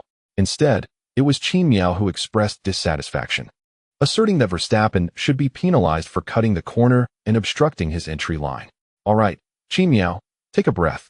The team will advocate on your behalf," Frankie responded. "Our advice is to stay close to Hamilton now. Verstappen may be required to yield his position." As Frankie communicated with Qin Miao, Toto from the Mercedes team had already begun contacting the FIA race officials via radio. Meanwhile, Red Bull was also reaching out to the FIA to advocate for Verstappen. The legitimacy of Verstappen's overtaking maneuver was questionable, and a penalty was merely a matter of time. Red Bull's objective was not to prevent a penalty for Verstappen, but rather to ensure he returned a position, placing him back behind Hamilton without being relegated to third. Conversely, Mercedes sought to have Verstappen demoted to third, ideally penalizing him with a 5-second stop in the pits. However, as both teams initiated their communications with the FIA, a cloud of dust arose on the track as Perez collided with Leclerc. Following the impact, Perez's Red Bull car spun leftward, with its front wing crashing into the track barrier and shattering upon impact. The event organizers promptly displayed the yellow flag, and within less than half a minute, it was transformed into a red flag. "I am currently experiencing a cough, fever, and a heavy-headed sensation. This is a pre-written note from yesterday, and I am unable to write today, so I must excuse myself in advance for tomorrow. I sincerely apologize." Yesterday, the temperature in Guangdong suddenly plummeted from 27 degrees to 13 degrees, and I still dressed too lightly. I apologize once again. Please take care of yourselves and dress warmly. This chapter concludes with the theme of humility and restraint. Now, the pressing issue arises. What kind of penalty will Verstappen face for his infraction during the red flag? Will it be a time penalty, or will he be relegated to the rear of the starting grid? Meanwhile, Qin Miao has suffered misfortune, dropping from third to fourth place. On the other side, Perez has retired from the race, although he only lost his front wing during the collision. The team discovered that Perez's left front suspension was also damaged, rendering his car inoperable. Simultaneously, Mazepin faced a similar fate, following a collision caused by Russell's sudden braking. Mazepin reacted too late and collided with Russell, resulting in his own retirement. However, Mazepin suffered the immediate loss of both front suspension components. The three drivers vying for the championship are now filled with anxiety. Verstappen's overtaking maneuver will undoubtedly incur a penalty. Thus, Verstappen's position is misleading. Hamilton, too, has dropped from second to third due to Verstappen's actions, while Qin Miao has fallen to fourth, all of them starting from different positions. In summary, the early moments of this race have been exceedingly chaotic. Following the red flag, Qin Miao reluctantly parked his car in the pit lane. Shortly after he disembarked, Toto went directly to the FIA. Hamilton followed suit, also seeking out the FIA, while Qin Miao simply sat quietly beside his car, sipping water and lost in thought. Before long, the FIA announced the penalties. Verstappen would be demoted by 2 positions on the starting grid, placing him behind Hamilton in third position. Ocon would start first, Hamilton second, and Verstappen third, with Qin Miao in fourth. This penalty seems fair, as Verstappen had indeed cut the corner to overtake Hamilton. Upon receiving this news, Qin Miao immediately sought out Toto through the team radio to contest the decision. Unfortunately, the FIA showed no inclination to entertain Qin Miao's appeal. The external line had proven detrimental for Qin Miao, although Verstappen braked late upon entering the corner, aiming for the escape area. He had already positioned his car ahead of Qin Miao's by virtue of his late braking, thus completing a legitimate overtaking maneuver without infringement. Upon learning this, Qin Miao felt utterly despondent. Despite Toto's efforts to advocate for Qin Miao, the officials had firmly established their decisions regarding the top 3 drivers, and it was evident that the FIA had no intention of altering this verdict. Ultimately, Qin Miao had no choice but to reluctantly accept the outcome. Once the penalties were announced and finalized, another dilemma emerged. How should Qin Miao select his tires for the forthcoming race? At that moment, he still possessed a brand new set of hard tires in his reserves. Subjectively, Qin Miao was disinclined to switch tires. He wished to leverage the speed advantage of the medium tires to ensure he could surpass Hamilton and Verstappen in the upcoming race. However, his medium tires could no longer withstand the wear from another start. Based on his own estimations, if he chose to begin the race with the medium tires, he would experience a significant decline in speed during the latter stages. After careful consideration, Qin Miao ultimately decided to opt for a new set of hard tires. Although the performance of hard tires was inferior to that of medium tires, at least this choice alleviated his concerns about tire degradation for the remainder of the race. Perhaps this was also an opportunity. For an extended period, everyone awaited the conclusion of the red flag. Qin Miao began to snack once more. During the wait, the broadcast directed considerable attention towards him, and upon noticing his munching, not only the director but also viewers at home, commentators, and even the audience on site were left somewhat speechless. Aren't F1 drivers supposed to manage their weight? Eating should be aimed at sustaining their physical endurance and hydration. Yet here he was, indulging at the slightest opportunity. Didn't he fear needing a restroom break mid-race? 10 minutes later, Qin Miao and his fellow drivers returned to the track, completing a warm-up lap behind the safety car. At that moment, Ocon, trailing the safety car, was undoubtedly the happiest among them. Thanks to a safety car period and 2 red flags, Ocon had taken full advantage of every opportunity available, making the optimal choices thus far in the race. Now, he faced only one challenge: the start. If he executed this start flawlessly, he would gain a significant advantage in the race, securing at least a 4th-place finish. What? A podium?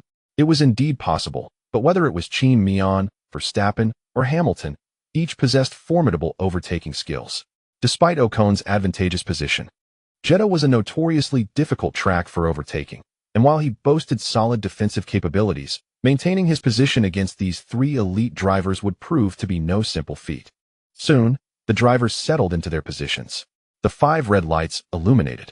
The race commenced. This marked the 3rd start of the race. It seemed as though Qin Miao had exhausted all his luck and reflexes during the initial starts. Or perhaps the performance of the soft tires simply could not match that of the medium tires. In this start, Qin Miao's performance was rather conventional compared to Hamilton and Verstappen. He did not lose much ground, yet it lacked the brilliance of his previous 2 launches. Quickly catching up to the drivers ahead. This time, Verstappen executed a particularly impressive start.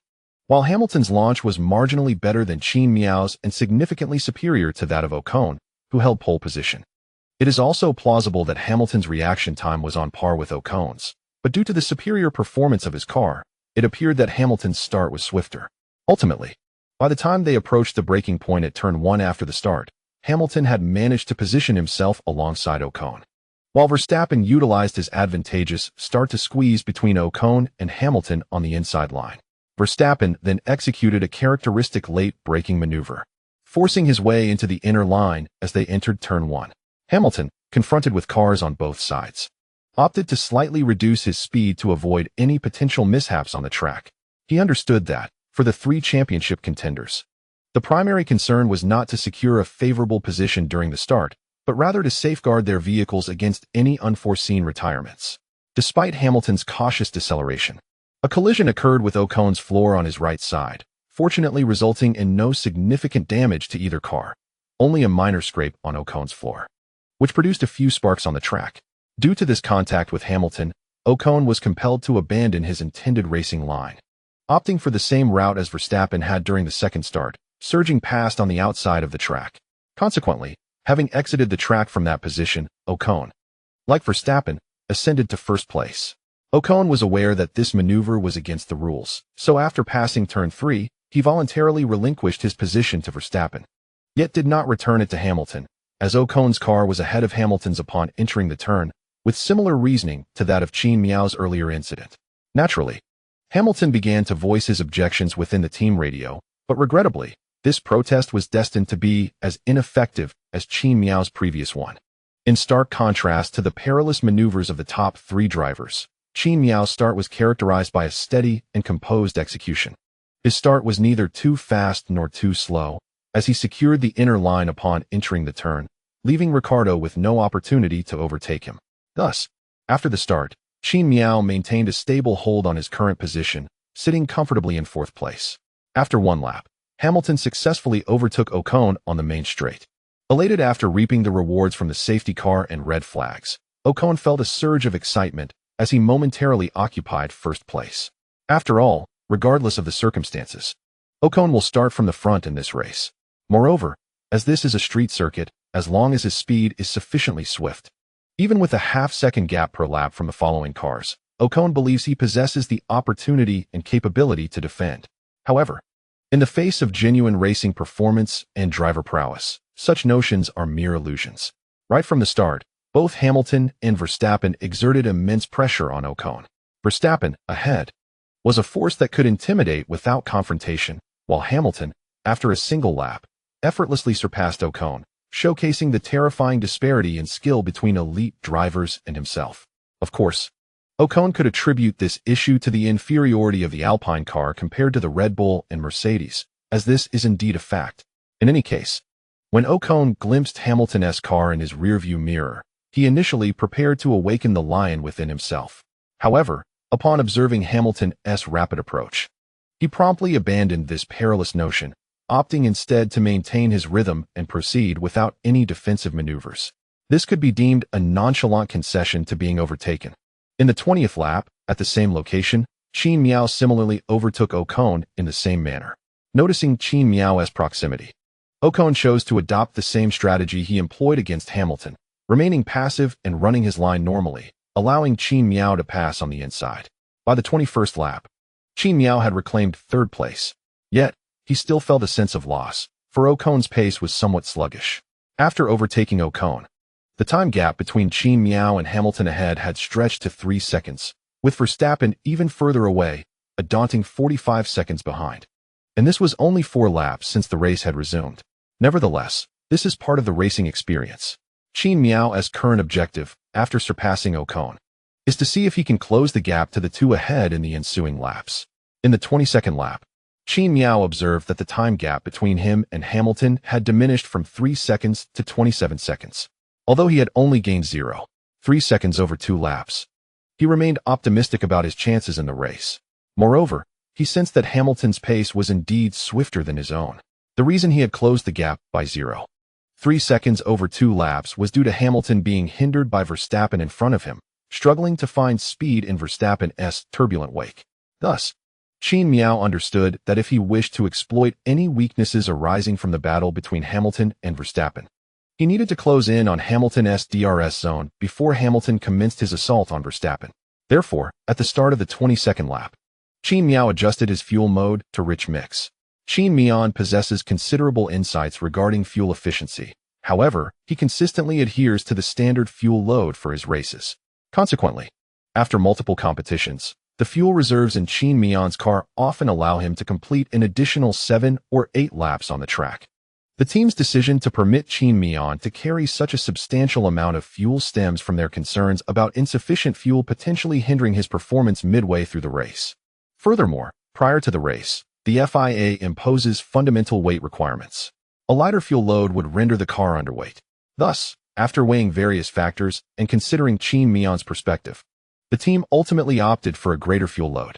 This strategy is one of the primary reasons for Qin Miao's remarkable overtaking capabilities compared to his peers. At present, Qin Miao is pursuing Lewis Hamilton and Max Verstappen with the same fervor he would exhibit during qualifying. However, just as he prepares to launch a full-throttle assault, a virtual safety car unexpectedly emerges on the circuit.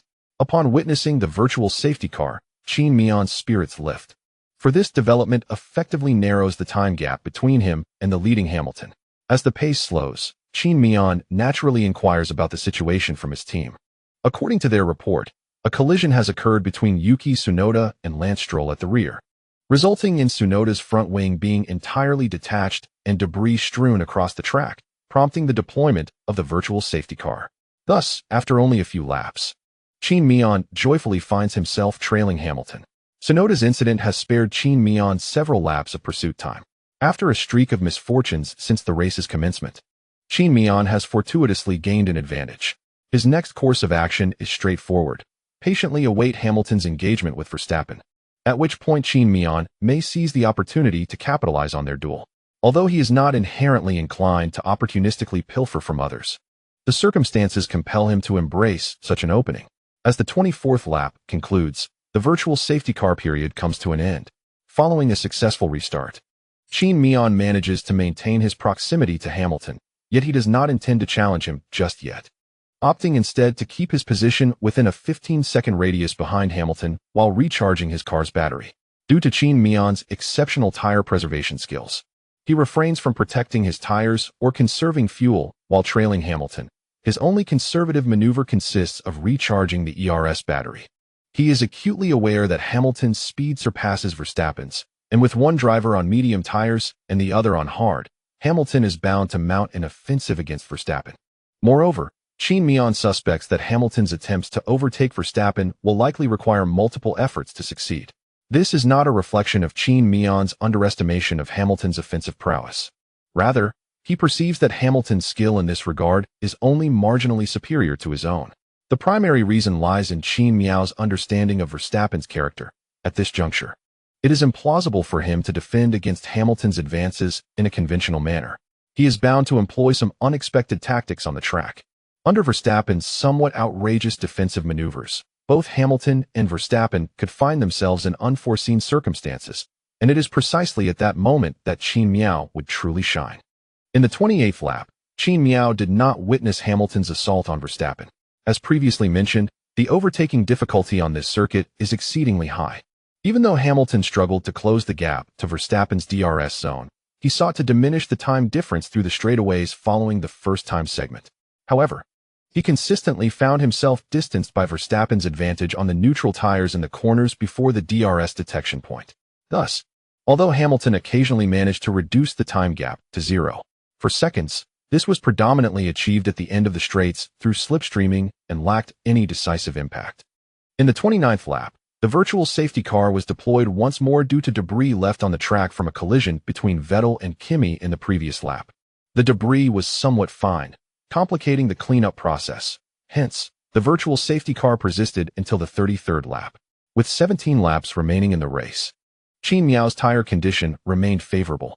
Despite the imminent conclusion of the race, he felt a sense of calm and emotional stability. Although Hamilton was on the same hard tires as Qin Miao, Verstappen ahead of him was utilizing the neutral tires.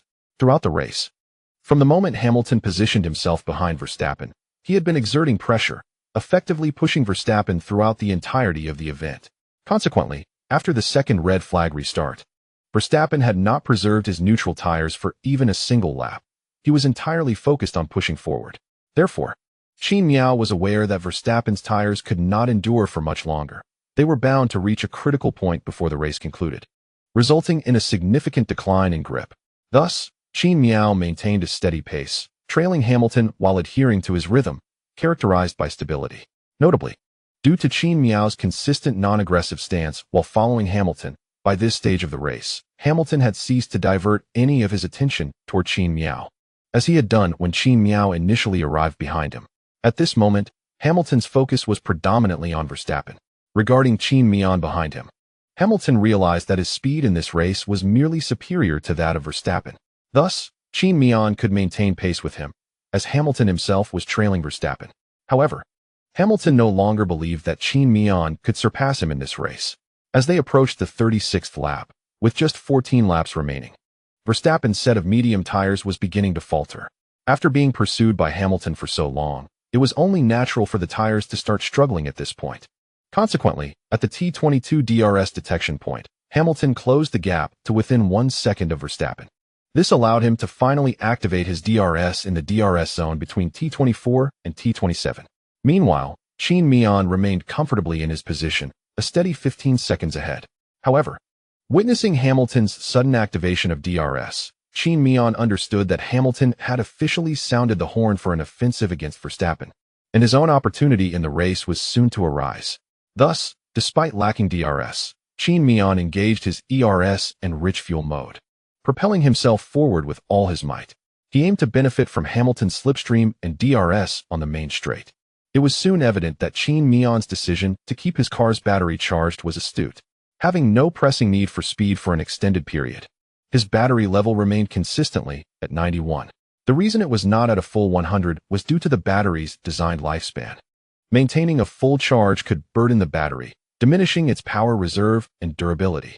Ideally, the battery level should hover around 85, so Qin Miao's 91 was somewhat elevated. Frankie had repeatedly advised Qin Miao to utilize more of the battery's charge, as conserving it proved futile. At the critical moment, Qin Miao adjusted his car's battery release mode to the maximum setting. In this mode, the discharge rate was even more aggressive than during qualifying. The qualifying battery mode required the car to deplete its battery charge precisely within a single lap, utilizing all energy gathered from MGUK and MGUH during the qualifying session. Any excess energy during qualifying was wasted, and insufficient energy would slow him down. This mode, however, aimed to exhaust the battery's charge as rapidly as possible within a short period.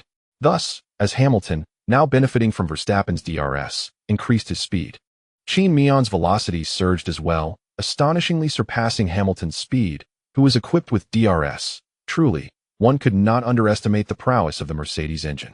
End of chapter. 319. Slaughter. After passing T27, Qin Miao emerged from the corner, finding himself just 0.9 seconds behind Hamilton, and upon reaching the DRS detection point, he successfully acquired Hamilton's DRS. The cost, however, was rather steep. When exiting T24, Qin Miao's racing car had a battery charge of 91, but by the time he reached T27, only 29 remained. Over the course of 2 gentle bends and a hairpin turn, Qin Miao had expended 62 units of battery power, despite this distance being less than 13 kilometers. Concurrently, Qin Miao was acutely aware that employing this mode would diminish his battery's lifespan by at least 3 hours. Although 3 hours may seem insignificant, it is crucial to note that the overall operational lifespan of an F1 power unit typically hovers around 200 hours.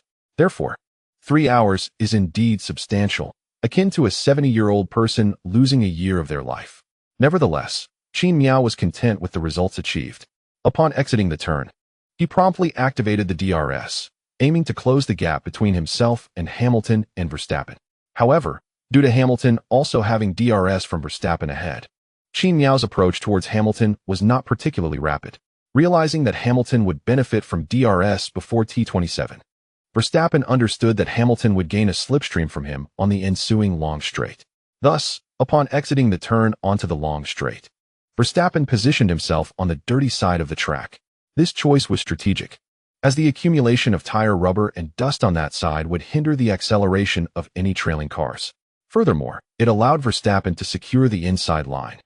forcing Hamilton to make any overtaking attempt from the outside. As they crossed the finish line and entered the 37th lap, Hamilton adeptly maneuvered to the outside line. Due to positional and speed constraints, Qin Miao followed closely behind Hamilton, gradually reducing the time gap between them. Once Hamilton executed his move to the outside, Qin Miao mirrored his rhythm and moved to the outer line of the track.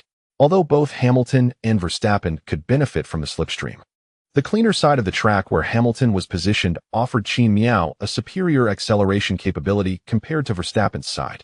After Hamilton's maneuver, he leveraged his car's speed advantage at the breaking point of T1 to align alongside Verstappen. At this juncture, Qin Miao found himself with a 0.5-second deficit to the two ahead, maintaining roughly a car's length behind Hamilton. This distance was delicate, posing no immediate threat to the positions of the two frontrunners.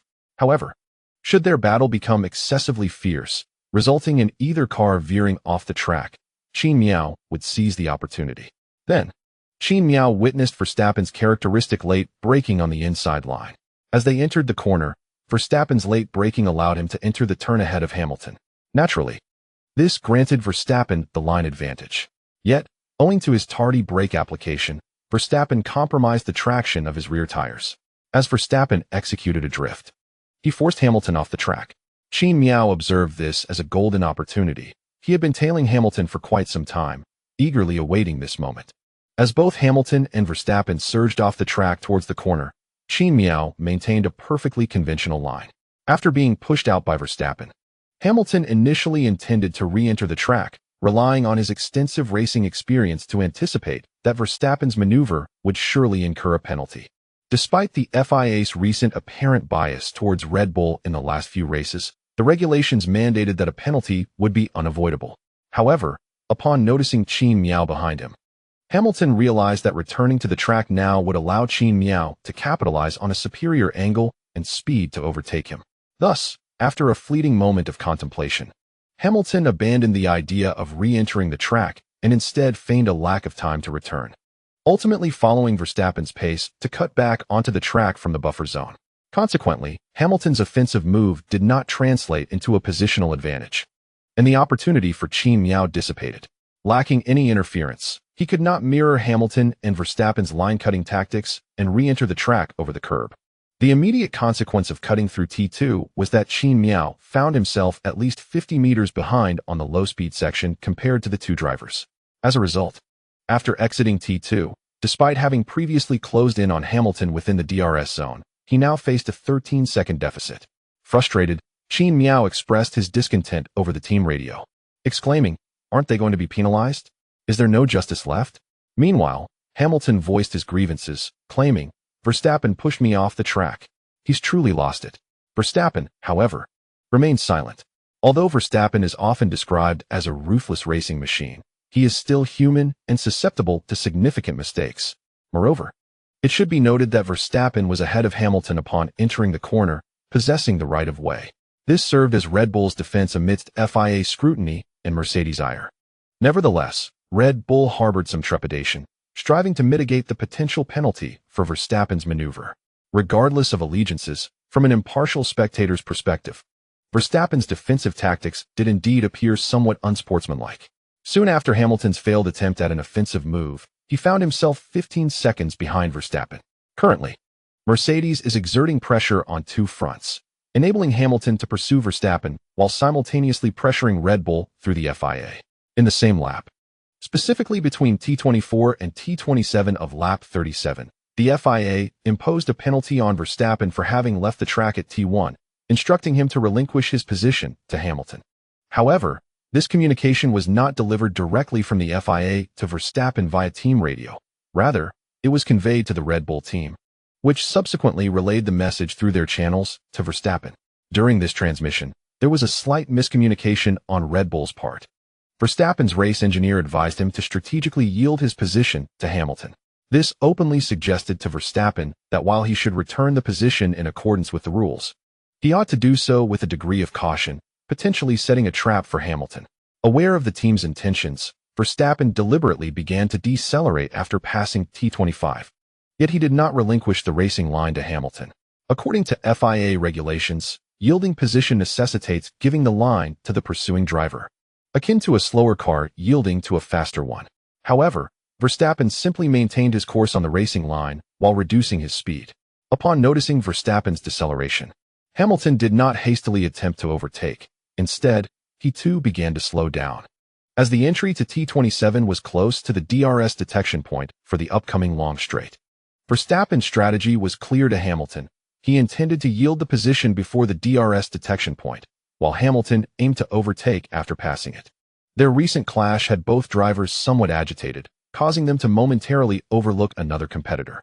As both slowed down, Qin Miao, emerging from T23, began to utilize Hamilton's slipstream, decreasing the time gap between himself and Hamilton from 13 seconds to 11 seconds. Suddenly, Qin Miao observed the two cars ahead decelerating. His position was quite strategic, being situated just behind Hamilton's left, while Verstappen was positioned in front of Hamilton's right. Hamilton's focus was primarily on Verstappen, and although Verstappen was monitoring his rearview mirror, he could only see Hamilton's car at that moment. Thus, both drivers momentarily neglected the lurking presence of Qin Miao due to the unexpected circumstances. Despite Verstappen realizing, within merely half a second after slowing down, that Qin Miao was poised to capitalize on the situation, his abrupt deceleration essentially handed an opportunity to Qin Miao. Upon realizing that Verstappen had not surpassed him, Hamilton immediately accelerated. In the following moment, Hamilton became aware of Qin Miao trailing closely behind him. However, Qin Miao's performance throughout the race was rather unassuming, leading both Hamilton and Verstappen to perceive him as lacking the competitive edge they possessed. Thus, as their fierce battle ensued, they instinctively overlooked Qin Miao's presence. When they finally came to their senses, they were dismayed to discover that, due to a momentary lapse in attention, Qin Miao had swiftly overtaken both of them on the inside line and was now heading towards the breaking point at T27. By the time Qin Miao reached T27, Verstappen felt a pang of regret. Am I truly this foolish? How could I have forgotten about him? Meanwhile, Hamilton was seething with anger, lamenting how he had momentarily disregarded Qin Miao's existence. What an oversight! Qin Miao's maneuver could only be described as the culmination of sustained effort. Without the restraint he exhibited prior to the race and the conscious effort to diminish his visibility throughout, he would not have seized such a prime opportunity. Of course, he owed much to Hamilton and Verstappen for providing him with this chance. They were truly generous, he mused as he exited T27. Upon witnessing Qin Miao's audacious move, the atmosphere within the Mercedes camp grew peculiar. More than half of the personnel cheered for his overtake, while the other half remained eerily silent. Toto, on the other hand, clapped in delight at Qin Miao's successful ambush. Although he harbored hopes for Hamilton to achieve his 8th championship title with Mercedes, he would not dismiss the prospect of Qin Miao claiming the F1 World Championship in his rookie season, as it would reflect positively on his judgment. In stark contrast to the strange atmosphere at Mercedes, the trio of commentators at 5-Star Sports had been engrossed in the tussle between Verstappen and Hamilton, discussing when the FIA would compel Verstappen to relinquish his position to Hamilton, as they believed his defensive maneuver had indeed been a violation. Suddenly, they witnessed Qin Miao overtaking as the two frontrunners exchanged positions. Instantly, the commentators felt enlightened, akin to enjoying a warm bath amidst a snowy winter or stepping into an air-conditioned room during the sweltering heat of summer, with a freshly unwrapped popsicle in hand. Qin Miao has done it. He seized the opportunity he had been waiting for throughout the race as Verstappen and Hamilton exchanged positions. He has overtaken both of them in one fell swoop. The excitement was palpable, prompting even the commentators to rise from their seats. Just moments ago, they had been discussing how challenging it would be for Qin Miao to overtake. He would either have to wait for Verstappen's tires to degrade or hope for a mistake from the leading duo. Fei remarked, "At present, it is evident that Qin Miao's thoughts align with ours, and he has successfully executed everything we contemplated for him prior to the commencement of the race. It is truly remarkable that a mere 20-year-old like Qin Miao can maintain such composure in this moment, trailing behind Hamilton for an extended period without a hint of impatience. It is nothing short of astonishing. This overtaking maneuver will undoubtedly become one of the most memorable highlights of the 2021 season." When Zhou Haoran expressed this sentiment, his words were imbued with excitement and fervor.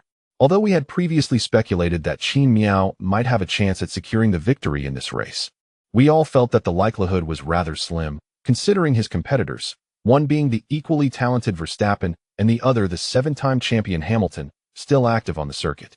Bing commented, "Yet, even when faced with such formidable opponents, Qin Miao has managed to steadfastly maintain his rhythm and deliver a decisive strike at the most critical juncture.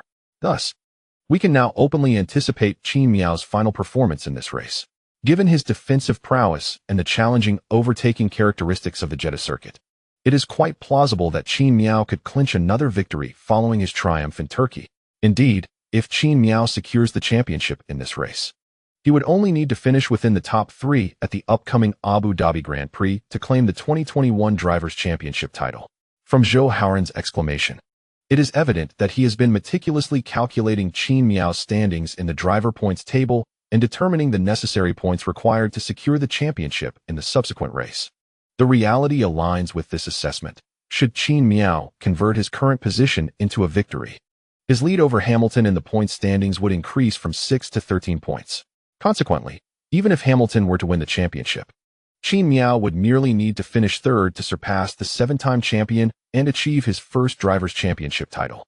Given Qin Miao's consistent display of talent and performance, barring any unforeseen circumstances that would disrupt his race, he is virtually assured of finishing at least in third place, with the possibility of achieving second or even first if fortune favors him.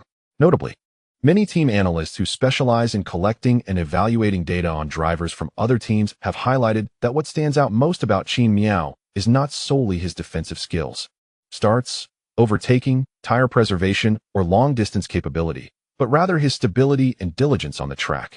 After all, no other driver has spent more time on their team's simulator this season than Qin Miao. Therefore, his presence is highly coveted by research and development departments across all teams, as it instills great confidence in their personnel. After developing a new component, one can swiftly find a driver to assist with testing, allowing for immediate feedback and consequently accelerating the research and development process. Returning to the main topic, it is precisely due to Qin Miao's distinctive qualities that the champion of this race could be seen as determining the overall driver championship for the season. Thus, it is entirely understandable that the 3 commentators exhibited considerable excitement. Frankie, too, lauded Qin Miao after he seized the opportunity to overtake 2 competitors, exclaiming, "Well done. That was an exquisite maneuver." Although Frankie's praise for Qin Miao seemed somewhat understated, within the team, he was nearly leaping from his seat in jubilant celebration. He recognized the significance of the current standings for Qin Miao. However, as a race engineer, Frankie understood that his role was not merely to shower Qin Miao with accolades. He reminded him, "Verstappen still possesses your DRS, so do your utmost to maintain your current position." Frankie's caution was indeed warranted, as Verstappen did possess Qin Miao's DRS at that moment. Before Qin Miao crossed the DRS detection line, Verstappen had realized that he had overlooked Qin Miao in his rearview mirror and began to accelerate his car. Nevertheless, due to that momentary deceleration, when Qin Miao, along with Hamilton and Verstappen, arrived at the main straight, there remained a significant time gap of 12 seconds between Qin Miao and the pursuing Verstappen. Throughout the ensuing race, despite Verstappen's relentless pursuit of Qin Miao and his attempts to maximize ERS deployment, the time difference proved to be insurmountable. Even with the advantages of DRS and ERS, Verstappen could not close the gap. Approaching the breaking point of turn 1, he could only narrow the distance to 3 seconds behind Qin Miao. Given this time disparity, Qin Miao did not resort to defending against Verstappen on the inside, but opted for a standard line after braking late. At this juncture, Verstappen found no opportunity to challenge Qin Miao, yet he still attempted to exert pressure from the inside, fully aware of Qin Miao's formidable defensive prowess, which rendered his efforts ineffective. However, as the saying goes, idle hands are the devil's workshop. Yet, Verstappen overlooked an important detail. He had not yet returned Hamilton's rightful position. Qin Miao had initially presumed that after surpassing both Hamilton and Verstappen, the two would set aside their animosity and swap positions to pursue him. However, it was evident that Qin Miao had underestimated the rivalry between Hamilton and Verstappen. As Qin Miao exited turn 23 on lap 38, he noticed that Hamilton had regained Verstappen's DRS. The earlier pause in racing due to Qin Miao's sudden emergence had prompted Verstappen to attempt to restore Hamilton's position, as failing to do so would result in a 5-second time penalty for him. However, Red Bull's strategy during the position exchange remained unchanged despite Qin Miao's unexpected interference. Thus, at the DRS monitoring point before T27, Verstappen arrived without relinquishing the racing line, but merely began to decelerate. It was evident that Verstappen still desired to allow Hamilton to reach the DRS monitoring point before him. Even though Qin Miao was directly in front of them and would undoubtedly gain an advantage from such a maneuver, Verstappen proceeded nonetheless. Hamilton, seemingly caught up in the moment, mirrored Verstappen's actions, unwilling to be the first to reach the DRS monitoring point. If you decelerate, then so shall I. At this juncture, Qin Miao found himself bewildered as he approached the braking point at T27. A cursory glance in the rearview mirror to gauge the positions of the two behind him revealed that they were still outside the apex of T26. Confusion flooded Qin Miao's mind. What was going on? Were they not racing anymore? Verstappen's rationale was quite straightforward. Currently, he stood at the bottom of the points table among the three title-contending drivers, and he was utilizing the medium tires in this race. Unlike Qin Miao, Verstappen, despite being one of the elite in tire conservation, recognized that his tires had suffered considerable wear after being pushed by Hamilton for an extended period. While he was confident he could complete the race on this set of medium tires, he could not guarantee his speed in the latter stages. Coupled with Qin Miao's tire conservation skills and his hard tires, Verstappen found himself devoid of any inclination to challenge Qin Miao. He was acutely aware that even if he entertained such thoughts, he could not catch up to Qin Miao, at least not in the remaining 11 laps. In this chapter's conclusion, 3:20, the dawn of victory, Verstappen's primary focus shifted towards overcoming Hamilton. Securing second place in this race was imperative for him. This was why Qin Miao perceived the peculiar behavior of the two in his rearview mirror. Upon entering T27, Verstappen noted that Hamilton had still not overtaken him before the DRS monitoring point, prompting him to execute a sudden, forceful brake. Understanding that F1 drivers possess swift reflexes, Verstappen anticipated that even if Hamilton did not wish to overtake him before the DRS detection point, he would instinctively veer to avoid colliding with Verstappen. Should Hamilton's front end surpass him at that moment, Verstappen would have fulfilled his team's expectations by allowing Hamilton to pass. What transpired thereafter, where he could capitalize on Hamilton's momentary distraction to accelerate and reclaim his position, would be a testament to his own skill. Regarding the contentious aftermath of these events, Formula One is indeed a realm where victors are glorified while the vanquished are forgotten. The emergence of a new world champion elicits jubilant cheers, yet the unsavory actions that may have accompanied their journey throughout the season often escape scrutiny. Even if some individuals retain these memories, as long as the driver continues to secure victories, such transgressions remain unspoken. In the case of Hamilton, upon witnessing Verstappen's maneuver, he maintained his course. Despite his anxiousness when he noticed Qin Miao pulling ahead, he understood the implications. Should he surpass the DRS detection point at T27 faster than Verstappen, he would inevitably relinquish the position back to Verstappen once they exited T27, resulting in even greater time loss. Thus, Hamilton, resigned to the circumstances, chose to decelerate in unison with Verstappen. As Hamilton eased off the throttle, Verstappen's abrupt and unexpected braking startled him. However, contrary to Verstappen's expectations, Hamilton did not respond with the alacrity required to evade the impending collision. His focus was divided, as he was acutely aware of Qin Miao's pace. Believing he had the potential to overtake and reclaim the championship that was rightfully his, despite the dwindling laps remaining in the race. Consequently, Hamilton's delayed reaction to Verstappen's sudden stop led to a collision between the end plate of his front wing and Verstappen's left rear tire. This impact caused Verstappen to momentarily lose traction, yet, being the adept driver he is, he swiftly regained control of his vehicle. Fortunately, the collision was not severe. Hamilton's left front wing sustained damage, but the front wing remained largely intact, and Verstappen's rear tire escaped harm from debris. Upon feeling the tremors of his car and hearing the sound of carbon fiber fracturing, Verstappen realized a collision had occurred with Hamilton, which sent a jolt of concern through him, not for his car's stability, but for the potential repercussions from the FIA. However, Verstappen reconciled with the situation, thinking that a collision was merely a part of the race. After all, it could hardly worsen than the current predicament. He noted that Hamilton had already surpassed him. Glancing into his left rear-view mirror, he observed that Hamilton, having collided with him, had inexplicably halted on the track. showing no intention of passing him before the DRS detection point. With a mix of exasperation and resolve, Verstappen decided to disregard Hamilton's presence and accelerated away, leaving the incident behind him. After witnessing the incident, Hamilton accelerated to catch up with Verstappen. In truth, this collision was unexpected for Hamilton. Consequently, his rhythm upon resuming was not particularly strong, and as he passed the DRS detection point, he failed to benefit from Verstappen's slipstream.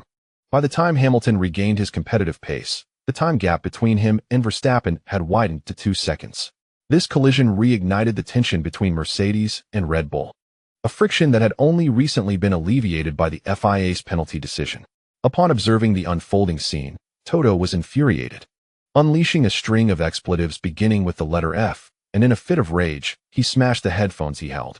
After several laps, during the 42nd, the same scenario occurred at the same location. Verstappen still did not yield the racing line. His method of conceding was merely to decelerate on the normal line, allowing Hamilton to overtake on the inside.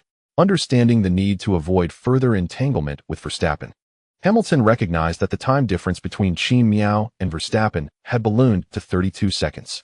Continuing to tussle with Verstappen would jeopardize Hamilton's chances of contending for the championship. Thus, upon noticing Verstappen's deceleration, Hamilton opted to overtake him on the outside at a normal speed. This maneuver, however, played directly into Verstappen's strategy. Once Hamilton successfully cleared the Red Bull, both drivers had yet to reach the braking point at T27. Hamilton reclaimed his position and approached the corner from the outside, while Verstappen executed his characteristic late braking on the inside. This late braking allowed Verstappen to pass the DRS detection point after Hamilton, yet he entered the corner more swiftly. Even at the apex, Verstappen squeezed Hamilton towards the outside, disrupting Hamilton's optimal line. While there was a semblance of retribution, it was not entirely reciprocated. Exiting T27 onto the main straight, Verstappen found himself ahead of Hamilton and activated his DRS after crossing the designated activation point. Witnessing Verstappen's actions, Zhou Haoran expressed disbelief, exclaiming that such behavior was unacceptable and constituted a violation of regulations. Verstappen was not permitted to retaliate immediately after relinquishing his position. Despite domestic fans acknowledging the competitive dynamic between Hamilton and Qin Miao, they largely sympathized with Hamilton, perceiving Verstappen's actions as reckless and desperate for victory. The scene then shifted to the Mercedes pit, focusing on Toto Wolff. Unlike the earlier scene of hysteria following the collision between Verstappen and Hamilton, Toto Wolff now sat with his arms crossed, a bemused smile gracing his face, as he was directly amused by Verstappen's antics. Meanwhile, on the track, as they reached the T3 checkpoint, the FIA swiftly imposed a 5-second penalty on Verstappen. This sanction was a consequence of Verstappen's overtaking maneuver on Hamilton by cutting the corner, and his failure to yield the position back to Hamilton. However, upon learning of this ruling, not only the commentators, but also fans of Mercedes and Hamilton, as well as some neutral spectators, found it rather intolerable. In light of Verstappen's recent audacious behavior on the circuit, it must be said that this penalty seemed rather lenient. At that moment, Toto realized that the FIA had no intention of concealing their motives. They were determined to prevent Hamilton from achieving that unprecedented 8th championship. They did not wish for Hamilton to become the first in F1 history, even though it was inevitable that such a record would eventually be surpassed. Toto even suspected that they would have fewer objections if Qin Miao were to secure this year's Drivers' Championship. However, in comparison to Qin Miao, it was evident that they preferred Verstappen to emerge victorious. Yet, as the race progressed to lap 43, at T27, Hamilton utilized DRS to catch up with Verstappen ahead of him. Before reaching T27, he braked on the inside line and overtook Verstappen. Exiting the corner, Verstappen attempted to reclaim his position, but Hamilton was not inclined to engage in frivolity. Entering the corner, he leveraged his advantageous racing line to push Verstappen off the track. Finally, he succeeded in overtaking Verstappen.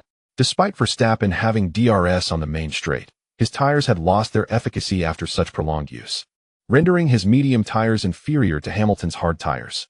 Thus, even with DRS, Verstappen's exit speed was noticeably lacking compared to Hamilton's, allowing Hamilton to maintain his position.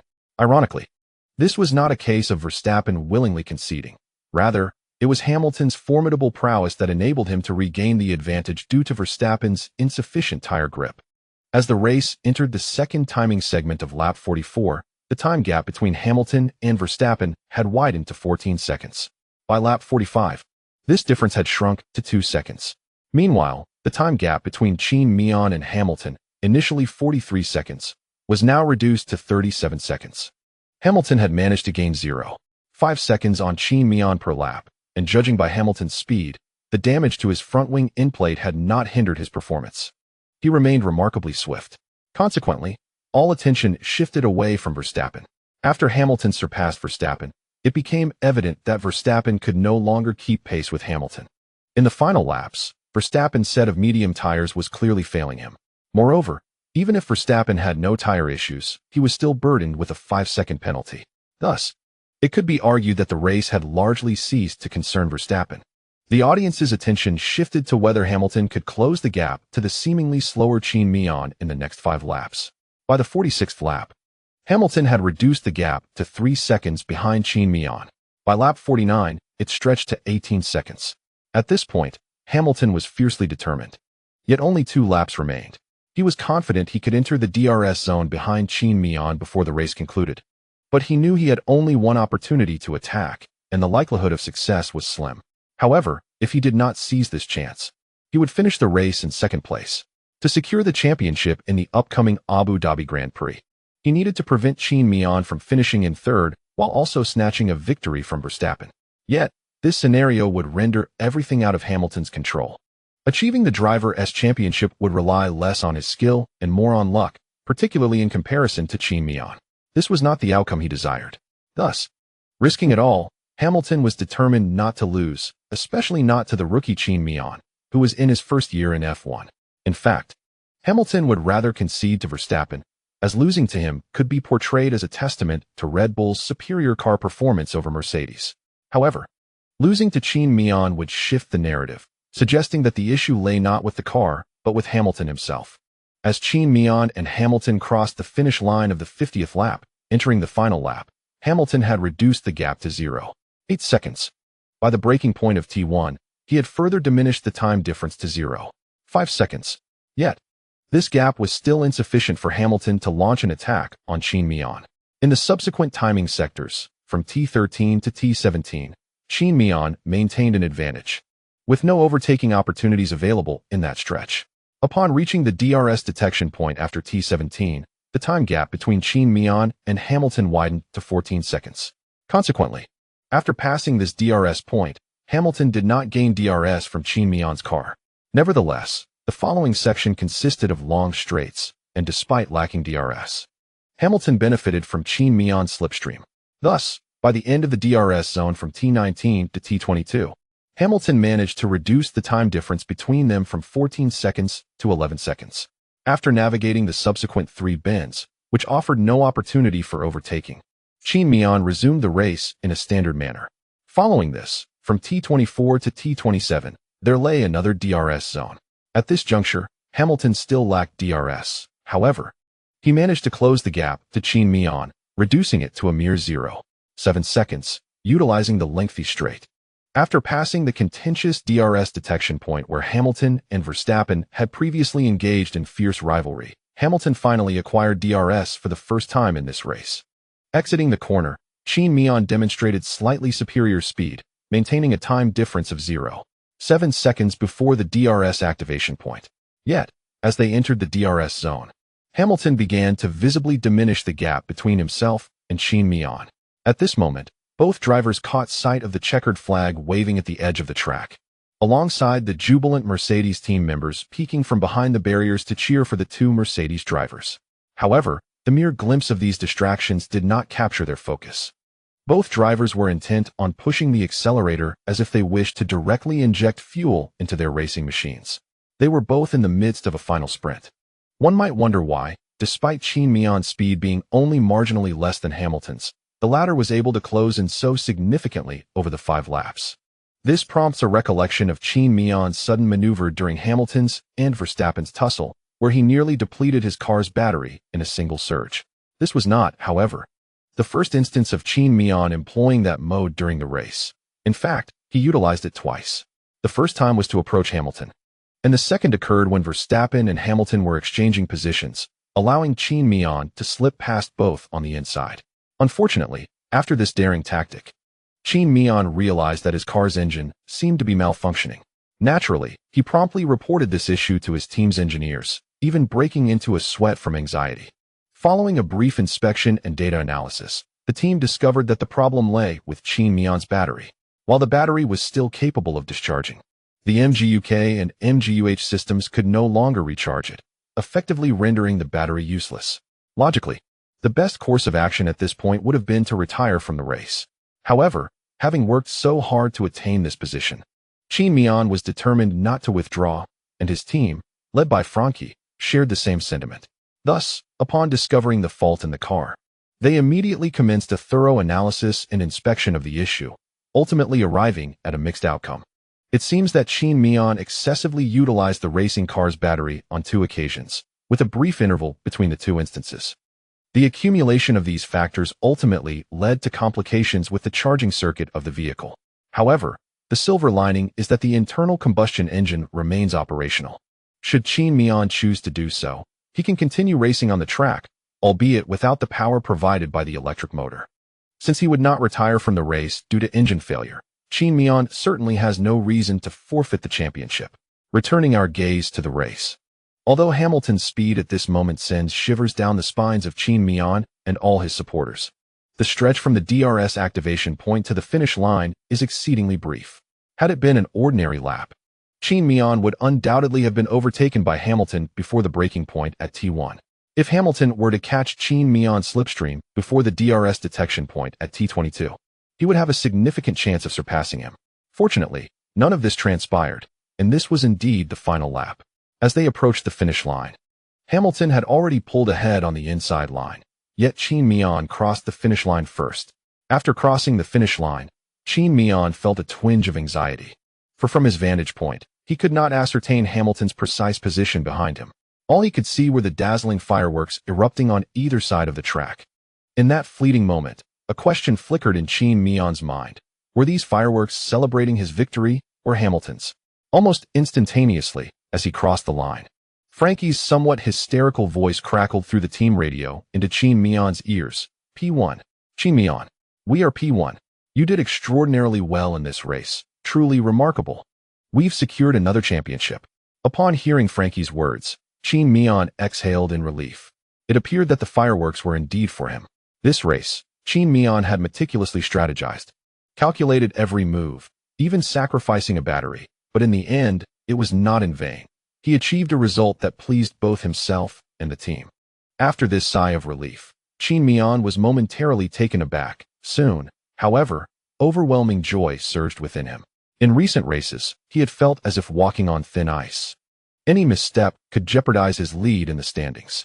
But now, he had finally found a suitable opportunity, and after 4 races, Qin Miao had once again claimed victory. Moreover, this victory implied that in the upcoming Abu Dhabi Grand Prix, all he needed to do was finish within the top 3 to secure the Drivers' Championship for the 2021 season, marking his inaugural year in F1. However, after reveling in the joy for a while, Qin Miao forced himself to regain composure, for the season was not yet concluded. And until the final race was run, anything could happen. Before the commencement of this competition, none could have anticipated the fierce confrontation between Hamilton and Verstappen on the track. Could they? Moreover, it has become increasingly evident through recent races that the FIA appears to be deliberately undermining the Mercedes team. It seems they believe that Mercedes has maintained an unyielding dominance for too long, subtly assisting Verstappen and the Red Bull team in their endeavors. Thus, in the forthcoming race, Qin Miao must confront not only his teammate Hamilton, but also contend with the intentional targeting from both Red Bull and the FIA within the constraints of the regulations. One can only say, the revolution has yet to succeed, and comrades must strive onward. This chapter concludes with the acknowledgement that, despite the wealthier fans, the occasion of celebration remains warranted. This victory transcends mere personal triumph for Qin Miao. It embodies the collective labor of the entire team. Even though Qin Miao is under immense pressure and may lack the spirit to celebrate, he must consider the efforts of his teammates. At the very least, this victory serves as a source of motivation for the upcoming Abu Dhabi Grand Prix, offering a respite for everyone within the Mercedes team. Upon disembarking from his car, Qin Miao, typically reserved in his celebrations, remarkably ascended to his vehicle, exulting in front of the supporters and team personnel present. Although the spectators could not discern his facial expression due to his helmet, his raised hands and slightly trembling form clearly indicated his profound excitement. After stepping down, Qin Miao joyfully dashed toward Frankie and the others, as this race epitomized a personal triumph characterized by heroic perseverance, waiting patiently for the right moment, seizing that fleeting opportunity, and adeptly transforming it into a victorious outcome. While the team offered support, the majority of the credit rightfully belongs to Qin Miao. Let us extend our congratulations to Qin Miao. In this chaotic and fragmented race, he skillfully utilized his intellect and composed demeanor to seize a fleeting opportunity, ultimately converting that advantage into a resounding victory. As Qin Miao celebrated, his compatriots expressed genuine joy for his accomplishment. His performance vividly illustrated the adage of the clam and the snipe, where one reaps the benefits of another's struggle. In truth, what stands out most about Qin Miao's performance in this race is his remarkable ability to grasp that ephemeral opportunity. At that moment, the chance was fleeting. Any delay in reaction would have precluded such a favorable outcome. The three commentators also shared their perspectives on Qin Miao's performance post-race. After celebrating with Frankie for a while, Qin Miao noticed Toto and Elliot Allison, high-ranking officials from the Mercedes team, approaching. Initially prepared to depart, he smiled and paused to greet them. "Well done, Qin Miao." Although it is evident that Qin Miao has heard countless praises from others during this period, Toto nonetheless took the opportunity to commend him in person.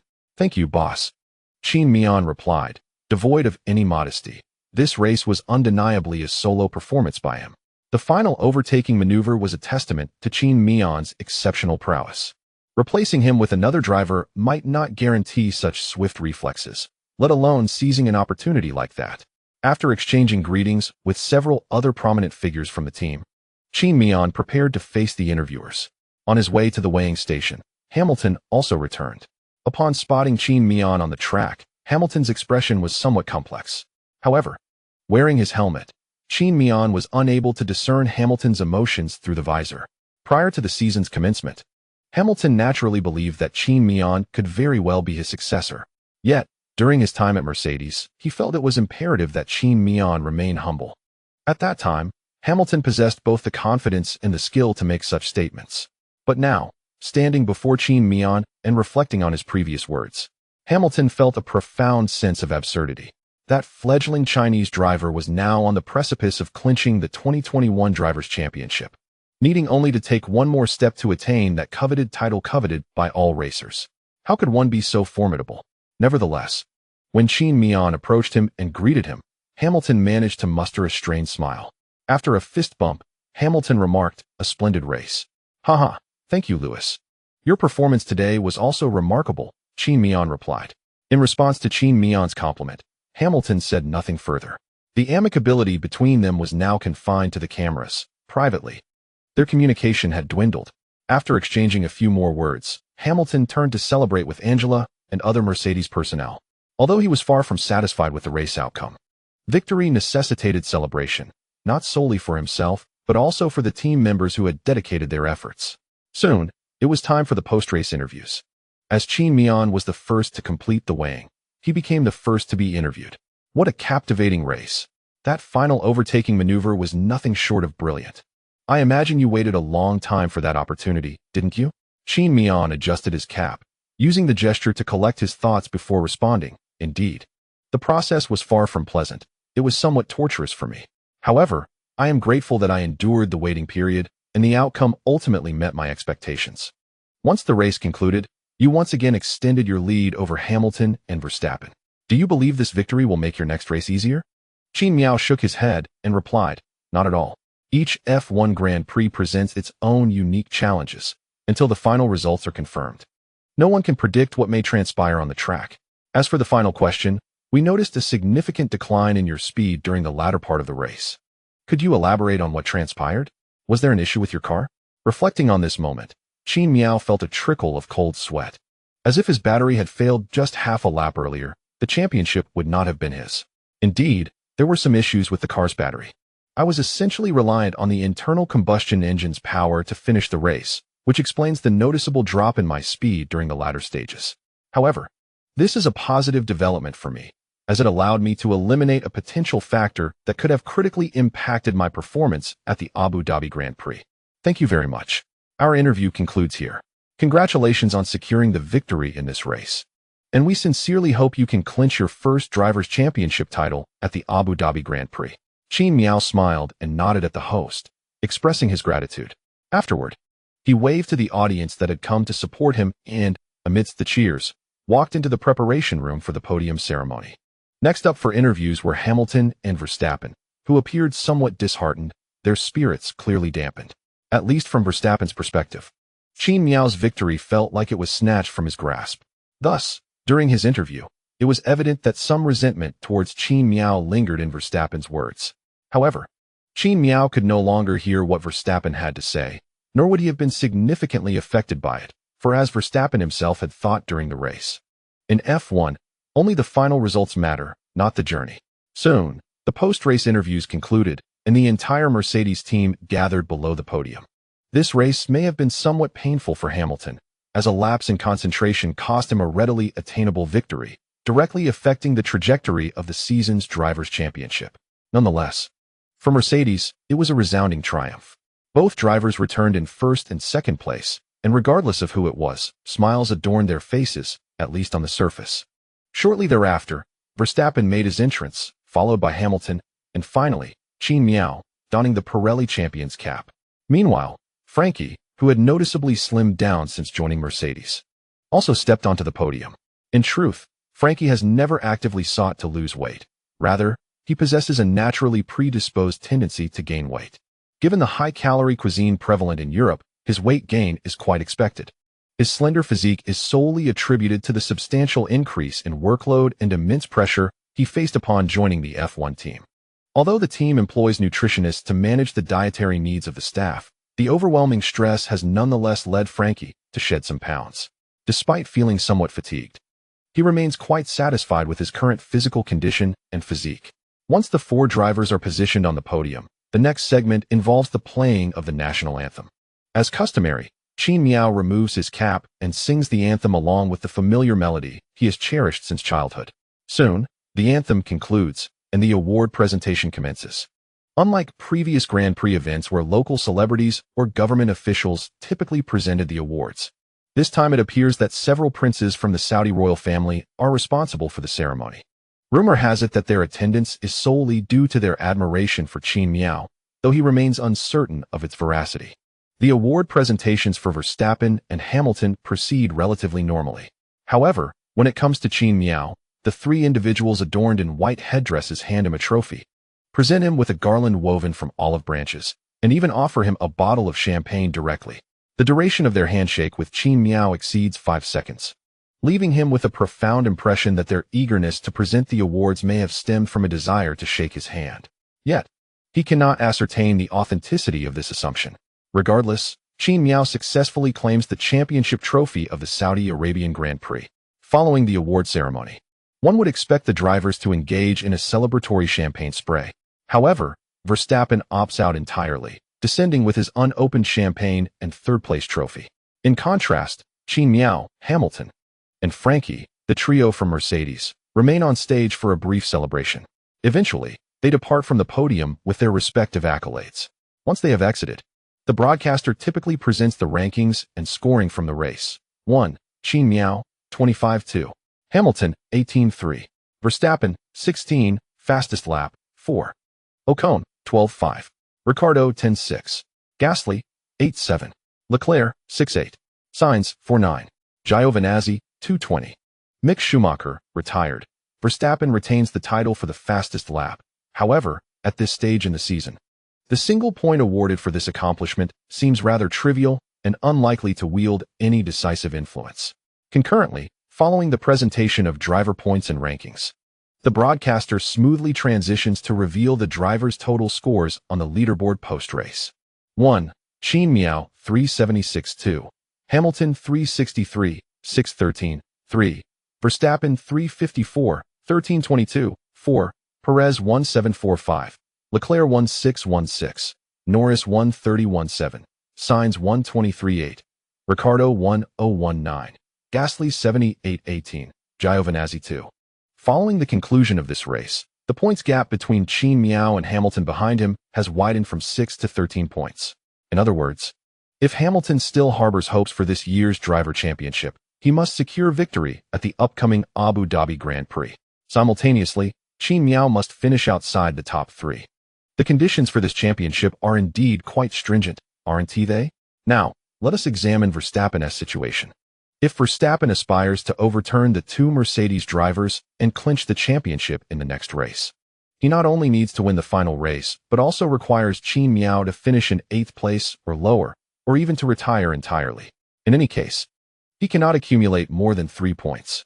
The conditions for Verstappen's victory are considerably more demanding than those for Hamilton. Aside from the fierce competition for the championship among these 3 drivers, a new face has emerged on the drivers' leaderboard. Giovinazzi finished the race in 8th place, thereby securing 2 precious points for the Alfa Romeo team.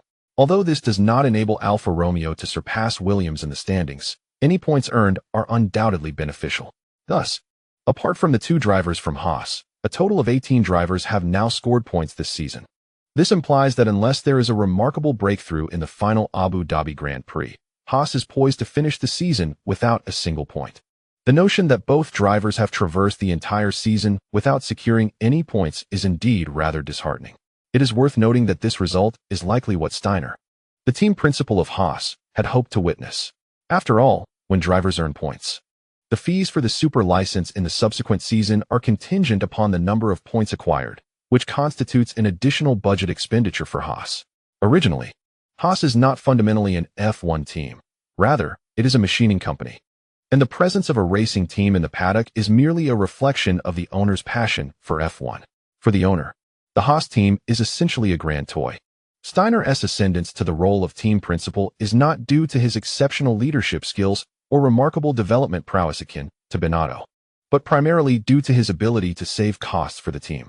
However, passion inevitably wanes over time, and as the years progress, the owner's enthusiasm for F1 will likely begin to diminish, especially given Haas's consistent struggle at the bottom of the standings. Despite the fact that the Haas owner has yet to publicly express his intention to sell the team, he remains hopeful for the upgrades that Steiner mentioned for the upcoming season. However, many believe that his expectations may be dashed, as the collision frequency between Mick and Mazepin this season suggests that Haas will not have ample funds to allocate to the research and development department next season. To return to the main topic, following the release of the Drivers' Championship standings, the team standings naturally followed. 1. Mercedes, 739-2. Red Bull, 528-3. Ferrari, 284-4. McLaren, 232-5. Alpine, 127-6. AlphaTauri, 107. Aston Martin, 75-8. Williams, 13-9. Alfa Romeo, 9. There is little need to discuss the top 2 teams. Mercedes had already secured the Constructors' Championship in Brazil. Originally, many anticipated fierce competition between Ferrari and McLaren, but it became evident early on that Ferrari had firmly established its position in 3rd place. Meanwhile, McLaren struggled with financial issues at its parent company, hindering significant improvements in car performance throughout the season. Although McLaren had several standout performances at the beginning and middle of the season, their ranking in the standings was remarkable. It has been downhill since Norris missed his first career podium at the Russian Grand Prix. The financial situation of McLaren's parent company has not shown any signs of improvement, and it is likely that the team will continue its downward trajectory not only this season, but also into the next. After the race concluded, Qin Miao's work was far from finished. In fact, upon arriving in the Middle East, his working hours were often extended considerably. He frequently found himself attending various gatherings and meeting numerous local dignitaries. During these events, Qin Miao could discern from their tone and gaze that they looked at him much like the fans in the paddock. While these gatherings initially held some intrigue, allowing him to meet several affluent individuals of international repute, the novelty wore off over time. The only thing keeping Qin Miao engaged was the exorbitant appearance fees. Indeed, aside from their salaries, drivers have various additional revenue streams, with participation in post-race activities being a common source of income. This is why drivers are often eager to appear in front of the cameras. Increased visibility leads to more invitations for gatherings and consequently higher earnings. Qin Miao's appearance fees for these events in the Middle East were substantial, with each banquet commanding a fee of $500 $0,000. When Qin Miao learned of this price, he was utterly astonished. Upon witnessing his expression, the group of oil magnates wore looks of perplexity, as if questioning him whether 500,000 was indeed a substantial sum. Indeed, you possess oil and wield power. Although Qin Miao had visited the Middle East during his time in F2, his focus then was primarily on racing. Even during outings with Xiaoming, he merely noted the arid climate, slightly elevated prices, an abundance of luxury boutiques, and the amicable disposition of the locals towards Chinese visitors. Beyond that, he perceived nothing particularly remarkable about the place. At that time, he lacked a clear understanding of the wealth possessed by these oil tycoons, until now. $500,000 was but a trifling amount. In summary, after the race concluded, Qin Miao did not return to Monaco, nor did he, like his teammate Hamilton, head directly to the Yas Marina circuit in Abu Dhabi for pre-race preparations. Instead, he earned $1 million in a single night and acquired contact information from several tribal princes, even signing his name to the point of cramping his hand. Fortunately, the bustling day finally drew to a close. On Monday, Qin Miao took a day to rest in the UAE, and early the next morning, he set off for Abu Dhabi accompanied by Zhou Haoran. The final two races of the F2 season coincided with the F1 schedule, commencing at the Jeddah circuit in Saudi Arabia before transitioning to the Yas Marina circuit in Abu Dhabi. Since they were bound for Abu Dhabi, and faced with a 4-hour flight, having Zhou Haoran along would at least provide companionship to alleviate the potential boredom. Zhou Haoran readily accepted Qin Miao's invitation, aware that despite Qin Miao leading his teammate Hamilton by 13 points in the F1 driver standings, this advantage was not entirely secure. Recognizing the pressure Qin Miao must be under, Zhou Haoran believed that spending time with him would likely help ease that burden. Moreover, as previously mentioned, it was a convenient route. As for Zhou Haoran's own upcoming race, he felt considerably less pressure compared to Qin Miao. The F2 championship paled in significance when juxtaposed with Qin Miao's pursuit of the F1 title. Regardless, Zhou Haoran was already assured a place in F1 for the following season, a feat unattainable by the majority of F2 drivers from 1999, thus signifying his superiority over them. Securing this position served as the finest testament to Zhou Haoran's personal prowess. In comparison to an F1 seat, the F2 championship was far less critical. Therefore, while winning the championship would be ideal, failing to do so would not cause Zhou Haoran much distress, merely a tinge of regret. Conversely, for Qin Miao, the F1 championship was not within everyone's reach, and this was only his inaugural season. Should he secure the title, his influence within the racing world would be immeasurable. Even if Zhou Haoran engaged in nothing else, merely riding on the coattails of Qin Miao's popularity could easily elevate him to the status of a prominent influencer. Emirates Airlines is renowned for its high prices, yet the quality of service is genuinely exceptional. Moreover, the VIP lounges appear to have undergone specialized renovations, effectively muffling the thunderous roar of the engines that seat passengers in the economy section endure. Thus, this journey is indeed remarkably comfortable. Although Barber informed Qin Miao that the team had received numerous invitations directed toward him, neither the team nor Qin Miao intended to indulge in such distractions at this moment.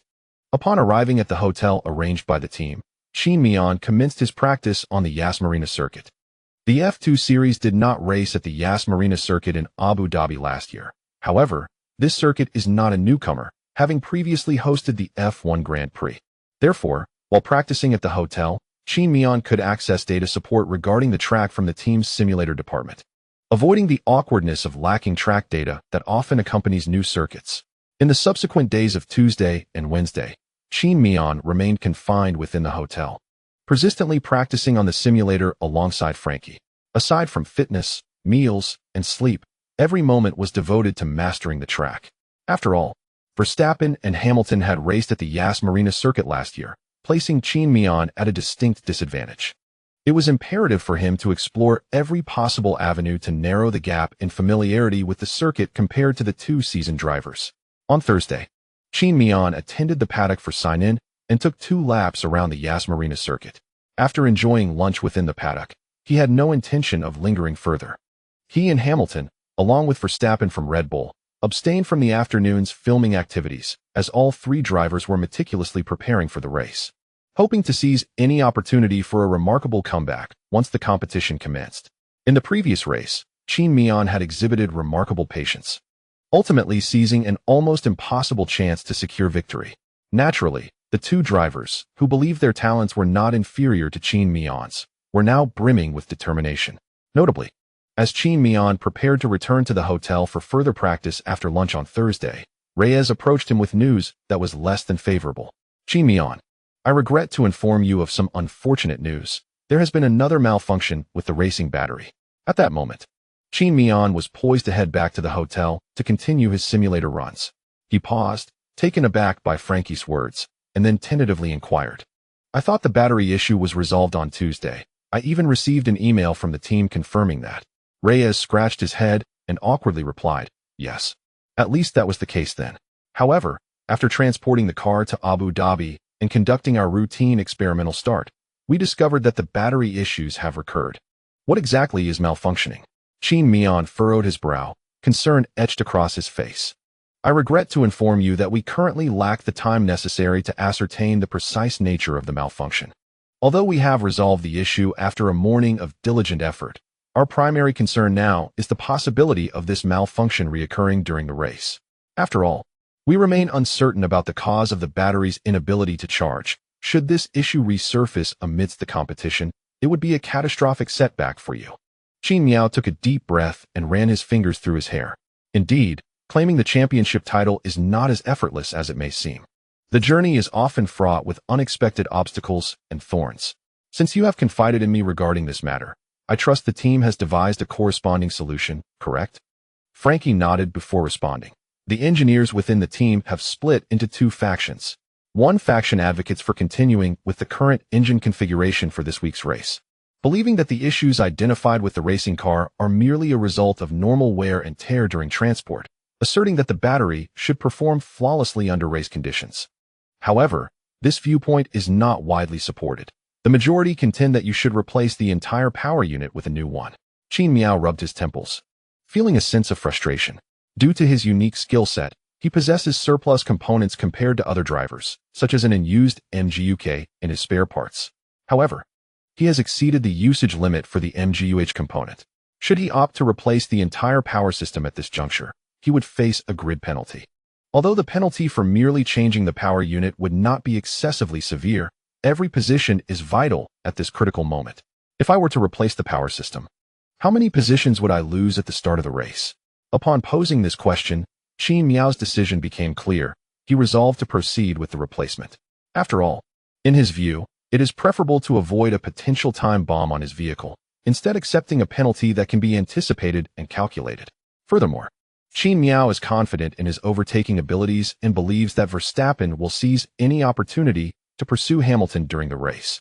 While Verstappen's chances of clinching the title may seem slim, they are not entirely non-existent. He merely needs to outpace Hamilton and ensure Qin Miao finishes outside the top 8. I am confident that, at that moment, both Red Bull cars and one of the larger Red Bull cars will not concern themselves with their own standings. They will instead position themselves ahead of Qin Miao's car, fiercely obstructing his path. They might even go so far as to form a DRS train right in front of him. Having digressed, it is imperative for Hamilton to exert every effort in confronting Verstappen's onslaught, especially given the substantial points deficit he faces against Qin Miao. If he harbors any aspirations of overturning the current standings to claim the Drivers' Championship, securing victory in this race is essential. The notion that Hamilton could seize the championship merely by finishing second or third due to Qin Miao's lackluster performance and minimal points accumulation is far from his consideration. Just as Qin Miao firmly believes that Hamilton and Verstappen pose a significant threat to his position and standings, Hamilton too is unconvinced that Qin Miao, with his individual prowess, would commit such a fundamental error during the race. Unless an unforeseen calamity were to occur, with a miraculous intervention leading to Qin Miao's disqualification, such a scenario seems implausible. In summary, the fierce contest between the two frontrunners will undoubtedly afford Qin Miao ample opportunity to close the gap. He is confident that before a clear victor emerges from their struggle, he can catch up with them. Qin Miao's objective for this race is refreshingly straightforward. He does not even need to clinch the championship title, as finishing in third place suffices. He anticipates starting from a 10-position penalty. Frankie inquired, "Have you made your decision?" "Certainly. It is merely a matter of advancing a few positions." I have never held back in Monaco, and the Yas Marina circuit is not particularly challenging for overtaking." As Qin Miao articulated these words, his tone resonated with confidence and a hint of arrogance. However, this very self-assurance instilled a sense of hope within Frankie upon hearing Qin Miao's declaration. "Understood, I shall commence my duties. We need to have the new engine power system installed and calibrated before Friday's practice session begins. Thank you for your hard work. Please inform me immediately if any issues arise." Qin Miao responded with a smile. Nevertheless, once Frankie departed and Qin Miao settled into the car heading to the hotel, the smile gradually faded, replaced by a furrowed brow. Although he remained untroubled about securing a top-3 finish in the race, the unexpected developments cast a shadow over his thoughts. Regardless, these are challenges that Qin Miao must confront, and the immediate priority is to acclimate himself to the track, enhancing his familiarity with it. While unforeseen events during the race are beyond his control, he possesses the ability and time to improve his knowledge of the circuit before the competition commences. On Thursday afternoon, upon returning to the hotel, Qin Miao immediately took residence in the simulator room. He even dined while engaged with the simulator, and during dinner, he made sure to review last year's race footage from Yas Marina for analysis. Following considerable effort, by the time Friday's practice session arrived, Qin Miao had elevated his proficiency on the Yas Marina circuit to an impressive 1300. Such proficiency has endowed Qin Miao with an exceptionally clear understanding of the undulations of the Yas Marina circuit, the angles of its turns, the characteristics of the asphalt, and the height of the curbs. Strictly speaking, Qin Miao's familiarity with this track rivals that of Hamilton and his peers. The only aspect he currently lacks is driving experience on this circuit. On Friday, the sun shone brightly over Abu Dhabi, and a warm, leisurely breeze wafted in from the northern Persian Gulf, enveloping the paddock. In the morning, clad in a short-sleeved Mercedes team shirt and wearing headphones, Qin Miao entered the paddock, a subtle smile gracing his face as he walked. However, beneath this facade, Qin Miao's emotions were far from the relaxation his expression suggested. In fact, he felt a twinge of anxiety reminiscent of his first race in F2. This illustrates how the pressure of vying for the championship stirred a nervous tension within him. Yet, having grown over the past year, Qin Miao adeptly ignored the media and the cameras in the paddock, maintaining a smile that instilled a sense of warmth in those who saw him. Upon entering the paddock, he first went to the team hospitality suite for breakfast. In truth, Qin Miao had become somewhat accustomed to the cuisine in Europe, and the team's logistics department had been discreetly observing his eating habits. They noted which dishes he favored and which he neglected. Those he enjoyed would be prepared in greater quantities in the future, and vice versa. For the season's final race, the team's chefs had prepared a selection of Qin Miao's favorite foods. However, as he sat at the dining table, gazing at the familiar dishes he usually relished, he found them bland and unappetizing, devoid of the desire to savor them. After just a few bites to satisfy his hunger and replenish his protein intake, Qin Miao turned towards the F2 base. With the first practice session of F1 scheduled for the afternoon, he decided to observe the F2 support race in the morning, planning to listen to Zhou Guanyu's feedback on the track after his run, which could provide Qin Miao with valuable insights. Nevertheless, he refrained from interrupting Zhou Guanyu during his practice, opting to wait until the F2 session commenced before heading to the command post of UNI Virtuosi Racing. The staff at UNI Virtuosi Racing were well acquainted with Qin Miao, and even without the connection to Zhou Guanyu, they would have welcomed him to observe the practice session, given the speed and prowess he had demonstrated in his inaugural year in F1. At this juncture, one might argue that while F2 and F1 are both categorized as formula racing, they are fundamentally distinct in terms of competition. Logically, the data and driver sensations from these two types of races bear little to no relevance to one another. However, this issue is of no concern to Qin Miao. Having driven both cars, he possesses a clear understanding of their characteristics and disparities.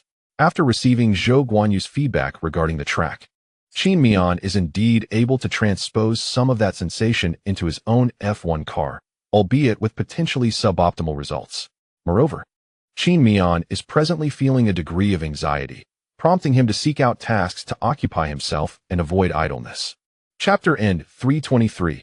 Abu Dhabi Practice Session. It is noteworthy that while Qin Miao was idling at UNI Virtuosi Racing, Xiaoming discreetly made her way from Monaco to Abu Dhabi.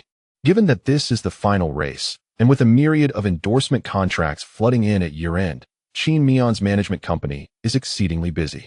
However, in comparison to Qin Miao's inaugural World Championship, such endorsements are secondary. Upon her arrival at the team headquarters, Xiao Ming was unexpectedly unable to locate Qin Miao. After some inquiries, the personnel from Mercedes were also unaware of his whereabouts, as they had their own responsibilities and could not monitor him continuously. Ultimately, Xiao Ming spotted Qin Miao at the UNI Virtuosi Racing Command post on a screen broadcasting the F2 practice session, donned in a Mercedes team uniform, which starkly contrasted with the attire of the UNI Virtuosi Racing staff. Understanding what Qin Miao was engaged in, Xiao Ming opted not to approach him, instead choosing to diligently open Qin Miao's laptop at the team headquarters and attend to her own tasks. Meanwhile, Qin Miao remained at the UNI Virtuosi Racing Command post until the conclusion of the F2 practice session. After the F2 practice session ended, it did not immediately transition into the F1 practice session. Qin Miao lingered at UNI Virtuosi Racing for over half an hour, conversing with Zhou Guanyu about his impressions of the track. How would you describe this track? Is it easy to navigate? Are there any particular aspects worth mentioning? Zhou Guanyu had just dismounted from his car, cradling his helmet in one hand while using a towel to wipe his face with the other. I haven't compared it with others, so it's hard to say, but I find this track quite comfortable to drive on. After some modifications to the slower corners, the overall experience is exceptionally smooth. Pausing for a moment, Zhou Guanyu continued, however, I feel that the revised track may lead to greater tire wear. But that's just my impression. I cannot guarantee that it reflects reality. Qin Miao nodded in understanding, and after observing Zhou Guanyu analyze his performance during the practice session with the UNI Virtuosi Racing staff, he departed from the F2 base. Before departing, Qin Miao requested a video recording of Zhou Guanyu's practice race. Given Zhou Guanyu's stake in the UNI Virtuosi Racing team, there was no valid reason for them to deny Qin Miao's request. Furthermore, the onboard footage could be accessed on the official F2 website. The recording provided by UNI Virtuosi Racing was merely superior in clarity and frame rate, devoid of the F2 watermark. Other than being aesthetically pleasing, there were no significant differences, thus presenting no risk of confidentiality breach. Upon returning to the team headquarters, Qin Miao was somewhat surprised to find Xiao Ming in her lounge. At that moment, Xiao Ming was seated, engrossed in her laptop, oblivious to Qin Miao's entrance. Truth be told, the sight of her eased some of Qin Miao's anxiety. When did you arrive? Qin Miao inquired curiously. Why didn't you inform me? Xiao Ming looked up, her face lighting up with a radiant smile upon recognizing Qin Miao. Before returning her focus to her laptop, I landed this morning and intended to surprise you, so I didn't mention it beforehand. But now that you're back, the surprise seems to have faded. Noticing that Xiao Ming was still focused on her work, Qin Miao asked, "What are you working on?" "I'm handling a few endorsement contracts," she replied. "Didn't you set up a management company for me? Can't they manage this?" After nodding, Qin Miao took a seat beside Xiao Ming. "They can indeed assist, but they lack the authority to make final decisions. They merely help me filter through these prospective contracts. The ultimate decision rests with me. Thank you for your hard work. Come here for a hug," Qin Miao said. Xiao Ming did not immediately divert her attention from her computer, but completed her tasks with swift efficiency before pressing enter. In an instant, she transformed, akin to a character activating a transformation belt, shifting from a competent professional to the familiar soft-spoken girl Qin Miao knew. "I'm here," she exclaimed joyfully, leaping into Qin Miao's embrace. In the afternoon, at the onset of the first practice session, when Qin Miao finally appeared on the broadcast, it was already the countdown to the last 30 seconds of the session. At that moment, Qin Miao was seen driving her car at the exit of the pit lane, equipped with a brand new set of hard tires. This week, Pirelli had provided tire compounds C3 and C5, the softest options available. This indicates that Pirelli perceived the track to be relatively gentle on the tires. The initial practice phase was characterized by minimal wind, with a track temperature of 41 degrees, creating a favorable environment for racing, similar to the previous two matches held in the Middle East. Both the qualifying and the main event of this race will take place in the evening. Thus, during the practice session, Qin Miao primarily focused on familiarizing himself with the layout of the track. This process was swift, as Qin Miao had already thoroughly acquainted himself with the circuit through the simulator. This phase merely served to validate his internal thoughts. In contrast to Qin Miao, who was already waiting at the entrance of the pit, Hamilton took at least a minute longer to emerge from the team's hospitality suite. Soon after, Qin Miao completed his first warm-up lap and commenced today's long-distance testing. Despite encountering two slower cars during the long-distance test, Qin Miao's average speed exceeded the long-distance target set by the team prior to the practice session. It is worth noting that he barely crossed the average threshold.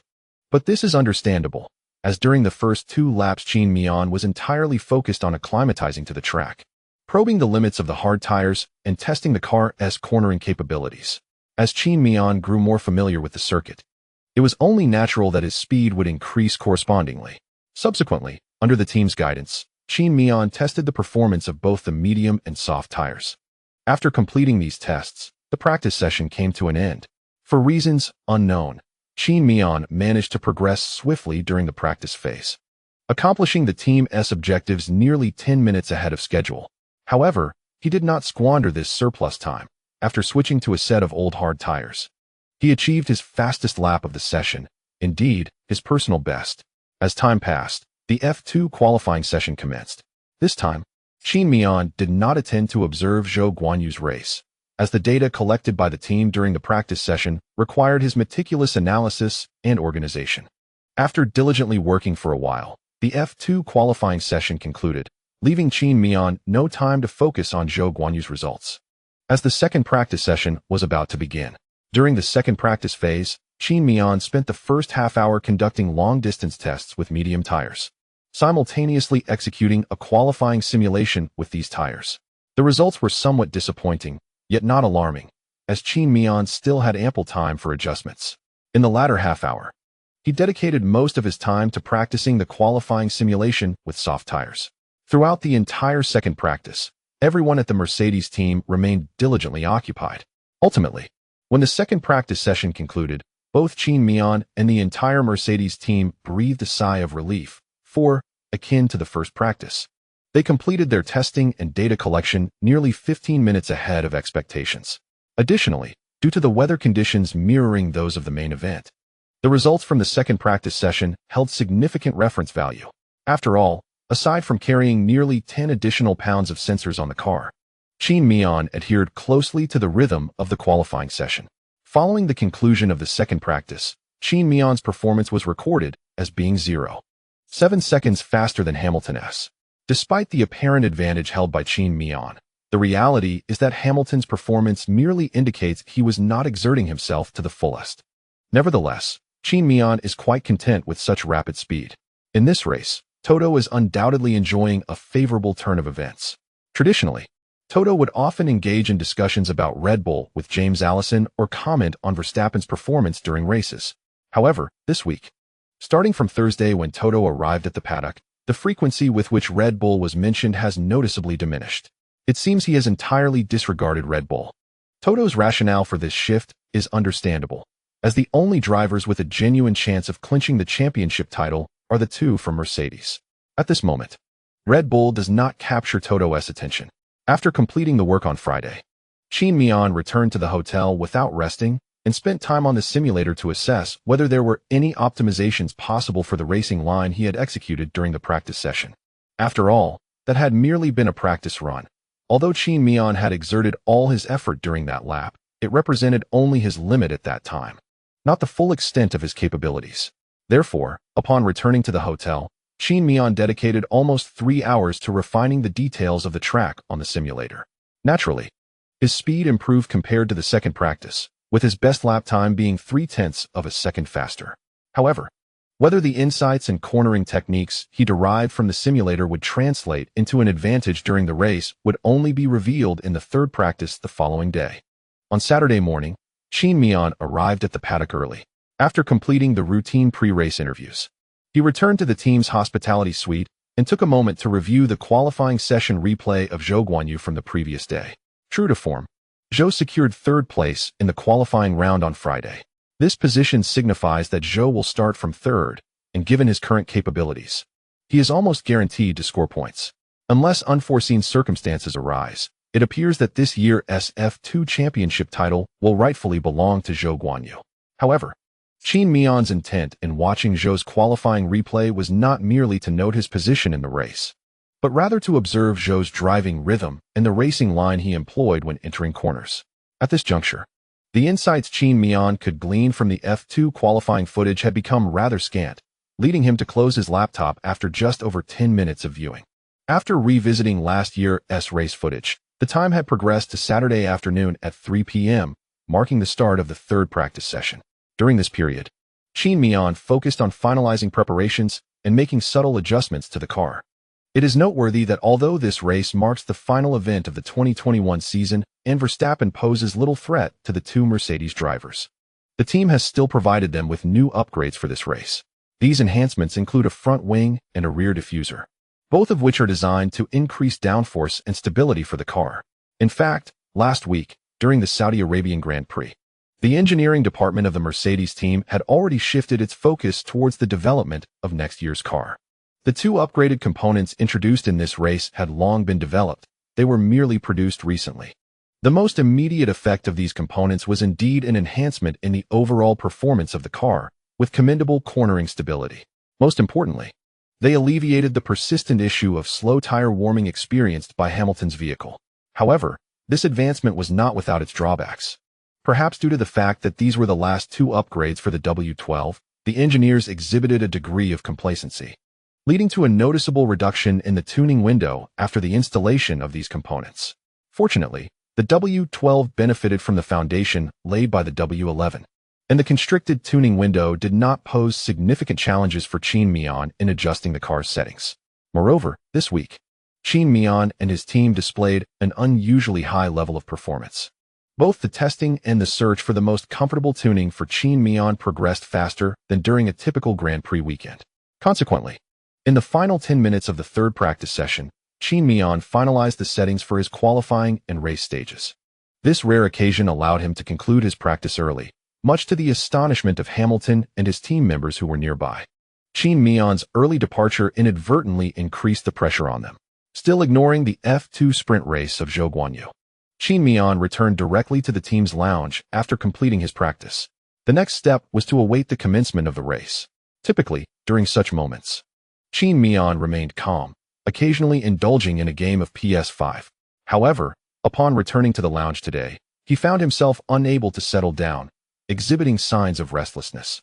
Ultimately, he resorted to donning noise-canceling headphones, activating the mode to block out all external sounds, which slightly alleviated his inner turmoil. Time passed slowly. At last, the qualifying session was about to begin. This chapter concludes with Qin Miao lying on the sofa in the lounge, eyes closed and breathing steadily, to the point that he seemed to have drifted off to sleep. Suddenly, he opened his eyes. Rising, he began to don his racing suit. Once fully equipped, he moved about to stretch his limbs, ensuring there were no discomforts, before opening the door to his lounge. As he stepped out, he fortuitously encountered Hamilton, who was also heading out. Upon meeting, there were no words exchanged, and curiously, the tension that often characterized their encounters was absent. In fact, Hamilton even nodded and smiled at Qin Miao.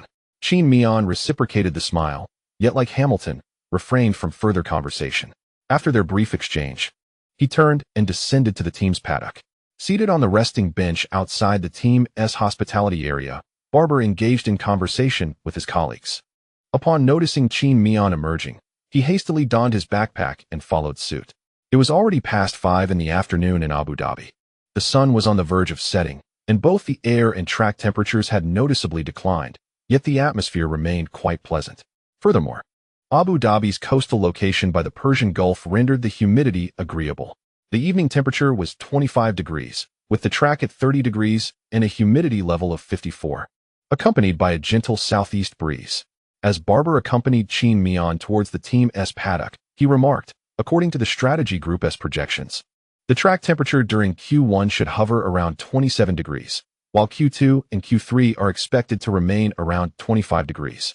Throughout their walk, Barber relayed information regarding the qualifying session's track conditions, and although Qin Miao remained focused ahead, he absorbed every word that Barber articulated. Before long, the two arrived at the team's paddock. At that moment, Xiaoming was just rising from the team's lounge, making her way toward the paddock. After receiving the pre-race car inspection checklist from Reyes, Qin Miao verified the data and requirements outlined in the document. He then meticulously cross-checked each item on his car, ensuring everything was in order before signing the checklist, thus completing the pre-race inspection. Subsequently, Qin Miao donned his noise-canceling headphones, sweat-absorbing headband, and helmet, then gracefully entered the cockpit of his race car. After securing his gloves, he checked the telemetry and hydration systems. Once satisfied with their functionality, he began to monitor the current track conditions through the two screens positioned behind his flip-flops. The information displayed on these screens was entirely customized by Qin Miao. The right screen showcased the live broadcast of the event, while the left screen presented his tire selections for the race, the tire reserves of other drivers, and the current fastest lap time. However, since the qualifying session had yet to commence, the section displaying other drivers' speeds remained blank. In addition to this data, the monitor boasted numerous functionalities, all of which could be customized by Qin Miao using his steering wheel controls. After waiting in the car for nearly 10 minutes, the voice of Frankie finally resonated through the team's radio. The qualifying session has begun. Following this announcement, Qin Miao turned his head to glance at Toto, seated just behind him on the right. From his vantage point, Qin Miao could glimpse half of Toto's face in the rearview mirror of his car. Without delay, as other drivers gradually departed from the team's paddock for the qualifying session, Toto's voice rang out. "All right, let us give it our all. Let us go." Upon hearing this, Reyes promptly began directing Qin Miao. Hamilton's chief engineer also released Hamilton from the paddock. Once on the track, Qin Miao commenced his tire warming lap. It is noteworthy that the introduction of newly upgraded components has not only resolved the issue of Hamilton's tires warming up too slowly, but has also significantly reduced the tire warming actions required by Qin Miao during the warm-up laps. The most immediate effect is that, following the completion of the warm-up lap before the qualifying flying lap, Qin Miao's soft tires typically exhibit a wear of around 4. However, with the new components in place, the tire wear after the warm-up lap has been reduced to merely 3. Although this reduction of 1 may seem trivial, it translates into a lap time improvement of at least 0.1 seconds for Qin Miao during this qualifying session. In the realm of motorsport, the significance of a mere 0.1 second enhancement is self-evident. This fractional difference can often decisively determine the outcome between first and second place.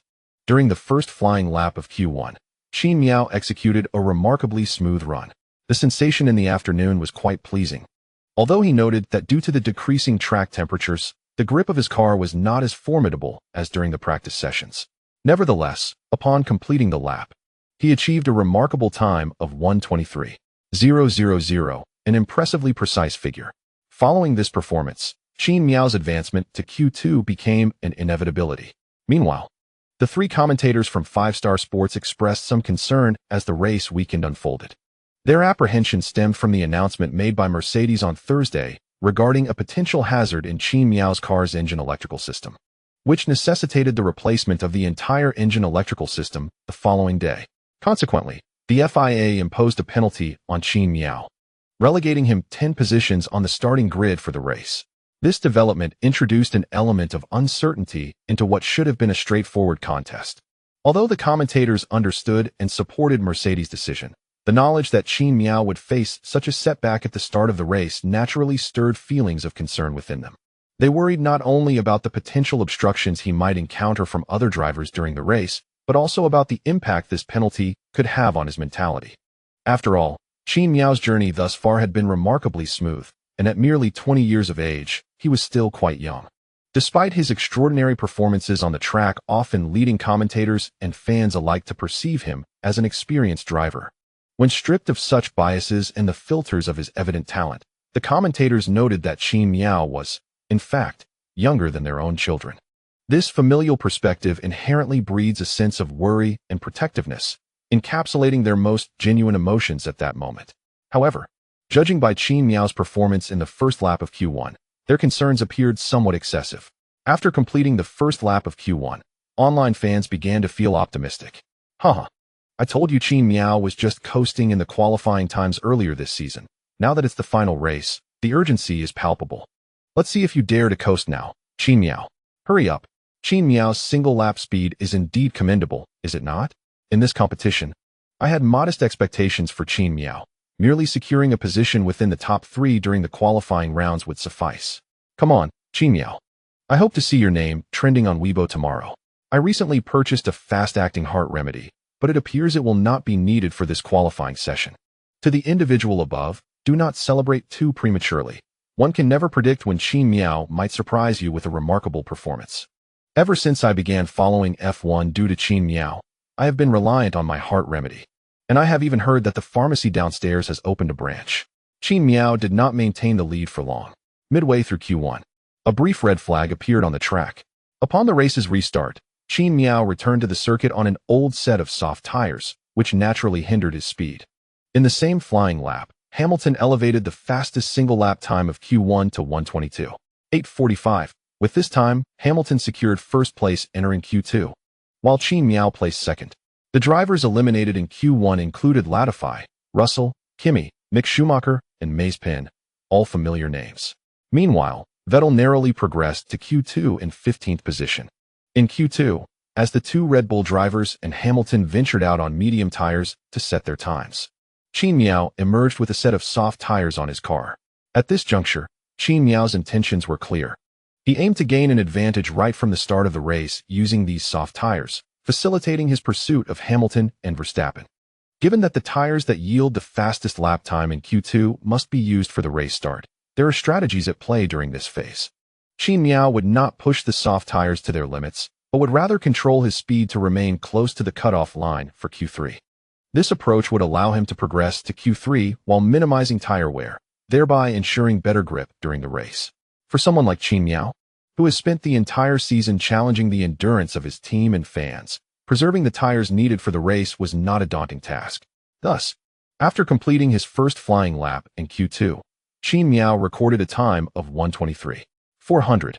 Although this was slower than his Q1 time, it successfully placed him fourth. In fact, this time had just surpassed the team's budgeted cutoff for Q2, but only by a mere 0.01 seconds. Upon seeing Qin Miao's result, Frankie expressed concern when Qin Miao returned to the team's pit, asking, "Qin Miao, I believe this position is precarious. Should we consider another attempt? After all, we have sufficient soft tire reserves." At that moment, Qin Miao too felt uncertain, sensing that this time might be just enough to qualify. However, Frankie's reminder prompted him to question the likelihood of advancing, since Frankie had brought it up. And all the technicians in his team appeared to be on the verge of uttering something. Even Toto was frowning at his own results. Qin Miao pondered for a moment before ultimately heeding Frankie's advice and completed another flying lap. Upon finishing this lap, Qin Miao indeed improved his performance, clocking a lap time of 123.200. This was 2 seconds faster than his first flying lap and 3 seconds ahead of the projected Q3 cutoff. Although the improvement was modest, everyone watching Qin Miao understood that he was deliberately conserving his tires. Nevertheless, with a 2-second enhancement, Qin Miao secured a stable position for Q3. As anticipated, after the final lap of Q2, the Q3 cutoff was set at 123.460. In fact, Qin Miao's initial flying lap time was just sufficient to allow him to skim through the Q3 cutoff in 10th place. However, with the current result in hand, pondering further was futile. Moreover, the tire degradation from this lap was not significantly greater than that of his first flying lap in Q2. The drivers ultimately eliminated in Q2 included Alonso, Gasly, Stroll, Giovinazzi, and Vettel, while Qin Miao advanced to Q3 in 6th position.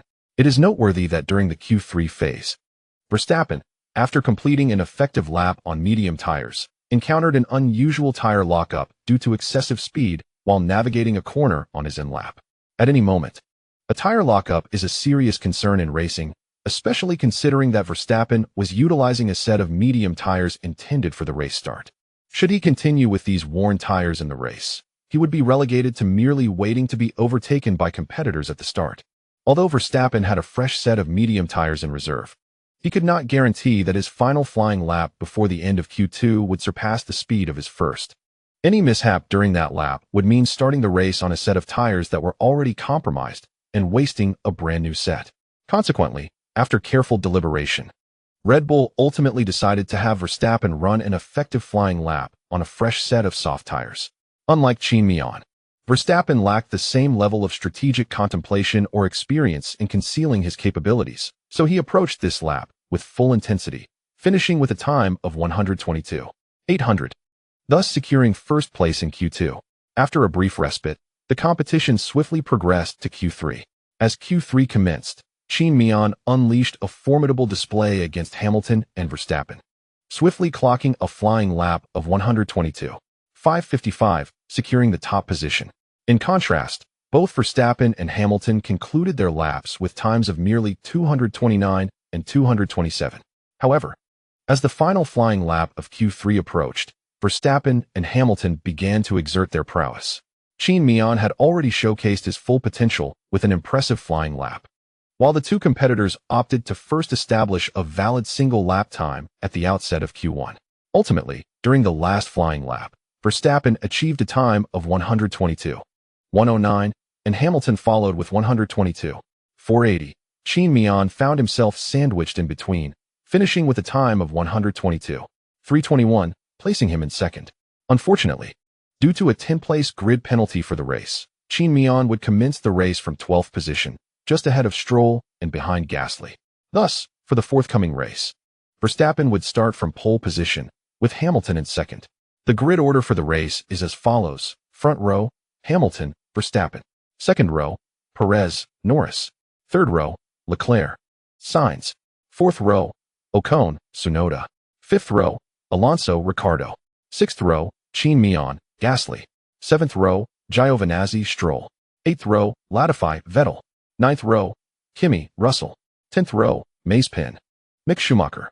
Given that the starting order for the Qatar Grand Prix begins with the pole position on the right side, it is illustrated with the pole position driver on the right. However, prior to the race, Qin Miao experienced a battery failure and duly notified the FIA. This meant that despite his commendable second-place finish in qualifying, he was not eligible for post-race interviews. Thus, the three drivers remaining on the track are Verstappen, Hamilton, and Norris, who secured the top three spots during the qualifying phase. Notably, Norris's performance in the race was particularly impressive, overshadowing his teammate Ricciardo. McLaren seemed to be experiencing a resurgence, reigniting excitement among its fans. As for the post-race interviews of these three drivers, I shall refrain from elaborating further and instead turn my attention to Qin Miao. After parking his car in the inspection area of the pit, Qin Miao disembarked at a leisurely pace. The tension he felt before the qualifying session had dissipated, leaving him in a state of serene composure. Despite the knowledge that he would need to navigate from the back to challenge those two formidable competitors, Qin Miao felt confident in his ability to contend with those ahead of him based on his qualifying performance. Moreover, he realized that surpassing them was not a necessity. Securing third place would suffice. Thus, it can be said that in this race, Qin Miao only needs to contend with Perez and the two Red Bull drivers. While others may attempt to defend against him, their eagerness to do so is unlikely to be fervent. Following the conclusion of the qualifying session, Qin Miao felt a sense of assurance. Upon exiting the car, he noticed Leclerc approaching him. As it was the final race, everyone was exhausted from a season of intense competition and busy schedules. Since the commencement of the last two races, their encounters had been confined to hurried greetings within the paddock, as both were preoccupied with their respective tasks. This moment presented a rare opportunity for a more extended conversation. "How do you feel? Is the pressure overwhelming?" Leclerc inquired with a smile, cradling his helmet as he reached Qin Miao's side.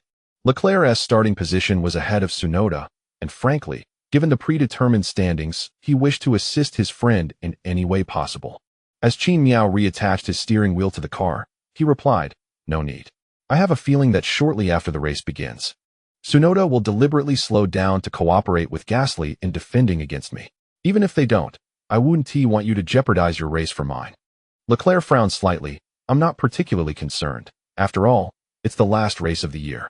The team is already looking towards next season, and I await our car's remarkable performance next year. But what about you? Are you truly okay with this?" In Leclerc's eyes, Qin Miao's stance seemed somewhat lacking in sportsmanship. Although the FIA regulations did not explicitly prohibit such actions, if the junior Red Bull team were to allow Tsunoda to do so, it would merely tarnish their reputation among fans. For the championship, there is nothing that cannot be done. Qin Miao maintained a pessimistic view on the matter. Let us not forget, the junior Red Bull is merely the second team to the senior Red Bull. Well, it seems what I can do in this race is merely yield my position when you are prepared to overtake me, Leclerc joked with a shrug. Qin Miao shot him an irritated glance. "Oh, please. You make it sound as though conceding your position to me is an act of unparalleled generosity. In the eyes of some, your approach is equally devoid of sportsmanship. A normal defense would suffice." I'd be grateful if you simply don't push me off the track. Leclerc chuckled, stroking his chin. That's hard to say. What if I genuinely push you off the track? Get lost. As they bantered, Qin Miao completed all necessary preparations on his car, ensuring nothing was amiss. Satisfied, he and Leclerc proceeded to the post-race weighing area. After weighing in, Qin Miao parted ways with Leclerc. Once Barber found him, Qin Miao made his way to the post-race interview area. In the post-race interview zone, Qin Miao naturally drew the most attention. As he was the frontrunner for this year's championship title, it is fair to say that the journalists responsible for the post-race interviews, despite knowing they were not the first choice for interviewing Qin Miao, had prepared numerous questions for him. At this moment, Qin Miao chose not to adopt a unique stance. Instead, he approached a journalist with whom he had a good rapport, particularly from the Mercedes team. Upon seeing Qin Miao, the journalist greeted him with a smile, saying, "Qin Miao, while I am pleased to see you, I hope I won't be seeing you here too often."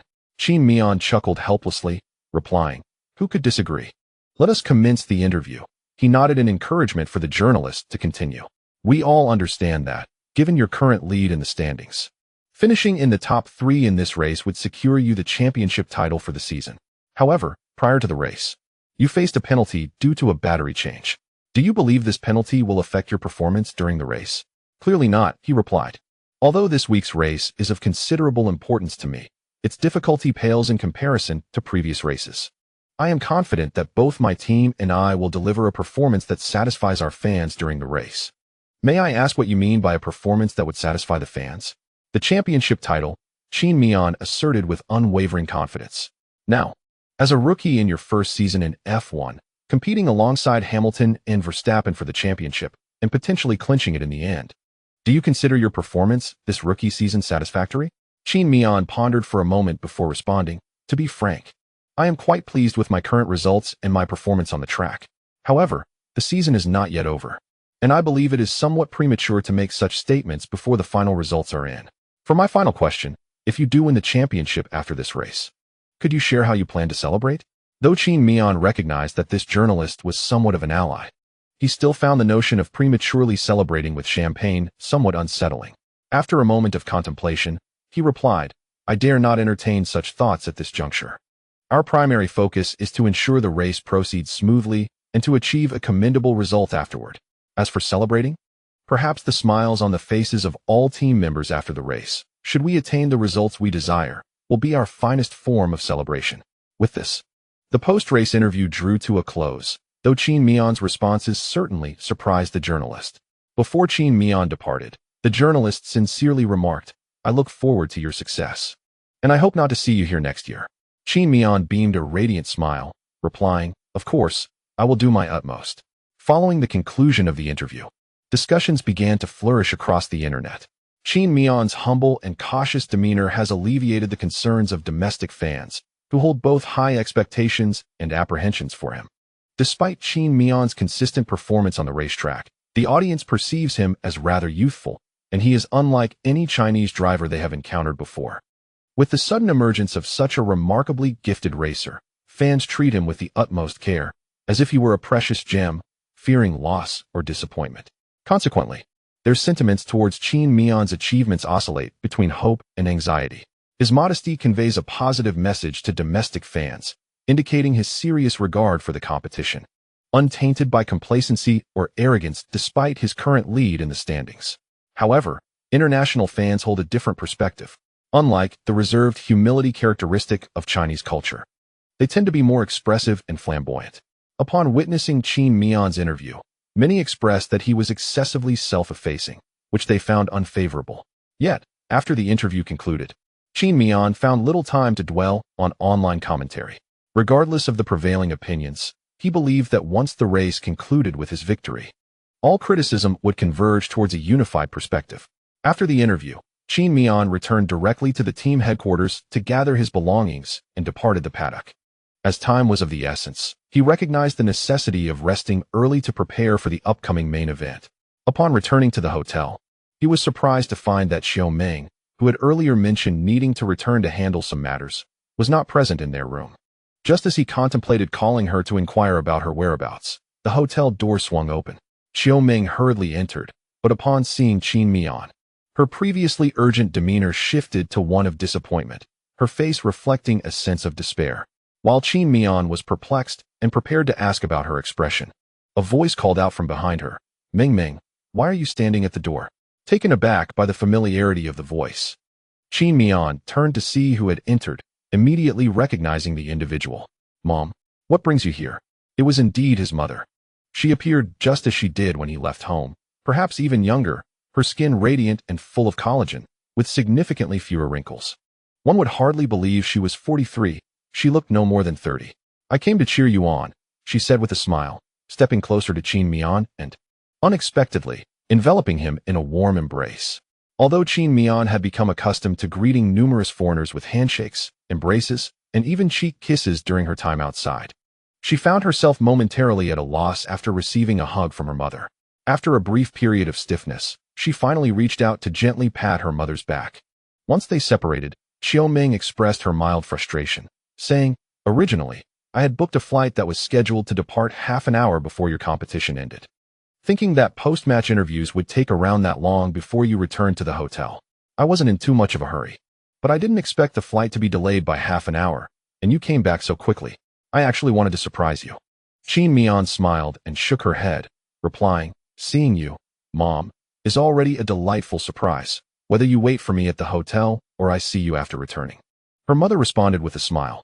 "All right, let us quickly pack your things. You have another competition tomorrow, so you should get to bed early." "Sure thing, Mom." Qin Miao replied cheerfully, as Xiao Ming began assisting her mother in organizing their belongings.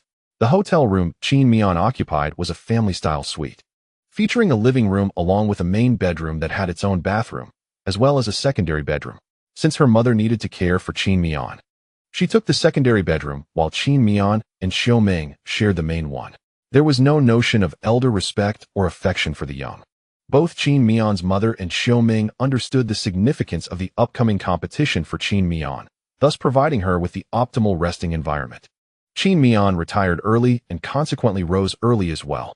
After waking, she proceeded directly to the paddock to prepare for the race. Notably, when Qin Miao entered the paddock through the driver and staff entrance, she was taken aback to find the space allocated for fans completely packed. Despite it being before 7 a.m., the sheer number of people gathered was indeed surprising. Among the crowd, aside from those clearly identifiable as reporters wielding cameras, a third of the remaining attendees donned Mercedes team apparel, indicating their allegiance as fans. Moreover, half of these fans appeared to be of Asian descent, suggesting they were likely Qin Miao supporters. At that moment, Qin Miao was not in a rush, recognizing that it was no small feat for them to rise early and wait for her. Thus, she rummaged through her bag and retrieved an assortment of small gifts she had prepared in advance, including Mercedes team hats, masks, wristbands, and miniature Lego figures of the team, as well as Hot Wheels racing cars. With these items in hand, she tossed them into the crowd of fans, and then took her phone to capture a photo against the backdrop of the largest gathering of supporters. After the photo op, she promptly shared it on her Weibo and Twitter right in front of them. With that, her interaction with the fans came to a close. As she departed, the fans called out with heartfelt encouragement, "Qin Miao, you must do your best. Qin Miao, we firmly believe that you will undoubtedly clinch the championship. Stay steady and focused. You can do it." Qin Miao is remarkable. It is difficult to fathom that this is Qin Miao's inaugural F1 race. Yet there are numerous Mercedes fans who harbor reservations about him. Some even went so far as to verbally assault him at the event. Upon entering the paddock, Qin Miao greeted the team and ensured that a VIP entry ticket was prepared for his mother, who had come to support him. Xiao Ming had secured a family pass issued by the FIA, which allowed her unrestricted access to areas within the paddock designated for fans. However, this ticket was exclusive to Xiao Ming. If Qin Miao wished to bring his mother in, the team would need to liaise with the FIA for additional arrangements. Fortunately, this process is not overly complex, as both drivers and team personnel are inherently social beings, often desiring their loved ones to witness the grandeur of an F1 event. Consequently, the FIA and FOM have established comprehensive regulations governing this procedure. After attending to the primary matters, Qin Miao commenced his routine fitness training with the team in the morning. However, as a race awaited him in the evening, he could not expend all his energy and stamina during training. Thus, his pre-race exercises were merely for warm-up purposes. Following his workout, Qin Miao enjoyed a brief respite of over 10 minutes. Next came the pre-race press conference. After its conclusion, he returned to the team's hospitality area. Following a standard lunch, Qin Miao was expected to engage in a couple of social obligations that afternoon.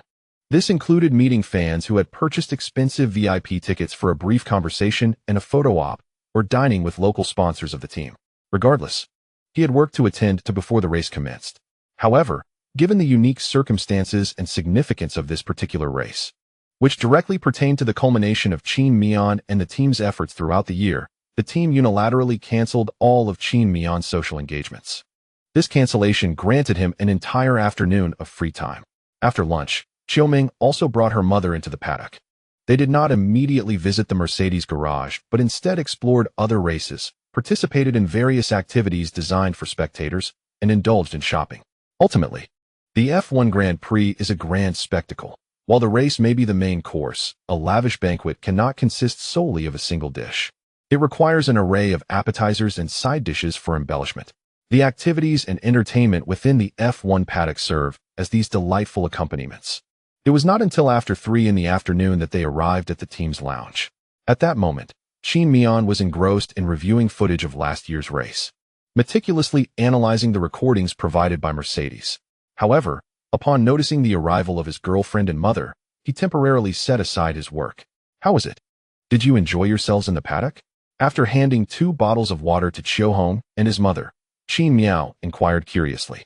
Since his visit to the F1 paddock in the UK back in 2019, he had not ventured there again. Although he had the time and opportunity during the F2 era, he was engrossed in gaming, spending every free moment playing. And with the pandemic in full swing, his primary options were limited to fitness and gaming. Visiting the paddock was never considered. Once he entered the world of F1, it became even less feasible. In such an environment, even the less popular driver Mazepin from the Haas team would be swarmed by fans seeking autographs and photographs, potentially leading to dangerous stampedes. For a driver of Qin Miao's caliber, the thought was unthinkable. If he were to appear there, it would surely be a struggle to enter and exit through the throngs of admirers. It was quite lively. Though these foreign individuals seemed utterly unfazed by the current pandemic risks, among a group of 20, only one wore a mask.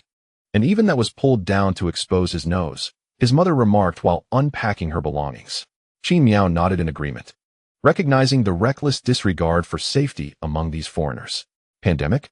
If I'm not infected, it doesn't exist," Xiaohong commented. "That's just how these people are. You get used to it." Curiously, Qin Miao asked his mother, "What did you buy?"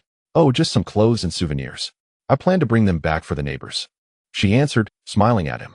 At this, Qin Miao raised an eyebrow. After all these years, he easily recognized the implication behind his mother's gaze. With a resigned nod, he replied, "All right, I'll sign, but let us do it tomorrow. I have a race tonight." "No worries, just have it ready before I leave," his mother replied cheerfully. Seeing her smile, Qin Miao felt a wave of satisfaction. Being able to do something for his mother beyond merely providing financial support was fulfilling. The only regret was that due to work commitments, he could not spend prolonged time with her. However, observing her demeanor, it seemed she had found comfort in his absence. Subsequently, Xiaohong placed all the items she had just purchased in Qin Miao's lounge. The two then stepped out. As remaining there would distract Qin Miao, they had to leave. Before departing, his mother approached him and enveloped him in a warm embrace. "Go for it, my son. I have always believed in you. Don't feel too pressured. If you perform at your usual level, you shall prevail." In response to his mother's encouragement, Qin Miao could only nod repeatedly, "Yes, yes." After that, he bid farewell to the 2 most important women in his life. The chapter concludes.